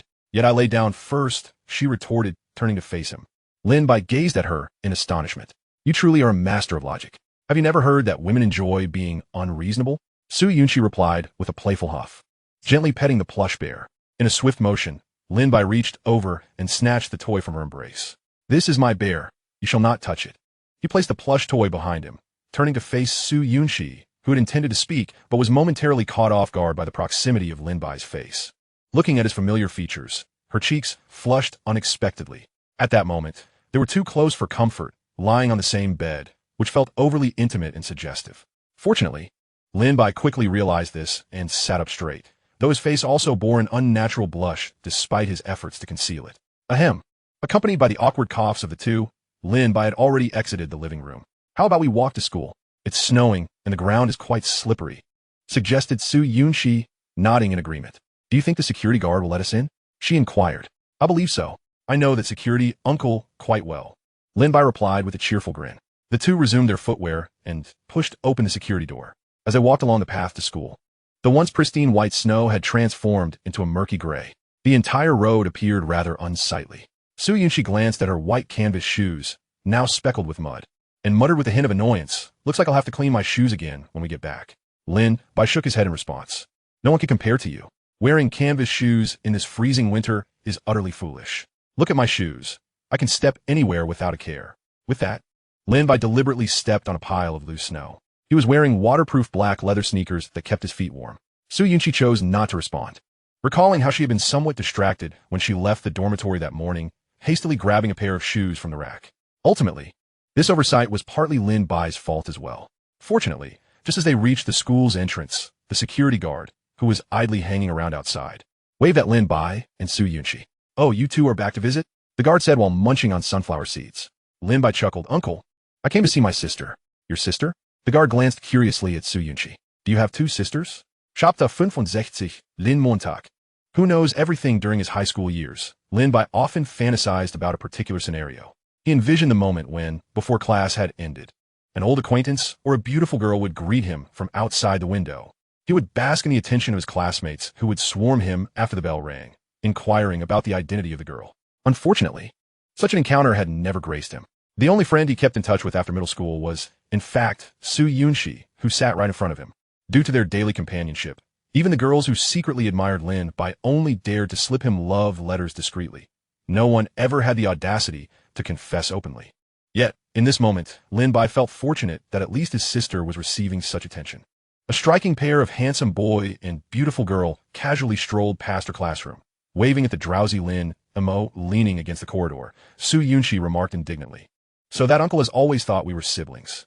What else could he think? Lin Bai replied with a smile. Su Yunxi pouted. Why can't we be siblings? I bet you're pondering why the guard didn't speculate that we were childhood friends living across the hall, right? Lin Bai shrugged. He's a security guard, not a fortune teller. He can't deduce everything. However, their light-hearted banter was short-lived, for it took them an hour to reach the school. At that moment, the school bell rang, but there was no rush of students. High school teachers had a penchant for dragging out their classes. After 5 minutes of waiting, Lin Bai and Su Yunxi finally spotted Lin Mo sprinting towards them. Noticing Lin Mo with her arms wide open, Lin Bai wisely refrained from rushing over. As anticipated, Lin Mo leaped into Su Yunxi's embrace. Sister Yunxi, even though my brother didn't say it, I knew you would definitely come back to see me, Lin Mo exclaimed, nuzzling against Su Yunxi's shoulder. Lin Bai waved at Huang Mani, Ding Wei, and Ding Yao in the distance. Many students recognized Lin Bai as well, not solely because he was Lin Mo's brother, but also due to the photos of him and Su Yunxi still displayed prominently on the school's bulletin board. After all, Luzhou University was a well-known institution in the province, and a score of around 600 was considered respectable. Where shall we eat? The cafeteria? Su Yunxi asked, holding Lin Mo's hand. Lin Mo shook her head mischievously, saying, Brother, take me somewhere nice to eat. I've run out of pocket money. Huh? Didn't T-Mom give you a separate allowance for meals? Lin Bai squinted at Lin Mo, who then sheepishly admitted, I spent it all. What did you buy? Lin Bai questioned. At the last Kai Feng Kai event, there was a gift blind box I really liked, so I bought two, Lin Mo replied bashfully. Each meal set cost 100 yuan, So that S200, which was exactly my weekly lunch and pocket money. Thus, Lin Mo now found herself financially destitute, surviving on plain rice and stir-fried potatoes for lunch, which only cost 2 yuan. Lin Bai looked at his little sister, unsure of how to respond. Why didn't you tell Mom you were buying food? It's not like you spent it recklessly. They were arguing, and I didn't want to talk to them. After the fight, you know how sour their faces can get. Lin Mo pouted, glancing at her older brother. Su Yunxi gently squeezed Lin Mo's hand. Come on, let us go eat something delicious. No need for that. I had spare ribs at home last night. Lin Mo chuckled, clarifying that she only needed lunch at school since their mother would still cook dinner. Lin Bai surveyed the crowd of bustling students. Let us go eat at that noodle place.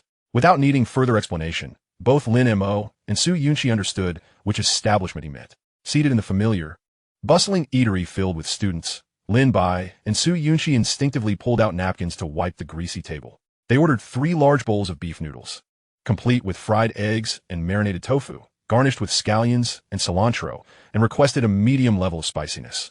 Without needing to consult their individual preferences, Lin Bai waved his hand toward the kitchen, calling out to the chef. With the place being crowded and noisy, one had to shout to be heard. What if I take the afternoon off so we can go out and play? Lin Mo suggested tentatively. You dare. Lin Bai shot her a stern look. You should stay at school and behave. Right? Xiao Mo, have your grades improved a bit? Su Yunxi inquired, turning her gaze to Lin Mo. Lin Mo nodded. A bit better.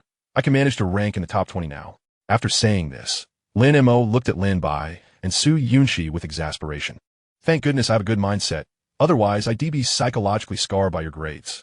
Su Yunxi chuckled softly at Lin Montak, Xiao Montak. Just remember not to burden yourself. Focus on studying, and don't worry about the scores. If I become successful in the future, I'll definitely support you. Lin Bai, noticing Lin Mo's hopeful gaze, smirked and replied, Don't worry. If you don't put in the effort, I certainly want to support you. Who's going to take care of their own sister? Sister Yunxi, actually, I'm your adopted sister from the Su family, right? Lin Montak remarked. But her words were swiftly met with a playful rap on the head from Lin Bai's chopsticks. As they slurped their noodles, Lin Bai assured Lin Mo that she would remain at school in the afternoon. They had a physical education class scheduled. By the way, today is Christmas. Have you written your Christmas cards yet? Lin Mo asked, sipping the spicy broth. Lin Bai and Su Yunxi both shook their heads, having lost interest in such traditions since high school. After wiping her mouth, Lin Mo nodded. Do you want to go back to your dorm and nap for a bit? Lin Bai inquired. Lin Mo shook her head. No way. You two are rarely back. I'm not going to take a nap. Then what will you do this afternoon? Lin Bai asked Lin Mo. Could you buy me a cup of American coffee, the grande variety? Lin Bai asked Lin Mo, his gaze inquisitive. It was amusing to him that Lin Mo, who had only recently graduated from university, had indulged in his first grande cup of coffee just to impress others. He had whimsically chosen the cheapest Americano under the pretense of sophistication, only to find it rather unremarkable. Xiao Bai, don't think I'm unaware of your manuscript payment. Lin Mo chuckled, tugging at Lin Bai's sleeve.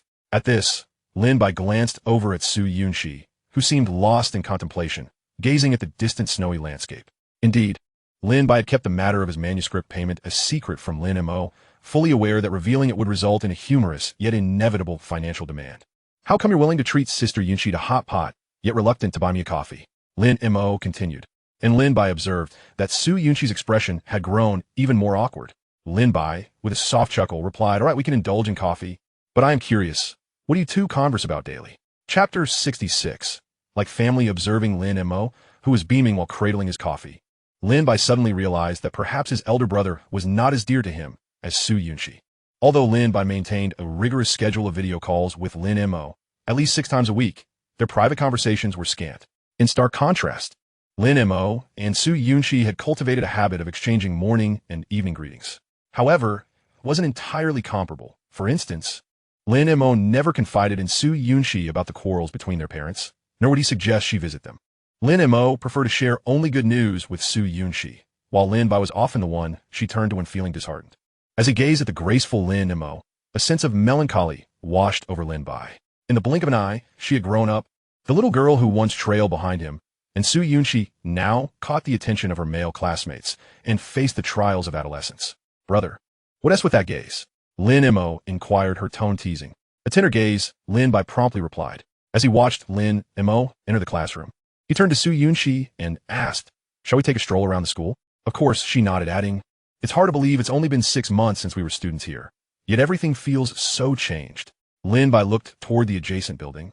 where they had spent 3 years of their lives, now occupied by fresh faces from the first year. Descending the stairs along the verdant path lined with camphor trees, Lin Bai suddenly remarked, "Has it been a while since we roamed the school together?" Su Yunxi shot him a sidelong glance. "Not really. We often wandered here during our senior year." Lin Bai paused, realizing that for him, those memories belonged to a decade past. It indeed felt that way. Whenever fatigue crept in, students would sneak out from their classrooms at 8 o'clock during evening study sessions, with one following the other to catch their breath during those countless oppressive days. In hindsight, their homeroom teacher must have been aware of their escapades, for even the most urgent need could not justify a 30-minute absence in the restroom. Yet perhaps due to their commendable academic performance and their childhood camaraderie, the teacher had turned a blind eye, whereas others would have faced parental notification for similar behavior. A chuckle escaped Lin Bai as he imagined the chaos that would ensue if their parents were summoned to discuss early romantic entanglements. It would surely be a source of great amusement, for both sets of parents would undoubtedly wear expressions of pride. Glancing at Su Yunxi, he acknowledged that from the very beginning, those around them had presumed they were destined to be together. As they strolled toward the cafeteria, they enjoyed grilled sausages while seated on a bench beneath a tree, watching a group of spirited youths on the playground, lively and full of vigor. "I feel so old." Su Yunxi sighed, not as a mere excuse. Though she was an 18-year-old girl in body, her spirit felt like that of a mature woman of 28. Perceiving the youthful figures around her as remarkably naive, Lin Bai offered no rebuttal. He shared the same sentiment. Sitting there, he felt a surreal sense of disconnection, suddenly fearful that the next time he opened his eyes, he might find himself staring at a sterile white ceiling. Yet he recognized this as a form of self-deception, for what he truly feared was awakening to a world devoid of companionship. Despite being a novelist, he harbored no desire to succumb to the cliched aesthetic of tragic endings. Observing the 18-year-old, Su Yunxi brought him a sense of comfort. Their shared silence was harmonious as they watched the comings and goings on the playground.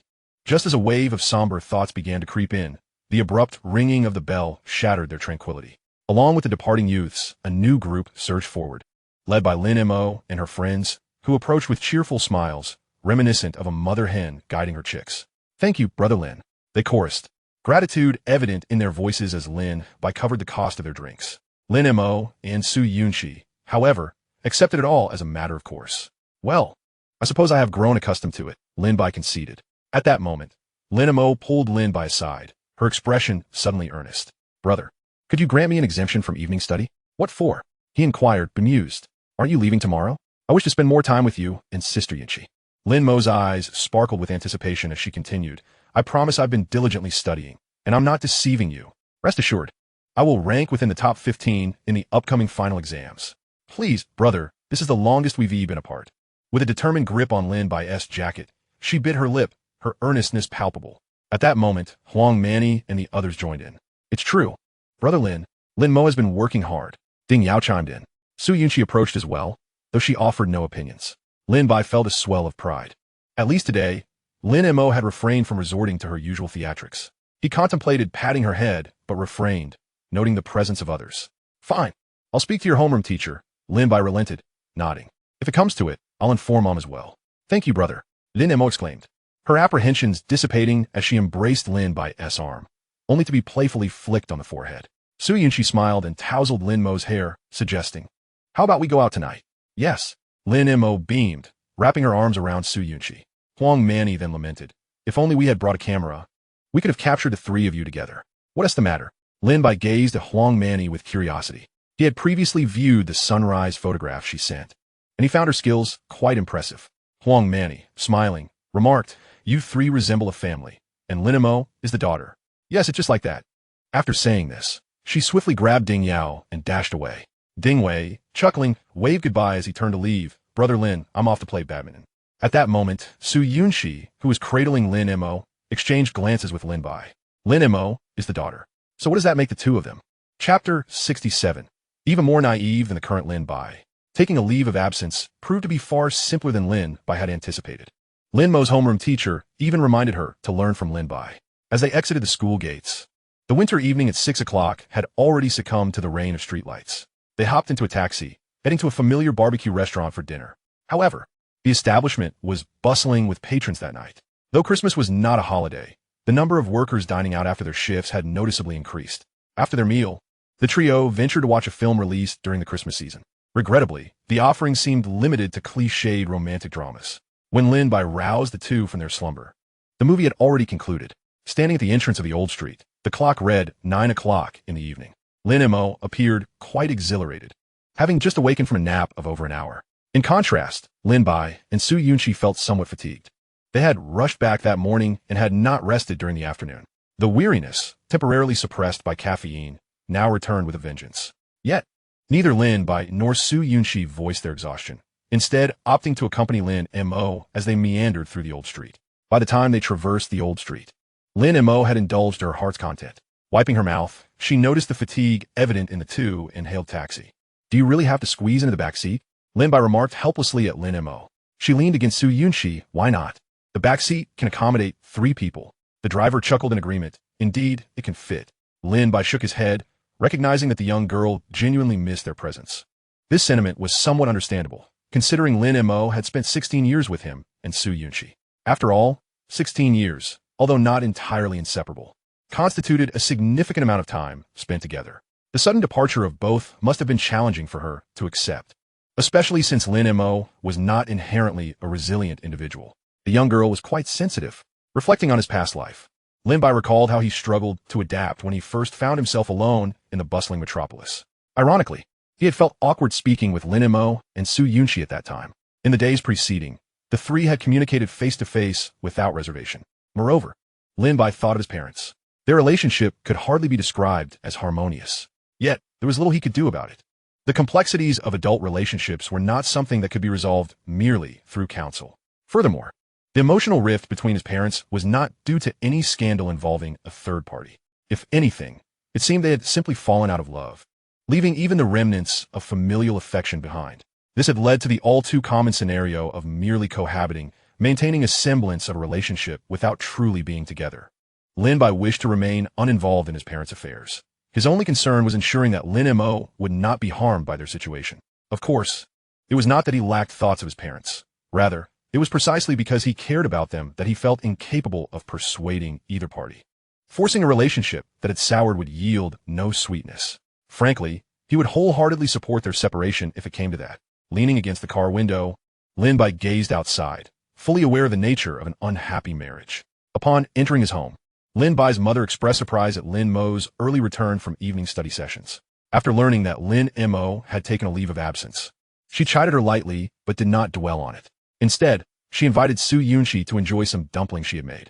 No, Aunt Lin. I really can't eat anymore." Su Yunxi quickly waved her hands. Lin Bai's mother insisted. "Then you must eat some in the morning. Aren't you both catching an early train tomorrow?" "All right, we'll eat in the morning." Su Yunxi smiled at her future mother-in-law from her past life. "I adore the dumplings you make, Aunt Lin." Hearing this, Aunt Lin looked at Su Yunxi and replied, "Then make sure to have a lot in the morning." "All right, Andy. I'll head back to wash up and sleep now." Su Yunxi yawned and waved goodbye. Lin Bai closed the door behind him as Lin Mo made her way to the bathroom to freshen up. "Why are you back?" Lin Bai's mother inquired, glancing at him. At that moment, the living room was left with just the two of them. Pushing open the bedroom door, Lin Bai replied, "It's Christmas. There are no classes at school, so I came to visit." Lin Bai's mother shook her head at his retreating figure before returning to her bedroom. After finishing his own routine, Lin Bai lay beside Lin Mo and yawned. "Sister, I'm going to sleep now." "No, I can't fall asleep," Lin Mo replied, looking at Lin Bai as she snatched the stuffed dog from his chest. "The caffeine is kicking in," she added. Lin Bai chuckled helplessly. "What do you plan to discuss with your elder brother at this hour?" "Nothing in particular," Lin Mo said, but suddenly her phone lit up, prompting her to spring up quickly. "Where are you going?" "I'm asking Sister Yunxi if I can sleep with her tonight." She agreed. Lin Mo beamed. "By the way, brother, have you been warming up to Sister Yunxi lately?" "That is not the case," Lin Bai replied with a slight pout. "You can keep denying it. I'm off now." Lin Mo shook her head and began to leave his bedroom. "Return my dog," Lin Bai exclaimed, reaching out to grab it. But Lin Mo deftly dodged his attempt. "Your dog can sleep with Sister Yunxi. You should be grateful." With that, she closed the bedroom door. And amidst the sounds of two families' doors opening, Lin Bai shook his head. His little dog was in for a night of torment. Su Yunxi pulled Lin Mo into her cozy bed. As soon as they settled in, Lin Mo wrapped herself around Su Yunxi like an octopus. "Sister, you smell so good," Lin Mo said, intentionally pressing her face against the neckline of Su Yunxi's pajamas. However, Su Yunxi was not averse to such closeness with girls. She had boldly kissed Guqin during their freshman year. At this moment, She pulled Lin Mo closer around the waist. Amidst their playful antics, Su Yunxi noticed Lin Bai's dog resting on her chest, making her feel as if Lin Bai was watching over her. Sister Yunxi, will you marry me someday? Lin Mo suddenly asked as she nestled against Su Yunxi. Sure, I'll marry you one day, Su Yunxi replied, pinching Lin Mo's cheek playfully. But you must love me dearly. Lin Mo smiled. Don't worry. After I graduate, I'll earn money, and you can do whatever you wish then. Plus, after I finish high school, I'll take up Taekwondo again. Anyone who bothers you will be in for a beating. Su Yunxi gazed at Lin Mo's grandiose declarations, feeling like a little girl nestled in her embrace. If only I had known back then, I would have married you. Sister Yunxi, did you ever marry anyone else? Lin Mo asked, wrapping her arms around Su Yunxi's neck like a boy. I think if I had a past life, I would have married a fool. How foolish can one be? Can anyone be more foolish than Lin Bai? Lin Mo chuckled as he spoke. Su Yunxi nodded in agreement. Much more foolish than the current Lin Bai. Chapter 68. Su Yunxi realizes the importance of earning money. The three stood at the entrance of the community, though they soon had to part ways.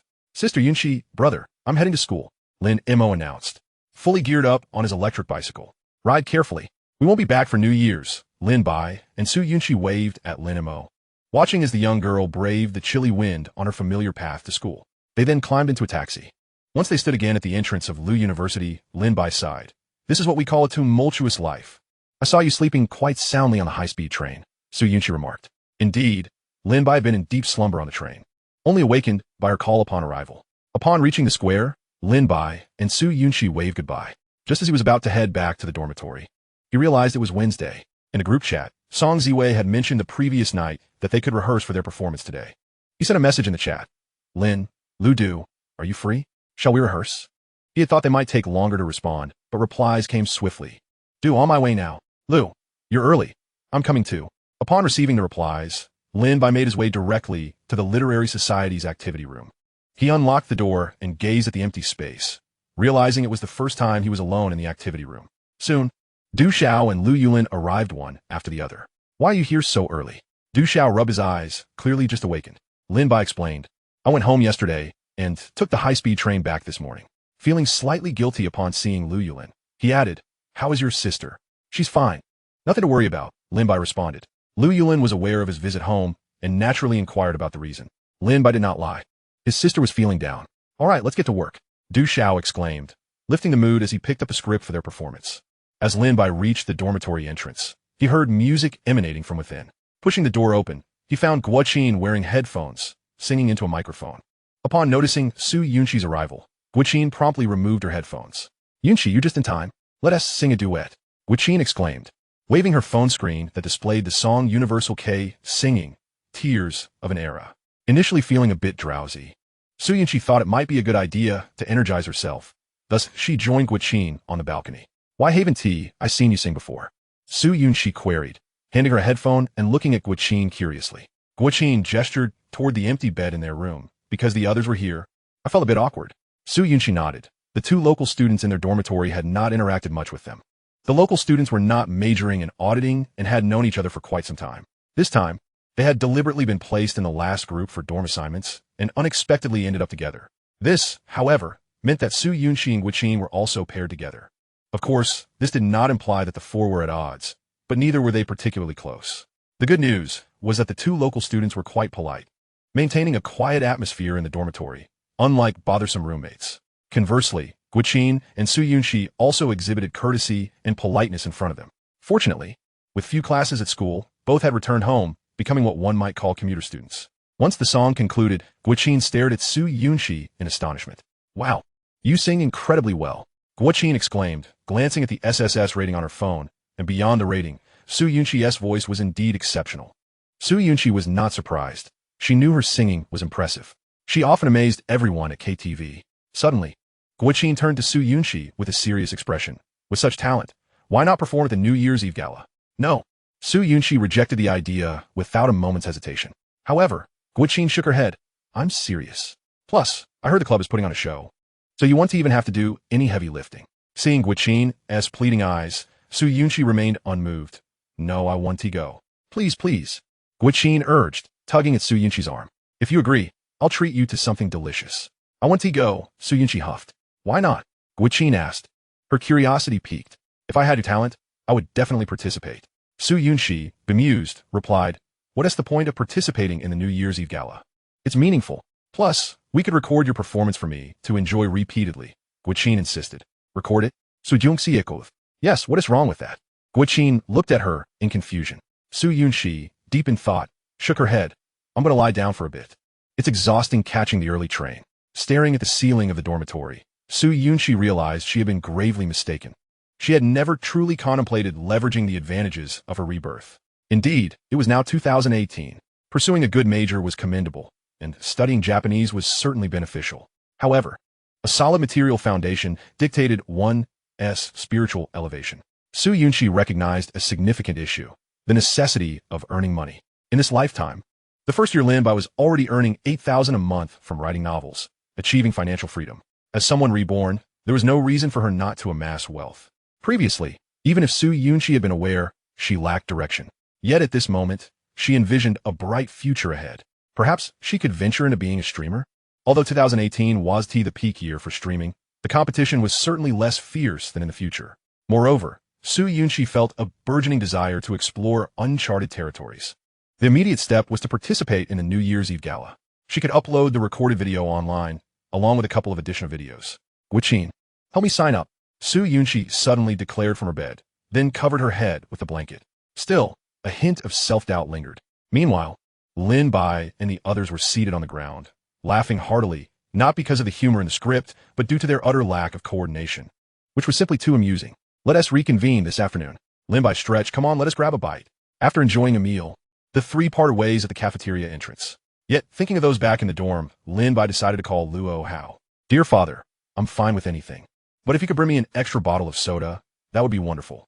Luo Hao replied excitedly. On the other end, Su Binbing shouted, Godfather, I want dumplings with chili oil, cilantro, vinegar, and 2 grilled sausages, please. Upon returning to the dorm with their lunch, Luo Hao and Su Binbing were already in their pajamas, glued to the computer. Love you, Ma. Come on, let us play a game. Chapter 69, Lu Yulin's Question. December 31st. The Grand Hall. Today marked the first and also the final rehearsal for the New Year's Eve gala. Lin Bai was reviewing the script with Lu Yulin and Du Xiao, and he found it quite ordinary to see Su Yunxi passing by. The task of laboring for the club is well known among everyone. Keep it up. Song Ziwei encouraged Lin Bai and his 2 companions. Although the New Year's Eve performance had only been rehearsed once, Lin Bai and his friends had privately performed for the Literary Society several times. To be honest, the effect of the show was rather mediocre and quite juvenile. However, since they were merely participating for fun, Lin Bai and his friends were not overly concerned about it. In the backstage area, Lin Bai curiously approached Su Yunxi, who was pacing. What are you doing? He inquired. Su Yunxi, humming a melody, quickly waved her hand, saying, Go on, go about your business. Lin Bai, however, did not forget to add, just don't peek in my crosstalk later. Otherwise, it won't be funny tomorrow night. Got it, big brother. Hurry along. Su Yunxi replied, continuing to hum the chorus while looking at Lin Bai with exasperation. Lin Bai shook his head and walked towards Lu Yulin and Du Xiao, who were waiting. Do you know that girl? Du Xiao asked curiously. Lin Bai nodded. What of it? Du Xiao nudged him with his elbow, teasingly. What is your relationship? Just a friend, Lin Bai replied nonchalantly. Really? It doesn't seem that way. You two look quite good together. Perhaps there is something going on behind the scenes? Before Du Xiao could finish, Lu Yulin interrupted. It's our turn. Du Xiao quickly suppressed his expression and nervously approached the stage. The audience was sparse, mostly consisting of other performers, so there were few who truly watched them. Nevertheless, Lin Bai felt a bit shaky. It was quite daunting to stand on stage and see all the seats, which meant that everyone could see him as well. At that moment, Su Yunxi in the backstage donned her headphones, feeling quite anxious. However, thanks to her, the volleyball club was indeed spared from laborious tasks. For instance, there was Guiqin in the audience, supporting Lin Bai alongside her boyfriend. Despite her nerves, the 3 of them managed to complete their crosstalk in accordance with the original rhythm. Once they stepped off the stage, Du Xiao sighed in relief. I felt as though my legs were jelly. Lin Bai and Lu Yulin nodded in agreement, finally feeling their feet firmly planted on the ground. Are you not going to stay and watch for a while longer? Song Ziwei looked at Lin Bai and Lu Yulin as they were about to leave. Lin Bai shook his head. I need to go back to write. Besides, there is nothing much left to see. Lu Yulin also shook his head. Our teacher is giving us a makeup class. I have to go. I see. Then you both go ahead and busy yourselves, Song Ziwei said, turning to Du Xiao. You're not busy, are you? Du Xiao scratched his head. I'm not busy, Sister Ziwei. As they exited the auditorium, Lu Yulin glanced at Lin Bai walking beside him. After hesitating for a moment, just as they were approaching a fork in the road, he suddenly said, "Lin Bai, I have a question for you." Lu Yulin stopped in his tracks, speaking earnestly. Lin Bai turned around, smiling at Lu Yulin. "Go ahead. Do you think one should only turn back after hitting a wall? Or should one retreat when faced with difficulty?" Lu Yulin sighed, gazing at the young man before him. Lin Bai pondered. "I believe this question lacks a definitive answer. Everyone's choices at different moments are unique." "What about you?" Lu Yulin asked. "Me?" Lin Bai thought for a moment. "If it were me right now, whatever I wanted to do, I would just go ahead and do it." Looking at Lu Yulin, Lin Bai smiled. "After all, I feel the future holds infinite possibilities, much like writing a novel. Wouldn't you agree?" With that, Lin Bai shrugged, gazing at Lu Yulin. "When a matter warrants contemplation about whether to charge forward, at 18, it's worth a try. However, come to think of it, tomorrow I will no longer be 18, but 19. Lu Yulin regarded Lin Bai with a faint smile. "I understand now. I'll head a class." Yet Lin Bai suddenly called out to Lu Yulin. "Are you facing any issues?" "Not really. I know what I need to do now," Lu Yulin replied, waving as he walked towards the diverging path. Lin Bai turned around and headed towards the dormitory. Recently, the editor had mentioned some good news awaiting him. However, today, Lin Bai did not receive that news. Re-entering the auditorium signified the arrival of New Year's Day. Observing the bustling crowd, the camaraderie between Lin Bai and his companions dissipated before taking the stage. The good news was that no one was paying attention to them. Most were engrossed in their phones. The bad news was that, in addition to anxiety, they experienced a heightened sense of defeat. Fortunately, at the end of their performance, some still applauded them. The Literary Society, the Volleyball Club, and several familiar clubs naturally needed no further encouragement. Cheers erupted from their respective classes, with Luo Hao's voice ringing the loudest. "Lin Bai, I love you." Hearing Luo Hao's boisterous declaration, Lin Bai felt a mix of embarrassment, amusement, and a touch of humiliation. However, sensing a challenge, Mingxue also shouted, "Lu Yulin, I love you." Simultaneously, in an area unfamiliar to Lin Bai, a boy stood up, declaring, "Du Xiao, I love you too." Amidst the laughter of the crowd, it was clear that Lin Bai and his friends crosstalk could not compete with such excitement. Yet Lin Bai scanned the audience, failing to spot Su Yunxi and Guqin. Meanwhile, in a corner behind the curtain, Su Yunxi covered her mouth, chuckling at the antics on stage, while Guqin was intently focused on her phone. "Yunxi, you look stunning," Guqin sincerely remarked, as Su Yunxi, adorned with makeup for the formal performance, appeared exceptionally radiant, her youthful spirit shining through. However, Su Yunxi felt a twinge of uncertainty. While yesterday's rehearsal had gone well, yesterday was a different day altogether. Lin Bai and his companions had now reached the seats of the Literary Society, where Song Ziwei and others naturally showered them with praise. Yet, sitting in the audience, Lin Bai also grasped what it meant to be bored. The subsequent 3 performances drained Lin Bai of all excitement, and he felt himself nearly dozing off. A glance to his left revealed Du Xiao had already succumbed to slumber. Turning to look at Lu Yulin, he found her head tilted, revealing a look of resignation. Clearly, this was equally tedious for her. Song Ziwei leaned forward from behind. "There will be a girl singing soon. She has a beautiful voice. So you can look forward to it," she said, simultaneously waking Du Xiao. At that moment, the 2 hosts returned to the stage. "Next, we have Su Yunxi from class 1846, recommended by the Volleyball Club, to sing the song What I'm Mississippi Chapter 70. What I'm Mississippi, originally feeling drowsy." Lin Bai's attention suddenly sharpened as he gazed at the stage. Under the warm glow of the orange helium lights, a girl emerged slowly from behind the red curtain. Dressed in loose black casual trousers and a washed denim jacket, she refused to conform to societal expectations by donning a pretty dress for such an important occasion. Yet, as he beheld Su Yunxi, adorned with a white knitted hat and a radiant smile, Lin Bai couldn't help but let a smile tug at the corners of his lips. She appeared to be a person brimming with sunshine and vitality, even more so than in their interactions. As the familiar prelude began, Su Yunxi stood poised on the stage. Her mood was far less natural than her expression. Fine beads of sweat had already formed on her forehead, and her throat felt slightly parched. Although the audience below was not particularly numerous, with most engrossed in their phones or whispering to one another, Su Yunxi had never before sung in front of such a large crowd.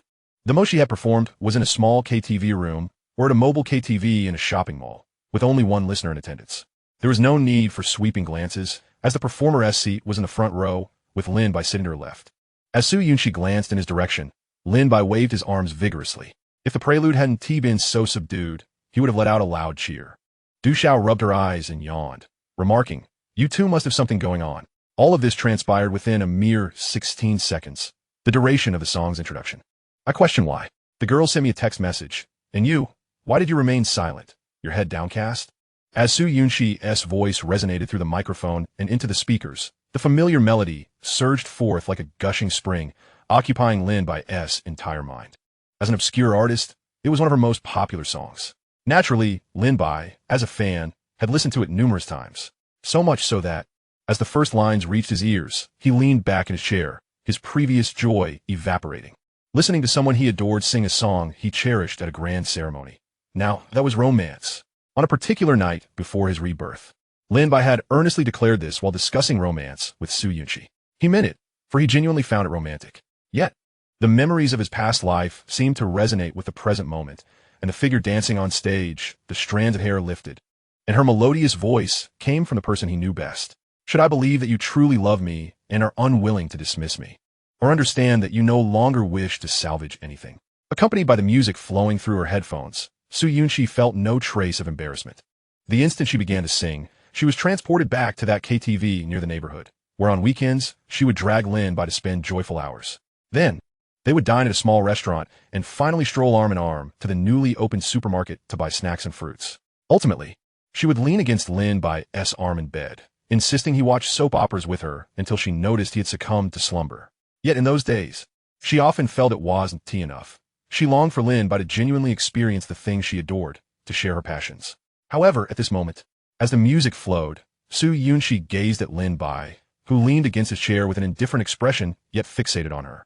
Perhaps she was simply unaware, just as she was oblivious to when she began to like an obscure singer so profoundly. I long to ask why I am no longer your source of joy, but instead, I can only bitterly smile and say I understand. Pride often drags us, twisting love into convoluted paths, pretending to comprehend out of fear, while the truth remains starkly naked. As Lin Bai softly echoed her sentiments, many in the audience began to hum along. A captivating performance inevitably draws attention. Numerous spectators shifted their gaze from their phones to the enchanting Su Yunxi on stage. What a delightful girl. So cool. Her voice is simply enchanting, so pristine. Leaning back in his seat, Lin Bai heard the murmurs behind him. Indeed, Su Yunxi sparkled on stage at that moment. Lu Yulin watched Su Yunxi as well. Though not a fan, she had heard the song before. Lu Yulin's peripheral vision also caught Lin Bai's expression, realizing they both admired the same artist. Thus, did they often share their headphones? Yet Su Yunxi's song continued uninterrupted, her focus shifting to Guiqin, or rather, to the camera on Guiqin's phone. Guiqin, equally excited, watched Su Yunxi when she noticed Lin Xiang approaching. Lin Xiang's phone displayed Lu Tianxiu. Leaning close to the phone's microphone, Lin Xiang exclaimed, "Tianxiu, you ought to be condemned. You brought such a talent to play volleyball." However, Lu Tianxiu did not respond. At the volleyball training ground of the provincial sports hall, Lu Tianxiu wiped the sweat from his brow while gazing at the person on his phone screen. The girl he met in September, now shining brightly on stage. "Tianxiu, let us continue." Upon hearing this, Lu Tianxiu promptly ended the video call and turned to face the approaching boy, wearing a confident smile. "Let us increase the intensity. Tianxiu, you're on fire tonight," one teammate remarked, sipping water. "New year, new beginnings." Lu Tianxiu addressed the group. "Everyone, this is an opportunity we cannot afford to miss." The others nodded in silence. All present were volleyball youths harboring dreams of sports.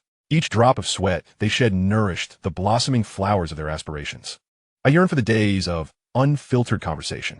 I reminisce about dreaming together and the impulse to love you even after a quarrel. As the classic chorus rang out, the entire audience joined in the singing. Yet, under the astonished gazes of Lu Yulin and others, Lin Bai slowly rose from his seat. Turning to look at Su Yunxi on stage, he quietly made his way outside the hall. The cold wind invigorated him. "Hey, why did you slip out?" Luo Hao asked, curiously eyeing Lin Bai as he retrieved a pack of cigarettes from his pocket. Shaking his head at Lin Bai, he said, "I'm suffocating. If only there were a smoking lounge at this event." However, just as he pulled out a cigarette, he noticed Lin Bai beckoning him. At Lin Bai's nod, Luo Hao unexpectedly shook his head, stuffing the cigarette pack back into his down jacket. "You've never smoked. You shouldn't touch that stuff. It's not that I'm stingy, it's just that it's not a remedy." Chapter 71. The South Wall in the Magic City. Lin Bai cast a resigned glance at Luo Hao, who looked like a life coach. "You really are something." Taking a few deep breaths of the cold air, Lin Bai leaned against the column of the hall. Thanks to the hall's poor sound insulation, he could still hear the singing from inside. Luo Hao had already turned around the corner, smoking. Alone, Lin Bai gazed at the night sky, which offered no moonlight this evening. Yet, he felt a heaviness in his chest, akin to a smoker deprived for 2 days, with countless ants crawling beneath his skin, within his veins. If he had remained seated, he might have shamefully cried. A grown man weeping in front of so many while listening to music would surely become an eternal joke for the literature club. At this moment, Lin Bai could feel his tear ducts gradually giving way. He had never yearned for the days spent listening to Su Yunxi hum her songs as he did now. On the balcony, in the shower in the study, while grocery shopping at the supermarket, or driving back to Chicheng to see his parents, and while waiting for Lin Mo to emerge from the university gate. Standing at 18, he gazed upon the self who had traversed from 25 to 28. Lin Bai felt he was a man oblivious to his own emotions.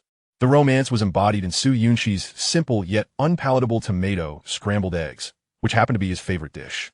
In stark contrast to his seemingly introverted exterior, which belied a strong inner self, Su Yunxi appeared sunny yet possessed a tender heart, her greatest weapon being her eloquent speech. What lingered in Lin Bai's memory, however, was that embrace, the moment he leapt toward her just before the truck came crashing in. The warmth of Su Yunxi nestled in his arms. Thankfully, just as he was on the verge of tears, the music ceased, replaced by the host's voice announcing the next segment. At that moment, Su Yunxi felt somewhat dazed in the audience. As she looked upon the approaching Guqin, she managed to force a smile. "You were amazing, Yunxi. I recorded the video. We could do a bit of editing tonight and release it," Guqin exclaimed enthusiastically. Yet, Su Yunxi's peripheral vision caught sight of Lin Bai's empty seat, as well as that of Lu Yulin, which was equally vacant. "Excuse me, I need to use the restroom," Su Yunxi said to Guqin, before she headed towards the exit of the auditorium. Just as Lin Bai was about to re-enter the auditorium, he encountered Lu Yulin walking out. He intended to ask something, but found Lu Yulin already standing before him. "Do you remember what you asked me before the Mid-Autumn Festival?" Lu Yulin fixed her gaze on Lin Bai, speaking earnestly. As Lin Bai looked into the depths of her dark pupils, memories of September flooded back. At that moment, a gust of wind carried a familiar scent of watermelon. "Well, I did invite you to visit us, didn't I?" Lin Bai replied directly, without hesitation.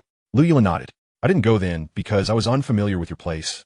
But I remember you mentioned you were quite familiar with Shanghai, right?" "Yes, I know Shanghai fairly well," Lin Bai affirmed, his mind already racing with speculations.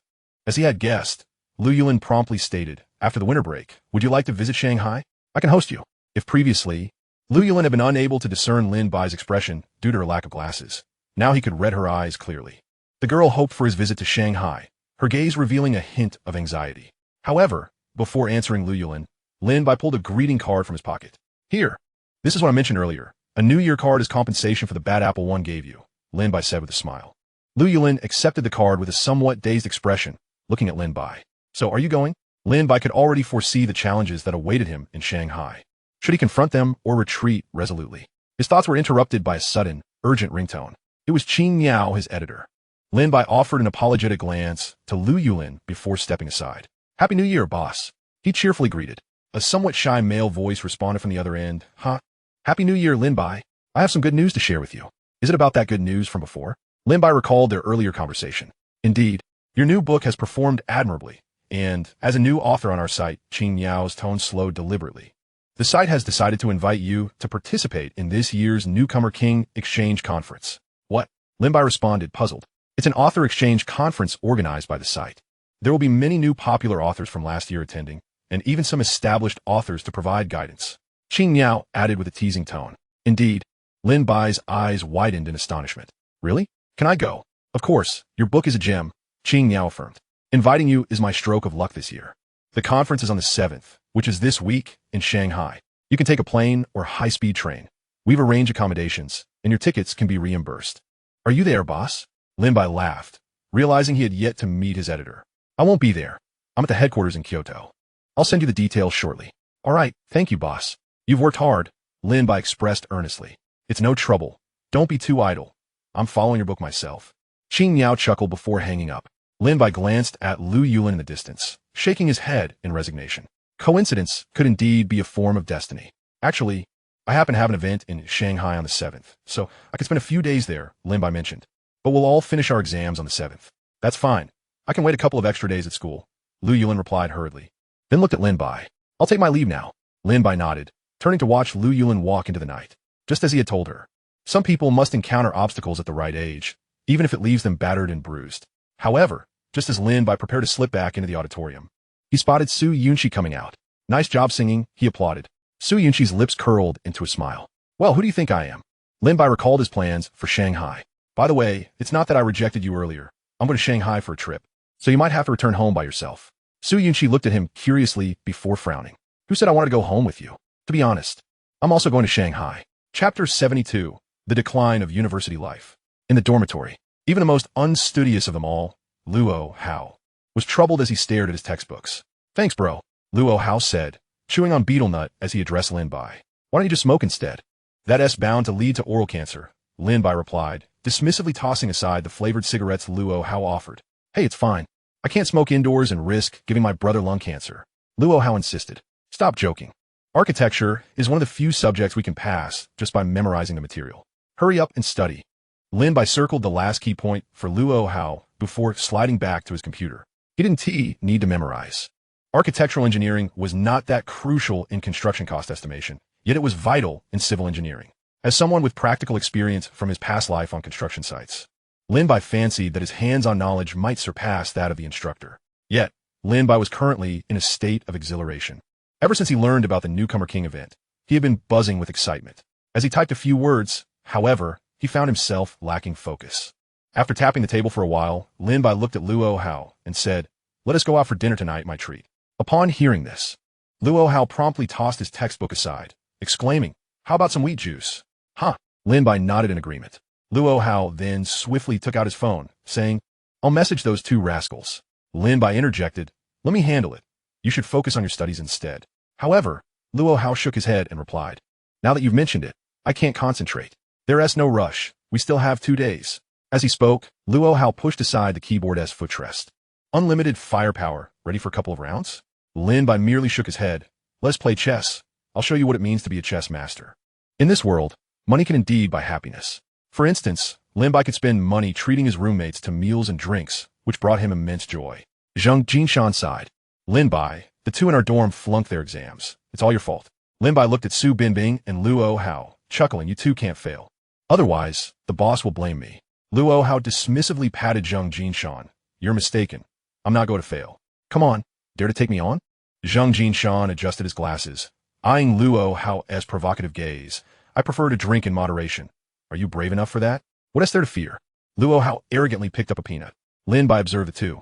While Luo Hao could maintain his composure until the 5th drink, by the 8th he appeared strained. After the 10th drink, he wore a countenance reminiscent of a lifeless pig. The real deal never shows their true colors. The boss is impressive. Lin Bai and Su Binbing chimed in unison. Not to mention, each drink was substantial, 2 liang for a cup, totaling 4 jin after 10 cups. Although it was beer, consuming it all at once could leave one feeling stuffed. Lin Bai had experienced this before. Feeling uncomfortably full was minor compared to the chill that settled in the stomach, an unbearable cold. However, Zhang Jinshan's initiative proved remarkably effective. Luo Hao's complexion paled, and he no longer exhibited the earlier vigor, frequently excusing himself to the restroom. In the days leading up to finals, Lin Bai indulged in this hedonistic lifestyle with his friends. The expenses were not exorbitant. The dishes at the nearby dive were quite affordable, and the beer was the cheapest brand available. This few days of debauchery made Lin Bai feel as though he had returned to a carefree university life from a past existence. Yet, Lin Bai did not perceive anything amiss. University is inherently one of the most joyous phases of life. Having studied for a lifetime, what was wrong with enjoying it? Meanwhile, in stark contrast to Lin Bai's revelry, Su Yunxi was exhilarated as she watched her view count steadily rise with each refresh. Ever since she edited and uploaded the video featuring Guqin to a social media platform, she had garnered a portion of views. Although she couldn't compare to the hundreds of thousands or even millions that others received, seeing her own count reach 50,000 was an unprecedented experience for her. Lonely Cauliflower, wow, fellow alumni. Dino Warrior, beautiful girl, let us chat privately. Alicia S. Dog, sister, do you want a cute little pup? As she perused the myriad of comments, some criticized Su Yunxi for lacking the emotional depth of the original singer. However, being 28, she considered such critiques trivial. It seemed she had gained a modicum of fame. Guqin, holding her phone, looked at Su Yunxi in amazement. Wow, you've broken 10,000 fans. Once you hit 100,000, you'll get an official fan badge. Guqin exclaimed with excitement.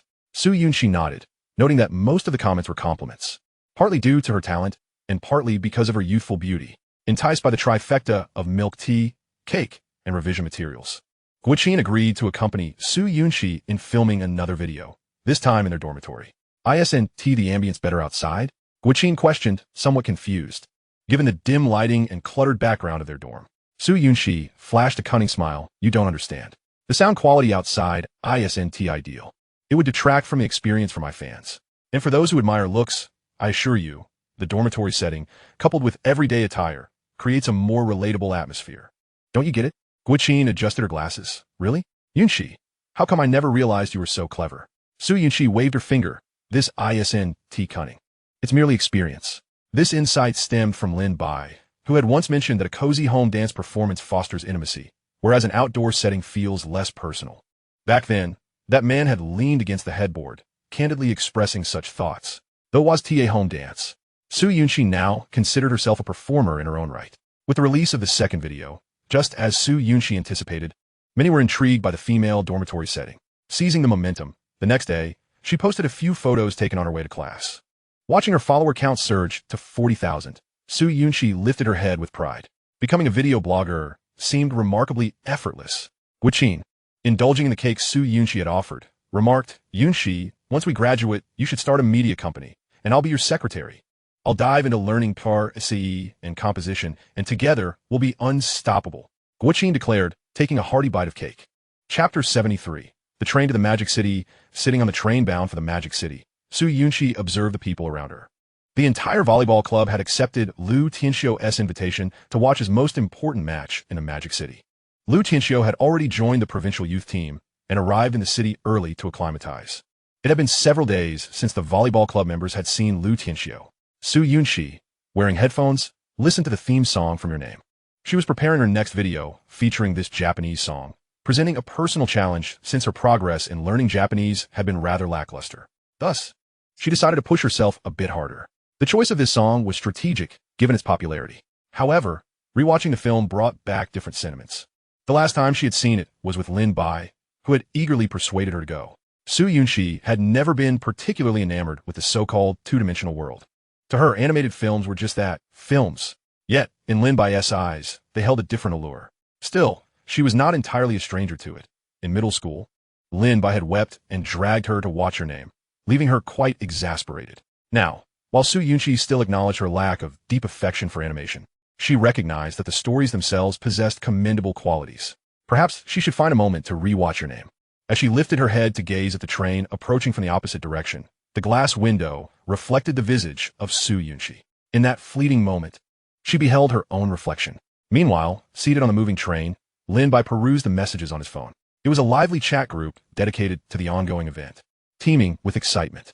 He also spotted several esteemed authors he greatly admired. According to whispers circulating, the elusive guest star for this event was none other than the infamous red-haired emperor, whose later years remained shrouded in uncertainty. The mere thought of that old rascal made Lin Bai wish he could take a bite out of him. If he encountered him, he would certainly advise him to refrain from writing about impotence when he himself was feeling that way. Lin Bai mused silently, his fists clenched in determination. Observing Lin Bai, Lu Yulin quietly asked, "Are you feeling nervous?" Lin Bai, looking bewildered, shook his head in response. "Not at all." "Oh, that's good," Lu Yulin nodded, before rummaging through her small handbag to retrieve a pack of chewing gum. "Want some?" she inquired, holding out a piece of gum with a smile. "Of course. But this isn't spearmint. It's Wrigley's," Lin Bai chuckled as he unwrapped the gum and popped it into his mouth. Today marked the beginning of their journey to the bustling metropolis, and seeing Lu Yulin's cheerful demeanor eased any worries he might have had. However, the long journey ahead meant they couldn't simply sit in silence. Leaning back in his seat, Lin Bai turned to Lu Yulin and softly asked, "By the way, what do you aspire to do in the future? Inherit your family's fortune?" Lu Yulin shook her head. "No, I have no interest in business." "Really? Your family is involved in commerce. Isn't it? May I be so bold as to inquire just how affluent you are?" After contemplating for a moment, Lu Yulin replied, "To put it simply, this is actually the first time I've sat in second class." She pointed at the seat beneath her. Lin Bai immediately gave her a thumbs up. Considering his previous life, he had never experienced first class or business class either. "Well, my parents are natives of the metropolis and have reaped the benefits of the times, accumulating a bit of wealth. Are you truly able to forego the family business?" Lin Bai asked, curiosity piqued. "Absolutely," Lu Yulin affirmed. "They've said that making money is ultimately to provide a better life for one's family. They've already accomplished that. So why should I live a life I don't cherish?" Listening to Lu Yulin's nonchalant words left Lin Bai momentarily speechless. If this were an online discussion, he might have developed a resentment towards the wealthy. Yet, sitting beside Lu Yulin, her perspective held a certain validity. Why then do you choose to study at Ludong University? Wouldn't it be easier to go abroad? Lin Bai inquired, as wealthy individuals often pursued education overseas. Lu Yulin nodded. I will eventually. However, I wish to complete my studies in China before pursuing further education abroad. I'm planning to go to London. Perfect. You are the first immensely wealthy friend I've made. Lin Bai exclaimed earnestly, for among the people he had met thus far, none could compare to Lu Yulin's affluence. Furthermore, she was the approachable type of wealthy person, not the haughty daughter of a privileged family. And what about you? What are your aspirations? Lu Yulin countered. Lin Bai required no reflection on his response. I wish to become an exceptional web novelist. Once I can no longer write, I'll transition to editing. If Lin Bai had harbored any doubts before, the growing success of his novel had instilled him with confidence.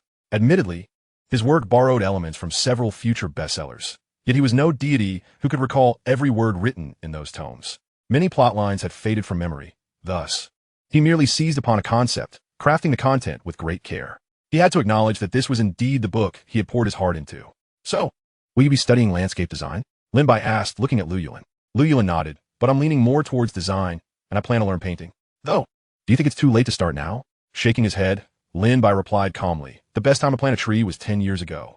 The second best time is now. Meeting Lu Yulin's gaze, he added sincerely, honestly, since material concerns are no longer an issue for you, I believe you can pursue anything you desire, as long as it's not illegal. Lu Yulin agreed. Yes, I really enjoy painting, but I've never studied it systematically. I write fan fiction, so I admire those who can illustrate their work. Looking at Lin Bai, Lu Yulin earnestly stated, so I want to learn to paint, so I can add my illustrations to my stories. Go for it. When the time comes, you must illustrate character designs for me. Lin Bai laughed. Lu Yulin nodded and made a gesture indicating a discount. I'll give you a 20% off. Wait, you want money for that? Lin Bai exclaimed. I'm not powered by love. Of course, I want payment. Lu Yulin huffed playfully. At that moment, the train entered a tunnel, and the world outside was enveloped in darkness. As Lin Bai glanced at the reflection of their figures in the glass, he was about to retrieve his headphones to listen to some music when Lu Yulin suddenly said, Why don't you tell me about your relationship with Su Yunxi? Chapter 74, Childhood Sweethearts. As the train emerged from the tunnel, brilliant sunlight flooded in. The rays fell perfectly upon Lu Yulin's face as she spoke, her black-framed glasses glinting in the light. Lin Bai turned to pull down the window's shade. We are very good friends, or rather, childhood sweethearts, he began slowly, looking back at Lu Yulin. However, noticing her unwavering gaze, he shrugged. That's just how it is. Lu Yulin shook her head with a smile. No, I want to hear about some interesting moments between you two. Consider it material for my romance novel, she said, pulling out a tablet and stylus from her bag with great seriousness. Lin Bai chuckled wryly. What romance novel material could there possibly be? Lu Yulin blinked. No worries. Just speak freely. Let us start from when you were 6. You probably can't recall much before that. Can I choose not to share? Lin Bai scratched his head awkwardly. Lu Yulin shook her head. No, you must. All right then, I'll share. Lin Bai feigned calmness, clearing his throat a few times. But let me clarify. I want to remember monumental events from my childhood, so I'll just say whatever comes to mind. Lu Yulin nodded, opening the notes app on her tablet. When we were young, our favorite thing to do during the summer was to pretend we had accomplished a task. To celebrate, we would go to the corner store to enjoy a popsicle. Though, to be accurate, it was more like a popsicle than ice cream, as we could hardly afford ice cream back then. Lin Bai shared with a bittersweet smile, aware that Lu Yulin likely had not faced such troubles. Her childhood must have resembled that of the family in the show Home with Kids. Perhaps at 6, she had already grown weary of Haagen-Dazs. Meanwhile, Lin Bai and Su Yunxi, even in their past lives, would never have been extravagant enough to fill their fridge with Haagen-Dazs. As the train continued its journey, the scenery outside blurred by, and Lin Bai found himself increasingly engrossed in his story. Indeed, as Lin Bai spoke, he unearthed the myriad of seemingly insignificant details from the past. It was no longer solely about Su Yunxi, but also included Lin Mo and even the portly Wang Yang. Lu Yulin chuckled, her tablet brimming with notes. Gazing out at the increasingly dense skyline, Lin Bai realized they were nearing the vibrant metropolis. Turning to Lu Yulin, he remarked, Well, I suppose that's how it has always been. We have remained classmates, neighbors, and childhood friends ever since. Lu Yulin tucked away her tablet, her face radiant with a beaming smile, revealing her adorable canines. Lin Bai, your previous life seems so joyful, she mused. Why do you speak as if your past was shrouded in gloom? Someone like you must have experienced happiness as well. Lin Bai stretched lazily and replied, What kind of person do you think I am? Lu Yulin tilted her head, curiosity gleaming in her eyes. With a composed demeanor, Lin Bai responded, I possess a remarkable talent for character profiling. Lu Yulin, if I were to summarize, you are an extroverted individual. You revel in lively affairs and are drawn to all that is aesthetically pleasing. Much like the gentle sunlight of spring, which envelopes one in warmth, you, too, radiate a comforting glow. Lu Yulin giggled. Now, do tell the butt. Lin Bai chuckled back at her. However, the chill of spring can be biting. The sun's warmth is not constant. In truth, Lu Yulin, you are perceptive and emotionally astute. Thus, you likely excel at sensing the emotional shifts of those around you. Am I right? He gazed into her eyes, a subtle smile gracing his features. Lu Yulin sighed softly. Perhaps that's true. Lin Bai remained silent, for he had a keen sense of observation. Lu Yulin was a bright and cheerful girl, beloved by those around her. Yet, despite her extroverted nature, she was not brash. She resembled the eternally gentle secondary female lead often found in romantic tales. Observing Lu Yulin's contemplative silence, Lin Bai recognized this as their first genuine exchange. Laying their cards on the table, his intention was to steer Lu Yulin away from potential pitfalls, hoping she would navigate away from the murky waters ahead. Yet, Lin Bai was merely engaging in self-deception. Lu Yulin was not easily intimidated. Thus, what was destined to happen would inevitably occur. He assisted Lu Yulin with her suitcase, guiding her to the station's exit. I want to accompany you further. I'll switch to the subway here, Lin Bai stated, setting down the suitcase. Lu Yulin, noticing this, naturally replied, My mother has come to pick me up. How about I drive you to the hotel? Lin Bai quickly waved his hands. No.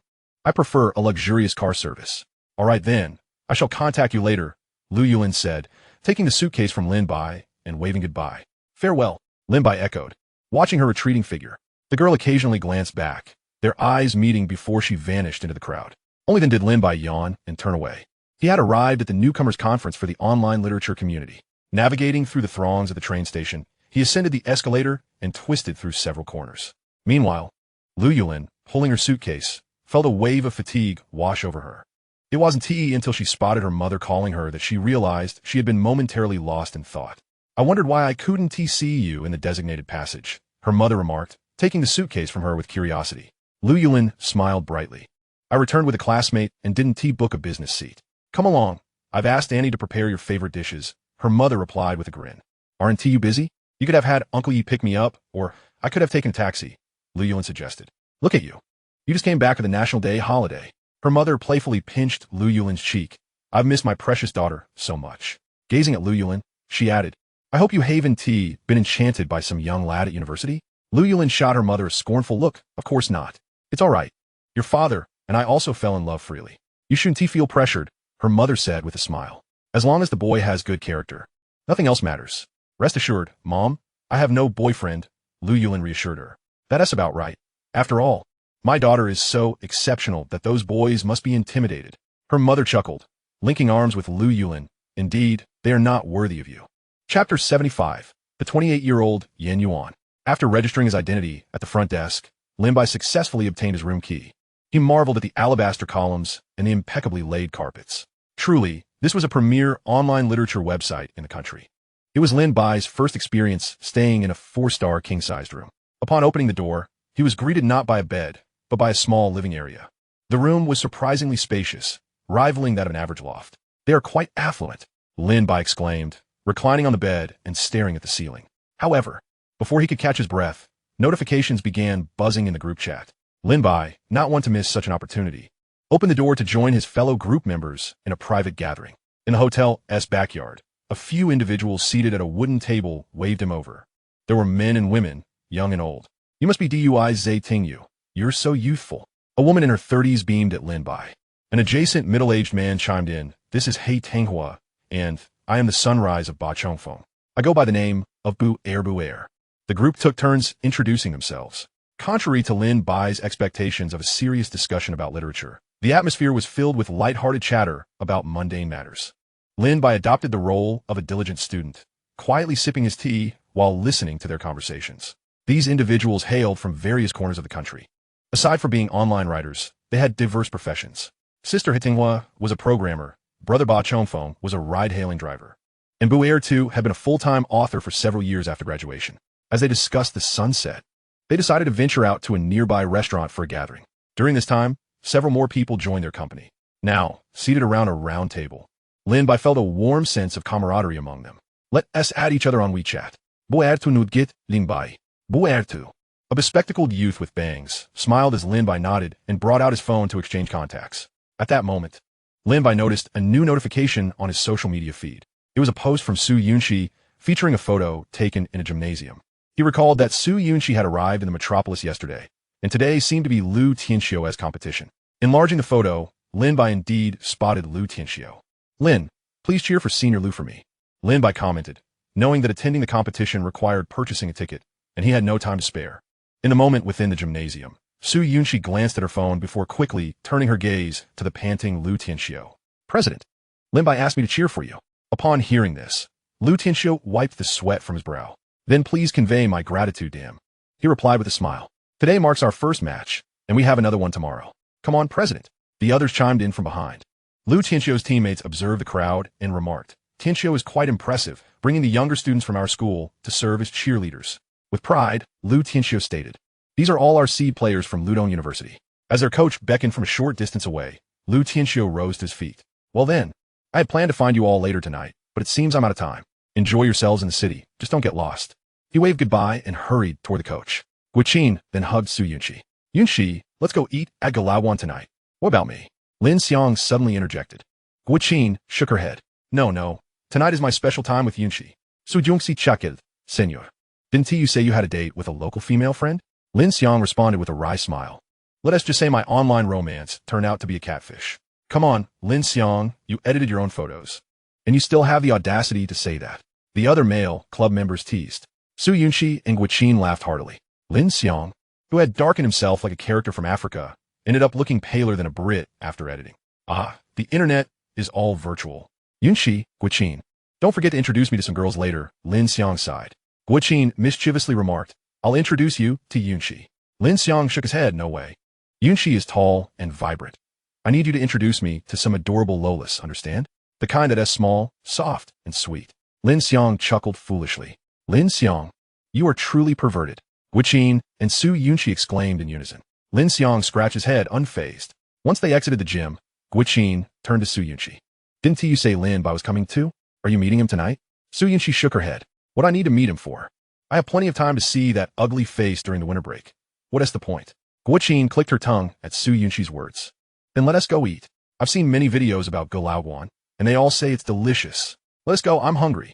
Su Yunxi looked at the sky, noting it was already past 6 o'clock. Meanwhile, Lin Bai and the others strolled along the path to the hotel. The neon lights of the city seeming even brighter than those in Luzhou. Lin Bai felt a profound sense of belonging. Yet it was accompanied by a strong sense of alienation. What is wrong, listening to the rain? Biratu inquired, looking at Lin Bai. Lin Bai replied, just call me Lin Bai. It feels odd to refer to me by my pen name. The young man adjusted his glasses and smiled. I'm Yin Yuan. Your name is quite pleasant, fitting for someone who writes fantasy novels.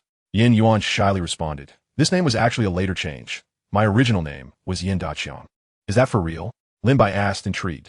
Yin Yuan nodded. It sounded terrible, right? But it's true. Glancing at the streetlights, Yin Yuan lightly punched his shoulder. How about we take a stroll? Stroll? Lin Bai looked at Yin Yuan curiously. Bro, are you from Anhui too? Oh no, I'm from Jinling. That is still part of Anhui, haha. Lin Bai smiled. Yin Yuan paused for a moment, then caught on to the joke and laughed with him. Walking along the sidewalk, this year's Magic City had not seen any snowfall. The air was dry, and the temperature, around 7 to 8 degrees, was no different from Luzhou. Lin Bai, you're quite interesting, just like your novels. I can hardly believe such creativity comes from someone under 20, Yin Yuan remarked, clearly enjoying their conversation. How old are you? I'm 28, 9 years older than you. Yin Yuan chuckled. That is close. My mental age is already 28. Lin Bai raised an eyebrow and joked. Chapter 76, Lin Bai, I like you. If asked what the greatest gain from this trip to Magic City was, Lin Bai would undoubtedly say meeting Yin Yuan. They returned to the hotel at 11 that night. Yet after showering, they continued their conversation until 3 in the morning. Lin Bai experienced the joy of camaraderie between men. However, the next day during the conference, both were somewhat absent-minded. Yet upon seeing the signature of the red-haired emperor, Lin Bai felt as though he had struck gold. The words of comfort he had repeated in his mind transformed into, Great Master, I truly admire you. How did you conceive such brilliance as 9 dragons pulling a coffin? Returning to the hotel, it was already past 3 in the afternoon. Lin Bai had left early, as he had other matters to attend to in Magic City. Originally, Lu Yulin had invited Lin Bai to lunch, but he simply couldn't break free. As he walked along the southern pedestrian street of the Bund, Lin Bai spotted a girl standing on the street just as the sun was about to set. She wore a beautifully crafted long dress and carried a small brown handbag, eagerly awaiting in the direction of the subway entrance. "Why aren't you wearing your glasses?" Lin Bai waved at Lu Yulin. She pouted. "I'm wearing contact lenses. It's inconvenient to eat with glasses on." Lin Bai nodded. "So, rich sister, what delicious food are you going to treat me to? What do you want to eat?" Lu Yulin smiled. Lin Bai shrugged. "Anything is fine. I'm not very hungry." "Then let us go see the Pujiang River first," Lu Yulin suggested. Lin Bai nodded, his heart racing a little. The Magic City was never short of people, especially now that university students were on break. Today was also a splendid day. Although the square at the Bund wasn't overcrowded, it was quite bustling. "Are we here to enjoy the scenery or the people?" Lin Bai quipped. Lu Yulin replied, "We can enjoy both the scenery and the people. Just look at all these bustling crowds. Isn't that a reflection of cultural beauty?" Lin Bai gazed at Lu Yulin curiously, surprised by her unique perspective. Some travel to find joy for themselves, while the throngs of people are enough to comfort others. Walking along the narrow path with Lu Yulin, the sunlight scattered like fragments of gold upon the earth. The breeze from the river was not only gentle, but also carried a hint of moisture, evoking a sense of spring. Noticing that Lu Yulin had been silent for quite a while, Lin Bai turned to look at the girl beside him. Her long hair had slightly curled at the tips, clearly styled with a curling iron before she left. The shimmering strands now glistened like they were draped in an orange mist, emanating a soft, muted glow. With each step, her hair swayed gently, reminiscent of the ripples forming on the surface of the Pujiang River, reflecting the twilight. Everything felt serene and beautiful until the sun fully set, accompanied by the glow of office buildings and white street lamps. The night along the Pujiang River seems to have transformed from a youthful maiden into a wild and spirited girl, passionately expressing her fervent emotions to the world. Amidst this riverside, accompanied by a sudden gust of night breeze, Lin Bai paused, noticing Lu Yulin, who was biting her lip, as the stillness of their surroundings enveloped them. Lu Yulin looked up at Lin Bai, whose smile illuminated the night, perhaps enhanced by the streetlights or her own perceptions. At that moment, Lin Bai radiated a light akin to his name, his smile perfectly poised. However, as Lin Bai gazed at Lu Yulin, the words he had prepared caught in his throat. "You have something to say, don't you?" Lin Bai managed to utter. Lu Yulin nodded, yet hesitated. "By the way, how did your meeting go today?" She countered. "Not bad. I saw one of my ideals," Lin Bai replied, following her lead. "You mean the red-haired emperor? He is incredible, making so much money from writing." Lu Yulin exclaimed. Lin Bai nodded, affirming, "Indeed, that is my dream." "Your dream is just to have a lot of money?" Lu Yulin retorted. "My family has plenty of money, you know." Lin Bai scratched his head. "Wealth is indeed part of a dream, but it's not the entirety." Lu Yulin chuckled. "You have quite the aspirations, right?" "I believe I am quite ambitious," Lin Bai responded with enthusiasm. Yet at this juncture, the two found themselves in a familiar silence once more. Having completed their walk along the path, they stepped into the square where a folk singer strummed his guitar. "Do you like folk music?" Lin Bai inquired. Lu Yulin shook her head. "It's all right. It seemed quite popular during high school." Lin Bai laughed. "Yes. That one folk song was so popular that many began to listen to folk music. I dislike following trends. It seems hip-hop is becoming popular now." Lu Yulin added. "Me too. I've only enjoyed lesser-known artists for quite some time," Lin Bai chuckled, as the folk singer began to sing a chorus unfamiliar to them. Lu Yulin came to a halt. "Lin Bai, I actually called you out because I have something to say," she said, gazing up at him. Lin Bai nodded. "I know. Go ahead, but we must eat afterward." He patted his stomach playfully. "Will we still have time to eat?" Lu Yulin asked uncertainly. "Of course. Food is essential. We must eat after this," Lin Bai proclaimed earnestly. "Tonight, I insist on treating you to a meal." Lu Yulin smiled at Lin Bai. "All right, I'll go first, and then we'll eat." Her gaze was resolute, her face illuminating with a radiant smile reminiscent of their first encounter. Lu Yulin's heart brimmed with joy. In her 19 years of life, thus far, Lin Bai had always been that special person, one she deeply cared for. Although she had received confessions of love before, she was not oblivious to romance. If she were to blame anyone, it would be herself for not wearing her glasses that day and colliding with someone she ought not to have. The evening breeze gently caressed her hair, causing it to sway softly. The cold air tinged Lu Yulin's nose a rosy red, and her warm breath became visible in the light. As the chorus came to a close, marked by the final strum of the guitar, Lu Yulin took a deep breath. She was Lu Yulin, and she was about to confront a wall of resistance. "Lin Bai, I like you." Chapter 77. The missed youth. This was Lin Bai's second experience of confession. Logically, he should have felt elated. Yet, he found himself unable to rejoice. He wasn't too angry, either. Gazing into the girl's eyes, he saw the reflection of the neon lights lining the street. The night wind continued to blow along the pujang, while the folk singer strummed his guitar once more. Lin Bai did not wear a forlorn expression nor fidget with his shoulders. Faced with Lu Yulin's expectant gaze, he could only muster a somewhat dry throat to respond. "Thank you very much for your affection," Lin Bai said sincerely. To be liked by such a wonderful person was indeed a fortunate occurrence. "So can we date?" Lu Yulin inquired, her smile unwavering even as she approached the inevitable wall of rejection. She was the bright sun of spring, ready to confront the lingering chill of winter with the warmth she had gathered. Looking at Lu Yulin, Lin Bai realized that the situation had transcended beyond merely her reddened nose. With a flush on her cheeks and her eyes trembling, her smile remained, oblivious to the conclusion she was about to face. Lin Bai questioned himself. If he were the Lin Bai of a past life, encountering Lu Yulin anywhere, even if she and T confessed on such a day, he would have undoubtedly broken free from his reclusive shell to seek her out. Unfortunately, he was not the youthful Lin Bai.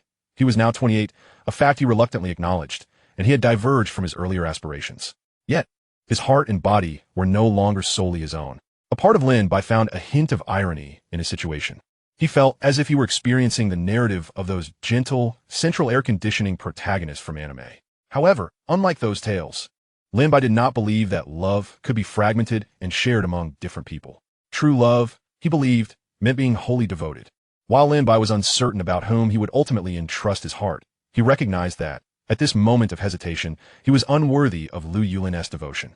Despite his regret, Lin Bai's mind wandered back to that more familiar figure, someone who appeared more sunlit yet was, in truth, more sensitive, fragile, and timid. Thus, as he faced Lu Yulin, whose eyes were brimming with tears awaiting his answer, Lin Bai gently shook his head. "I'm sorry. You deserve someone better." As his words mingled with the cold wind that reached Lu Yulin's ears, she felt as though she stood exposed in the torrential downpour of youth, drenched and vulnerable. Clenching her fists, she removed her contact lenses under Lin Bai's curious gaze. What followed was an unfiltered outpouring of emotion, accompanied by her sobs, which the unnoticed folk singer captured in a song. The melody shifted, yet the familiar prelude ignited within Lin by an impulse to gesture rudely. "You don't know my name, but listen to me sing a song of eternity, a life filled with longing." As he watched Lu Yulin weep, Lin Bai stood quietly before her, a silent witness to her heartache. Even though the girl was choked with emotion, she still yearned for Lin Bai's embrace. Indeed, she was a remarkably perceptive young lady. If Lu Yulin were to throw herself at Lin Bai, it would place him in a rather precarious predicament. He was, after all, a soft-hearted gentleman, fully aware of this trait within himself. "Ayo Han, let us marry," he declared, on a morning when the snow in Daoqing melted. This was Lin Bai's favorite folk song, without a doubt. Thus, as the chorus began to play, Lin Bai found himself far from the rational self he had envisioned. Observing Lu Yulin, whose tears had ceased but whose eyes were still red, Lin Bai gently placed his hand upon her shoulder and retrieved a green tissue from his pocket. Would you like to be friends?" Lu Yulin asked, sniffling. Lin Bai paused for a moment, realizing that with her nearsightedness, she likely mistook the tissue for a piece of green gum. He promptly handed her a tissue, and she dabbed her tears and blew her nose. "Shall we go for a meal?" Lin Bai inquired softly. Lu Yulin shook her head. Lin Bai nodded. It would indeed be rather inappropriate to decline a meal after rejecting her confession. Yet, Lu Yulin quickly added, "Let us finish this song." With that, she walked up to the folk singer. Lin Bai followed suit. The young man with long hair remained unaffected by their arrival, continuing to strum his acoustic guitar and sing a melancholic tale with a less than pleasing voice. Forget those mistakes and the unforgiven youth. Watching Lu Yulin hum along to the lyrics, Lin Bai remained silent. After they finished the entire song, Lu Yulin tossed some money to the singer, though Lin Bai could not discern the amount.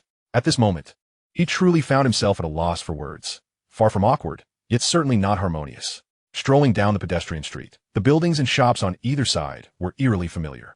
It seemed that each city's pedestrian street was crafted from the same template, aiming for uniformity that evokes a sense of home no matter where one might be.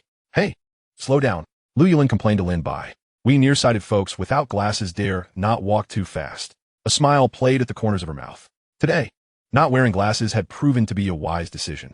At this moment, her vision blurred, and even Lin Bai, who was merely a short distance away, appeared as a hazy figure, a moving oil painting. The distant lights shimmered in a kaleidoscope of colors, transforming into immense halos.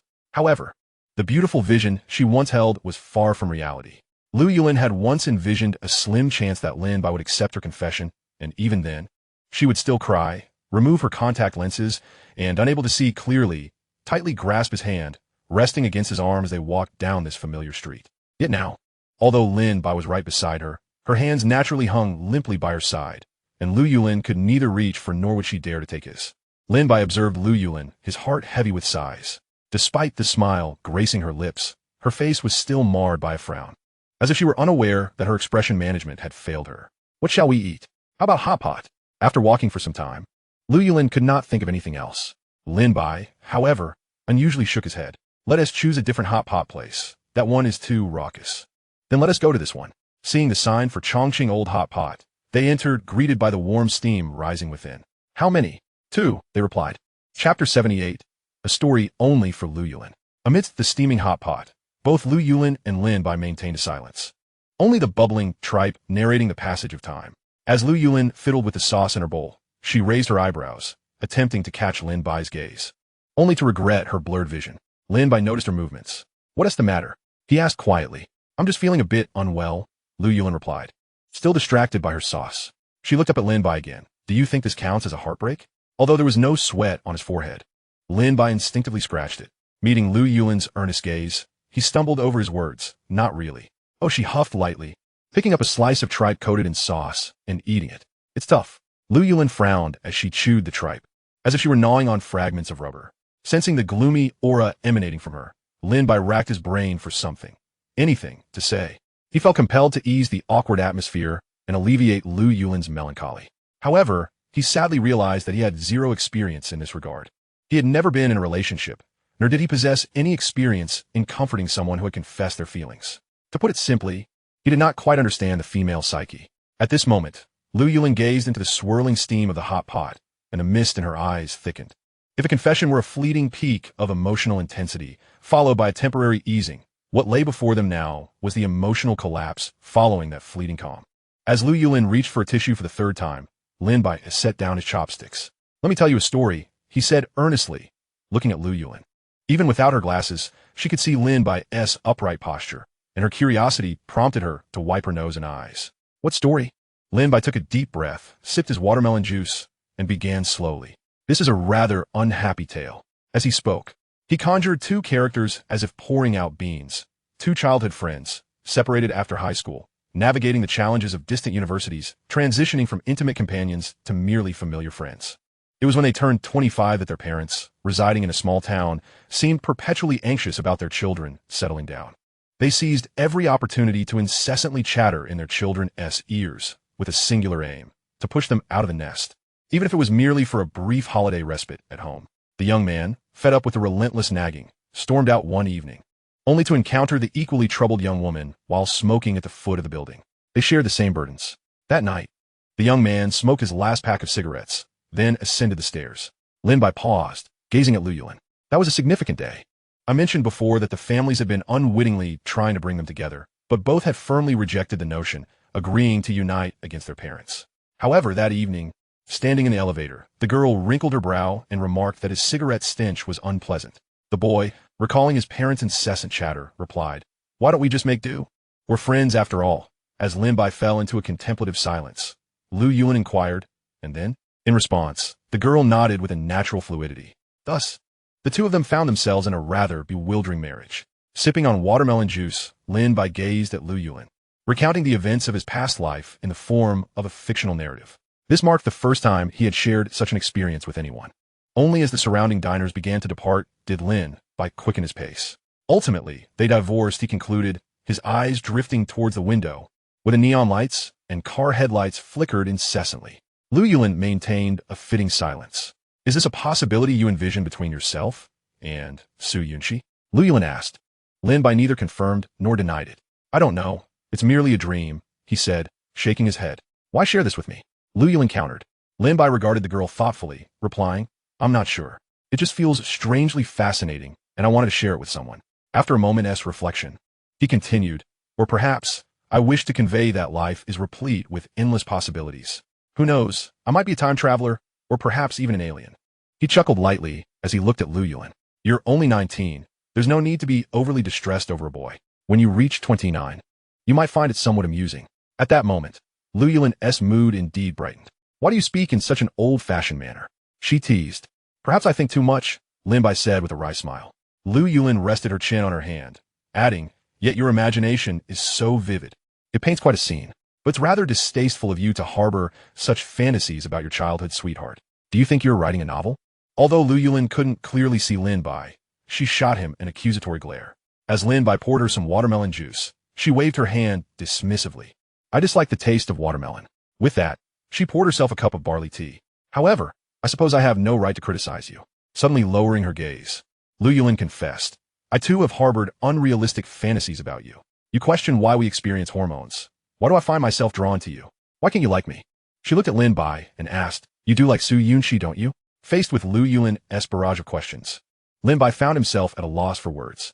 Gazing at her face, he was at least reassured that she had, in some way, emerged from her earlier melancholy, instead succumbing to a philosophical contemplation on life and love. Yet, Lin Bai truly did not know how to respond to such inquiries. Observing Lin Bai's silence, Lu Yulin flashed a radiant smile. But I'm still glad you share this with me. I suspect you've never confided in anyone else, have you? Lin Bai shook his head. Lu Yulin suddenly extended her hand, saying, so, as I mentioned long ago, are we good friends who can talk about anything? Looking at Lu Yulin's outstretched hand, Lin Bai hesitated. At this juncture, could they truly remain friends?